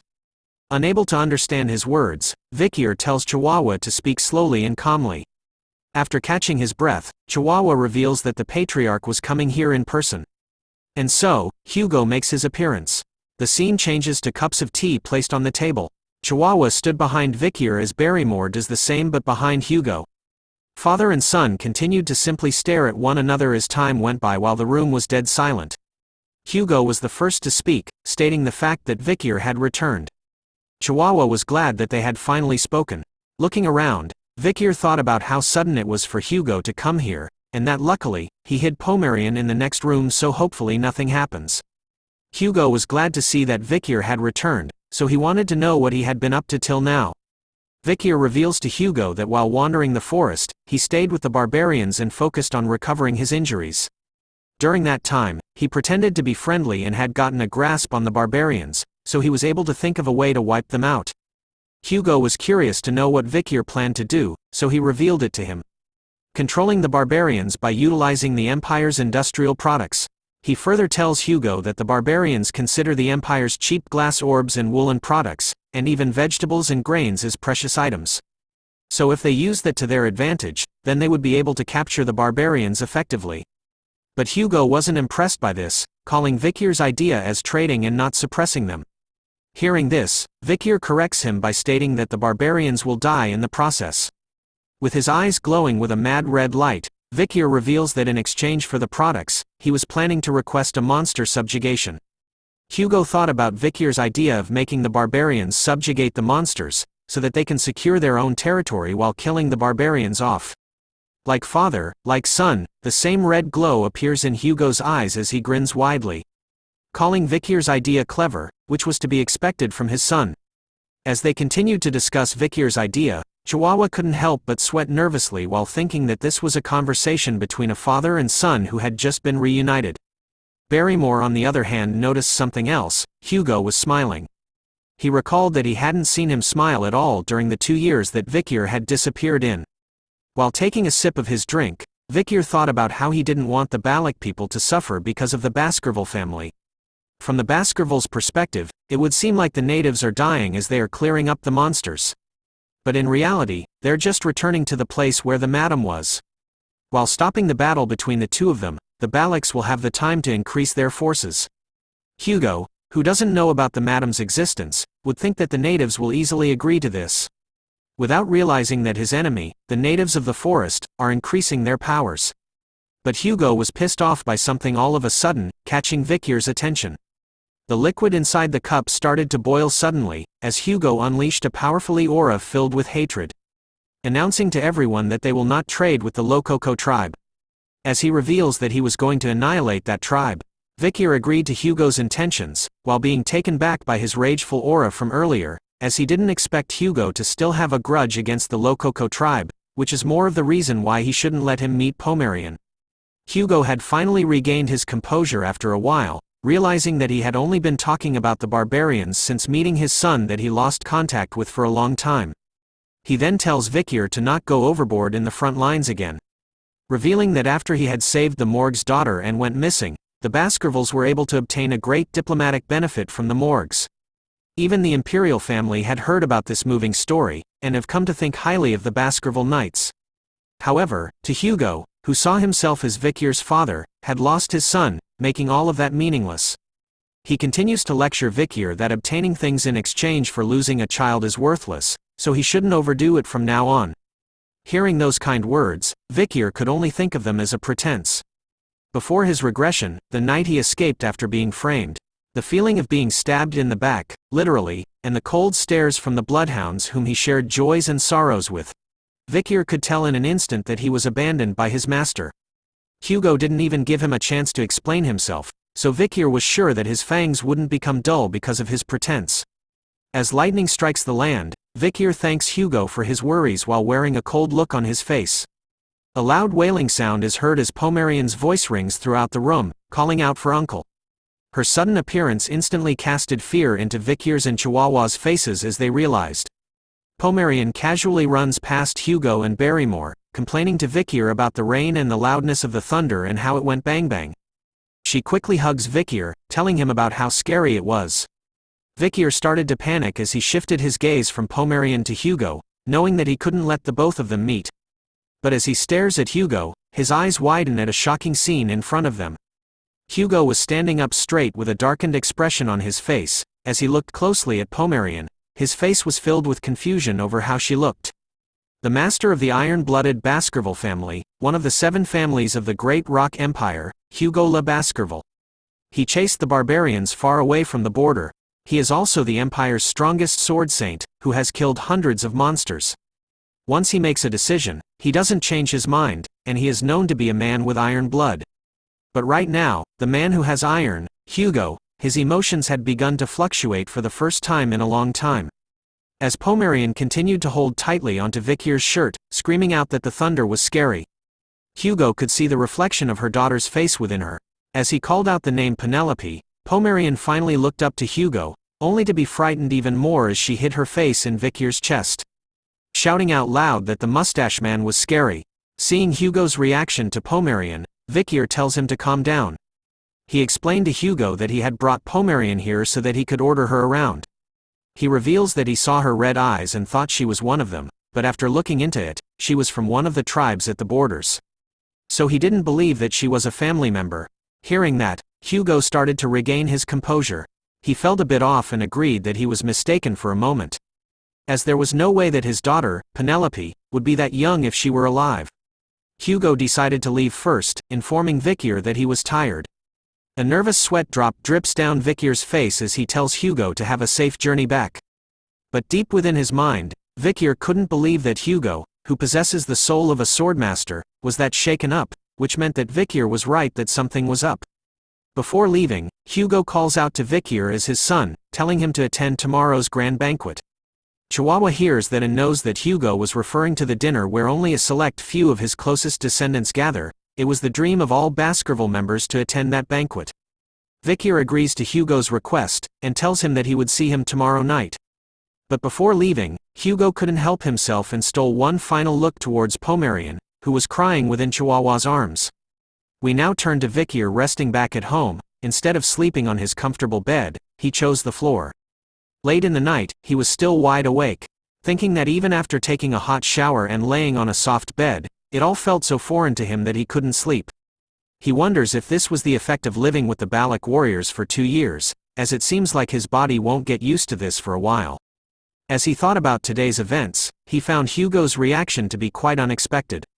He even thought about whether to report to him about Pomerian and the pendant or not, but after seeing his reaction today, Vikir had made his decision. After tomorrow's grand banquet, he was going to feel Hugo out, as Pomerian might become a good trump card which will lead to Hugo's downfall. But no matter what happens, Vikir needs to make sure that Pomerian doesn't get affected. Vikir's eyes were finally closed after a while as a light breeze entered his room. Followed by a dark figure standing near the window. Vikir immediately sensed its presence as his eyes opened wide. The dark figure took out a blade and stood in front of Vikir's bed. But before the figure could do anything, Vikir commented out loud that it hasn't even been a day, and yet the information has already spread so fast, alarming the intruder. Our boy immediately leaps onto the bed with one arm while priming himself to kick the shit out of the intruder. Vikir manages to leg sweep the knife out of the intruder's hand, sending it flying into the nearby wall. But before he could end the intruder's life with his fingers, the intruder shouts at him to wait. Damn, let's all take a moment to look at our boy's veins. Now back to the story. The intruder continues to tell Vikir that it was a joke, looking closer to the masked figure. Vikir realizes who it was. He informs the friend that next time, come after requesting an audience, otherwise it would have been bad if he killed by mistake. The masked figure still found Vikir's strange habit of disguising his pillow as himself and sleeping on the floor, kind of weird. As the masked figure removed their mask, they commented that Vikir still hasn't changed even after coming back from the dead. Whoa, it turns out to be Cindy. After revealing herself, Vikir warns him to not make a scene, but she simply sticks her tongue out as a reply. As she walked towards the bed, she asked Vikir if the reason why he sent Chihuahua after her was to check whether she had taken the $10 billion. Vikir revealed that he knew of her ability to increase the wealth of capitalist and build trust and to eventually waste it all. Which he took account of. But as she sat down on the bed, Cindy called him rude for thinking that way about her, since she was only a financial planner who receives commissions. She even claims that without her, then Judy would have lost the $10 billion he had given her. This was when Vikir revealed that he had assigned bodyguards to Judy to prevent such a thing from happening. And amongst the bodyguards he assigned, one of them was a finance expert, whose job was to filter out the bad guys. Hearing about this, Cindy was surprised to see that those bodyguards didn't mess with her at all. Vikir tells her that it was because he ordered them not to approach her at all. Cindy couldn't believe that she had been dancing in Vikir's palm from the beginning. But as Vikir wore his shirt back on, he wanted to know if she had the information he requested. Cindy immediately unzips her outfit, telling Vikir that she had brought it. As she handed the scroll over to him, our boy was fazed by how her personality had changed since 2 years ago and wanted her to submit the reports in a folder instead. Since she fulfilled her mission, Vikir agreed to her request of joining on the trade with the natives. Hearing about the reward, Cindy decided that she should call Vikir boss from now on. Looking at the report that Cindy had given, Vikir could see that it was the information regarding the people attending tomorrow's banquet. He also knew that he would have been invited to the grand banquet as long as he made a great contribution. The first report was about Hugo Baskerville, showing his rank as patriarch, status as marquis, and his military prestige as swordmaster. But Vikir knew almost everything about Hugo, so he decided to skip this part of the report. Moving on, something catches his attention. He could see that Boston Terrier and Great Dane were attending the banquet as well. Boston Terrier Baskerville, rank as the commander of the Pitbull Order Senator. Status as count and military prestige as the highest-ranked graduator. A side note about him is that he is Hugo Baskerville's half-brother. Does not like to be restrained and is quite aggressive and short-tempered. Next up is Great Dame Baskerville, who holds the rank of commander of the Mastiff Order Senator. Status as count and military prestige as the highest-ranked graduator. A side note about him is that he is also Hugo Baskerville's half-brother. Although he tries not to get involved with others, he is on bad terms with Count Boston Terrier. Looking at the report, Vikir wonders why these two people who don't attend internal house events would be attending this one. Cindy replies that it was probably because they wanted to meet the young legend of the Baskerville clan who came back from the dead. And they probably wanted to take Vikir into their own orders. Hearing that from her, Vikir could sense that it was going to be an exhausting day for him tomorrow. Next on the report is Osiris Baskerville, ranked as a member of the lower house. His status is Viscount with the military prestige as the highest-ranked graduator. A side note is that he is Hugo Baskerville's eldest son and is currently ranked first in line for succession. Cindy reveals more information that the eldest son, who is growing up to become the spitting image of Hugo ever since he was younger, has obtained the swordsmanship at the level of the 7 counts. He had also been evaluated to reach the level of swordmaster soon. Vikir thought about the time before he regressed. He had seen Osiris from afar a few times. He was a cold and reserved person who doesn't even greet his own subordinates, let alone his younger siblings of the direct bloodline. Knowing this, Cindy was curious about who was stronger, Osiris, who's the strongest within the Baskerville clan excluding the patriarch and the 7 counts, or the main character Vikir? We all know the answer to that, right? But instead of answering her, Vikir warns her to not try and grasp their combat abilities. Next on the list was someone who Vikir thought was in the middle of isolation training, but instead was coming back to attend the grand banquet. It was someone named Set Le Baskerville, ranked as the underdog city's consul, member of the lower house. He holds the status of Shadow Count and has the military prestige mid-ranked graduator. A side note is that he is Hugo Le Baskerville's second son and is currently second in line for succession. Compared to his older brother, his talent in swordsmanship is lacking and he was rather weak from a young age. His personality isn't like the other Baskervilles. He is gentle and kind. When he was younger, he was persecuted by Hugo for being weak. The bloodhounds who were dying as though they were trash. He was the only one who cried for them. He was also the only person that Vikir respected in the Baskerville family. Vikir couldn't believe that he was able to meet him at this time. As he looked through the remaining reports, he could see a few familiar faces and immediately placed them down. Surprising Cindy, who wondered why he read through the remaining reports briefly as she did her best to investigate them. Vikir tells her it's because he knew who these guys were very well. It's our favorite triplets. With his sinister bloodhound aura activated, Vikir smiles while looking at the reports of everyone. Knowing that with these people around tomorrow at the grand banquet, a lot of interesting things will definitely happen. The day has finally arrived. Vikir stood in front of a massive door, decorated with symbols as two guards stood by its side. As he slowly opened the doors to the room, he was greeted by a bright light. The people seated at the table in front of him were the ones that were inside of Cindy's report. Each person at the table took a quick look at Vikir as he announced his arrival as per the Patriarch's orders. Some were smiling with joy while others showed no emotion to his arrival. With his head down and his arm across his chest, Vikir thanks the Patriarch for inviting him to the grand banquet. With his eyes bright red, Hugo tells his son to come and take a seat. Soon enough, the dining room was filled with the sound of cutlery being used. Everyone who sat at the table were silently eating their food. No one spoke as the servants stood behind. The first to break the silence in the room was Boston Terrier, asking out loud if anyone else thought that the meat was a little undercooked. Hugo took note of his question, making him ask if the food wasn't to his liking. But Boston corrects Hugo, his older brother, saying that he wasn't referring to his own meal, but instead, was referring to the meat on the plate beside him. It turns out that the food he was talking about belongs to Great Dane, who gives Boston the side eye, asking him if he has a problem.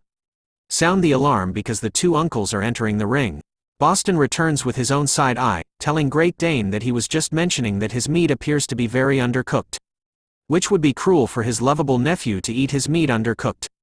Great Dane fires back, telling Boston that he acknowledges his lovable nature, reminding him that Vikir was also his nephew. And as his uncle, he would want his nephew to walk on the right path. Boston argued why it was considered right for Vikir to be placed in the Mastiff Order under Great Dane, while Great Dane argued that it would be far better for Vikir than him joining the slow and foolish Pitbull Order. As they continued to argue amongst themselves in front of everyone, Vikir started to wonder if the reason he was invited to the grand banquet was for them to recruit him. 2 of the 7 orders that represent Baskerville, an offer from the Pitbull Order and the Mastiff Order. If it was before Vikir had regressed, then he would have liked it as it was a great offer that guaranteed his success, but right now, our boy was different, so he viewed them simply as mutts. Damn that ice-cold stare. As Barrymore poured wine into Hugo's cup, he commented out loud that the Patriarch was in a good mood, considering that his usually silent and aloof younger brothers were now showing affection to the young master. As he takes a sip of the wine, Vikir looks at Hugo while thinking that Barrymore always interprets things in a positive way. And how Hugo finds it amusing when his brothers are fighting. Boston finally turns his attention to Vikir, asking about the 2 years he had spent in the La Rouge et La Noire mountains, as he wanted to know how many barbarians and monsters he had killed, and to share his experience in the forest with his uncle. Even Great Dane expressed his concern about how his lovable nephew spent his time in the dangerous forest, but he was also interested about his nephew's growth. Hugo cuts in between their conversation, telling his younger brothers to let Vikir eat first and to not pester him too much. But the younger brothers were still curious about Vikir's time in the forest, asking Hugo himself if he wasn't curious himself. Seeing that they weren't listening to his command, Hugo tells them to stop. A single word from him this time was enough for the younger brothers to activate their bloodhound eyes from the fear and feeling of Hugo's immense powers. Hugo unleashes his powerful aura all around, reminding everyone why he was the biggest daddy of the Baskerville clan and reminding his younger brothers about how much he hated to repeat himself. Sensing that they had pushed things too far, both Boston and Great Dane immediately apologized to Hugo for their actions. Vikir, however, stood up from his seat, telling his uncles that it wasn't difficult for him to prove his achievements from the past 2 years in the forest. Hugo was concerned about Vikir since he had traveled quite a distance and that visiting the drill hall will make him even more fatigued. But our boy was fine.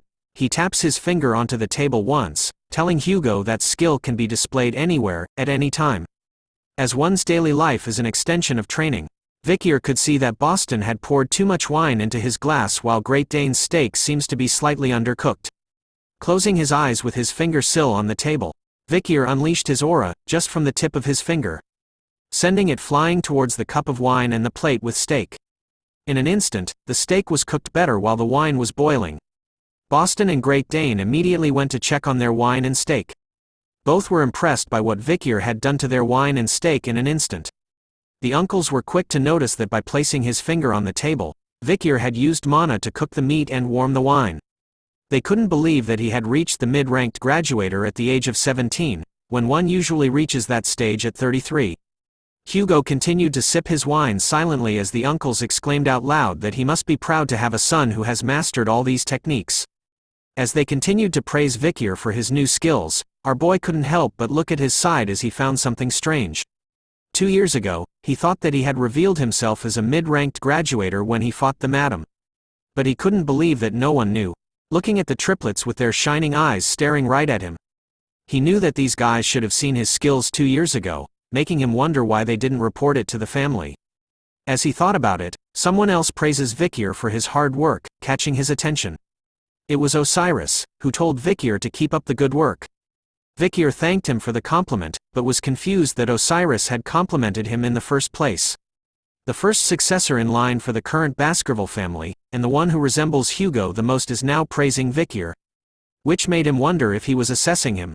Another person at the table spoke out loud that it was surprising to see the eldest brother complimenting his younger brother. It turns out to be Set. He explains to Vikir that this was the first time he witnessed Osiris praise someone, let alone smile so openly. Set could also see that Vikir shares the same poker face as Osiris, which made him wonder if he didn't recognize who he is. Vikir tells him that he does know. Set was overjoyed to hear that, explaining that since he had a weak body, he was always either at the medical wing or at the isolation training hall. Set continues to say that the training hall was very close to Underdog City, where Vikir was the deputy consul. He had planned to visit him to learn about his experiences in the forest. Vikir started to think about the past and how Set's bright attitude, which is unlike that of being a Baskerville, hasn't changed. During the fall, Vikir had served under Set, so there were moments when they were together. Amidst the chaos of battle, Set was the only one who comforted the fallen bloodhounds. He was even comforting Vikir, who was drenched in blood after wandering around the battlefield. Even when he was wrongly accused, Set stood by him, defending Vikir until the very end. This man was the only person that Vikir wished to see at this banquet. But something else was happening. Vikir's bloodhound senses had been activated from the start, his eyes sensing all around as he smelled a disgusting stench that reeked since before. This horrific stench that only he, who was there during the fall, would know. The stench of demons. Right now, in this grand banquet, amongst all these powerful individuals of the Baskerville clan, Vikir could sense that there was a demon hiding amongst them. He started to look at everyone closely this time, wondering where the demon is, as the owner of the source of this disgusting stench. Vikir finally closes his eyes after scanning everyone in the room, before opening them once again. Looking at the man right beside him, Set sees his look, and asks if there was something that Vikir needed, as the hands of the dead as though in the form of an aura surrounding the sick-looking man, who held a mischievous smile on his face. Vikir could see that Set was having conversations to ease the atmosphere, and even asks the servants serving Goof how they're doing. This man right here was the same person that Vikir knew before he regressed. But he still wonders why Set had the dirty stench of demons all around him. Set then spoke out loud that he had heard about Vikir taking over as the deputy consul of Underdog City while he was gone. He continues to speak about how he even heard that the citizens who liked him had protested for Vikir to take over permanently, so when Set himself returned back to Underdog City, he was hoping that it would be great if they would work together. Vikir continues to stare at Set in silence, before placing his own glass of wine towards him. Telling Set that he looks forward to it, as they clink their glasses of wine together, hoping to be in each other's care, Vikir takes a peek at his own glass afterwards. He couldn't see Set's reflection in the glass at all, which meant that Set is dead and that a demon had possessed his dead body. Vikir then wondered if he should reveal this fact to everyone right here at the grand banquet. But he changes his mind, because if he does reveal that truth, then they would ask for Vikir to provide proper evidence first. So in order to do that, he needed to get away from this and gather more information first. As Set continues to ask Vikir about which order he was going to join, all Vikir could think of was that the smell of demons was really suffocating.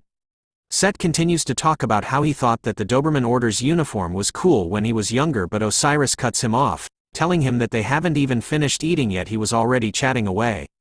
With a slight red glow in his eyes, Osiris warns him to stop bothering Vikir with his small talk and to finish his dinner first. Set was taken aback by the sudden request from Osiris, but Vikir was glad, because thanks to him, he was free from the smell of demons. Now it was Hugo's turn to speak. He asks Vikir about the meal, to which he responds that it was very good. Hugo was glad to hear that and informs Vikir that he has something he would like to discuss with him while he is at the main house, and orders him to visit the office later on. Vikir pauses to think about the sudden order but agrees to it anyway. The grand banquet had finally ended and Vikir was now roaming outside the main house.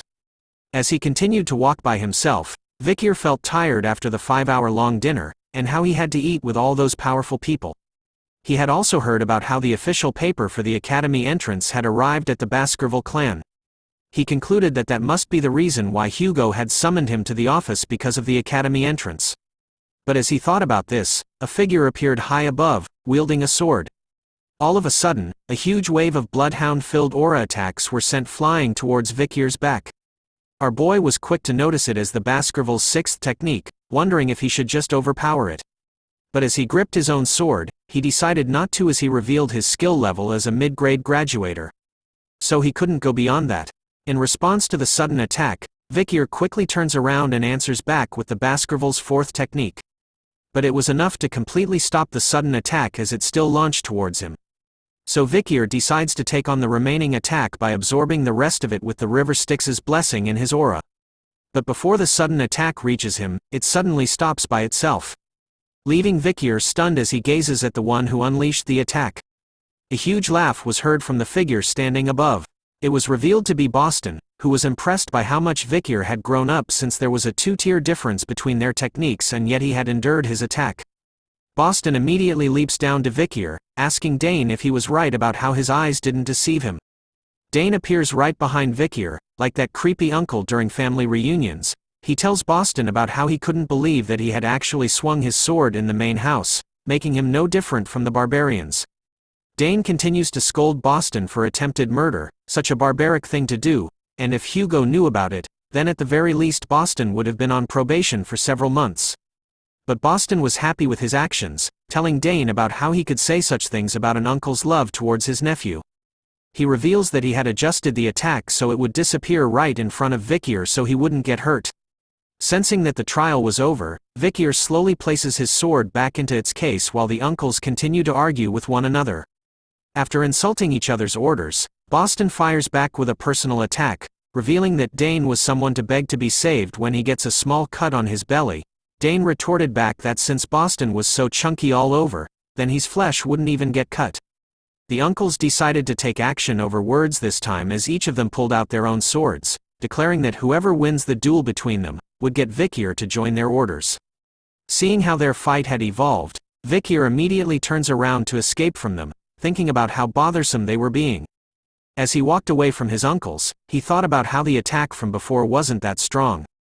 The 7 counts strongest attack, the highest grade graduator's Baskerville 6th technique.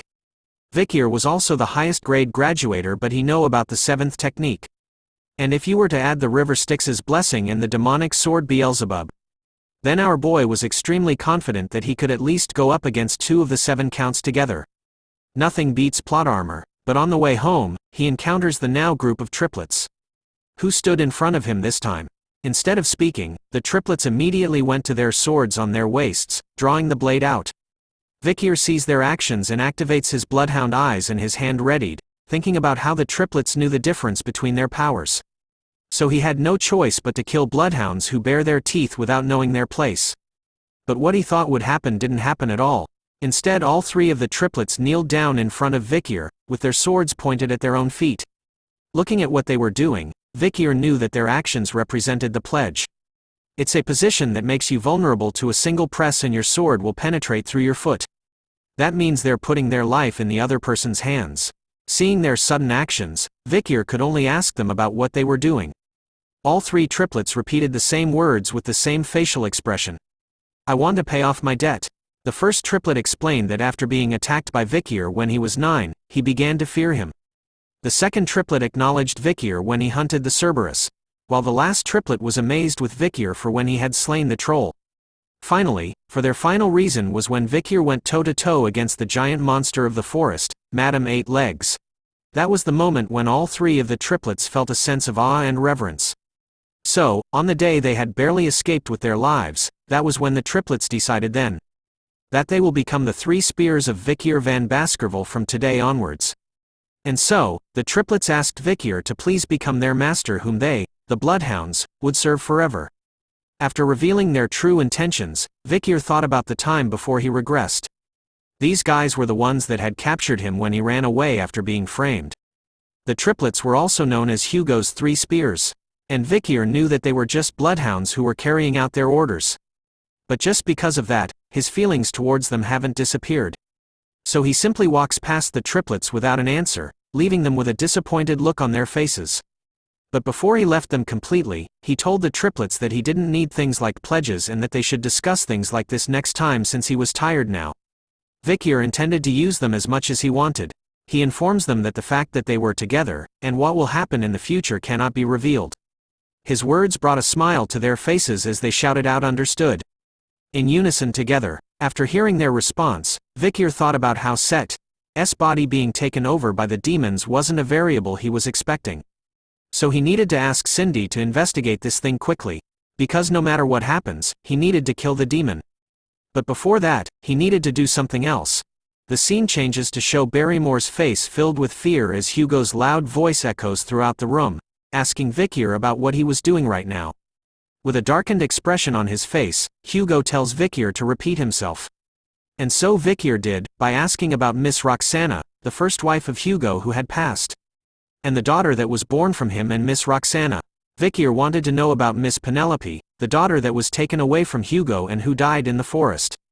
Veins, hatred and bloodlust started to pour out from every inch of Hugo's face as he questioned Vikir about how he knew about his daughter's name. But our boy's face remains unfazed even after facing such a horrifying aura. Because this is the opening act to which his revenge will begin. Begin this part with the view of the main building of the Baskerville clan where the patriarch and main family stay. Hugo passes on an envelope across the table, telling Vikir about how they have received a notice from the academy. He reminds Vikir about their past promise from before, that he would enter the academy when the time comes. Reading the letter inside the envelope, Vikir could see that it was a notice from Colossio, a notice for the students of Class 20. Looking at it, he was right in his thought, that this was the reason why Hugo had summoned him here. The largest educational institution that the Grand Empire Rock is facilitating, the academy called Colossio. If you manage to graduate from the academy, you would be able to start the elite course at the Imperial Palace or even a higher floor. Back in his past life, before the regression, Vikir had attended the academy as the triplets' server and was in charge of handling all of their tedious tasks for them. Since he entered the academy with numerous scars on his face and had a limp, Vikir was scorned by the nobles from the academy. But in his current life, those bad memories of the academy didn't bother him now. Hugo wanted to know if the triplets, whom Vikir had asked to go with, would be alright. He was also curious on whether there was anyone else beside them that he would like to take with him. Before answering Hugo's question, Vikir wanted to ask about something else. He recalled that 2 years ago, due to him going missing, Hugo had received a letter stating that he will obtain a huge benefit from the Morg family, and that Vikir would be given a reward. So he asked Hugo if he was right. Hugo replies that he has and wanted to know what that something was that Vikir wanted. Vikir tells him that he wanted Hugo to share a story as the reward, which got Hugo's attention. Seeing his reaction, Vikir takes it that he had permitted him to ask. So our boy, at point blank, asks Hugo about his dead wife and daughter, straight to his face. Vikir's question was horrifying enough to make Barrymore panic and tremble with fear as he heard what Vikir had requested from Hugo. Hugo, on the other hand, had taken a moment before asking Vikir about what he had just said to him.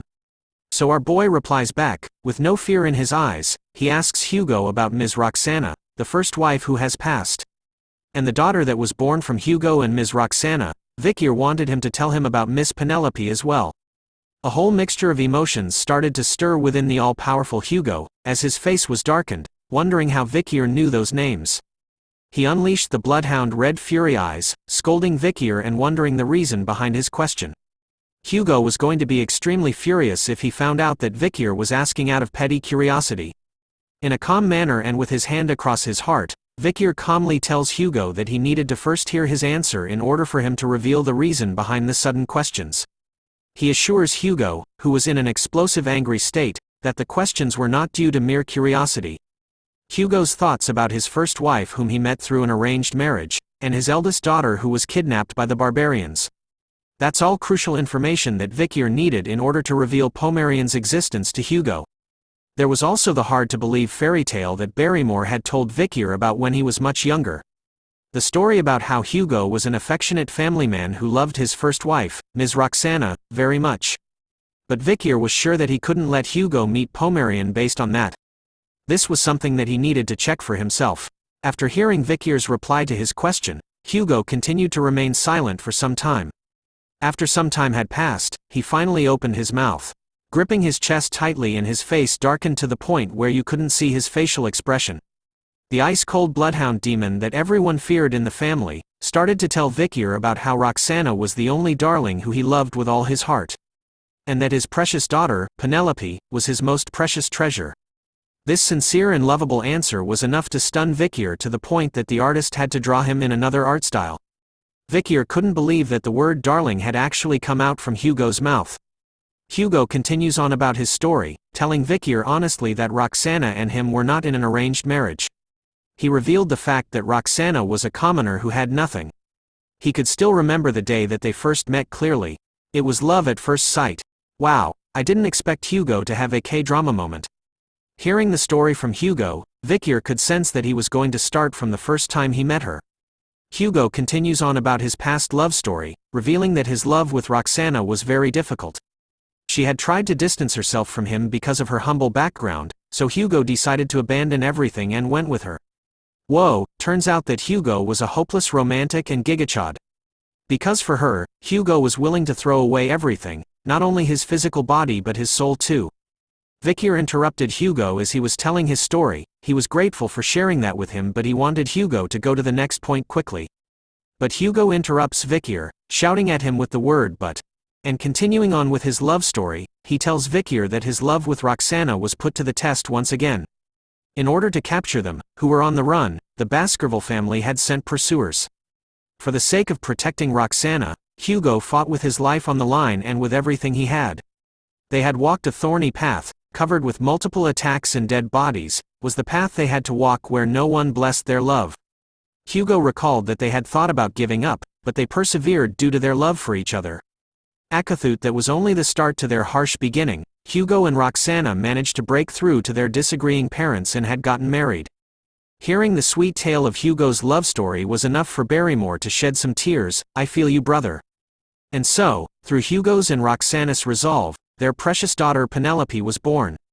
His loving wife and daughter beside him, Hugo wanted to protect this happinesses that he obtained after through such much suffering and struggling. But this is where things start to get dark. After giving birth, Roxana's health started to deteriorate instantly. In the end, she left the world and left behind their young daughter Penelope. Thankfully, Penelope grew up to be a bright and charming child. She had inherited Hugo's strong mentality and Roxana's loving heart, and she had received love from all of the Baskervilles. Hugo was already happy enough to know that his Penelope was doing that well. But then a certain incident occurred. Just the mere mention of it was enough for him to unleash his bloodhound aura and crush the corner of his seat. The incident was when Penelope, who went out for a walk, was captured by the Lococo tribe. A bunch of questions flooded his mind as he investigated how this happened. How did those barbarians come into the middle of the Baskerville territory? How did they kidnap Penelope? Hugo's eyes were filled with rage as he couldn't figure it out back then. And until now, he couldn't find any trace of Penelope. Vikir's eyes started to glow as he listened closely to Hugo's story. With Penelope missing, Hugo used that as the justification to widen the Empire's region. That was when Hugo started to look for Penelope and to subjugate the barbarians. But after a while, Hugo felt that doing this alone was difficult, so he increased the number of his wives through arranged marriages, and he started to mass-produce offsprings. And decades later, although stationed at the border, Hugo had created a powerful family that no one could look down on. That's how the Ironblood Baskerville family was born. Hugo's cold-bloodedness to restore the family and for the Empire's glory. But behind that cruel soul was a man that was hurt deeply due to the loss of the family that he had loved with all his heart. But so what? Thought Vikir. He knew that all villains have a backstory, the evil deeds that they committed are all that remained. Vikir could only see Hugo as a heartless human being who mass-produced offspring and sent them to the battlefield. But still, he now understood how precious Roxana and Penelope were to him. And so, Hugo was done with his story, with a mad expression on his face after recalling his painful past. He now wanted to know Vikir's reason behind why he had asked about his wife and daughter. Before telling him the reason, Vikir took something out of his pocket and presented it onto the table before Hugo, telling him to take a look at it first. The moment he gazed at it, Hugo shouted out loud, recognizing what it was. He recognized the pendant as the one that he had made for Roxana, which was last seen on Penelope before her disappearance. Opening the pendant, he could see a tiny picture of his family portrait within it. Gazing at it, Hugo held his tears back, or at least that's what I think. As Vikir turns to the door, he asks Hugo about what he would do if Miss Penelope's successor was alive. His question was enough to leave both old men stunned with their mouths wide open. As he walks closer to the doors, Vikir tells Hugo about Miss Penelope's daughter, revealing to Hugo that he has a granddaughter. As the doors to the room opened, a familiar sweet angel voice called out to her uncle. The moment she entered the room, Hugo's entire world was flipped upside down, and had turned from color to X-ray colors. Looking at Pomerian causally pulling onto Vikir's shirt, he recalls that she was the child from their previous meeting. This was when Vikir reveals to Hugo that he had lied to him, that while at the forest, there was a child that he met in the Lococo tribe's region. And that she called the person who gave her the pendant as mommy. Hugo couldn't believe it, that this little girl had called his sweet precious daughter Penelope as mommy. His hands started to tremble as he held onto the pendant, while Pomerian still looked at him all scared. Vikir, on the other hand, was excited as his eyes glowed bright red. He wanted Hugo to be confused. He knew that Pomerian was a child whose blood is mixed with someone Hugo loves, and with something he despised. As Hugo stood in front of Pomerian, Vikir started to wonder if he could keep his composure in front of her. Looking closely at Pomerian this time, Hugo towers over her enough to cast a shadow onto the sweet little angel.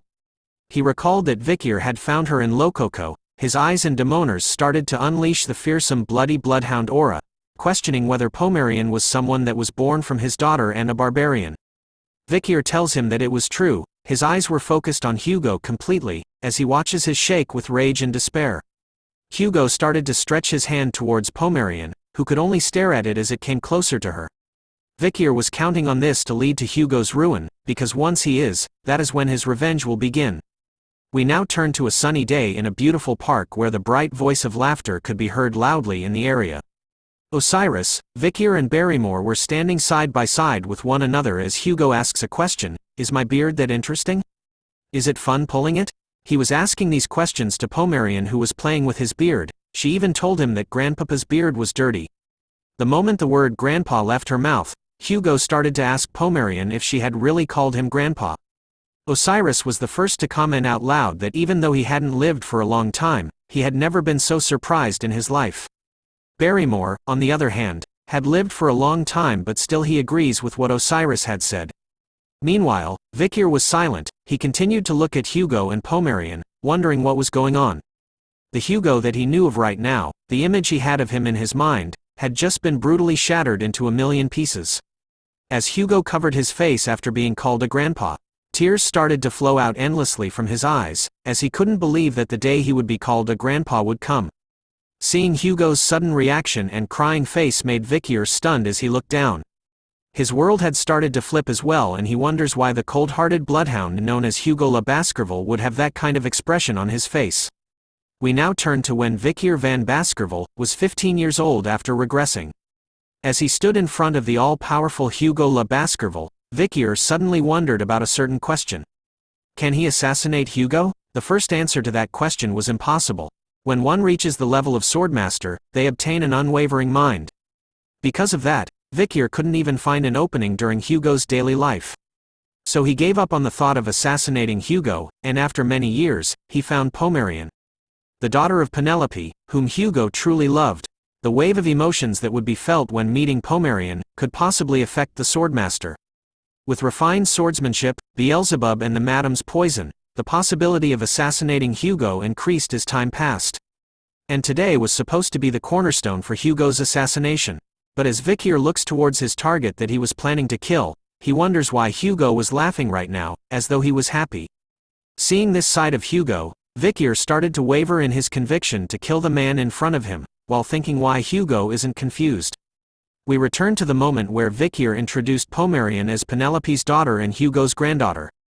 As the big man walked over to Pomerian, he wondered if she was truly his precious Penelope's daughter. As he stretched his hand towards Pomerian, his shadow could be seen within her eyes. Looking right at Hugo, she tells him that Penelope was her mommy's name, which causes Hugo to shudder for a moment as sweat drops appear on his face. Holding his rough hand with her tiny hands, Pomerian tells Hugo about how her mommy always said that she missed her daddy, and that she always kept looking at the necklace. All of these were things that she had remembered. Looking at Hugo with her innocent eyes, Pomerian asks him if he was her grandpa. Looking at her and hearing her question, Hugo's mind immediately turns to a past memory of when Penelope was alive and cheerful. He could hear her clear and joyful voice calling him father. The man known as the cold-hearted bloodhound of the Baskerville family had to grit his teeth in order to hide what he was feeling. But it didn't work as he muttered out Penelope's name as he bends forward while trembling, catching Vikir's attention. The all-powerful man had finally broken down as tears started to flow endlessly from his eyes. He could only kneel in front of Pomerian, with his head down. He continued to cry out loud in front of everyone. The flashback ends as Barrymore tells Vikir thank you. He couldn't believe that he would get to see the patriarch smiling like that right now, as it always seemed like a far-fetched dream of his. And it was all thanks to Vikir. Hearing that, Vikir was confused about how the situation happened because of him. Hugo's smiling face, Pomerian being reunited with her grandpa, Barrymore seeing his dream come true, Osiris was even smiling himself. As though he was holding in his anger with his hand trembling, Vikir decides to let it go. Because right now, he didn't know that by standing before Hugo, who has so many openings. Vikir felt so helpless for some reason. The day soon turned to night as we returned to the place where Vikir was staying. He laid out flat on his bed, staring endlessly at the ceiling, pondering his thoughts about the events that had happened so far. Looking back, he started to think about the Hugo that he had remembered. In his past life where he was captured and faced Hugo, he shouted at him that he was innocent and wondered why he wasn't listening to him. Vikir wanted to know if Hugo was really going to blame him for all of the Baskerville's sins. But Hugo simply replied that he didn't want to listen to a sinner. Hugo even revealed that he knew about how Vikir was secretly communicating with a demon and had even kidnapped innocent children and offered them to the demon. But these were false accusations that Vikir tried to deny with all his might. But before he could speak of his innocence, Hugo swung his sword in a single swing, cutting off Vikir's tongue as he didn't want to be called by such a filthy thing like Vikir. He even calls Vikir trash as his bloodhound eyes glowed fiercely red. But our boy didn't give up. His eyes were still filled with anger and hatred for Hugo even after having his tongue cut off, the man who turned him into a sinner and executed him in the end. But in our present time, the young Vikir who was still laying down on his bed, was wondering why he was starting to hesitate to take revenge. As he laid there, a voice spoke out, telling him that it was rare for her to see such a lethargic expression on his face. Cindy had appeared at his window once again, dressed like Catwoman. Looking at his current state, she wonders why he had called for her, only to be just laying in bed. Vikir could only ask her about the reason why she was here. Cindy took out another report, telling Vikir that she had brought him what he requested. She slams the report right onto Vikir's face, reminding him that he had asked her to investigate Seth La Baskerville. As she sat on his bed, Cindy questions Vikir about why he looked like he lost everything. But since she was busy, she was just going to give him the report. Even after being slammed with a report on his face, Vikir remained silent. Sensing that something was definitely off, Cindy reports that she had just done a detailed investigation on Baskerville. She found out that he has sponsored several orphanages under a fake identity. As a sponsor, it seems like he had taken responsibility for their adoption. But there was no information about the people who adopted the children. She couldn't even locate the children who were adopted too. Since Vikir mentioned that he was a demon, then the situation was bad. She knew the obvious reason behind why a demon would be kidnapping children. It was to use the children as sacrifices or food. She concluded that Baskerville might be connected to Underdog City's missing children's case. Looking and reading through the report, Vikir concluded that he had missed this information. The fact that the current Set is a demon means that the Set, whom Vikir had served in his previous life before his regression, was also a demon. Vikir also figured out that the person who gave the information that Hugo was going to frame and kill him with was this Yahello. A past memory of when Set was visiting Vikir in prison was seen. He hid his face behind his hand, calling Vikir pitiful. Because in order for Hugo to frame him for all of Baskerville's sins, he was going to hasten his execution. With a creepy smile across his face, Set lies about how he was so sad that he couldn't help him. Anger immediately arose in Vikir's face as he placed the pieces together from his previous life and now. He couldn't believe it. We now turn to a young boy, asking the sir beside him about where they were. The man holding the lantern introduces the place they were at as the young boy's new home, which startles the kid. He looked around all nervous, saying that the headmaster had mentioned that he had been adopted into a good family, but looking at what was in front of him was simply a cave. It turns out that the man was Baskerville, who tells the young boy that there seems to be a misunderstanding. As his appearance started to change, Set tells the young boy that the cave isn't the house he'll be staying in, but the place he will be going to. Set's appearance had completely changed as the young boy looked at him with fear in his eyes and confusion everywhere. Set's appearance had completely transformed into a demonic being, with a single eye in the center and sharp fangs all around with tentacles. Ew, just ew. The young boy could only stare and do nothing as tears filled his eyes. His last word was calling out for his mommy, as Set devoured him completely, leaving behind only blood and the shoes that the young boy wore previously. As he regains his human form, Set could only smile and mention that children sure are the tastiest. Set licks the blood off his face, smiling as though he was turned on by eating kids. After all, he couldn't help himself. It turns out that this was no longer Baskerville, but actually a being who was a part of the demon's 10 elite corpses, the 10th corpse, known as Andromalius. Back in the same cave from where the young orphan was last seen with Set. We now see a throne present, deep within the cave as a figure sits on it. Set was there, drinking a cup of wine. He talked about how it wasn't enough as a crow was present on the table beside him. He was thinking about how the human supply wasn't enough, making him question if he should foster humans like animals, turning them into livestock and creating an organization. This was no longer Set of the Baskerville clan, but instead was Andromalius, the 10th corpse who belonged to the demon's 10 elite corpses. Looking at the crow with multiple yellow-red eyes on the table beside him, he asks about what it thinks and calls the crow as 8. It turns out that the small crow, with its creepy eyes, was actually the 8th demon of the demon's 10 elite corpses. He tells Andromalius that he was against his idea, as he knew that if things escalate, then the possibility of humans learning about their existence will increase.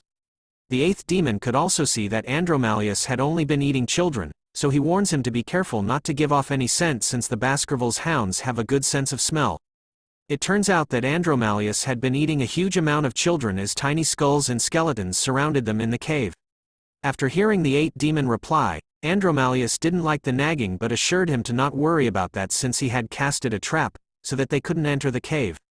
Andromalius then informs the 8th demon that at their current rate, in order to gather enough magic power to open the gate, he would need to suck human blood for 12.5 more years.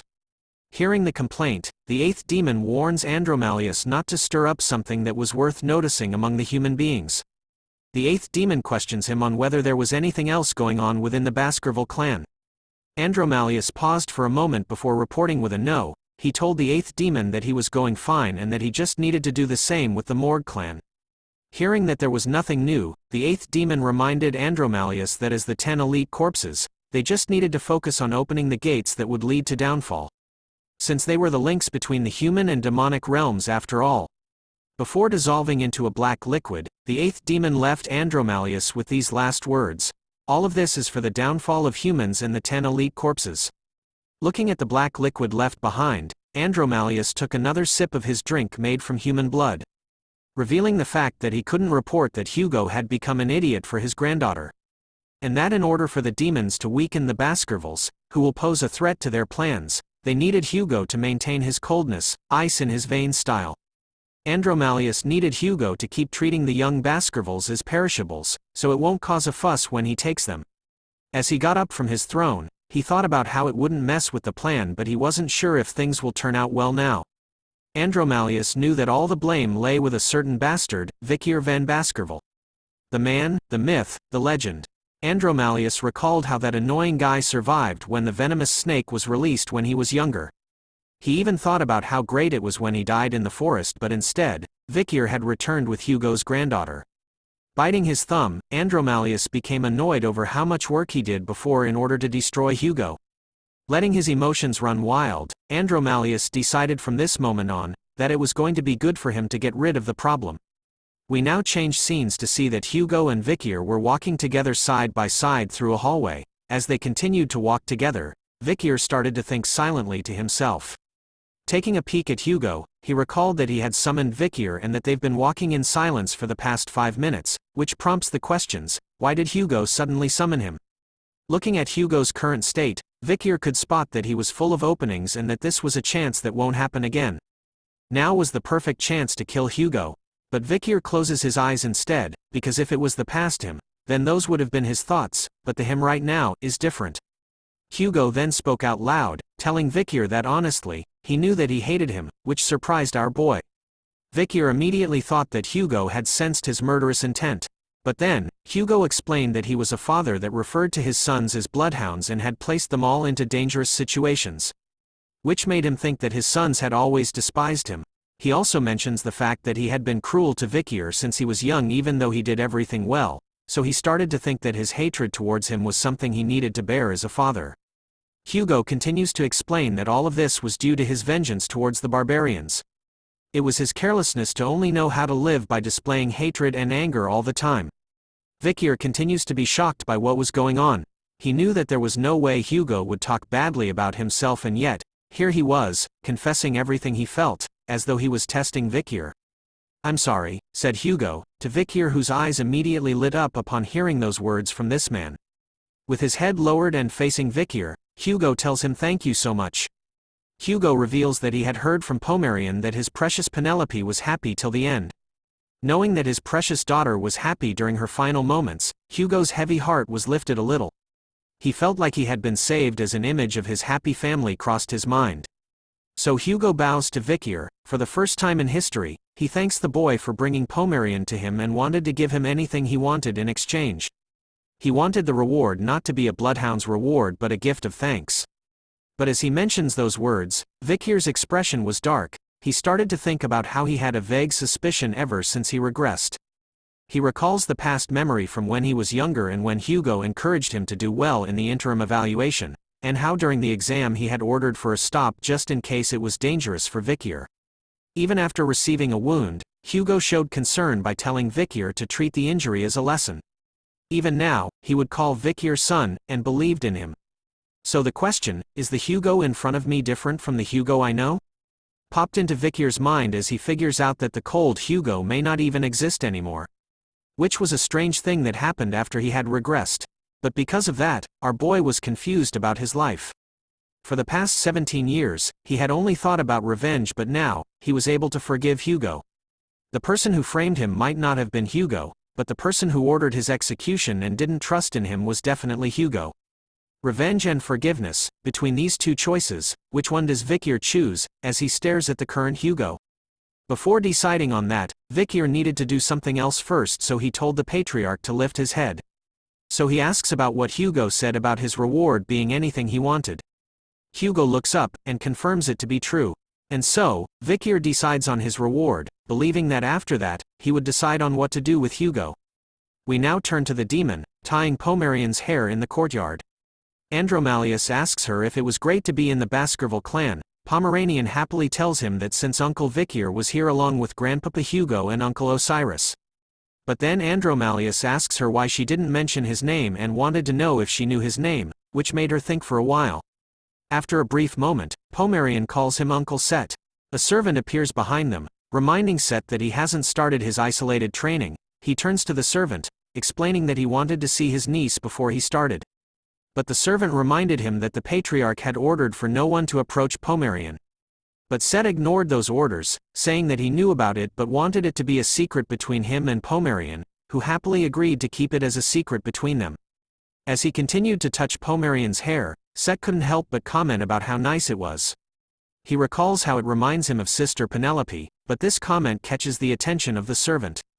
As she questions Set on how it was possible for him to meet Miss Penelope before, as she was sure that he wasn't even born back then.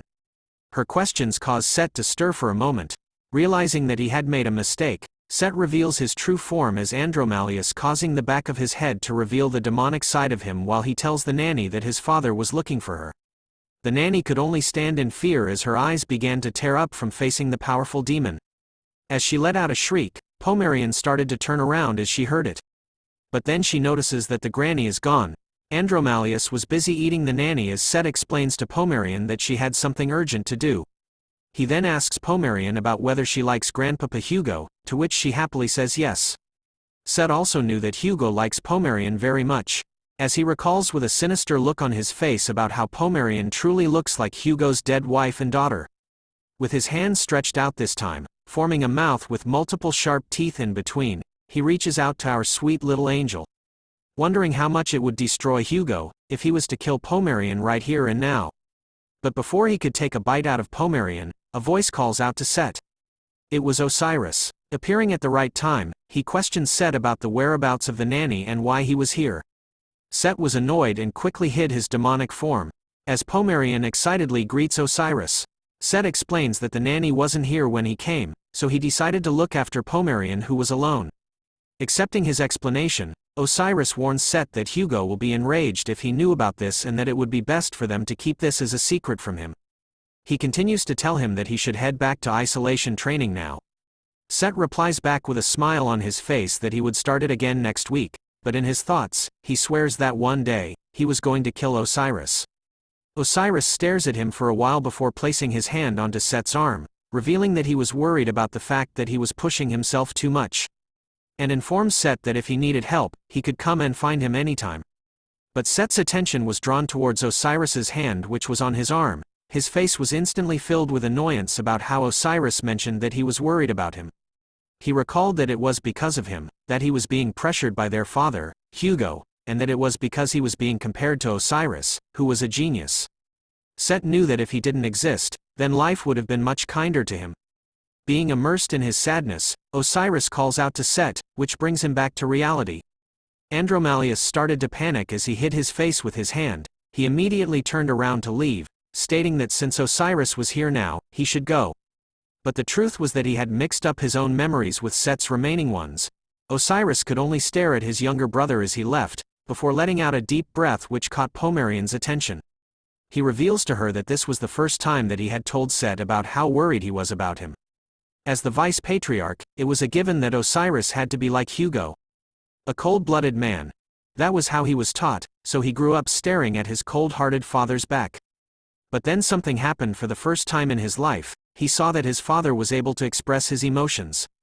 Which begs the question in Osiris's mind, will he be able to live expressing these same awkward emotions that exist within himself? As he touches Pomerian's head, he thanks her. Because all these changes happened because she came back to the Baskerville clan. Back at the cave hideout, Set was stomping his foot on the ground rapidly. He bites his thumb once again, commenting out loud about how something was so annoying. After that day, meeting with Pomerian and Osiris, Hugo hasn't left her side at all. Because of how he was being smitten by his granddaughter, he couldn't kill Pomerian. His demonic side started to appear in his eyes, frustrated over the fact that he missed his chance because of Osiris' sudden appearance. With a quick snap of his neck, Andromalius regained his composure. He knew that there was still a lot of time before the gate opened, so there was no need to rush. So it might be more effective for him to kill Pomerian when she becomes even more valuable to Hugo. When that time came, Andromalius wondered how he was going to kill Pomerian. He wonders if he should poison her like she did with Hugo's wife Roxana, and make it look like she died from an illness, or should he use the barbarians like before, like he did with Penelope? His demonic side was coming out, as he smiled sinisterly, knowing that he was going to kill Pomerian in a more harsher way than those two previously. But as he was immersed in his thoughts, a familiar figure stood in front of the cave entrance with his trusty sword summoned. Vikir has arrived, and with his bloodhound eyes filled with bloodlust, he takes a massive swing with Beelzebub, destroying the barrier that was protecting the cave's entrance and catching Set's attention as he felt it shatter. Set immediately stood up from his throne. Grabbing his sword, he looked at the direction of the cave entrance, realizing that there was a crack in the trap. He couldn't believe that someone had actually come inside through the crack, making him wonder who it was exactly. And so, from out of the darkness of the night, Vikir makes his appearance. He shows up, reminding Set that as promised, he was here to visit him. Set was stunned to see Vikir being here, wondering how it was possible. Vikir reveals to him that he had followed him all the way here, but he didn't notice him at all because he was lost in thought. He said this while using his second slot skill, called Silent Heal, given by the ugly fish monster. Set was taken aback. He couldn't believe that a mere mid-grade graduator made a crack in his trap. But what was more important to him was, since Vikir had followed him, does it mean that he knew his true identity? As he scans the cave and spots the numerous skeletons scattered around, Vikir figures that his sudden visit must have caused Set many troubles, which made him question what he was doing in such a chaotic place like this. Vikir even tells Set that it looks like he was the demon behind the missing children's case in Underdog City. This statement made Set go from a dark expression to a creepy smile on his face. He reveals his demonic aura to Vikir, figuring out that he already knew everything, but he was curious about how Vikir figured it out. Matching the demonic aura with his own bloodhound aura, Vikir tells the demon, with his own version of a sinister smile, that it didn't seem like he plans to hide himself anymore. Set begins to walk up to Vikir, holding on his sword. He tells Vikir that there was no need to hide since there wasn't anyone else here either. Set wasn't sure where Vikir had gotten his confidence from to come here alone and empty-handed, but Set figured out that everything would be fine if he just killed Vikir. And so, the mad demon takes a swing at our boy with his demonic aura and sword. His attack seems to work as he manages to do a full swing towards Vikir, bringing a smile to the demon's face. Our boy's eyes were lifeless after the attack. But then something else happens. The sword Andromalius was using had landed far away from his body, while Vikir was still perfectly fine enough to ask him about why he was laughing. It turns out that the demon's arm had been sliced off so fast and in such a strong manner, that the attack was enough to cut even the Manhwa's panel in half. Andromalius immediately kneels down in pain while screaming as Vikir shows off Beelzebub. In that single moment, he had summoned his own blade and sliced off Andromalius's arm. The demon could only wonder why Vikir had taken out a weapon, and that the pain it was feeling felt as though his soul had been cut, which made him realize what weapon Vikir was using. Andromalius figures out that it was Beelzebub, the sword of gluttony. He shouts at Vikir, asking him about how he could have obtained the relic of the Grand King of Flies, the holy constellation of the ancient devil.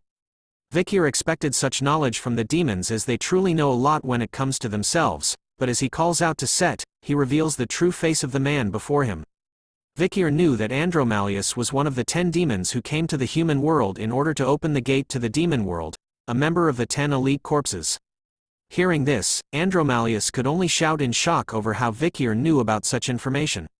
But as he continues to stare at Vikir with his demonic eyes, he realizes something else. The soul of Vikir. Andromalius could only wonder why his young soul smelled like the blood of their people, making him think that Vikir had gone to hell before. With his bloodhound eyes all lit up, Vikir could see that the being in front of him was the one who framed him in his previous life. As if following him into thinking he was his savior wasn't enough, Set was also the one who executed Vikir in the end too. "Wake up, demon," said Vikir in a heavy tone, causing Andromalius to sweat profusely. As if Vikir had become a demon as well, our boy tells the demon with a big smile on his face, to never think that he was going to die comfortably. Before Vikir regressed, destruction fell upon the world. The citizens of a town were its first victims as they looked at the skies one peaceful day, unaware that death was here. The gate that connected the demon realm and human realm appeared in the skies above the innocent people. When the demons began to invade, humanity called it the fall. The ones who opened the gate were the 10 high-ranked demons who first came to Earth. Known as the 10 elite corpses. During the long war against the demons, Vikir had the misfortune of meeting one of the 10 elite corpses on the battlefield. His first reaction upon facing the demonic creature was fear and shock. Because the outcome of his battle against it was simply miserable. Surrounded by his fallen comrades, Vikir could only cling onto his sword as he watched the one of the 10 elite corpses flex on top of the cliff. Out of the 671 people who joined the battle, 666 died. Out of the 5 survivors, 4 had lost their minds, so there was only one particular survivor.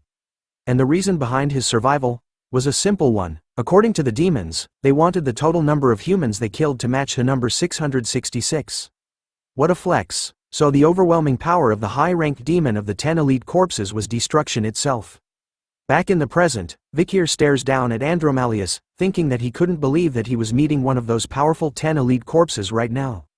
And approximately 10 years earlier. But something else was catching his attention. The endless amount of small skeletons, covered in blood, was everywhere in the cave. As he looks at them, Vikir wonders if Andromalius was devouring young children. But then the sudden laughter from Andromalius makes Vikir, whose bloodhound aura was running rampant, turn his attention back to the demon. Andromalius was snickering to himself as he could see how enraged Vikir was after seeing all the dead children's corpses. Using his hand, Andromalius shows off and reveals to Vikir that the children were still alive in his stomach. Which made him wonder if Vikir wanted him to bring them back to life. Using his hand to form the face of one of the dead children, Andromalius points it towards Vikir. Using the dead child's voice, Vikir could faintly hear the child asking him to save him and that he misses his mommy. Seeing this disgusting act enrages Vikir even more as his eyes glowed more reddish. With another swing of Beelzebub, Vikir had sliced off Andromalius's remaining arm, causing him to scream in pain as he kneeled before Vikir even more. Our boy then tells him to stop talking as he knew that there was no way the dead could come back to life. Andromalius starts to panic over the sight of both his arms being missing, but then he smiles, revealing his completely regenerated hands and arms to Vikir. As he calmly stands back up, he tells Vikir about how he knew he had as many secrets as he did. Recalling that even Osiris, who was called a genius, only reached the level of a mid-rank graduator at the age of 30. And yet, here stood Vikir, who had reached the very same rank but at just the age of 17, signs of being an irregular. Andromalius's arm started to change form as he continues to state some facts, such as how Vikir possesses the devil's holy constellation known as Beelzebub. Which meant that there was a possibility that there was a big variable in the future. Revealing a demonic blade made from his own arm, Andromalius decides and reveals to Vikir that he needed to kill him right here and now. But our boy ain't no pushover. He stares at the demon head-on, flexing Beelzebub on his arm. Vikir tells Andromalius that the only one dying tonight was him. And so, the 2 sons of the Baskerville family, one from the La side, while the other came from the Van side, stood against each other in silence, in the center of the cave, surrounded by the skeletons of multiple children as the moonlight lighted their battlefield. Within a second, the sons began their fight, cutting and slashing one another endlessly, unleashing waves of the bloodhound aura everywhere. The 2 of them seemed to be on equal footing as either one was able to repel and attract one another's sword attacks. After exchanging multiple blows with one another in a mere few seconds, not a single blow has landed on either son. Andromalius started to smirk in the middle of their battle, thinking to himself that since Vikir's middle name was Van, it meant that there was a significant difference between them as he was named La. There was a rule in the family where the collateral line and illegitimate children, meant to be thrown away and used as shields, could only learn up to the 4th technique. Andromalius felt confident knowing this fact, as he believes that it means that Vikir couldn't defeat him as he knew up to the 6th technique, and so, in the midst of their blows, Andromalius manages to knock Vikir's arm away, much to our boy's shock. In that split second, he wasted no time at all and unleashed Baskerville's 6th technique towards Vikir. But Vikir was still calm. Facing the incoming 6th technique, he unleashes his own version of it to counter Andromalius.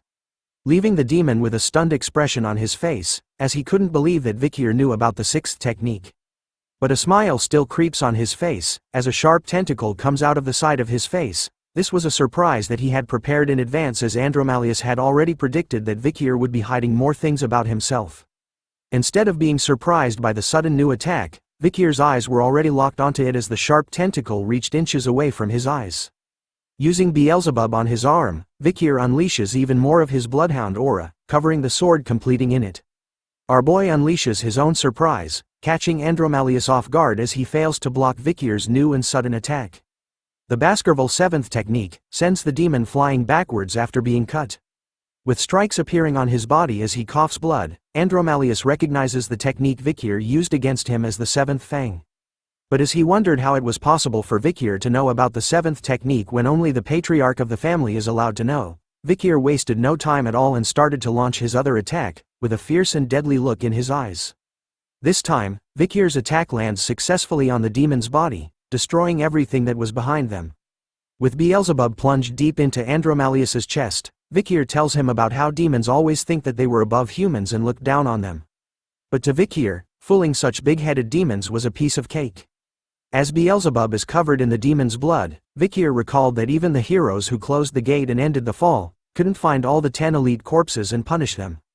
But it's different right now. The fall hasn't yet started, and the 10 elite corpses lack power since they were all in hiding.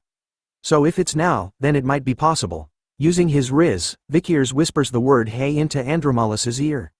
He continues to whisper to the demon about how he knew that they were planning on connecting the human realm to the demon realm, and that by killing him right now along with his friends, it would eventually lead to their plan being ruined. Will I feel a little bit relieved? Asked Vikir with a murderous look and aura filling the cave as he stared right into Andromalius's face. For the first time in his demonic life, Andromalius started to experience a new dreadful feeling just as a question pops into his mind. A mere human is scaring me? Feeling anger over this fact, the demon bites hard, raging out and cursing at Vikir for making it experience such a thing. Soon enough, a shell made out of spikes and blood surrounds Andromalius, forcing Vikir to back off. Even after backing off, Vikir's eyes were still on the demon. Looking at the sudden change, he could see that Andromalius was inside something like a ball of thorns made out of blood. Ah, said the demon as the ball started to slowly disappear. Once it burst, instead of human feet appearing, a pair of animal-like hooves was shown instead. The demon couldn't believe that he, Andromalius, would show a mere human like Vikir his true form. Oh my word, Andromalius has completely shed Set's human form and revealed his real demonic side. Emitting a deadly purple aura now. Guess this guy never skips leg day, look at those thighs man. The demon continues to show off his new form, even telling Vikir that he acknowledges that the extent of his power was unexpected. Summoning snakes like Medusa, Andromalius ends the chit-chat with a sudden snack attack. Kind of reminds me of Orochimaru from Naruto. The snakes all locked onto their target, Vikir who simply stood still as they reached closer to him. Using a zigzag-like pattern, Vikir relentlessly cuts down the snakes that came close to him, but they were endless. Andromalius was enjoying this moment, telling Vikir to keep trying and slicing them. Vikir does as he says, leaping, doing backflips, in order to dodge the snakes while cutting and slicing them apart, making his way to Andromalius. But as he charges forward, Vikir is unaware of a single snake that manages to slip past his defenses. The snake manages to land a deep bite onto his shoulder, before Vikir slices off its head. Seeing this brought a smile to the demon's face, as he announced that with a single bite, it was all over for our boy. But Vikir simply looks at the bite marks on his jacket, telling Andromalius that he didn't know what he meant that it was over since he had just received a small injury. This time, a mouth with sharp fangs appears on Andromalius's palm within his hand. Endless blood absorption, said the demon as the blood from Vikir's body started to escape through the snake's bite from before. Andromalius was literally eating the blood inside of Vikir's body, controlling and pulling it to him using the mouth on his palm. He finally reveals his true ability, the ability to control blood. As long as he stood up against a living creature, Andromalius believes that his ability is undefeated. That is until he faced our main character, who is currently calmly looking at his blood leaving his blood at a fast rate. But still giving off chill vibes about it. Meanwhile, Andromalius was telling Vikir that if he loses all of his blood, then he was going to shrivel up and die. As he continues to take in Vikir's blood, Andromalius reveals that his ability, endless blood absorption, was the power of a half-immortal. As long as there are living organisms around him, who are injured, he will never die. Vikir was still calmly looking at his blood leaving his body. But then he starts to smile, before breaking into a laughter, angering Andromalius who shouts at Vikir about why he was laughing, wondering if he had lost his mind. Using his hand to hide his laughter, Vikir reveals that he finds it funny to see a demon enjoying himself when he doesn't even know what he was absorbing. It turns out to be true as the demon started to cough blood out all of a sudden. Andromalius kneels onto the ground in pain, wondering what was wrong with the blood after finding out that it wasn't ordinary. Seeing his reaction, Vikir asks the demon if he wants to see something cool. Using Beelzebub, Vikir makes a small cut across his wrist, letting it drip heavily onto the ground in front of Andromalius, who realizes that there was poison in Vikir's blood as it melts the ground the moment it touches it. But that wasn't the end to the magic show. Vikir shows off his fully regenerated wrist after he had cut himself. This sight leaves the demon stunned, as he couldn't believe that there was a human who has this level of regeneration of that level. Along with the poison that can harm demons, Andromalius only knew that the ones that possess such potent poisons are the cunning spider from the La Rouge et la Noire mountain, also known as Madame Eight Legs, and the nine-headed snake that lives in the land of the Titans, and finally, the huge jellyfish that lives at the bottom of the Black Sea. He still couldn't believe that a lowly human could possess such a potent poison. But still, the demon could only scream in pain while kneeling in front of that lowly human. Vikir continues to taunt Andromalius, who was busy screaming in pain, asking him if he wanted more of his blood. Curious about the taste, Vikir licks his finger with his blood on it. Believing that he was right about how the madam's poison would work on the 10 corpses. The madam inside Beelzebub started to growl, as it seemed like she was pissed about how Andromalius didn't die from her poison. But this interaction proves something to Vikir. With the Baskerville 7th technique and Beelzebub's abilities, who had also reached the rank of highest-ranking graduator, can definitely defeat the 10 elite corpses. Feeling that death was close after that last attack from Vikir, Andromalius realized that he was too strong to face him. Thinking about how the hell did a monster like Vikir become this strong? In his mind, the demon decided that his priority right now is to survive and tell the other corpses about Vikir. So he needed to recollect the mana he had dispersed all around. And so, the barrier that was preventing people from entering the cave disappeared. Vikir could sense the change as he turned back to look at the entrance, believing that Andromalius had released the barrier. But as he looked back, the demon started to smile again. "Let water turn into blood," it said. Soon enough, massive amounts of water started to pool together, forming a ball in the air behind Vikir. As they formed a ball, the water started to turn red, as blood. Vikir looks at what was happening, figuring out that Andromalius also had the ability to turn water into blood too. Even though he doesn't have all his power, he figured that a high-ranking demon is still a high-ranking demon. Making a quick decision, Vikir cuts his wrist once again, and pours his blood into the pool of water. Reminding Andromalius that it didn't matter what he does with the blood now, as he wouldn't be able to absorb it like before. But the demon had a different plan in mind, revealing to Vikir that infusing his blood into the water so that he couldn't absorb it was useless. Because he didn't turn the water into blood to absorb it. Instead of being absorbed, the blood water started to float in the air, forming balls all around Vikir. "Arise, my blood knights," solo leveling reference anyone? After saying those words, the blob of blood water started to melt and dripped onto the cave grounds. Emerging out from it was a monster made of blood. Soon, Vikir was surrounded by the blood knights in every direction. With the appearance of the blood knights, Andromalius reveals to Vikir that they could use the Baskerville 6th technique, which he learned himself. The demon was confident that even though Vikir could use the 7th technique, he was sure that he couldn't go up against all the blood knights, who can use the 6th technique. I guess this demon has never heard of plot armor. With murder in his eyes, Andromalius was going full demon mode, promising Vikir that he was going to kill him and then kill everyone he loves one by one. Leaving our boy with these final words as he silently remains surrounded by all the blood knights. Regret going against the 10 corpses. Hearing that the blood knights could use the 6th technique, Vikir figured that things were getting slightly dangerous for him, so he started to look for something in his pocket. After all, he didn't exactly prepare for this kind of situation.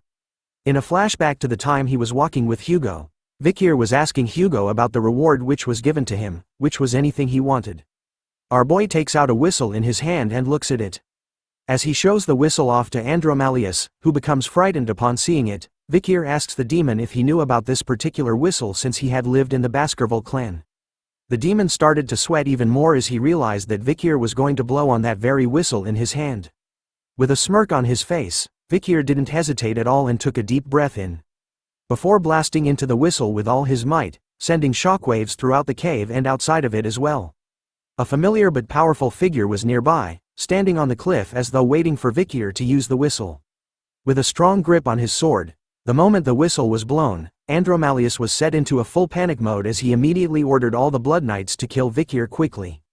As the blood knights obeyed the demon's command, Vikir reveals that the whistle he had just blown had the power to use the orders of the Baskerville clan, and that the black whistle also had another function. It allowed him to utilize the entire Baskerville clan force. As Vikir mentioned that function, A red line appears in the cave, and outside of the mountain as well, destroying everything in its path. Just the impact of that sudden attack was enough to blow every Blood Knight away from Vikir. Soon, more members of the Baskerville clan arrive with their swords ready. They unleashed a combination of the Baskerville techniques together towards the location of Vikir, exposing the cave. Andromalius could only look with horror and fear in his face as he realized what happened to his precious cave hideout. Half of the mountain had actually disappeared in the mix of those attacks from before. Hugo's voice could be heard clearly as he stood at the cliff. He was wondering why Vikir had asked to borrow the power to control all of Baskerville. It was so that he could hunt a demon. Hugo had appeared, along with Osiris and Boston who stood by his sides. Hugo was pleased with Vikir's actions as he expected this from his son. Vikir humbly bows his head towards Hugo with his hand across his chest as a sign of respect, whereas Andromalius was shocked to see this sight. He couldn't believe that the patriarch of the Baskerville clan was here, even the commanders and vice-patriarch Osiris were present as well. Looking at the endless shadowy figures standing on the cliff side by side, the demon slowly realized that the entire Baskerville clan was here right now. With his hand stretched out to call the attention of the entire Baskerville clan, Hugo announces to everyone present that for the next 6 hours, he hereby declares that Vikir van Baskerville, the possessor of the whistle, is to have full command over their entire force. Hearing that order, Vikir slowly opens his eyes, revealing his bright red bloodhound eyes. He slowly gives out his command, calling forth everyone, to rip Andromalius to shreds.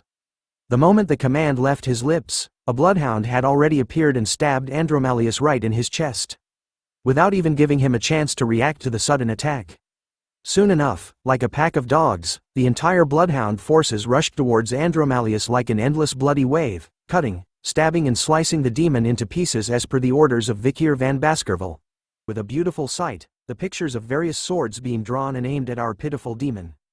Andromalius, who is now suffering the most wonderful pain as numerous bloodhound knights continue to stab him in an endless wave, bringing hell to the so-called Elite 10 corpse demons, who could only scream in pain and watch as its blood spills everywhere.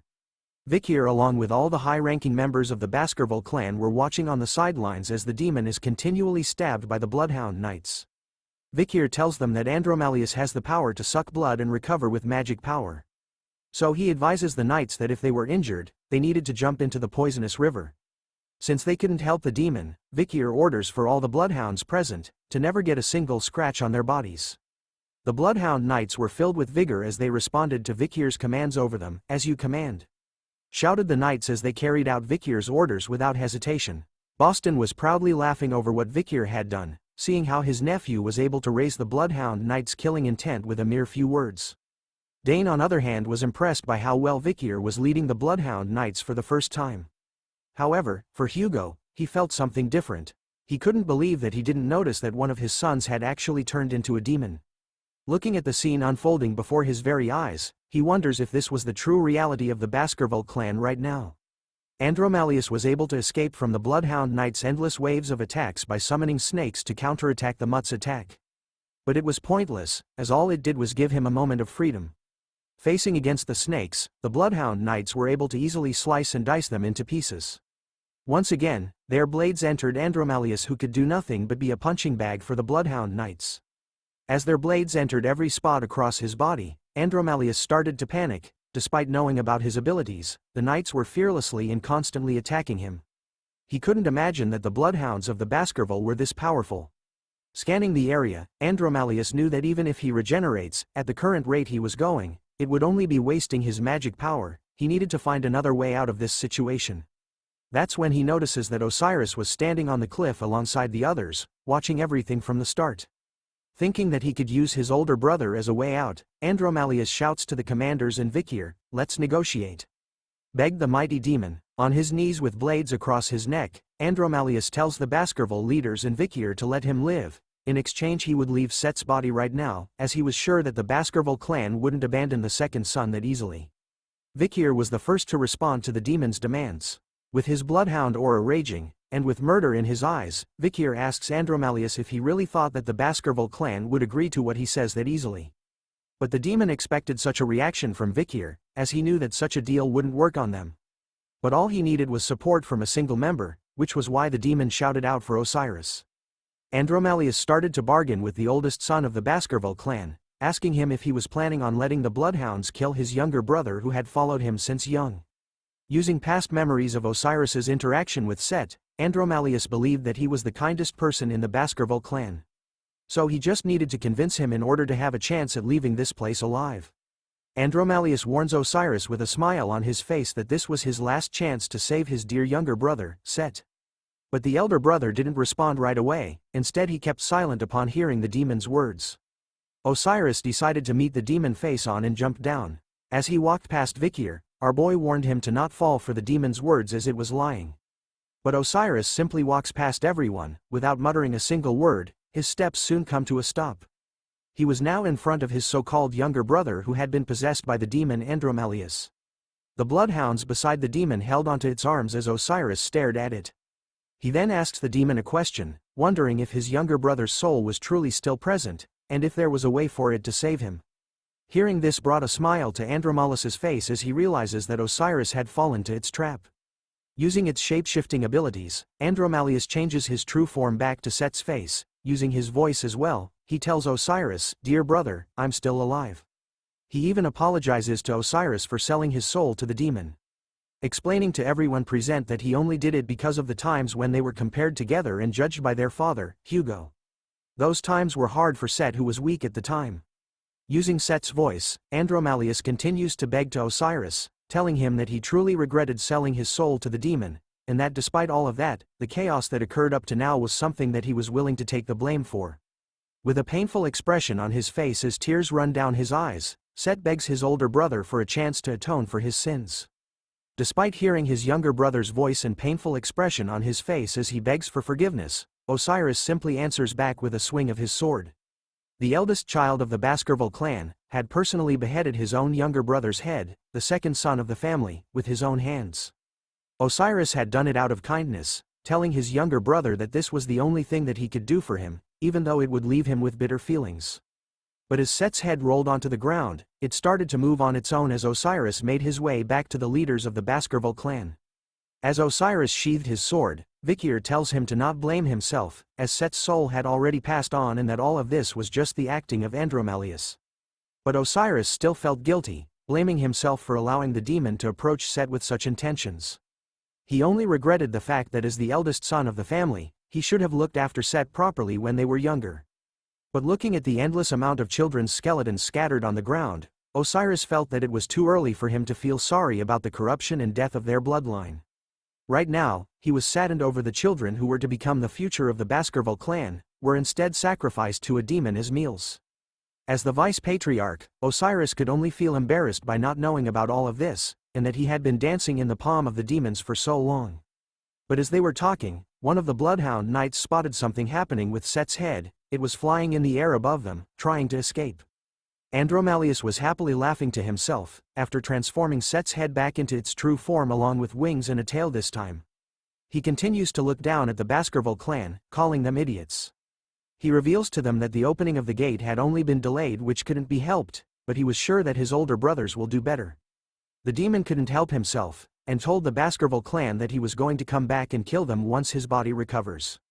Vikir and Osiris could do nothing but watch as Andromalius was too far up in the sky for any of their attacks to reach him. Too bad that the demon forgot about a really powerful somebody. Hugo takes over, reminding his two sons, Vikir and Osiris, about the lesson of how a swordsman should never show their back. Talking about shitting his pants, Andromalius started to experience a whole new level of fear as he looked at Hugo. The demon was confused about what he was feeling right now, as it was certain that Set had completely died, and yet, for some reason, he could still feel the same fear that Set felt towards Hugo, who right now is charging up his bloodhound powers. As Hugo lets out a deep breath with his eye glowing bright red, Andromalius realizes that what he was feeling was just genuine fear felt towards a powerful being. Unleashing his own sword for the first time in this manhwa, every single member of the Baskerville clan had their eyes on Hugo, who finally takes a single swing towards the demon flying high in the sky. But as he lets out that single swing, for a moment nothing happened. Only silence could be heard. Andromalius started to regain his confidence, after seeing that nothing happened after Hugo took a swing at him. He started to taunt Hugo, telling him that even if he was a swordmaster, there was no way he could reach him this high up. But too bad, the demon was unaware of what was happening to the skies behind him. Because that single swing from Hugo was enough to smash everything to pieces in front of him. Cutting and slicing everything, from the ground to the skies and finally the manhwa panel that it was drawn in.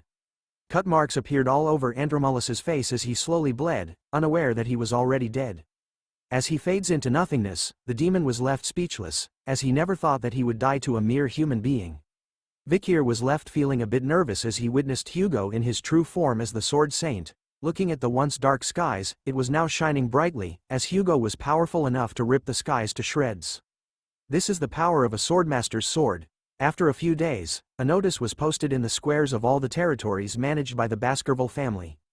The Baskerville family investigated the truth about the missing children's case and related serial incidents and started the process of compensation. This was the announcement of the investigation about missing children's case and compensation.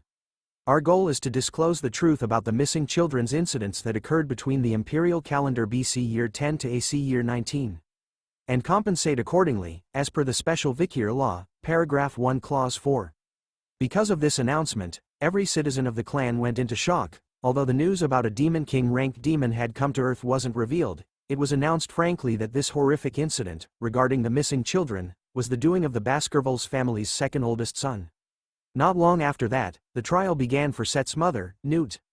She was dragged through the streets of the city, handcuffed to her wardens and made to wear just a rag as her clothes.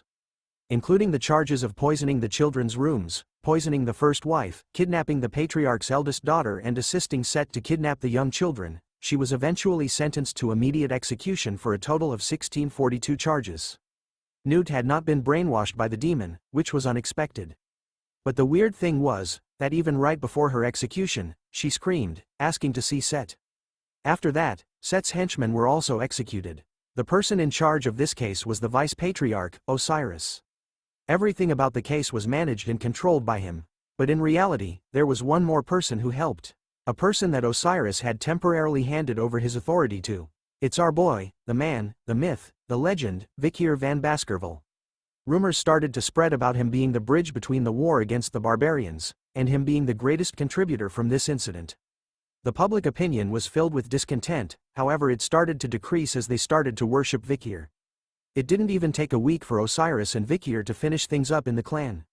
The fact that a high-ranking person within the Baskerville clan was executed, came as a great shock to many citizens. The Baskerville law was once again known to everyone, that even members of the Baskerville family were not exempt from them. After all the bloodshed and cleaning up, we returned to a peaceful moment with our sweet angel. Hugo had her sitting on his lap as he asked her about what had changed about Grandpa. Hearing his question, Pomerian couldn't help but think about it seriously. With her sharp eyes, she spotted what was different about Hugo this time. She shouted and pointed out that Grandpa's beard was gone.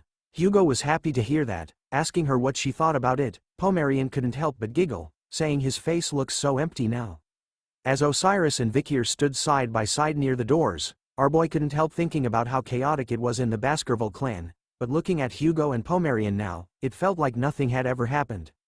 Well, since everyone and everything that's related to Set had almost been purged. Now the traces of the demon have vanished from the Baskerville territories. Vikir had also commissioned Cindy to get information about the other demons, so if he waited, he was sure to get results. But Cindy was kind of against finding the locations of the other Demon King-ranked demons, since she only had one life to live.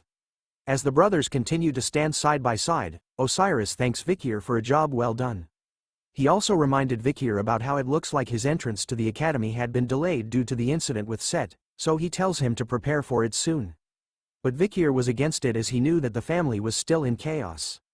Osiris assures Vikir that he didn't have to worry about the family, as this was Hugo's decision as well. Hearing that, piques Vikir's attention, as he couldn't believe that Hugo was sending him to the academy in this current situation.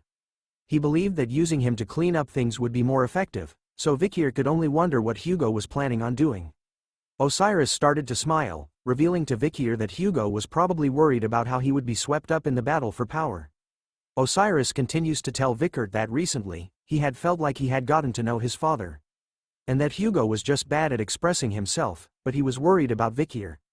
Once again, as the person closest to their father, Osiris assures Vikir that what he said was true and that he could be trusted. Hearing that, Vikir didn't reply and instead turned to look at Hugo, who was now braiding Pomerian's hair under the guidance of Barrymore. As he was done with the braiding, Barbarian couldn't help but smile and giggle over how well it was.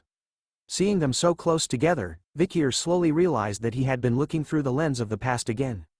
In his previous life, he had lived it with a collar around his neck. Watching Hugo's back closely from behind as he held his leash, following as he was led by the collar. Which was why, the Vikir back then, didn't know that Hugo also had a collar chained around his neck, and he too, was being led somewhere by something. The things Vikir knew were starting to change slowly. The experience he gained from meeting with the Morgs, Barbarians and in the city, finally meeting with Barbarian. And the despair he saw, when Hugo found his missing granddaughter, and having to fight against a Demon King rank demon. And finally, the present scene that was happening right now in front of him, where Barbarian was reunited with her grandfather that she adored so much. But the biggest change so far was from Hugo, who now smiles without holding back. This was the expression he had when he didn't have a chain around his neck. And so, Vikir knew now that the Hugo that he wanted to get revenge on, no longer existed in this life. Meaning it so, that the past him, is finally free and no longer restrained by the chain of hatred and revenge. With the peaceful and sweet scene of today, Vikir couldn't help but smile, knowing that his past revenge was no longer needed in this life. He announces to Osiris that he was going to the academy next, which was something he accepted as a good and wise decision. But even though his past hatred and need for revenge was gone, it wasn't over for Vikir. As he grabbed onto his leash once again, he knew that he couldn't just let go of it yet. Because the one who truly held the other end of the leash, the ones hiding in the darkness, were the demons of the other world. Wrapping his chains around his arm, Vikir was determined as he had a new goal in this life. Thus, his true revenge has only just begun. The scene changes to a town in the nighttime. Everything seems peaceful for a moment. Before the clock tower started to bang from the inside. Soon enough, a demonic human being smashes their way out of the clock tower, destroying it in the process, while chasing after a familiar hooded Assassin's Creed figure. As they both landed safely onto a nearby rooftop, the demon was confused by what was going on as it welded its massive arms made out of hands, asking the masked figure about who he was. The demonic human was confused on how the stranger was able to figure out that he had made a deal with the demon. The demonic human then charged towards the masked figure, who simply stood still, summoning Beelzebub onto his arm. "Who am I?" asked the masked figure to the demonic human as he unleashes a mad wave of cuts onto it, removing his arms and hands from the demonic human's body. As it suffers in the air, the masked figure leaps high above it in the night sky, before stomping its life out of existence, ending the fight by smashing the head of the demonic being to pieces. It works as its hand trembles for the last time before giving out. Walking away from the dead demonic human, the masked figure introduces himself as the Night Hound. Removing his mask slowly, we can see that it's our boy Vikir van Baskerville, the Avenger of the Demons. We have now come to the end of chapter 74, which means the end of season 1. Thank you all for keeping up with this series. The author will be back with a new season in 3 months. To support the channel, watch the other series. We are back, boys. We are back with season 2 of Revenge of the Iron-Blooded Swordhound. We begin this season on the day when people flock to the city of water, Venesior. It is the capital city of the great empire, Rock. The day of Colossio Academy's entrance ceremony, the world's most prestigious university where our boy, Vikir, will be attending. As usual, the first day is buzzing with the Academy's club recruitments.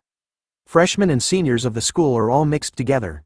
The seniors are seen talking to every freshman that walked by their club stall, trying their best to recruit them. Even asking for a moment to fill surveys, and revealing that all they needed was to stamp their fingerprint and register their seals to join their recruitment form. The seniors were already feeling the heat as the freshman recruitment was more competitive than last year.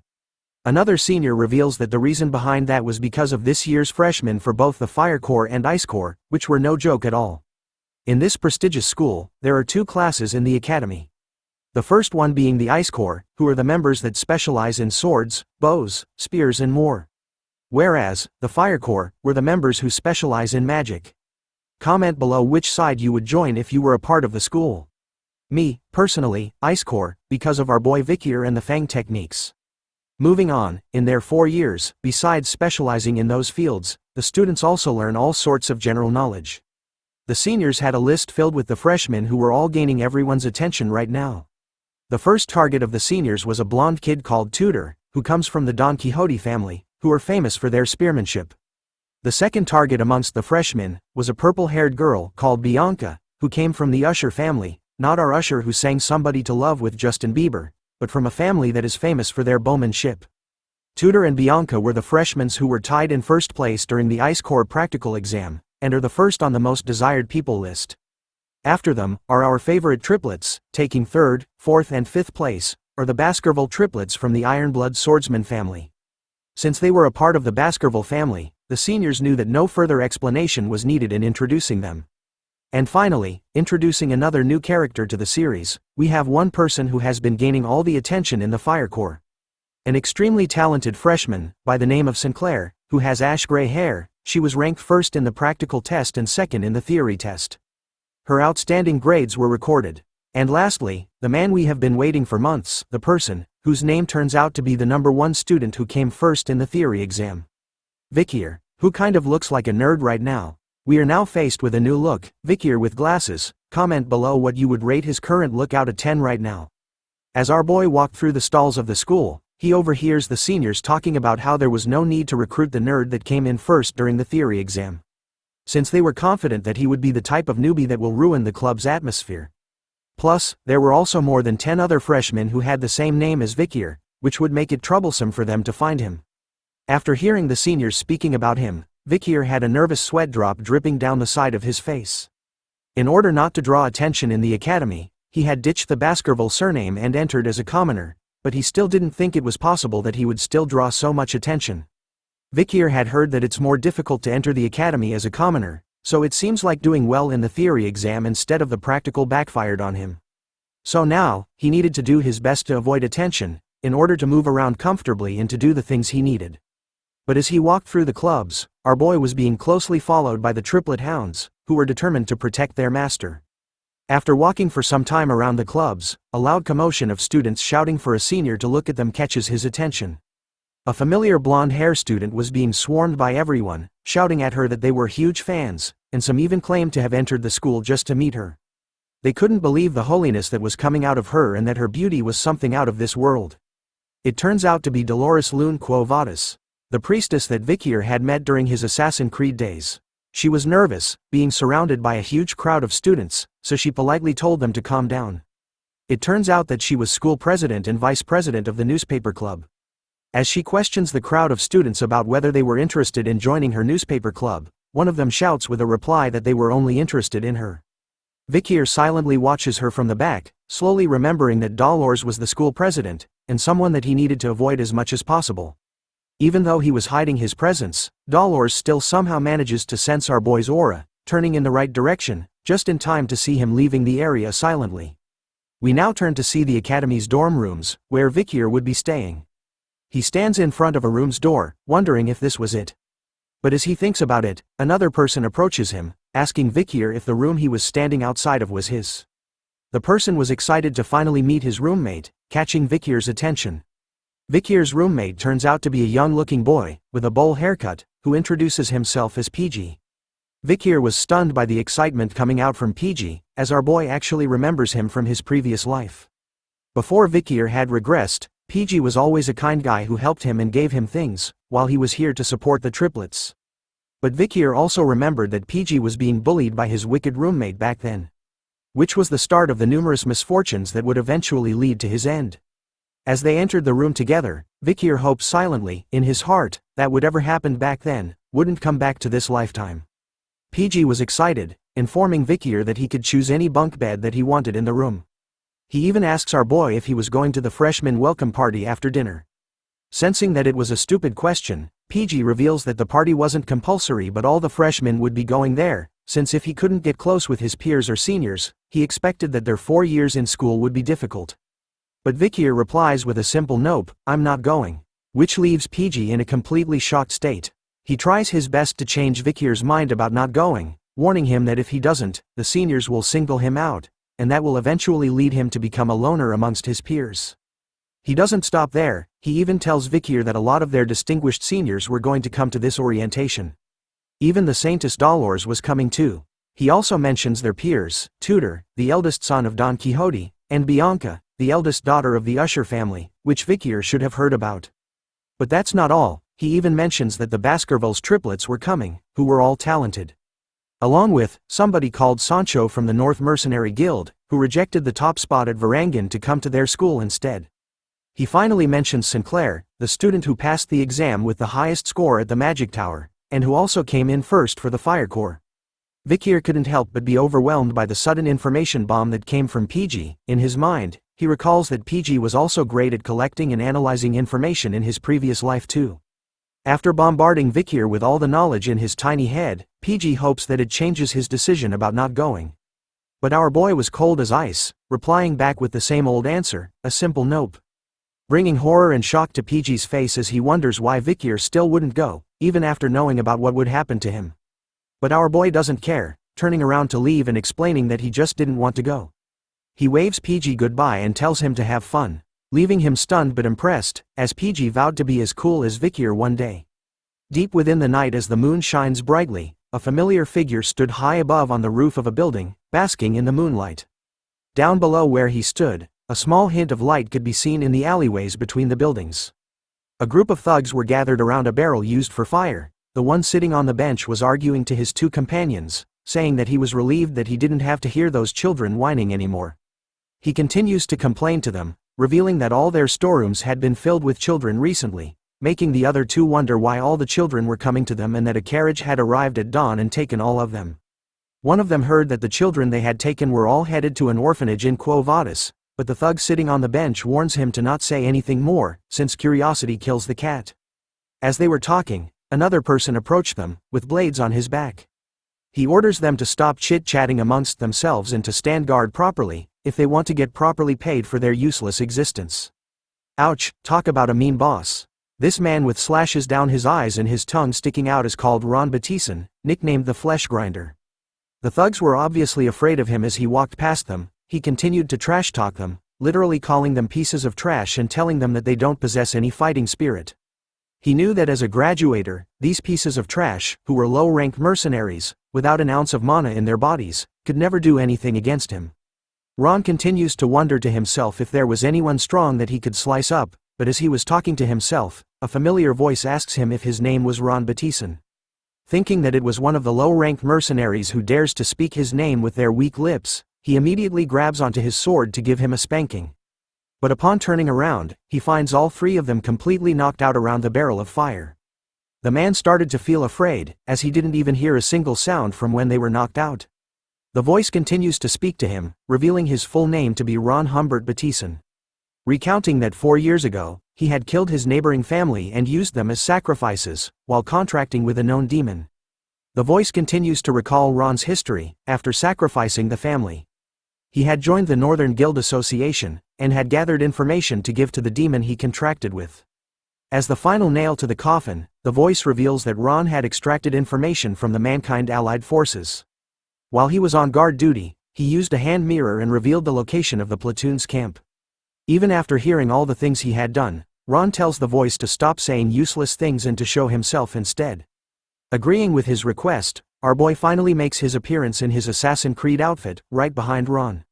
Revealing that because of Ron, the alley platoon was slaughtered. Finally sensing that someone was behind him, Ron didn't reply back, but simply swung his twin swords as hard as he could at where Vikir was standing. He thought he had felt the sensation of cutting something, which made him confused as it was too easy. It turns out to be true, because in the next moment, both of Ron's arms were sliced away from his shoulder in a second, before he could even respond to the attack. Vikir is already done with him as he returns Beelzebub back into his hand, after appearing behind Ron once again and slicing both of his arms instantly. Leaving Ron on the ground, crying and screaming in pain over the loss of his arms. He starts to beg for mercy, telling Vikir that he didn't know about the Mankind Allied Forces, which made him wonder why he was doing this to him. Our boy simply replies that Ron didn't know about it, because it hadn't happened yet. He holds Ron by his hair, and stares right into his soul, revealing that he knows that he had contracted with a demon, and wants the information on the contracted demon. But as soon as Ron starts to speak, telling Vikir about how he didn't know, the shape of his face starts to twist and bend, in an ugly way. The next thing Vikir knew, Ron's face had become all swollen and exploded into a bloody mess. Looking at the current state of Ron, Vikir noted that another one had died with their head exploding. He then takes out a notebook, with words written on the pages, some were covered in a black stroke line. With a bloody finger, Vikir crosses out another name with the blood, noting that Ron makes the third in the row. It turns out that the book our boy is holding is called The Blacklist, This was something that was created with the memories of his past life and with the help of Cindy's investigation. The blacklist contains information about the demon worshippers who sided with the demons and betrayed mankind. Before the time of the fall, Vikir needed to kill them all. He recalled that the 3 demon worshippers he encountered so far had all died with their heads exploding before he could kill them. Thinking about it deeply, Vikir concluded that this was the demon's skill. Which means that the demon they contracted with was hiding within the capital. And that it was one of the 10 elite corpses who had done the contracting with the humans. As we continued into the night, the bell of a church started to ring. With each chime, the sounds of slashing were hidden. We turned to a random building in the town, where Vikir stood near the balcony. Behind him were endless amounts of bodies, each having a part of their body sliced off, their blood splattered everywhere, from the floors to the walls and to the ceilings. Absorbing Beelzebub back into his hand, Vikir wonders if the amount of demon worshippers he had slain so far had reached number 29. Based on everything so far, he concluded that they were either dead, or if they mentioned the demon they had a contract with, their heads would explode. Which makes it look like a condition of the demon contract. Crossing out the names in his blacklist with a pen this time, Vikir noted that he wasn't able to get any information about the elite corpse's location, which means that this was going to be a long and excruciating fight for him. In the end, he didn't expect to get anything on his first day. As the night continues, Vikir wonders if he should return to the academy right now. And so our boy leaps across the roofs of the town's buildings, eventually crossing over the walls of the academy. As he lands on the branch of a tree, he gazes into a well-lit room. Staring deep within, Vikir could see that the freshman welcome party was still ongoing. As he leaps down from the tree, and dusts the dirt off his pants, our boy wears his nerd disguise once again. Thinking that he should stop by at the party just in case. Inside the freshman welcome party, the students were happily talking to one another and eating the food from the buffet table. Even the triplets were enjoying themselves, chugging down huge cups of beer all at once, leaving everyone around them impressed. Dolores was once again surrounded by her fans, who screamed at her, proclaiming their love for her. Tudor was surrounded by the ladies while Bianca was pouring glasses of wine for her seniors as a sign of respect. Vikir stood alone in the back, analyzing the situation. He notices Tudor and Bianca in the party. He didn't know that they were in the same year as him. In his previous life, the great heroes who led mankind to victory with Karmas Morg during the time of the fall. One of them was the person who stood at the front line of the battlefield and took charge, from one of the 7 greatest families, the Azure Spearman family, Don Quixote's genius. Tudor La Mancha Don Quixote, the blonde playboy right now. And the archer who defeated countless demons, from one of the 7 greatest families, the mystical Archer family, Usher's genius, not Justin Bieber, but Bianca Faux Usher. Besides those 2, Vikir was able to recognize a lot of faces he saw on the battlefield. He smiles to himself over this sight, as he didn't expect that he would see them like this. But as he looks around the party again, he wonders if Karmas Morg had entered the academy too. But as he did, PG was shaking as someone asked if they should get some music going. It turns out that PG was being bullied by a senior who was forcing him to sing right now. Vikir could spot our little boy surrounded by a whole group of seniors that were bigger than him. As he refused to sing, a female senior approaches him this time, bringing along a massive jug of alcohol and telling PG that if he doesn't want to sing, then he has to drink this entire cup in one go. Tears started to form around his eyes as PG questioned the senior about how he was going to drink all of it. But the seniors didn't care about what he was feeling, repeating to PG that he should just drink. Sensing that he couldn't back away from their request, after all, they were his seniors, our little man decided to do as they wanted. And begins to chug down the massive jug of alcohol they had brought for him in one go. As he continued to try his best to drink most of it, the seniors were laughing at him, and mocking PG by telling him that he was doing a good job. But before he could finish all of it, he threw up on the floor. Instead of helping him, the seniors continued to make fun of PG, calling him a crazy bastard for vomiting, which they found disgusting. As he tries his best to catch his breath, PG could hear the seniors making up a new nickname for him. They decided to call him the Vomit Pig. In his time of need, a hero appears. Our boy, Vikir, uses his own cape to cover the vomit that was on the floor, surprising the seniors. As they wondered who this nerdy boy was in front of them, Vikir looks over to PG, deep in thought. Thinking about him in his previous life, Vikir knew that PG had dropped out of school because he couldn't endure the bullying. Instead of graduating, he had become a low-ranked government official and lived a tough life while looking after his parents. The next time Vikir had met PG was when they were at the front line of the war, after the time of the fall had started. PG was one of the few people who had the balls to volunteer to go to the front lines. With his amazing strategy and information analysis, he had saved multiple lives. One of those lives was our boy, Vikir. It turns out that this little man was one of the few people that Vikir had respected as a friend. Still stunned upon seeing Vikir, our boy tells him to return to the dorm room first, as he was going to take care of things here. Vikir couldn't just stand idly by while his friend gets humiliated. A senior places his hand onto Vikir's shoulder, asking him about what he was doing and if he was crazy for interrupting a senior when they were talking. The senior takes it a step further, slapping Vikir's face repeatedly till it turns red, asking our boy if he was PG's classmate from Ice Corps Class B, after seeing our boy arrogantly step in like he was confident. But this senior made a huge mistake, as the triplets of the Baskerville clan finally made their appearance once again. All three of them had their eyes lit up with bloodhound aura, fueled by anger, as they witnessed the senior slapping their master. Vikir was still calm and collected. As he pushed his glasses up, his own pair of bloodhound eyes started to light up as he stared at them. The triplets immediately calmed down after recalling the warning they had received from Vikir.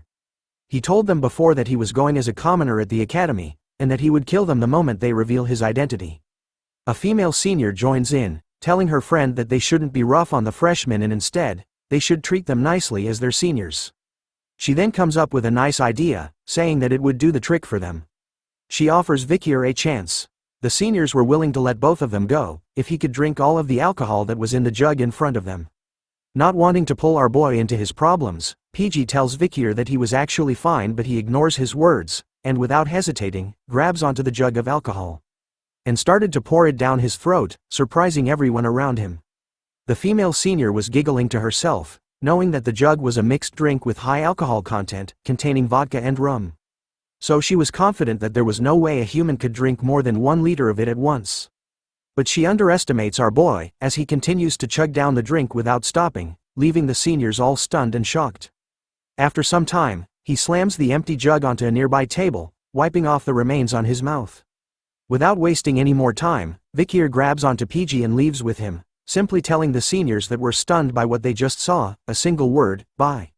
But before they could leave peacefully, the same senior that was slapping Vikir's face grabs onto his shoulder, telling him to wait. The moment he does, Tudor and Bianca were the first to experience a horrifying and powerful feeling crushing them. The aura that our boy had been hiding up to now. With an ice-cold stare, and his eyes lit up, Vikir looks at the senior, asking him if he wanted anything else. But the senior was too stunned to speak, shaking from head to toe as his mouth was left wide open. That's when Dolores makes her appearance, asking everyone present about why it was so chaotic over here. The seniors were quick to cover their tracks, telling her that a freshman had vomited and that they were going to take care of it. Dolores senses something was wrong, and warns them that they couldn't treat the freshmen cruelly as they needed to uphold the image of the academy. Seeing that she was taking care of things from here on, Vikir hurries away with PG in his arms. The triplets on the other hand were impressed by their master, after witnessing the things he had done, giving him 3 thumbs up and calling him cool. Tudor and Bianca were both staring in the same direction, and thinking that they were mistaken about what they felt earlier on. But another student with white hair stood between them, smiling to herself over and was impressed by something. Her eyes were sparkling as her face was filled with blush. It turns out to be Sinclair, the freshman who ranked first in the Ice Corps practical exam and ranked second in the theory exam. She watches closely as Vikir leaves the party with PG, thinking to herself that she had found someone nice. After the incident at the freshman welcome party, we come to the next day, where at the academy, the Ice and Fire Corps attend classes together. Through this method, a competitive structure is created for the confident elites. This increases focus among students and it is the academy's policy. The man who looks like Professor Snape from Harry Potter, closes the book in his hand. Which marks the end of his lecture on the culture of the Barbarian tribe. This Snape wannabe is the combat theory professor known as Morg, from the Morg family. As he continues to talk to the students, he asks them a question, which causes most of them to avoid eye contact with him in order not to catch his attention. The professor states that with the basis of the discovered locations of the Barbarian tribe, he wanted to ask if there was anyone in the classroom who would like to tell him about the Barbarians' hypothesized location of their stronghold. Even Tudor, who belonged to the Ice Corps and was ranked first in the practical exam, had some trouble with the professor's question. He looks through his notes, thinking about the location of the clash between the Barbarians and the Empire, which was at the South Region's front in Highland, 1, 8 and 75. But there were more places that he struggles to remember. Bianca, who is also a part of the Ice Corps and tied with Tutor in placing first in the practical exam, struggles with the question. Thinking about it deeply, she knew that the areas where the Empire and the Baloch tribe clashed were all in low-altitude locations, and considering that it was a trough, she concluded that the Barbarians' tribe's stronghold would be in a region with low altitude as well. But as the two people who ranked first in the practical exam struggle to come up with an answer, Sinclair bursts in. Raising her hand high in the air while radiating a bright aura all around her, catching everyone's attention as she screams at the top of her lungs that she was going to answer. Sinclair belongs to the Fire Corps, is currently ranked first in their practical exam, and ranked second in the theory exam. Looking at the student who happily raised her hand to answer, Professor Vinci concluded that she was Sinclair, ranked first of the Fire Corps, and told her to go ahead and reveal her answer to everyone in class. Sinclair spoke about how in the military, according to the published academia, the location of the close fight between the Barbarian tribe and the Empire were in Highlands 1, 4, 5, 7, 8, 30, 75, and 207. She also spoke about how excluding the 8th Highland, which is on a high mountain peak, all of the areas were in troughs. With all that information, as she continued on with her answer, Vikir was spotted, sitting one row behind her. But his eyes were closed as PG stared at him. Instead of sleeping, Vikir was deep in thought. Going through his mind were the events of last night. Yesterday marked the 29 times he had slain demon worshippers in the city. Something they had in common was that they all possessed a severe stench of demons, and before they died, their so-called faces exploded into a bloody mess each time. Face and explode. With these two facts, Vikir thought that if that was the skill of the elite corpse that was hiding in this capital city, then there was only place he could think of that it would be hiding itself in. He concluded that he needed to ask Cindy for her help in investigating the area around the place he had in mind, but as he was thinking, PG immediately calls out to Vikir, tapping onto his shoulder in order to grab his attention. Upon opening his eyes, our boy could see that everyone in the class had their eyes focused on him. Professor Snape was furious, stating that the Ice Corps weren't as good as the Fire Corps, as he couldn't believe that there was a student who would dare sleep in the first class of the semester. Flexing his glasses, Vikir responds back to the professor, telling him that he wasn't sleeping. His reply shocked PG.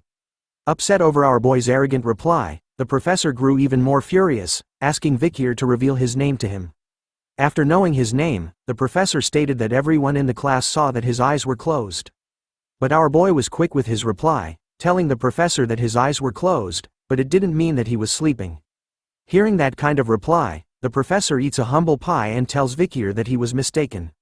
Our boy said it was understandable, making the professor even more furious as he wondered what kind of psycho had entered the academy this time. Failing to break Vikir over his responses, the professor decides to move on. He tells the class that because of the answer that Fire Corps rank 1, Sinclair gave, the Fire Corps have gained 1 point out of 10 for behavior points.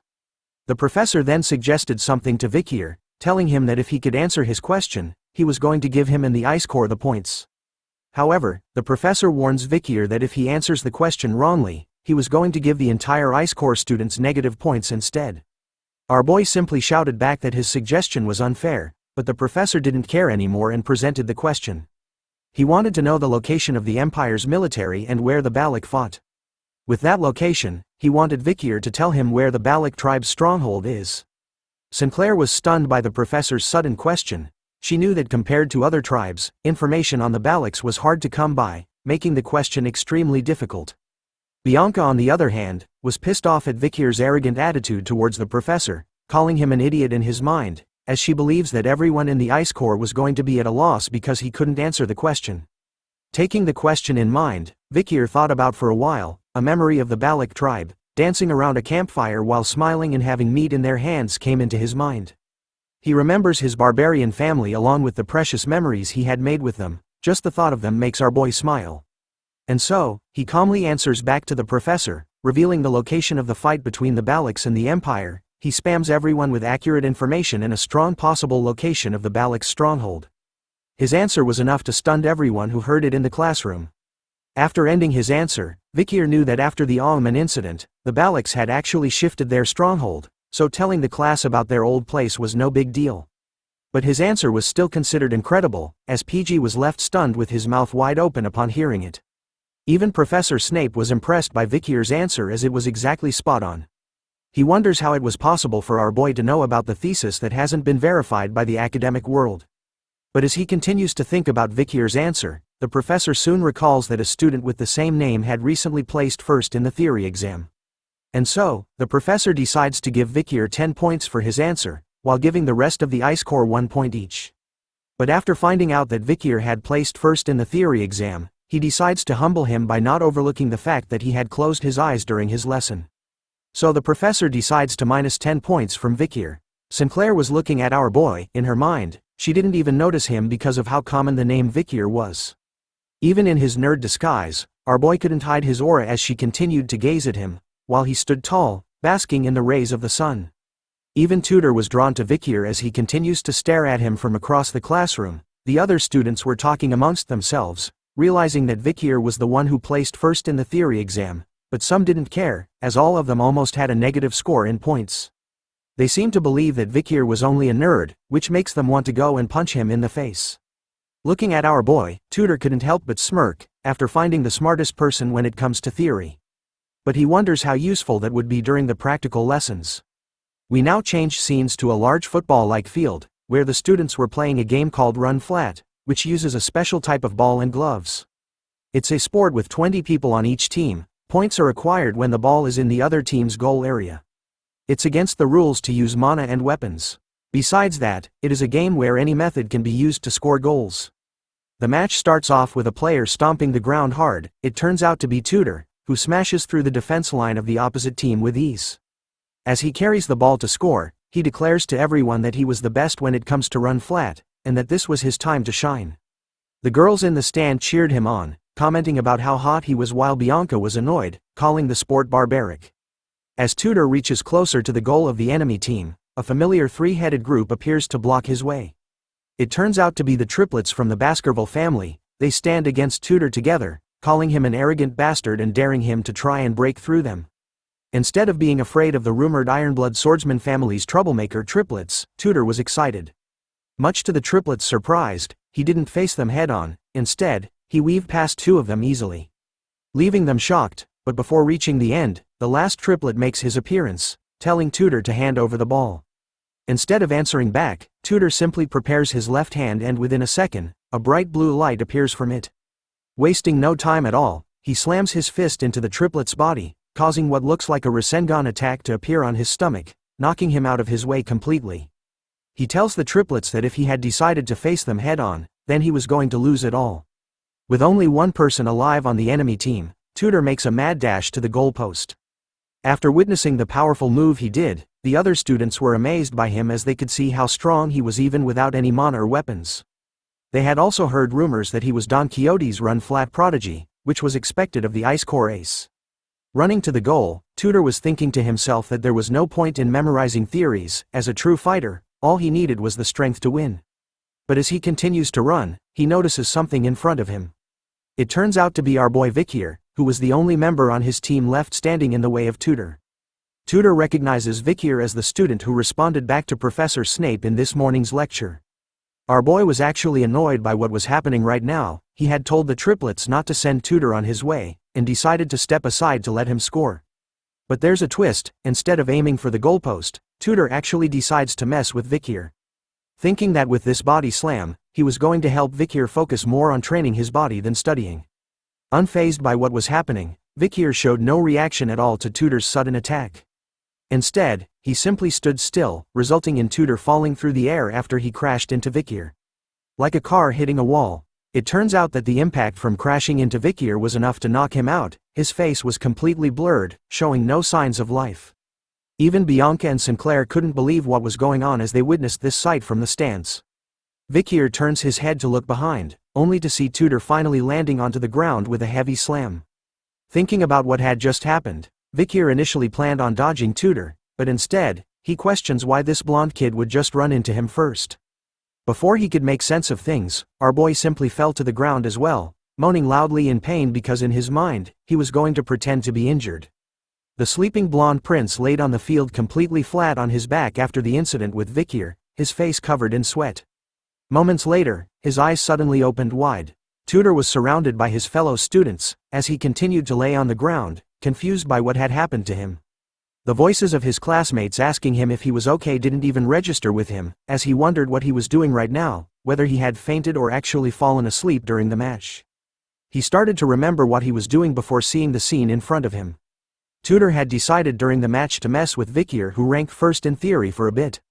He was going to tease him by barging into his shoulder a little, but the moment they made contact, everything went black for him, so he couldn't remember exactly what happened. As he sat up, Tudor looked at Vikir, who was dusting off his body. He couldn't believe that a nerd like him could actually knock out the great Tudor Don Quixote. Seeing that there wasn't even a single scratch on our boy, Tudor was determined to test out what happened just now again. Once more, the game was about to begin with everyone getting into their positions at the start of the match. The ball was once again passed over to Tudor, who was thinking that something was wrong with the incident against Vikir, and so, he wanted to do it again to test his own theory. This time, the triplets of the Baskerville family immediately stood on guard against Tudor, while also acting like a shield for Vikir, who simply stood at the back of the field. But as soon as the match started, Bianca and Sinclair, who were watching from the stands, were confused by what was going on. Instead of going for the goal post, Tudor was aiming right for the triplets and Vikir, ignoring the words from his teammates as he charged towards them instead. Tudor confidently challenges the triplets and Vikir once more, which the triplets happily accept, replying to Tudor that he wasn't going to get past them this time round. Once again, the triplets failed at blocking and intercepting Tudor, who held the ball and got past them easily a second time. His eyes were completely focused on Vikir this round, charging towards our boy at full speed. Vikir watches closely as the blonde kid continues to run in his direction. He thinks about how he had ordered the triplets to keep Tudor away from him, but at the same time, he wonders why Tudor was so serious about coming towards him now. The genius spearman was revved up, his eyes were locked onto our boy, no longer seeing him as human but a target now. Tudor was serious, he knew that what happened to him was no mere coincidence. So he decides to use the Azure Spearman family's run-flat secret technique, Saint Spear Tackle. Yes, this powerful family actually created a killer move for a ballgame. An avatar of a knight with a powerful lance was summoned behind Tudor as his eyes turned completely blue, determined to smash into Vikir and send him flying in the air this time. Even though such a powerful force was coming straight to his face, Vikir was actually pretty calm, pretty demure. His glasses were showing no signs of fear at all. Soon enough, we cut to black once again. In the next moment, the same gray-hair-scarred face student appears above Tudor, asking him if he was awake again. The blonde prince once again wakes up in his usual T-pose, completely wasted on the ground again. He immediately sat upright, questioning how it was possible for him to faint once more, but as he struggles to understand what was happening, the muscular guy beside him tells him to calm down. He reveals to Tudor that after he used his family's technique, which was hitting Vikir with a high-speed tackle, it simply resulted in him being bounced off our boy at that same high speed. Ladies and gentlemen, we have our next challenger. As the student who woke up Tudor tightens the headband on his head, he tells Tudor that he understands why he was so focused on Vikir, as our boy was clearly hiding something from them. This time, Sancho, the muscular student, was going to go against our boy. With the sun shining brightly on him, he heads over to the match. Telling Tudor that as a man and a friend, he couldn't just watch and do nothing after seeing him get beaten twice by Vikir. This is the transfer student who came from the Mercenary Guild Association in the north, Sancho Barataria. Due to his overwhelming physique, he is not considered eligible for his age group in his league, so he decided not to play run flat. Basically, this guy was too overpowered to play a ball game. But because of Vikir, he changes his mind. As he held onto the ball, Sancho talked about how in the frozen land of the north, newborns of the elderly who are on the verge of death, fight desperately. It means they're all warriors. It's round 3 for the triplets this time as they faced off against the giant. Determined and hyper-focused, the triplets weren't letting anyone pass them this round. Third time's the charm, right? Well, not in this world, because in the next second, instead of dodging and weaving past the triplets like Tudor did twice, Sancho just decides to do the wrestling move and clothesline all 3 of the hounds together. Sancho easily slams and flings the triplets into the air, pushing and making them fly away from Vikir, who simply stood his ground. As they flew past their master, our boy was pissed off this time. His eyes were glowing red behind his glasses, whispering to the triplets if they wanted to die. The triplets could only cry as they flew past their master once again, apologizing for their third failure in a row while in the air. Even after sending 3 people in the air, Sancho wasn't stopping his attack. He charges straight at Vikir like a bull. His face was filled with determination, just like how Tudor was from before, in order to reveal what Vikir was hiding from them. Our boy, on the other hand, was still emotionless even before a giant that was rampaging towards him. Just inches away from him this time, Sancho readies himself, telling Vikir that he was going to see if he could endure his full power this time. With his hand raised up high in the air, Sancho lands a full blow onto Vikir's stomach with all his might, causing a loud bang. But the moment he got into contact with our boy, all he could feel and sense was that he was hitting a huge mountain of stone. The feeling in his arm was shocking to Sancho, who was known for his powerful strength. His hand was shaking as he tried to move Vikir by a little bit. Even after being hit by Sancho's full strength, Vikir didn't feel anything at all. Instead, he was thinking that he should play along with what Sancho wanted. So he purposely jumped backwards with a bit of strength, pretending that Sancho's attack had actually done something to him. In order to make sure it was right, Vikir created skid marks on the field with his body, even crashing into the ground like the triplets did. The other students who were watching were amazed by what they witnessed. They couldn't believe that Sancho had broken through the enemy team's defense. But some of them wondered if the guy he pushed was still alive. Unknown to the other students, Sancho, completely aware of what was really going on, couldn't help but stare at his shaking hand, wondering what that feeling was he just experienced and if Vikir was actually human. Distracted by the weird sensation that Vikir gave off, Sancho was unaware that one of the triplets had recovered from his attack and sneaked up to him.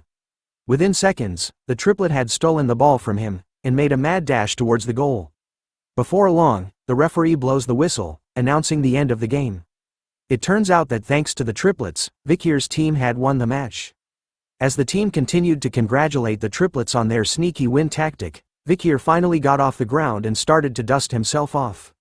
But then someone pours a bottle of water onto his head. It turns out to be Sancho, who praises Vikir as he knew that he was the secret contributor to Class B's victory. Even Tutor was impressed by our boy, who retired because of their win. He reveals that he had initially planned on teaching Vikir a lesson during the practical lessons because he was jealous, but then came to a realization of how shameful that was, and apologies to our boy for his rude actions from before. Sancho was even more interested in Vikir, asking him about what exercises he did in order to have such a solid build. He even thought that Vikir had used mana during the match. Taking off his headgear, Vikir reveals that he was just a commoner, and didn't have an ounce of mana to use. Tutor was sad to hear that, calling it a shame. If he had received proper training, combined with his current blessed body, then he was sure that Vikir would have been an expert like him. As the three of them chat, Tutor's cheerleading squad arrives, calling out to them to use the towel they brought to wipe their sweat. Once again, the ladies' man was doing his business while Sancho hands Vikir a towel to use. The Azure Spearman family's hero, Tutor, and the mercenary guild's ace, Sancho. One day, they will become heroes who will save mankind by hunting an endless number of demons during the time of the fall. As he took off his glasses, Vikir couldn't help but smile to himself. After all, he found it strange to see that these two gentlemen had a past like this. The moment he reveals his face, everyone around, from guys to girls, were all stunned by what they were looking at. Even Bianca and Sinclair were blushing hard, while watching from the stands. As our boy wipes the water from his head, basking in the rays of the sun. His toned body etched into his stretch, revealing the fine lines and curves. Everyone couldn't believe how handsome the nerd they knew was underneath the glasses he wore. Unknown to Vikir, he didn't know that from this point onwards, his days at the academy were going to become more troublesome. The scene changes to nighttime, where we chance upon a mansion. A man with a purple goatee was horrified by something, as Vikir's voice could be heard. Revealing that this man is Lloyd Dokeseller, 52 years old. Wearing his Assassin's Creed uniform, you guys know that it means it was demon hunting time.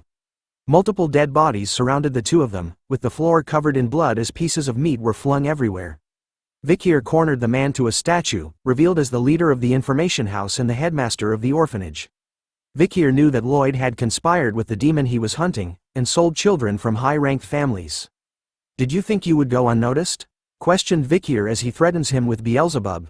Lloyd was horrified to see the kind of aura that Vikir was showing off. Due to its solid nature, Lloyd thought that Vikir was a swordmaster.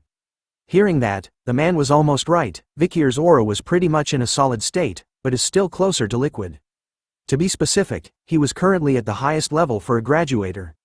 Instead of slicing him into bits, Vikir offers the man a chance at redemption. Telling him to work with him in order to catch the demon, and if he does, Vikir was willing to compensate him accordingly. Even at death's door, Lloyd hesitates to help. As Vikir waited for a reply from the man, something happened. A huge piece of a building was flung in the air right above them. It soon crashes and destroys the very place they were at.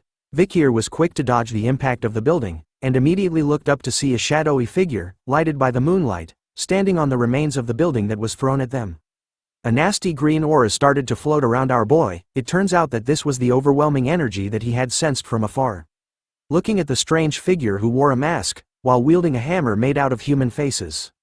Vikir questions him, "Are you the elite corpse?" Even after being asked a question, the mysterious figure didn't say a single word to Vikir. Instead, he simply leapt off the rickety and broken building where he stood. Soaring across the sky, the figure raised his massive hammer, forged out of human face skin.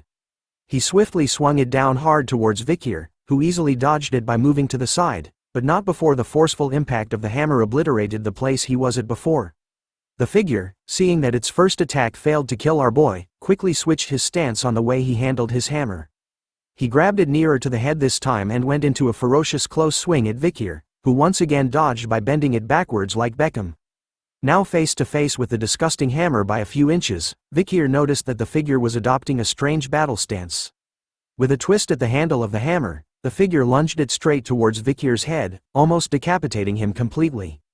But all the attacks couldn't land on our boy, as he simply bounced effortlessly away from him this time. Standing on guard, Vikir was able to quickly analyze the unique characteristics of the opponent he was fighting right now. He could sense the aura of a high-ranked graduator emanating from it and noticed that the figure uses the religiously holy Quo Vadis bludgeoning technique that was seen just moments ago. Combining all these facts together, Vikir realized that the mysterious figure in front of him was not the elite corpse he had been hunting for these past few days. This made him wonder, did a demon infiltrate the religiously holy nation? But knowing them, he knew about how they had their own corrupt sectors too.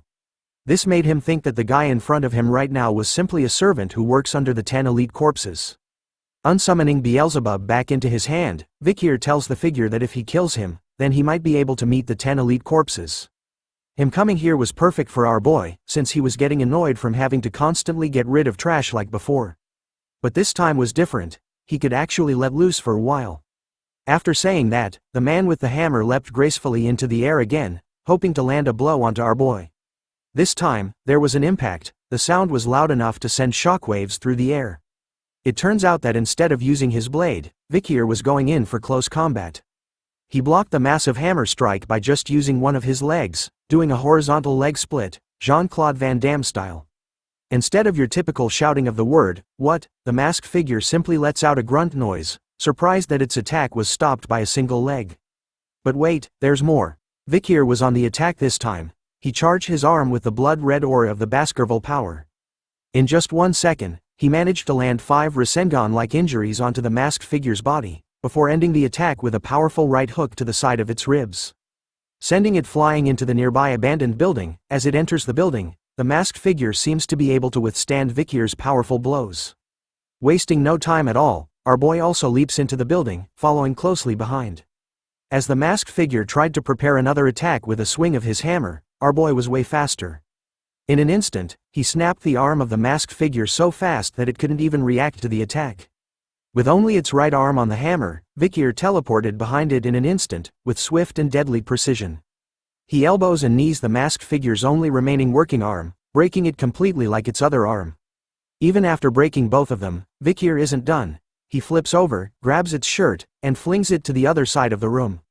It turns out that his final throw had meaning behind it, as the masked figure was impaled by a sharp iron pipe that was hidden in the building's walls. The only sound it could make was some grunting noises as Vikir slowly walked over to its side. Looking closer at its exposed chest, he could see huge scar marks all over and the word, Afibo, imprinted on its skin, which makes him think that that was its name. Seeing that Afibo could no longer escape, Vikir starts to question him, asking him about his master and the person responsible for making him this way. But no human words came out from his mouth, only the sounds of groaning. Hearing him struggle to answer, Vikir could sense that the person who made him this way might have been controlling what he could say. Reaching out to the steel rod that impaled Afibo, Vikir lets him know that interrogation can also come in other forms, besides words. Twisting the steel rod, Vikir tells Afibo while causing him even more pain that he was going to slice his body into smaller pieces, along with his intestines, bone structures, and injuries. All the information he needed was in the freshness of the blood in his veins and the concentration of his mana. Those things would tell Vikir a lot of things. And so, as the night goes on, in this beautiful moonlight, Vikir tells Afibo that the interrogation of his life was about to begin. After the interrogation went on for quite some time, Vikir could hear the sounds of someone calling for help coming from the rubble in the middle of the square from before. So he went to check out what it was. Upon lifting up the rocks, he saw that Lyad had actually somehow survived the attack from Afibo, where he threw the building at them from the start. Knowing that he was actually a poison seller, Vikir reminds the frightened man that if he wanted to live, then he should know what he has to do, which was to tell our boy everything he needed to know. Unlike before, Lloyd was actually considering helping Vikir, asking him if in exchange he would spare his life, but Vikir warns him that it would depend on the type of information he provides. As the two of them were busy negotiating, another mysterious figure appeared, standing high above on a building nearby and watching the two of them closely. It turns out to be a human wearing a familiar uniform. Lyad finally breaks and shouts to Vikir that he was going to tell him everything, revealing that in the headmaster's room, there was his safe. But the moment he does, the Sharingan appears. Just kidding. This ain't Naruto, or is it? An eye appears with a unique green symbol on it, causing blood stains to appear around the eye as well.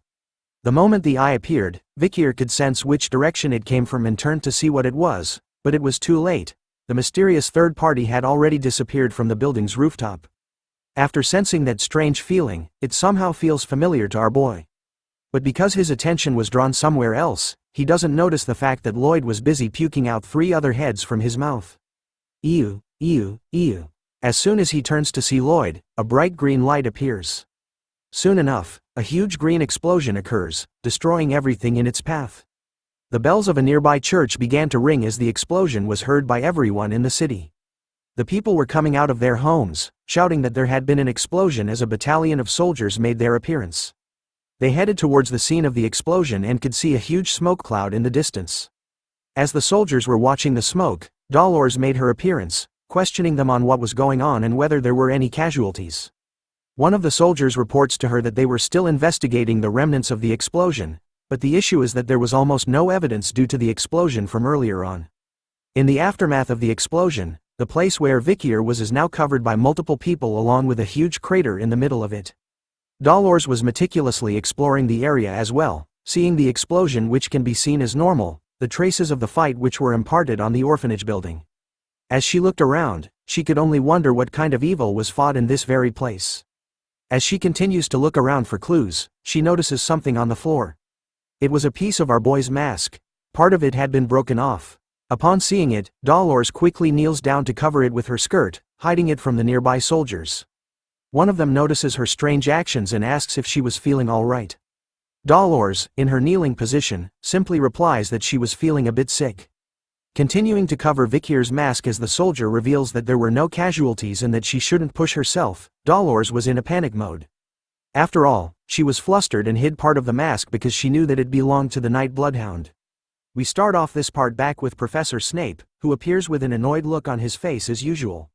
It turns out that we're back in the classroom, where a giant scorpion-like creature, the size of your mama, oh snap, lies on the table beside him. It turns out that the professor was finding out which student was responsible for writing a specific report that he was sent, and discovers it to be his least favorite student, our boy, Vikir. The report was apparently about the scorpion-like creature that lay dead on the table in the classroom. In the report, it was written that Vikir had written about how Venepians, the name of the creature, has an undiscovered second venomous fangs. This kind of information seemed like a false report to the professor, who regarded it as a joke with fake information, so he was going to deduct 10 points from everyone in the Ice Corps. As part of a punishment to the one who held the theory rank 1, Vikir. Hearing about this, our boy couldn't help but panicked a bit as he realized that he actually made a mistake. It turns out that the information he had written in the report hasn't been discovered in the period he was in right now.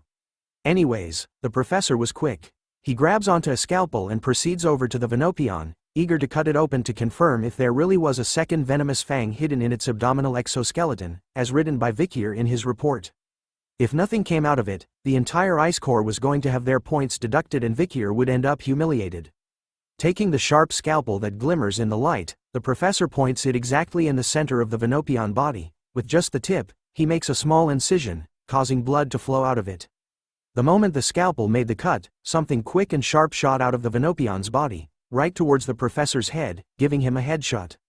All the students in the classroom were shocked by what happened in that brief moment. None of them could have predicted this happening. For some reason, the sharp needle, covered in a purple-like poison liquid, stopped just barely inches away from the professor's face, who was feeling terrified. He loses his dignity as he falls to the ground, screaming like a little girl over the fact that he almost died. It turns out that Vikir had saved his life by using his book as a shield, blocking the second poisonous fang that he had written about in his report from reaching the professor's face. With a calm look on his face, Vikir questions the professor if he had enough proof right now to validate his report. The professor was busy processing all the information in his head. He couldn't believe that there really was a second venomous fang. He also couldn't believe that a student saw a Venopion and made a big discovery that could solve the cases of the mysterious deaths that had been happening for some time now. In order to regain his dignity, the professor decides to give all the members of the Ice Corps one additional point. He even tells Vikri to come visit him in his research lab after class, in order to provide a more detailed explanation about his report. Hearing that there was no punishment, Vikir agrees to the professor's request. As he headed back to his seat at the back of the classroom, the students around him started to talk about Vikir, calling him amazing for knowing about the second venomous fang. His actions today started to change their minds about how they used to think that sports was the only cool thing in school, but now, thanks to Vikir, being smart was slowly becoming cool. But other students chime in during the discussion, recalling that Vikir was also good at sports. After all, he went against Tudor and Sancho during the match from the other time. Finally reaching his seat, PG tells him that he had done a good job, while the students realized the most important thing about our boy. Which is the fact that behind the nerdy glasses, he was actually hiding his amazing-looking face and glowing hair. Ignoring the noise from his classmates, Vikir began to close his eyes once again, recalling the massive explosion from yesterday night, when he was out hunting the demons at the orphanage. He actually did take on massive damage.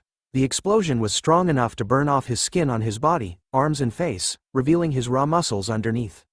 He even had his hand completely blown off. But luckily, thanks to his skills, he was able to recover from the damages almost instantly. But it still hurts like a ton. Right after the explosion, Afibo had hidden his tracks. The only thing Vikir had gotten out of that interaction was the ledger in the headmaster's safe. The ledge had the location of the children who were used as food for the demons. Vikir could see that as the locations had no connections, he can't completely negate the possibility of more than one elite corpse in the capital. But more importantly was the mysterious shadowy figure he saw in passing yesterday, the one acting cool by standing alone on top of a nearby building from where he was. Vikir had seen him smiling from ear to ear, even wearing the same school uniform as he did. Which made our boy realize a very crucial clue, that amongst his fellow classmates in this room, there might be one of the 10 elites in the academy. Comment below if you think that one of the 10 elites is one of the new characters that have been introduced to us in this new season. Moving on from the demons, in the academy, there is a famous newspaper that exists within the capital. This newspaper's influence is immense, and every day the newspaper is released, it sells out rapidly. This is all thanks to the academy's newspaper club called Lucian, and the glorious president in charge of this excellent club is someone we are all familiar with. Hint. She has blonde hair and a wing-like head accessory.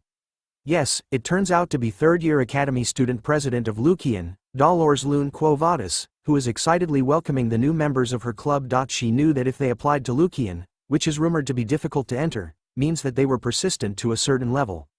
So she excitedly orders for their introductions to begin. The first new member turns out to be first-year academy student, Tutor La Mancha Don Quixote, who tells everyone that he wishes to become an elite in both his class and in the club.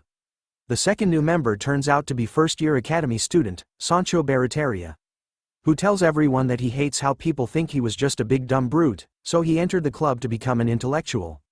The third new member is first-year academy student, Sinclair, who tells everyone that money and information usually come hand in hand when it comes to power, but she ensures them that she entered the club because she thinks that information is more important. The fourth new member is first-year academy student, Bianca Faux Usher. Her introduction was simple, telling everyone that she simply chose the club with the clearest vision, and that she was going to do her best.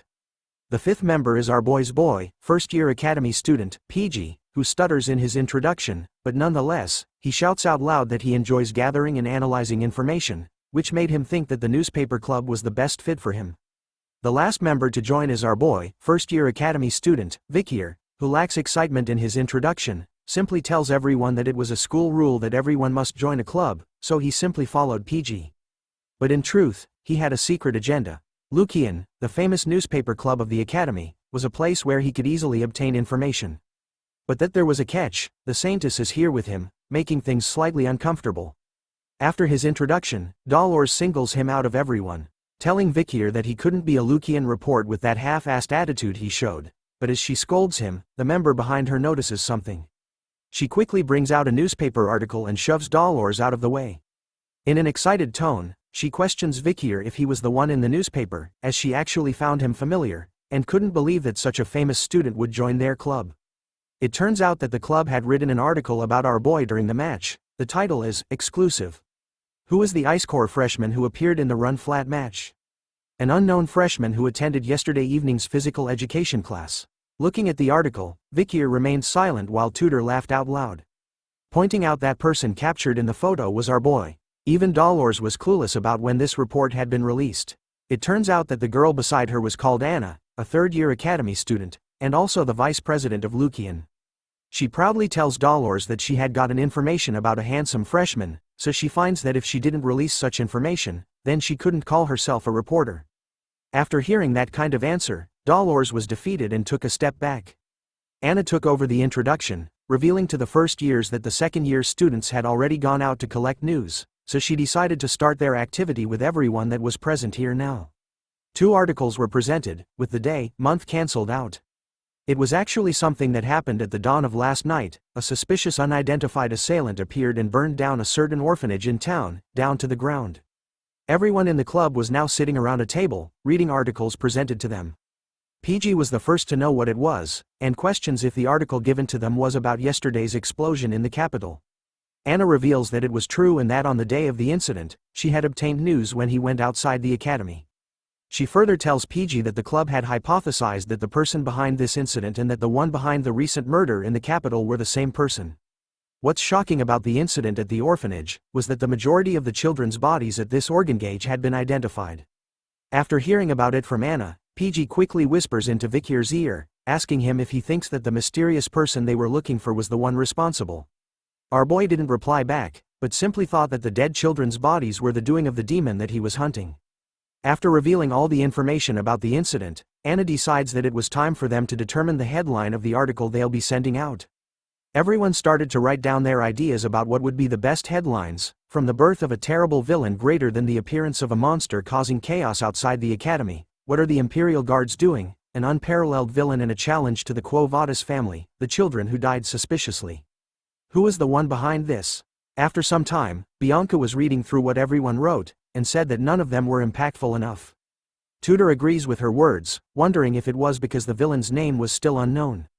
Giving examples for cruel criminals who have nicknames like Jack the Ripper and Bluebeard were given to them.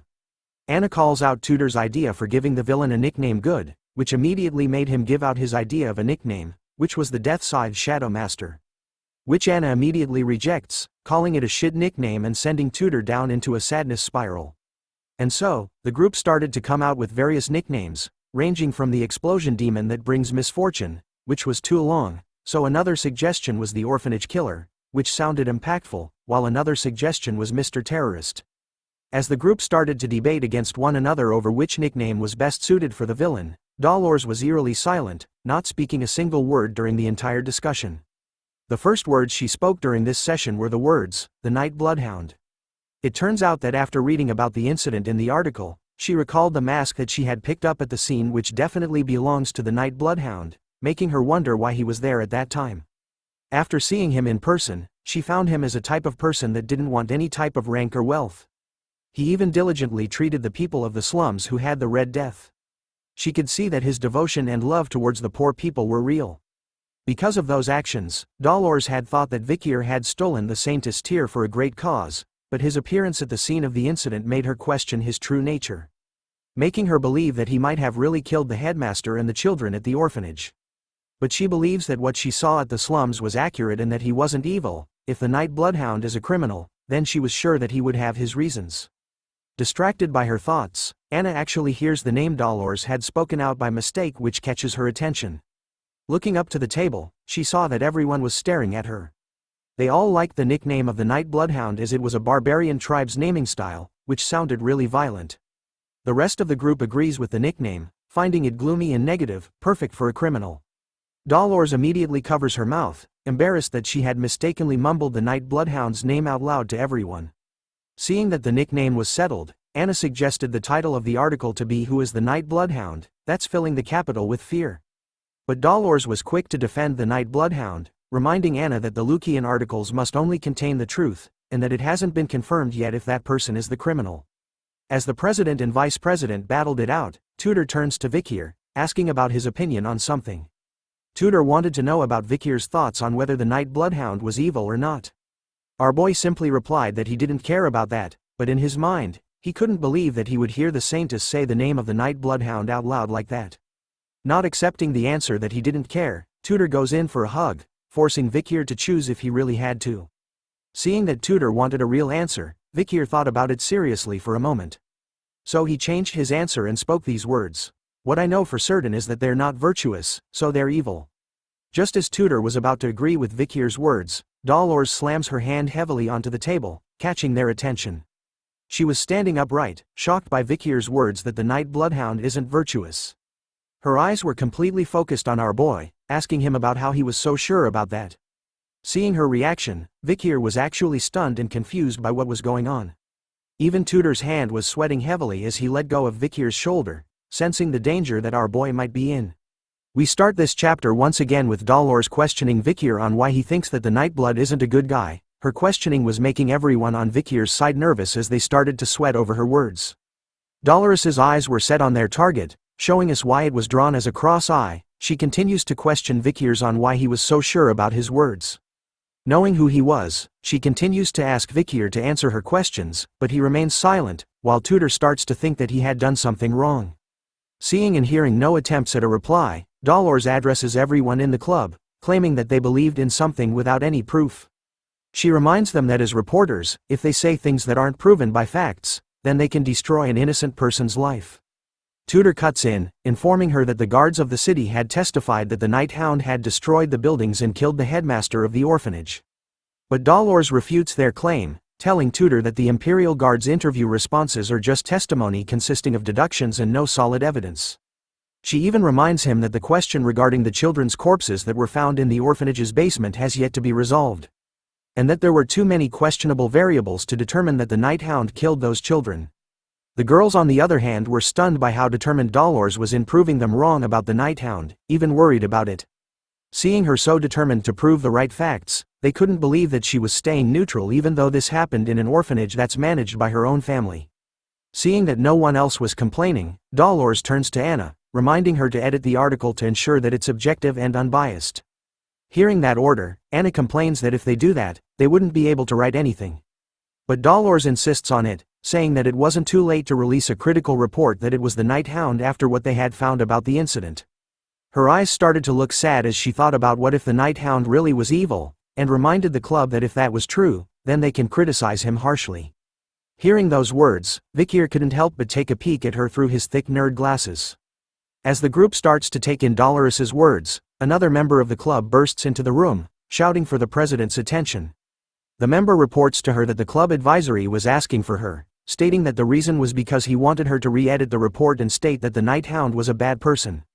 Hearing about the request, Dolores started to feel stressed, and replied back to the member that she was going to talk to the club advisor, since he likes making articles into headlines. After settling things in the room, Dolores left with the member to seek out the club advisor and his request. As she left, Tudor was impressed by their president, calling her a girl boss. Hearing that, Vikir couldn't help but reply that Dolores had been that way since a long time ago, which confuses Tudor. In Vikir's mind, Dolores looked the same as when she led the Holy Knights on the front lines of the battlefield during the fall before he had regressed. She wore mighty armor and her holiness radiated in a bright light all over. She could be seen on the battlefield, ushering new commands to the Holy Knights, ordering them to push forward as she blesses them with her holy light. She would often complain about the troops, a sign that people these days have weak faith. She even scolds them when she finds them messing around their breaks, telling them to save lives instead. She reminded them that back in her days, if a demon had appeared, then they would just jump in to help. Recalling his past memories of her, Vikir started to smile to himself. He had thought that she would deem his actions as wicked, but to him right now, it doesn't feel bad because someone's trying to tell the truth about him. In his heart, he quietly thanks the saintess for her help, as she argues with the club advisor over his request, who turns out to be Professor Snape. Moving on, in the earlier mornings, a siren started to blare loudly. As it continues to ring, PG awakens from his beauty sleep in a groggy state. The moment he raises his body upright, Vikir greets him with a good morning. Vikir was already up and ready, dressed in his school's exercise clothes and stretching, while PG was still rubbing his eyes, greeting good morning back to our boy. In this academy, everyone has to wake up at 6 a.m. When the alarm sounds, the stupidest head to the training area in front of the dorms. The students then participate in the exercises, following the instructor who stands at the front to wake themselves up. They start off their day with a light jog. After their morning exercises, the students will go their separate ways. Some would catch up on their sleep, some would go and take a bath, and some head straight to the cafeteria. PG could start to feel the strain on his body after the morning exercises. He complains to Vikir that his brain would be more active if he had slept through the morning exercises, but our boy refutes that claim, reminding PG that moving his body helps to activate his brain. But that wasn't what PG wanted to hear. He didn't want to be proven incorrect. Tutor cuts into their conversation, telling Vikir that he wasn't going to be popular with the girls if he didn't act so empathetic, and suggests that he practices it by being empathetic to PG. But hearing that suggestion, PG humbly declines the idea. Tutor then comes up with a new suggestion, asking if everyone is free this weekend, as they should have fun by going into the city. PG likes the idea behind it as there was actually a book he needed to buy. Even Sancho chimed into the conversation, saying there was a restaurant that he wanted to try in the city too. Hearing that it was okay with the rest, Tutor turns to ask Vikir. Pausing for a moment, our boy declined the invitation, saying that he needed to volunteer on the weekends. The group was stunned to hear that Vikir needed to do volunteering. PG reveals that our boy had received too many deductions. Hearing about that, Tutor realized that it was probably from Professor Snape, who would pick on Vikir all the time, even if he didn't do anything wrong. Hearing them talk about him, Vikir couldn't help but remain silent. So he moves on from the group, telling them to go to the city without him this time. But the moment he left them, the group started to chase after our boy, changing their plans because all of a sudden, they found volunteering fun. PG calls out to Vikir, telling him that his friends, they couldn't let him do it all alone. Sancho even reminds them that the more, the merrier. But as they followed behind Vikir closely, Tutor started to realize something unusual, drawing Sancho's attention as well as asking what it was. Tutor tells him that when Vikir is around, he naturally gravitates towards him. It was as though Vikir had the aura of an older brother. Hearing that, Sancho adds in, saying that even though Vikir was a quiet boy, he has that Sigma Riz about him that simply exudes charisma. Back when he was a mercenary, Sancho felt that such people were natural leaders. Even PG understood what the boys were saying about our boy. He couldn't help but smile to himself. After all, he found Vikir amazing. Amazing people like Tutor, from the physically great Don Quixote family, and Sancho, the transfer student from the Northern Mercenary Guild, approached him first. Vikir was also kind. He had helped PG at the entrance party when he was having a difficult time, and he was perfect in his studies and training. PG felt that as long as he was with Vikir, then he had a feeling that everything he does in life would be possible. But as they walked along the corridors, Vikir's bloodhound bloodthirst leaked out. He looked to the side, eyes red and unleashing his murderous aura. Since he was standing right beside him, PG immediately started to feel afraid when he saw Vikir this way. Ignoring everyone else's presence, Vikir could sense the disgusting aura that the demons gave off, covering the entire walkway they were in. The stench of this horrible aura was coming from a group of a guy and two girls walking away from them. Vikir continues to monitor that group as they slowly walk away from him. Knowing that PG was basically a human dictionary, Vikir asks him if he knew about other students well, and if specially, he knew about the guy that walked past them just moments ago. Jolted by the sudden request, PG asks if Vikir was talking about the guy between the two female students a moment ago, as he knew that guy well. Apparently, he was the most handsome guy in this school, a sophomore called Bane Kodzak. Vikir started to grit his teeth hard. After all, he didn't think that they would be this active within society. A member of the 10 elite corpses was right in front of him. As the suspect started to move further away, Vikir started to think about his choices right now, whether he should start the fight, but thinking about it, he decided not to as there would be a lot of casualties. Especially his group, where he couldn't allow the future heroes to get hurt. Sensing that something was off about our boy, the three guys were worried about him, asking Vikir about what was wrong. Our boy simply tells them that he wasn't feeling well, and that he was going to rest. Before engaging in a fight against one of the 10 elite corpses, Vikir decides to gather information first. He moves away from the group, using the skill in his second slot called Silent Heal Mushusu. Like Superman removing his glasses to change clothes, our boy did the same, while thinking that he should follow Bane closely behind. But because he was distracted by his thoughts, he doesn't see Dolores coming down the stairs beside him, resulting in a clash between the future titans. A loud scream from Dolores catches the attention of the boys as they gasp in shock over what happened. They could all see that Dolores had fallen to the ground, hurt by something as she waves her hand in pain, while Vikir stood there, stunned by what had just happened. Tudor and the boys rushed over, asking Dolores if she was okay. Tudor immediately tells Vikir to apologize to the president, which he did immediately while bowing his head down to her. But Dolores was completely fine with it and didn't need an apology, as she also found herself being careless. As she was being helped by Sancho, she couldn't believe how muscular Vikir was. After bumping into him, it felt like she had hit a wall. Looking at our boy as he wears back his glasses, she notices that she couldn't sense his presence at all either, making her wonder who Vikir truly is. Seeing that there were too many people gathered here today, Vikir decides to postpone his plans of following and tailing Bane. Knowing that he was probably the one of the 10 elite corpses. Deep down the academy staircases, Bane could be seen leading the 2 girls into the darkness. Even the girls started to feel that something was off about this place, so they questioned him on why he had brought them to such a dark place. Instead of answering their worries, Bane simply tells them that he had some sad news which captures their attention completely as they were worried about him. He starts to tell the girls a story, about how recently, a certain guy had showed up in the school, and since then, he had been messing with him, and because of him, he hasn't been able to eat properly. The girl on his left was quick to defend Bane after hearing the story, telling him that if he was being bullied then she wouldn't forgive the guy in his story.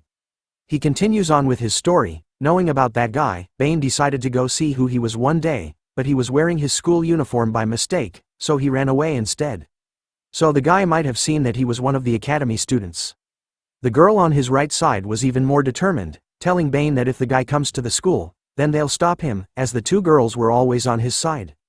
Hearing about how good these girls were to him, Bane thanks them, telling the girls that their hearts were as beautiful as their faces, and that they would always be together. From now on, that is. The moment he said those words, Bane immediately grabbed onto the faces of the 2 girls with his bare hands at the same time. He started to recall the pandemic mask-wearing bastard. Bane knew that he had the skill of a high-ranked graduator, so he was sure that our boy didn't die from the explosion like that. He could also see the way Vikir was attacking the places that were connected to the location he had eaten people from before. Which made him realize that Vikir was a human that was able to sense the presence of a demon. As he said this, the 2 girls' faces started to morph and change all over. They started to beg Bane, but he ignored them completely.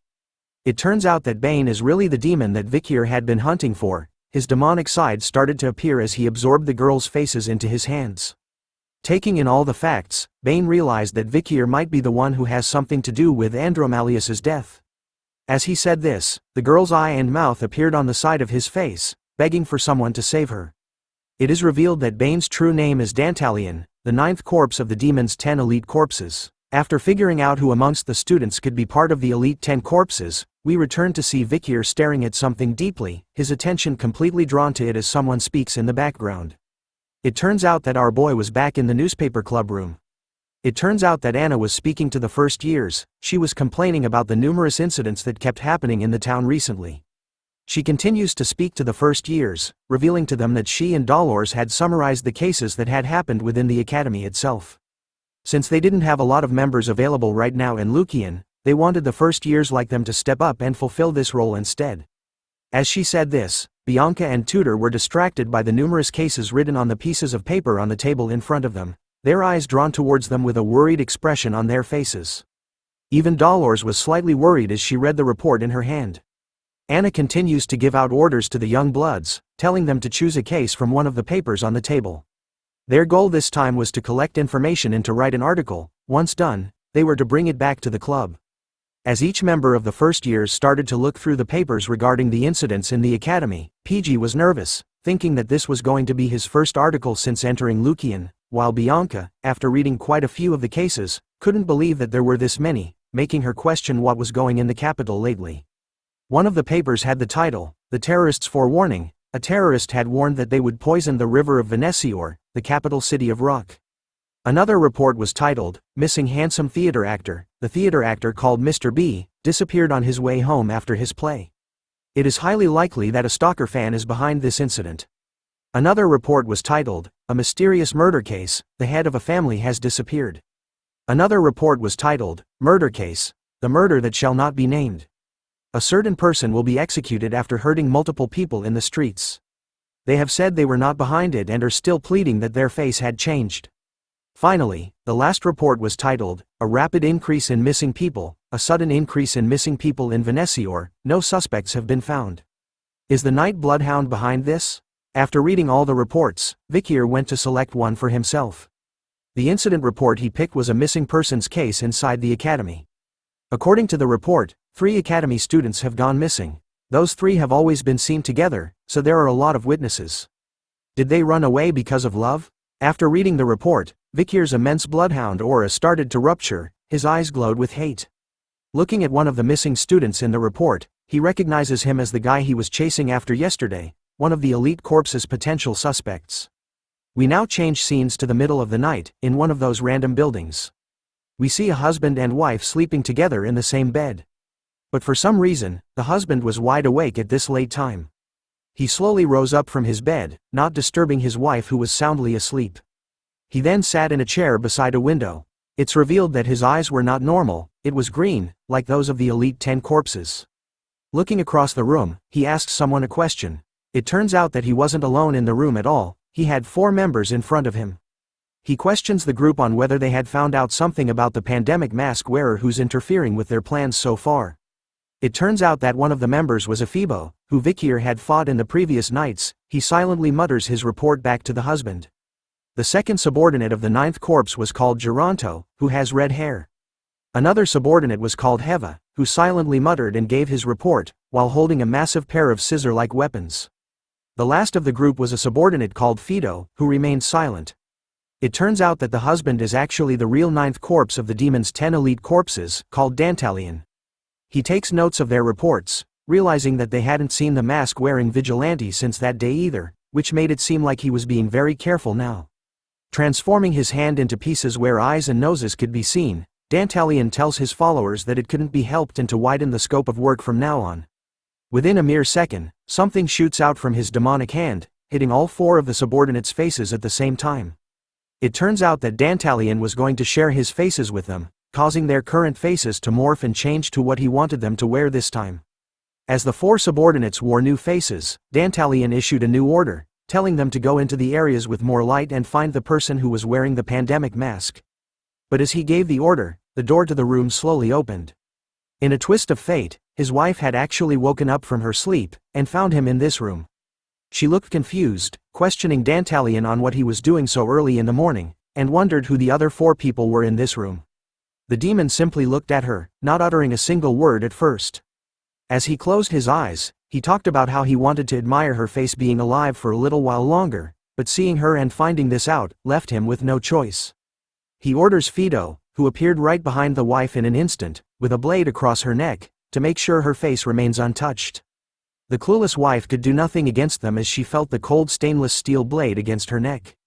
After a single moment, the sound of flesh being cut could be heard as blood covered the floor. As she laid on the floor, bleeding from her wound, the wife couldn't make a single sound and could only cry as tears fell from her face. Dantalion didn't feel anything about this and continued to talk to his team about how the plan to open the gate has gradually been delayed due to Andromalus's death and the person who was wearing the pandemic mask. As he sat in his chair, Dantalion started to morph and change his own face, calling their current situation annoying. After his face changed, he ordered Fido to follow him, as they needed to see someone special. His face is finally revealed, as he scratches his chin, thinking that he should go and relieve his pent-up stress. The scene changes once again, this time, to a place with a slight holy feeling to it. Dantalion appears once again, this time, with a smile on his demonic face while wearing a cross on his neck and a priest outfit. Someone stood in front of him, asking him about why he was smiling. Dantalion replies that he simply couldn't help himself. After all, he had the beautiful saintess standing in front of him. It turns out to be Dolores, who wasn't amused by his remarks, as she tells him that she didn't come to see him to joke around, calling him as Sir Quilty. Brushing her remarks aside, Dantalian tells her that he was worried because her visits have become scarce lately. Dolores tells him that recently, there have been a lot of murders and missing people, which was why she has been busy since she was covering them. Hearing this, the holy man could see that her club activities have gotten busy, as the world was becoming a more and more brutal place to be in. As he smiles at her, Dantalian knew that the one responsible for all these horrible things was him. Looking at him, Dolores couldn't help but feel nervous about something. She knew the man before him as Quilty Loon Indulgentia, the head of the Indulgentia family, the collateral bloodline to the Quo Vadis family. They were currently volunteering in managing Quo Vadis's resources at the orphanage, monastery, and hospital, but they were also supporting the exemption system that erases the wins of the sinful rich. So she knew that this two-faced person in front of her was definitely hiding something. As he leans closer to her face, Dantalian questions Dolores about why she needed to speak with him. She reveals to him that she came here to request for the exemption system to be abolished. She found it wrong to exempt a person from all their sins just because they were wealthy. He refutes her statement, saying that there was nothing wrong with the system as the exemption policy has been in the church up until now. He also found that donating a large sum of money was already a large form of punishment. But Dolores wasn't budging from her stance. She counters his argument by stating that sins are something you must expose yourself for in front of God, and forgiveness was only given once you have received the appropriate punishment. With the holy light radiating brightly behind her, she ends her argument, saying that the people affected by the exemption system cannot be saved. Her final words left Dantalian speechless as his mouth was left open. But he quickly closes it, turning away from Dolores, and reminding her that he was simply following the church's doctrine, and that her best course of action was to speak directly to her father, the leader and cardinal of the church. As he continues to face away from her, Dantalian tells her to return, since he heard that the academy students were coming here to volunteer today. So there was no need for them to have a fight within the Quo Vadis family in front of her juniors. Dolores accepts his proposal, but tells him that she would come back later so they could discuss this matter even more. As she left the church, Dantalian's transformation was leaking out, his face was riddled with multiple eyes as he looked back at her, grinning widely. His demonic side was going haywire as his thoughts were filled with how beautiful Dolores looked. He had almost given in to his impulses and collected her face, but he needed to hold himself back, clenching his teeth so hard that they bled. He saw Dolores, the saintess, as the finest product that he had discovered in this world. Dantalian wanted to collect her face when her face was in despair, after the chaos descended into this world. He continues to tremble with his impulses, holding himself back, as he wanted to open the gate as soon as possible. He begs his fellow brethren to hurry and descend the chaos into this world, so he can claim what he wants. The scheme changes to Vikir standing alone in front of a gate belonging to a huge building. He looks around wondering if this was it. Based on the report given to him by Cindy, this was the orphanage that she had found after analyzing Andromelus's ledgers. Which meant it was highly likely that this place was connected to the 10 elite corpses. Looking at the flag being raised, Vikir could see that this place was probably the property of the Quo Vadis family. If a demon is planted within the Iron Blood family, and the Holy Divine family, then it is also highly likely there were demons hiding amongst the other families. After the explosion, the Night Bloodhound had garnered attention, so Vikir wanted to use volunteering as an excuse to slowly investigate the students. Speaking of the students, some of those students appeared by his side. It turns out to be PG, Tudor and Sancho. Looking at the building in front of them, he wondered if this was the orphanage they were going to volunteer at. Tudor wraps his arm around Vikir, telling him how lucky he was to have friends that were willing to volunteer with him, but our boy didn't want this, telling them that he didn't ask for them to follow him. Letting out a deep sigh as a nervous sweat drop drips down his face. With the presence of these three dudes, our boy could feel that things were going to get annoying. We start off this chapter when the Academy's 10-day-long holiday has started. The Golden Holiday was created due to the school anniversary Easter of the Loon Church and the weekend. The students either visit the imperial capital together or visit their families and have a great time. However, not all students enjoy this holiday. We returned to the boys when they entered the place to volunteer at. Tudor's voice could be heard loudly as he told Vikir that he was lucky his friends came with him and refused to take a break like the other students. It turns out that the boys needed to fill up their volunteering hours too. Sancho thought that it wasn't a bad idea to get it over with right now, while PG honestly just likes to volunteer. But their involvement in volunteering this time with Vikir was a burden to him right now. Looking around the place, Tudor guesses that the place they were at was the Indulgentia orphanage. He was impressed by it, as it was on a different scale since it's the largest orphanage in the imperial capital. PG adds on, telling the group that the headmaster here is the founder of the Foundation for the Orphans and is also an external lecturer at the academy. Sancho was surprised to learn that and wondered who it was. PG then pointed to a painting nearby them. The headmaster was called Quilty Loon Indulgentia. PG continues to tell us more about him, that he was the head of the Indulgentia family, a family from the maternal side of the Quo Vadis family. He was a popular man, and it seems like he's quite influential within the Loon Church. Speaking about the Loon Church, it was also a well-known fact that there is conflict between him and the Saintess Dolores due to their differences in religious views. As they listened closely to the story, Tudor complained and was bothered by it. After all, he didn't want to get caught up in a fight between the families. Vikir was chilling at the back as usual, thinking about what PG said, and about the popular headmaster of the orphanage. He decided that he was going to find out what this man was like once he got to know him. After wandering around, the group found themselves with the church people.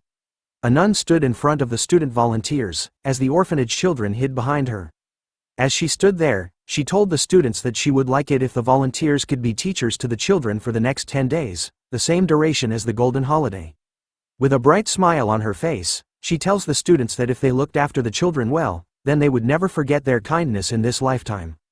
But as she tells them to treat the children with the heart of a parent, the boys are distracted by something as they all nervously stare in the same direction. Tudor points out the issue, asking why Bianca and Sinclair were here with them as they appeared by their side. Bianca immediately took offense to Tudor's question, responding with a disgusted grunting noise. Bianca justifies their presence in the orphanage, telling Tudor that they were here to volunteer, and that she should be the one asking them what they were doing here. But our boy simply replies to her that a hero doesn't need a reason to do good deeds. His reply irks Bianca as she couldn't stand the hero thing, which was expected of a Don Quixote. While Tudor and Bianca were fighting with their words, another person was sure that their meeting here by coincidence must be fate. PG and Vikir stare at a familiar gray-haired girl in front of them. Sinclair appears, with a joyous smile on her face and a bright aura radiating from her body. She looks at Vikir all happy to see him here. She nervously approaches him, offering her hand as a greeting. She stutters in her words, saying that it was a shame that they haven't been able to talk much but hope that they will get along in the next 10 days. Vikir hesitates at first, but shakes her hand, hoping for the same thing. The moment they held hands, Sinclair rejoiced, vowing never to wash her hand over again. As she basks in her new treasure, PG whispers to Vikir, telling him that he had a piece of information for him. He reveals that he had seen Sinclair seek out the person in charge of assigning volunteers and make a request. She even inquired where Vikir was going to volunteer and asked to be assigned in the same place as him. Which could only mean one thing. Vikir thought about what PG had told him, making him think that Sinclair had approached him under the pretense of it being a coincidence, so right now he needed to be wary of her. After dealing with Sinclair, Vikir turns his head to look around. His eyes were scanning the area, which made him notice that the headmaster of the orphanage wasn't here in attendance, which made it suspicious. But as he was wondering where the headmaster was, the nun announced that it was time for the children to choose their teacher. Upon hearing those words, the children became super active and rushed forward with great energy. Tudor immediately held 2 kids in his arms, overjoyed by how outgoing the kids were. Sancho was already giving some of the kids piggyback rides, while Bianca couldn't believe how cute the kids were. Even Sinclair was surrounded by children as she read them a funny story from a book. Our boy, Vikir, on the other hand, was giving off that Ohio skibbity riz, as he questioned 3 kids on what their names were. Hearing that from him and seeing him, the kids could only have tears in their eyes and fear in their throats. Soon enough, they immediately turn right and run towards PG instead. As he comforts the children, PG tells Vikir to smile a little as a piece of advice. Thinking about it, Vikir was stunned by his interaction with the kids. After all, he didn't know because Pomerian, our sweet little angel, listened to him pretty well, but now, talking to children was pretty difficult. But as he thought about how to interact with the kids, a little kid with blonde hair catches Vikir's attention as he spots her. But then he notices that she had actually run out of the venue. It turns out that the little kid was chilling by herself at a nearby pillar. She wore a sad and depressed expression on her face, as though she was bothered by something. Vikir suddenly appears by her side. His sudden appearance shocks the little girl. He tells her that he too gets stuffy after being in a place filled with lots of people. He continues to tell her that if he isn't careful, then people might think negatively of him, so he questions the little girl on why she left the place by herself.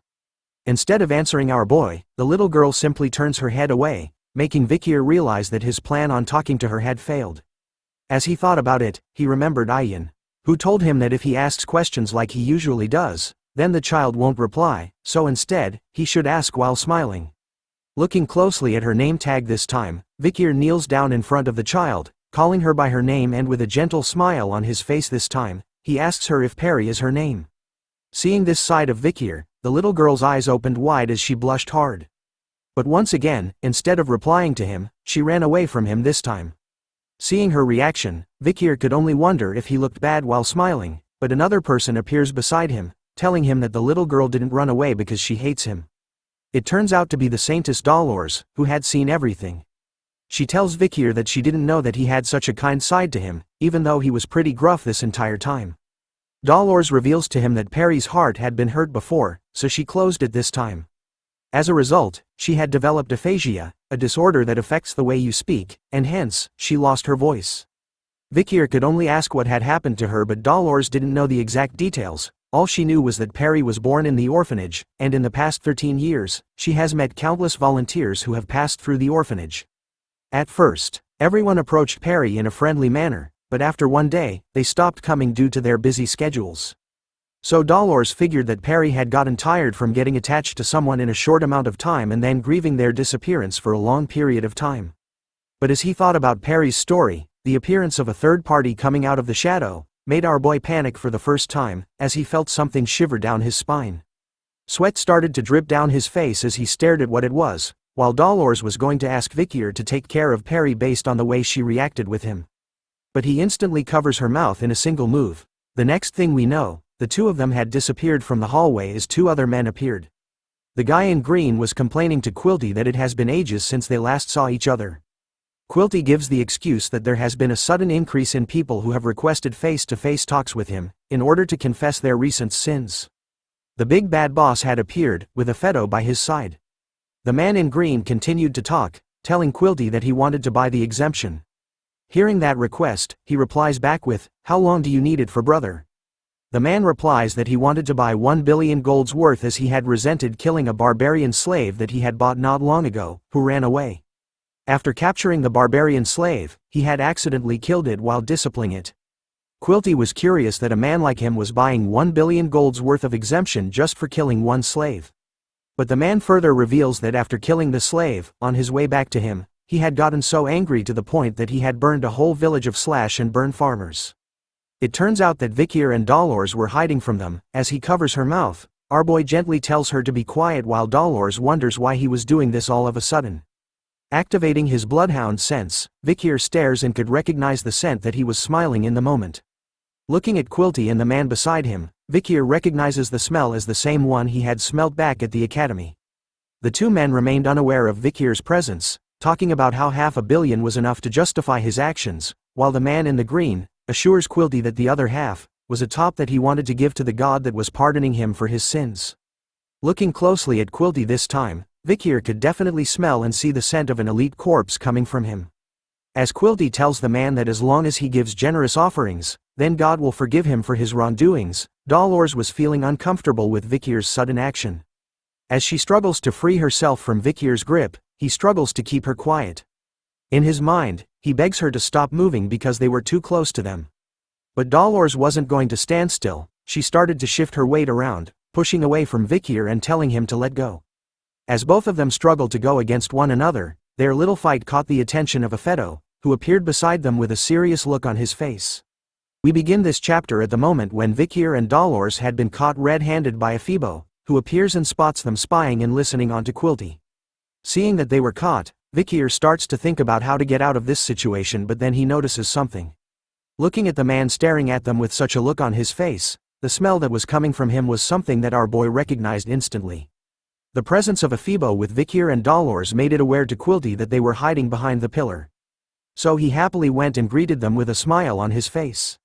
Surprised to see the Saintess here, plus the fact that she might have a bad habit of hiding and eavesdropping. He even teases the Saintess, telling her if she wasn't hiding and spying on him, then she might be enjoying some alone time with her fellow peer, by having something like a love affair with him. But she was more shocked by the fact that she was caught by him. She knew that things were going bad since they were caught eavesdropping on him. But as she ponders the consequences of their actions, Quilty moves on to Vicky. Judging from his school uniform, he could see that our boy was one of the volunteers at their orphanage. His demonic green glow started to appear in his eyes as he looked closer at Vikir. At first, because of his glasses, Quilty couldn't see it because his glasses were covering it, but now that he looks at him even closer, he could see that Vikir has a really handsome face. In his mind, the elite demon wanted to capture Vikir's face in order to add it to his collection as part of his high-grade category. This is the face that he really wants. But as he thought about how badly he wanted Vikir's handsome face to be a part of his collection, Quilty was interrupted by his so-called brother, who was coughing repeatedly to catch his attention as he was waiting for too long. Seeing that he had something to handle first, Quilty leaves, bidding the Saintess and Vikir farewell as their group heads out. As they left, Vikir remained silent, but his eyes were focused on Aphibo. While the Saintess was angry over her current situation, even though she had seen them buying exemptions so openly, she even had to listen to them insult the god she loves, while she could do nothing at all to stop them. In a mixture of her feelings, she immediately shouts at Vikir, questioning him on why he had forced them to hide behind the pillar, making it look like they were listening to Quilty and his brother. But as she looked at him to get an answer, the Saintess was alarmed to see Vikir in his current state. In a calm demeanor, Vikir simply apologizes to her for his sudden actions which surprised her. He even assures the Saintess that he was going to be more careful from now on.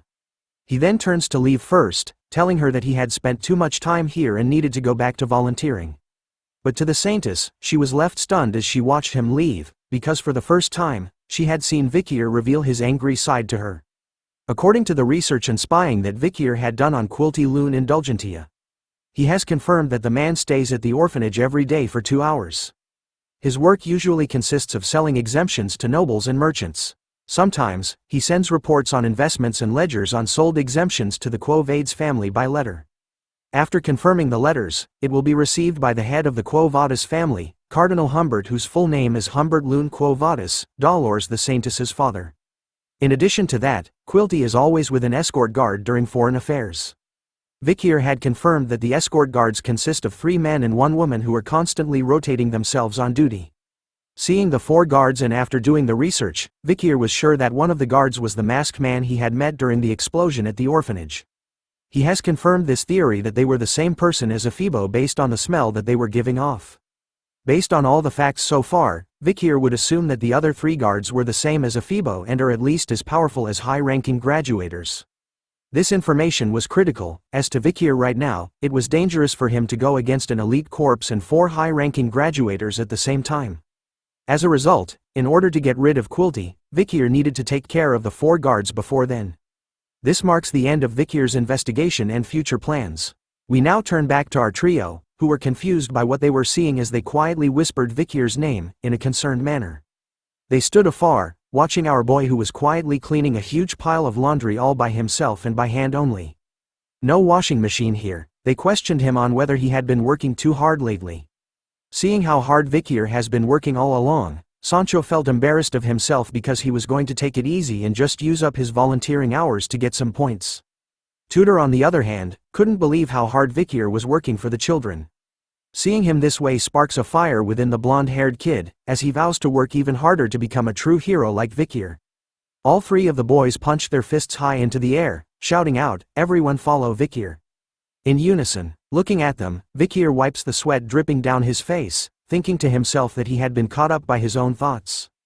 Since it was difficult for him to move around during the day anyway, he needed to wait until it was night time to execute his plan. So since he had a lot of time to spare, he decided to give it his best during the day, doing all the tasks the orphanage needed to be done. Fast forward a few hours, the kids of the orphanage were now playing with the same ball that Vikir and the other students had played in class before, the game called Run Flat. While the other kids were excitedly playing in their teams, a single girl was sitting by herself, observing them from afar. It turns out to be Perry, who was alone right now while the kids were having fun. But then, her eyes started to shift to the side, looking at something as the sound of a ball hitting the ground was heard right beside her. There was another person sitting where she was. This time, a black ball was seen bouncing up and down repeatedly where the stranger sat. That stranger turns out to be Vikir, who was smiling to himself as he played with the black ball, catching Perry's complete attention. He knew that this trick would work. After all, even the Balak children liked playing with the ball in his hand. It turns out that the black ball was the madam's egg, which was showing no signs of hatching. Even the grip on it doesn't feel too bad. Vikir had kept it on himself just in case of certain situations but didn't expect to use it like this. He then continues on to bounce the madam's egg in front of Perry, who was completely entranced by it at this point. Soon enough, she found herself playing with the madam's egg. A bright smile was seen on her face as she did. She happily plays with the madam's egg while Vikir watches her closely. Happy over the fact that Perry had fallen for his trap. But as he watched Perry, Sinclair was watching him too from behind. She calls out to him, talking about how kind he was. Sinclair has made her appearance to him once again, mentioning to Vikir that at first, she saw him as a no-nonsense kind of guy. As she slowly approaches him, Vikir questions the lady on whether she needed something from him. She happily leans in closer to Vikir, telling him that she wanted to be closer with him, and although she was a year younger than him, she wanted to know if it's alright for her to speak to him more casually. Despite giving her the bombastic side eye, our boy eventually caves in to her request, telling her to do what she wanted, bringing a joyous smile across Sinclair's face as she got what she wanted from him. Seeing that being causal was now allowed, Sinclair prompts to call Vikir brother, but then he tells her that he finds it a bit uncomfortable to be called that. Instead of being sad over the rejection, Sinclair simply giggles, telling Vikir that she was going to think of another way to call him until the next time they meet. Which our boy simply agrees to. As the two students were busy talking to one another, Perry was still playing with the madam's egg, which moved by itself all of a sudden, causing Perry to lose control over it as it bounces away from her. In a turn of bad events, the madam's egg somehow manages to bounce its way to freedom, but escapes through a hole in the fence before bouncing into the dark and murky waters. Vikir and Sinclair were able to spot what had just happened. They made their way towards Perry, who could only stare at where the madam's egg had gone. Her mouth was left wide open over the shock of losing it. Sinclair looks at where the ball had fallen in, and tells Perry that they couldn't get it since it fell into the estuary. With tears in her eyes, she looks over to Vikir in a panic. Seeing her reaction, our boy assures her that it was fine and not to worry about the ball. But seeing the sad state that Perry was in left our boy conflicted, as the little girl tried her best to keep her tears in. Seeing what she was going through, Vikir started to unbuckle his uniform. After all, he has no choice now after seeing Perry that way. We now turn to Dolores, who was sighing deeply as she still felt bothered by what had happened before. In her mind, she was thinking about Vikir. At first, she didn't have a good first impression of him because he was judging the night bloodhound as someone with prejudice. Moreover, she knew how bad his behavior was because he had received enough minus points to the point where he needed to do volunteer work. But then meeting with others started to change her perspective of him. The first was Tudor, who happily tells her that since the kitchen needed more help, Vikir was the first one to volunteer to help. Sancho appears in a cook uniform, telling Dolores that until just now, Vikir had been distributing food. Since the hot water wasn't coming out, he also went out to check on the pipes. He even wasn't able to eat because he was giving out food. The next one was PG, who tells Dolores that he believes Vikir went on to help with the laundry, adding on, that not too long ago, Vikir was able to fix the pipes, so they were able to boil the laundry now. Even Bianca appears, telling Dolores that Vikir was with her, hanging clothes till now. But then the children asked him to play, so he went to prepare the gym for the kids. After meeting everyone, Dolores was confused since everyone thinks of Vikir as a good person. She had thought of her judgment of our boy as being inaccurate, but after hearing about him from everyone else, she realized that she was just flat out wrong about him. It turns out that she was the one that had her own prejudices about him. A lot of people were aware of the fact that Quilty and her were on bad terms. She starts to think that Vikir was just being considerate by hiding her with him because he noticed that Quilty was approaching them. So now, her goal was to look for Vikir and apologize to him over her misguided view of him. Soon enough, she spots him standing alongside Sinclair and Perry, as they look for the ball in the murky waters across the fence. But then something happens which leaves Dolores confused while leaving Sinclair with a heavily blushed face as she tries to cover her eyes. With his uniform and shoes neatly placed onto the ground beside one another, Vikir easily leaps over the fence in a single jump and lands deep into the murky black waters of the estuary, leaving all three ladies with a stunned look on their faces. Soon enough, the ball was in his hand. Vikir, covered in the dirty black water, had finally found the ball that tried to escape from Perry's hand. For some reason, the sun was shining perfectly in that moment, covering our boy in its holy light, activating that main character's aura and riz. He turns to the ladies, with the ball in hand, and tells Perry that now, she didn't need to feel sorry for losing the ball. His kind gesture of finding the ball back manages to capture the ladies' attention as they stare in disbelief, while blushing hard. But to the little angel known as Perry, she was captivated by Vikir's actions, her eyes totally focused on him as the sound of her heartbeat started to beat once more. Ending this chapter with a ba-dump. Thanks for watching the latest part from the voice of Manhwa. Subscribe for more content and don't forget to comment below what you want to see in the future. Like and share for more.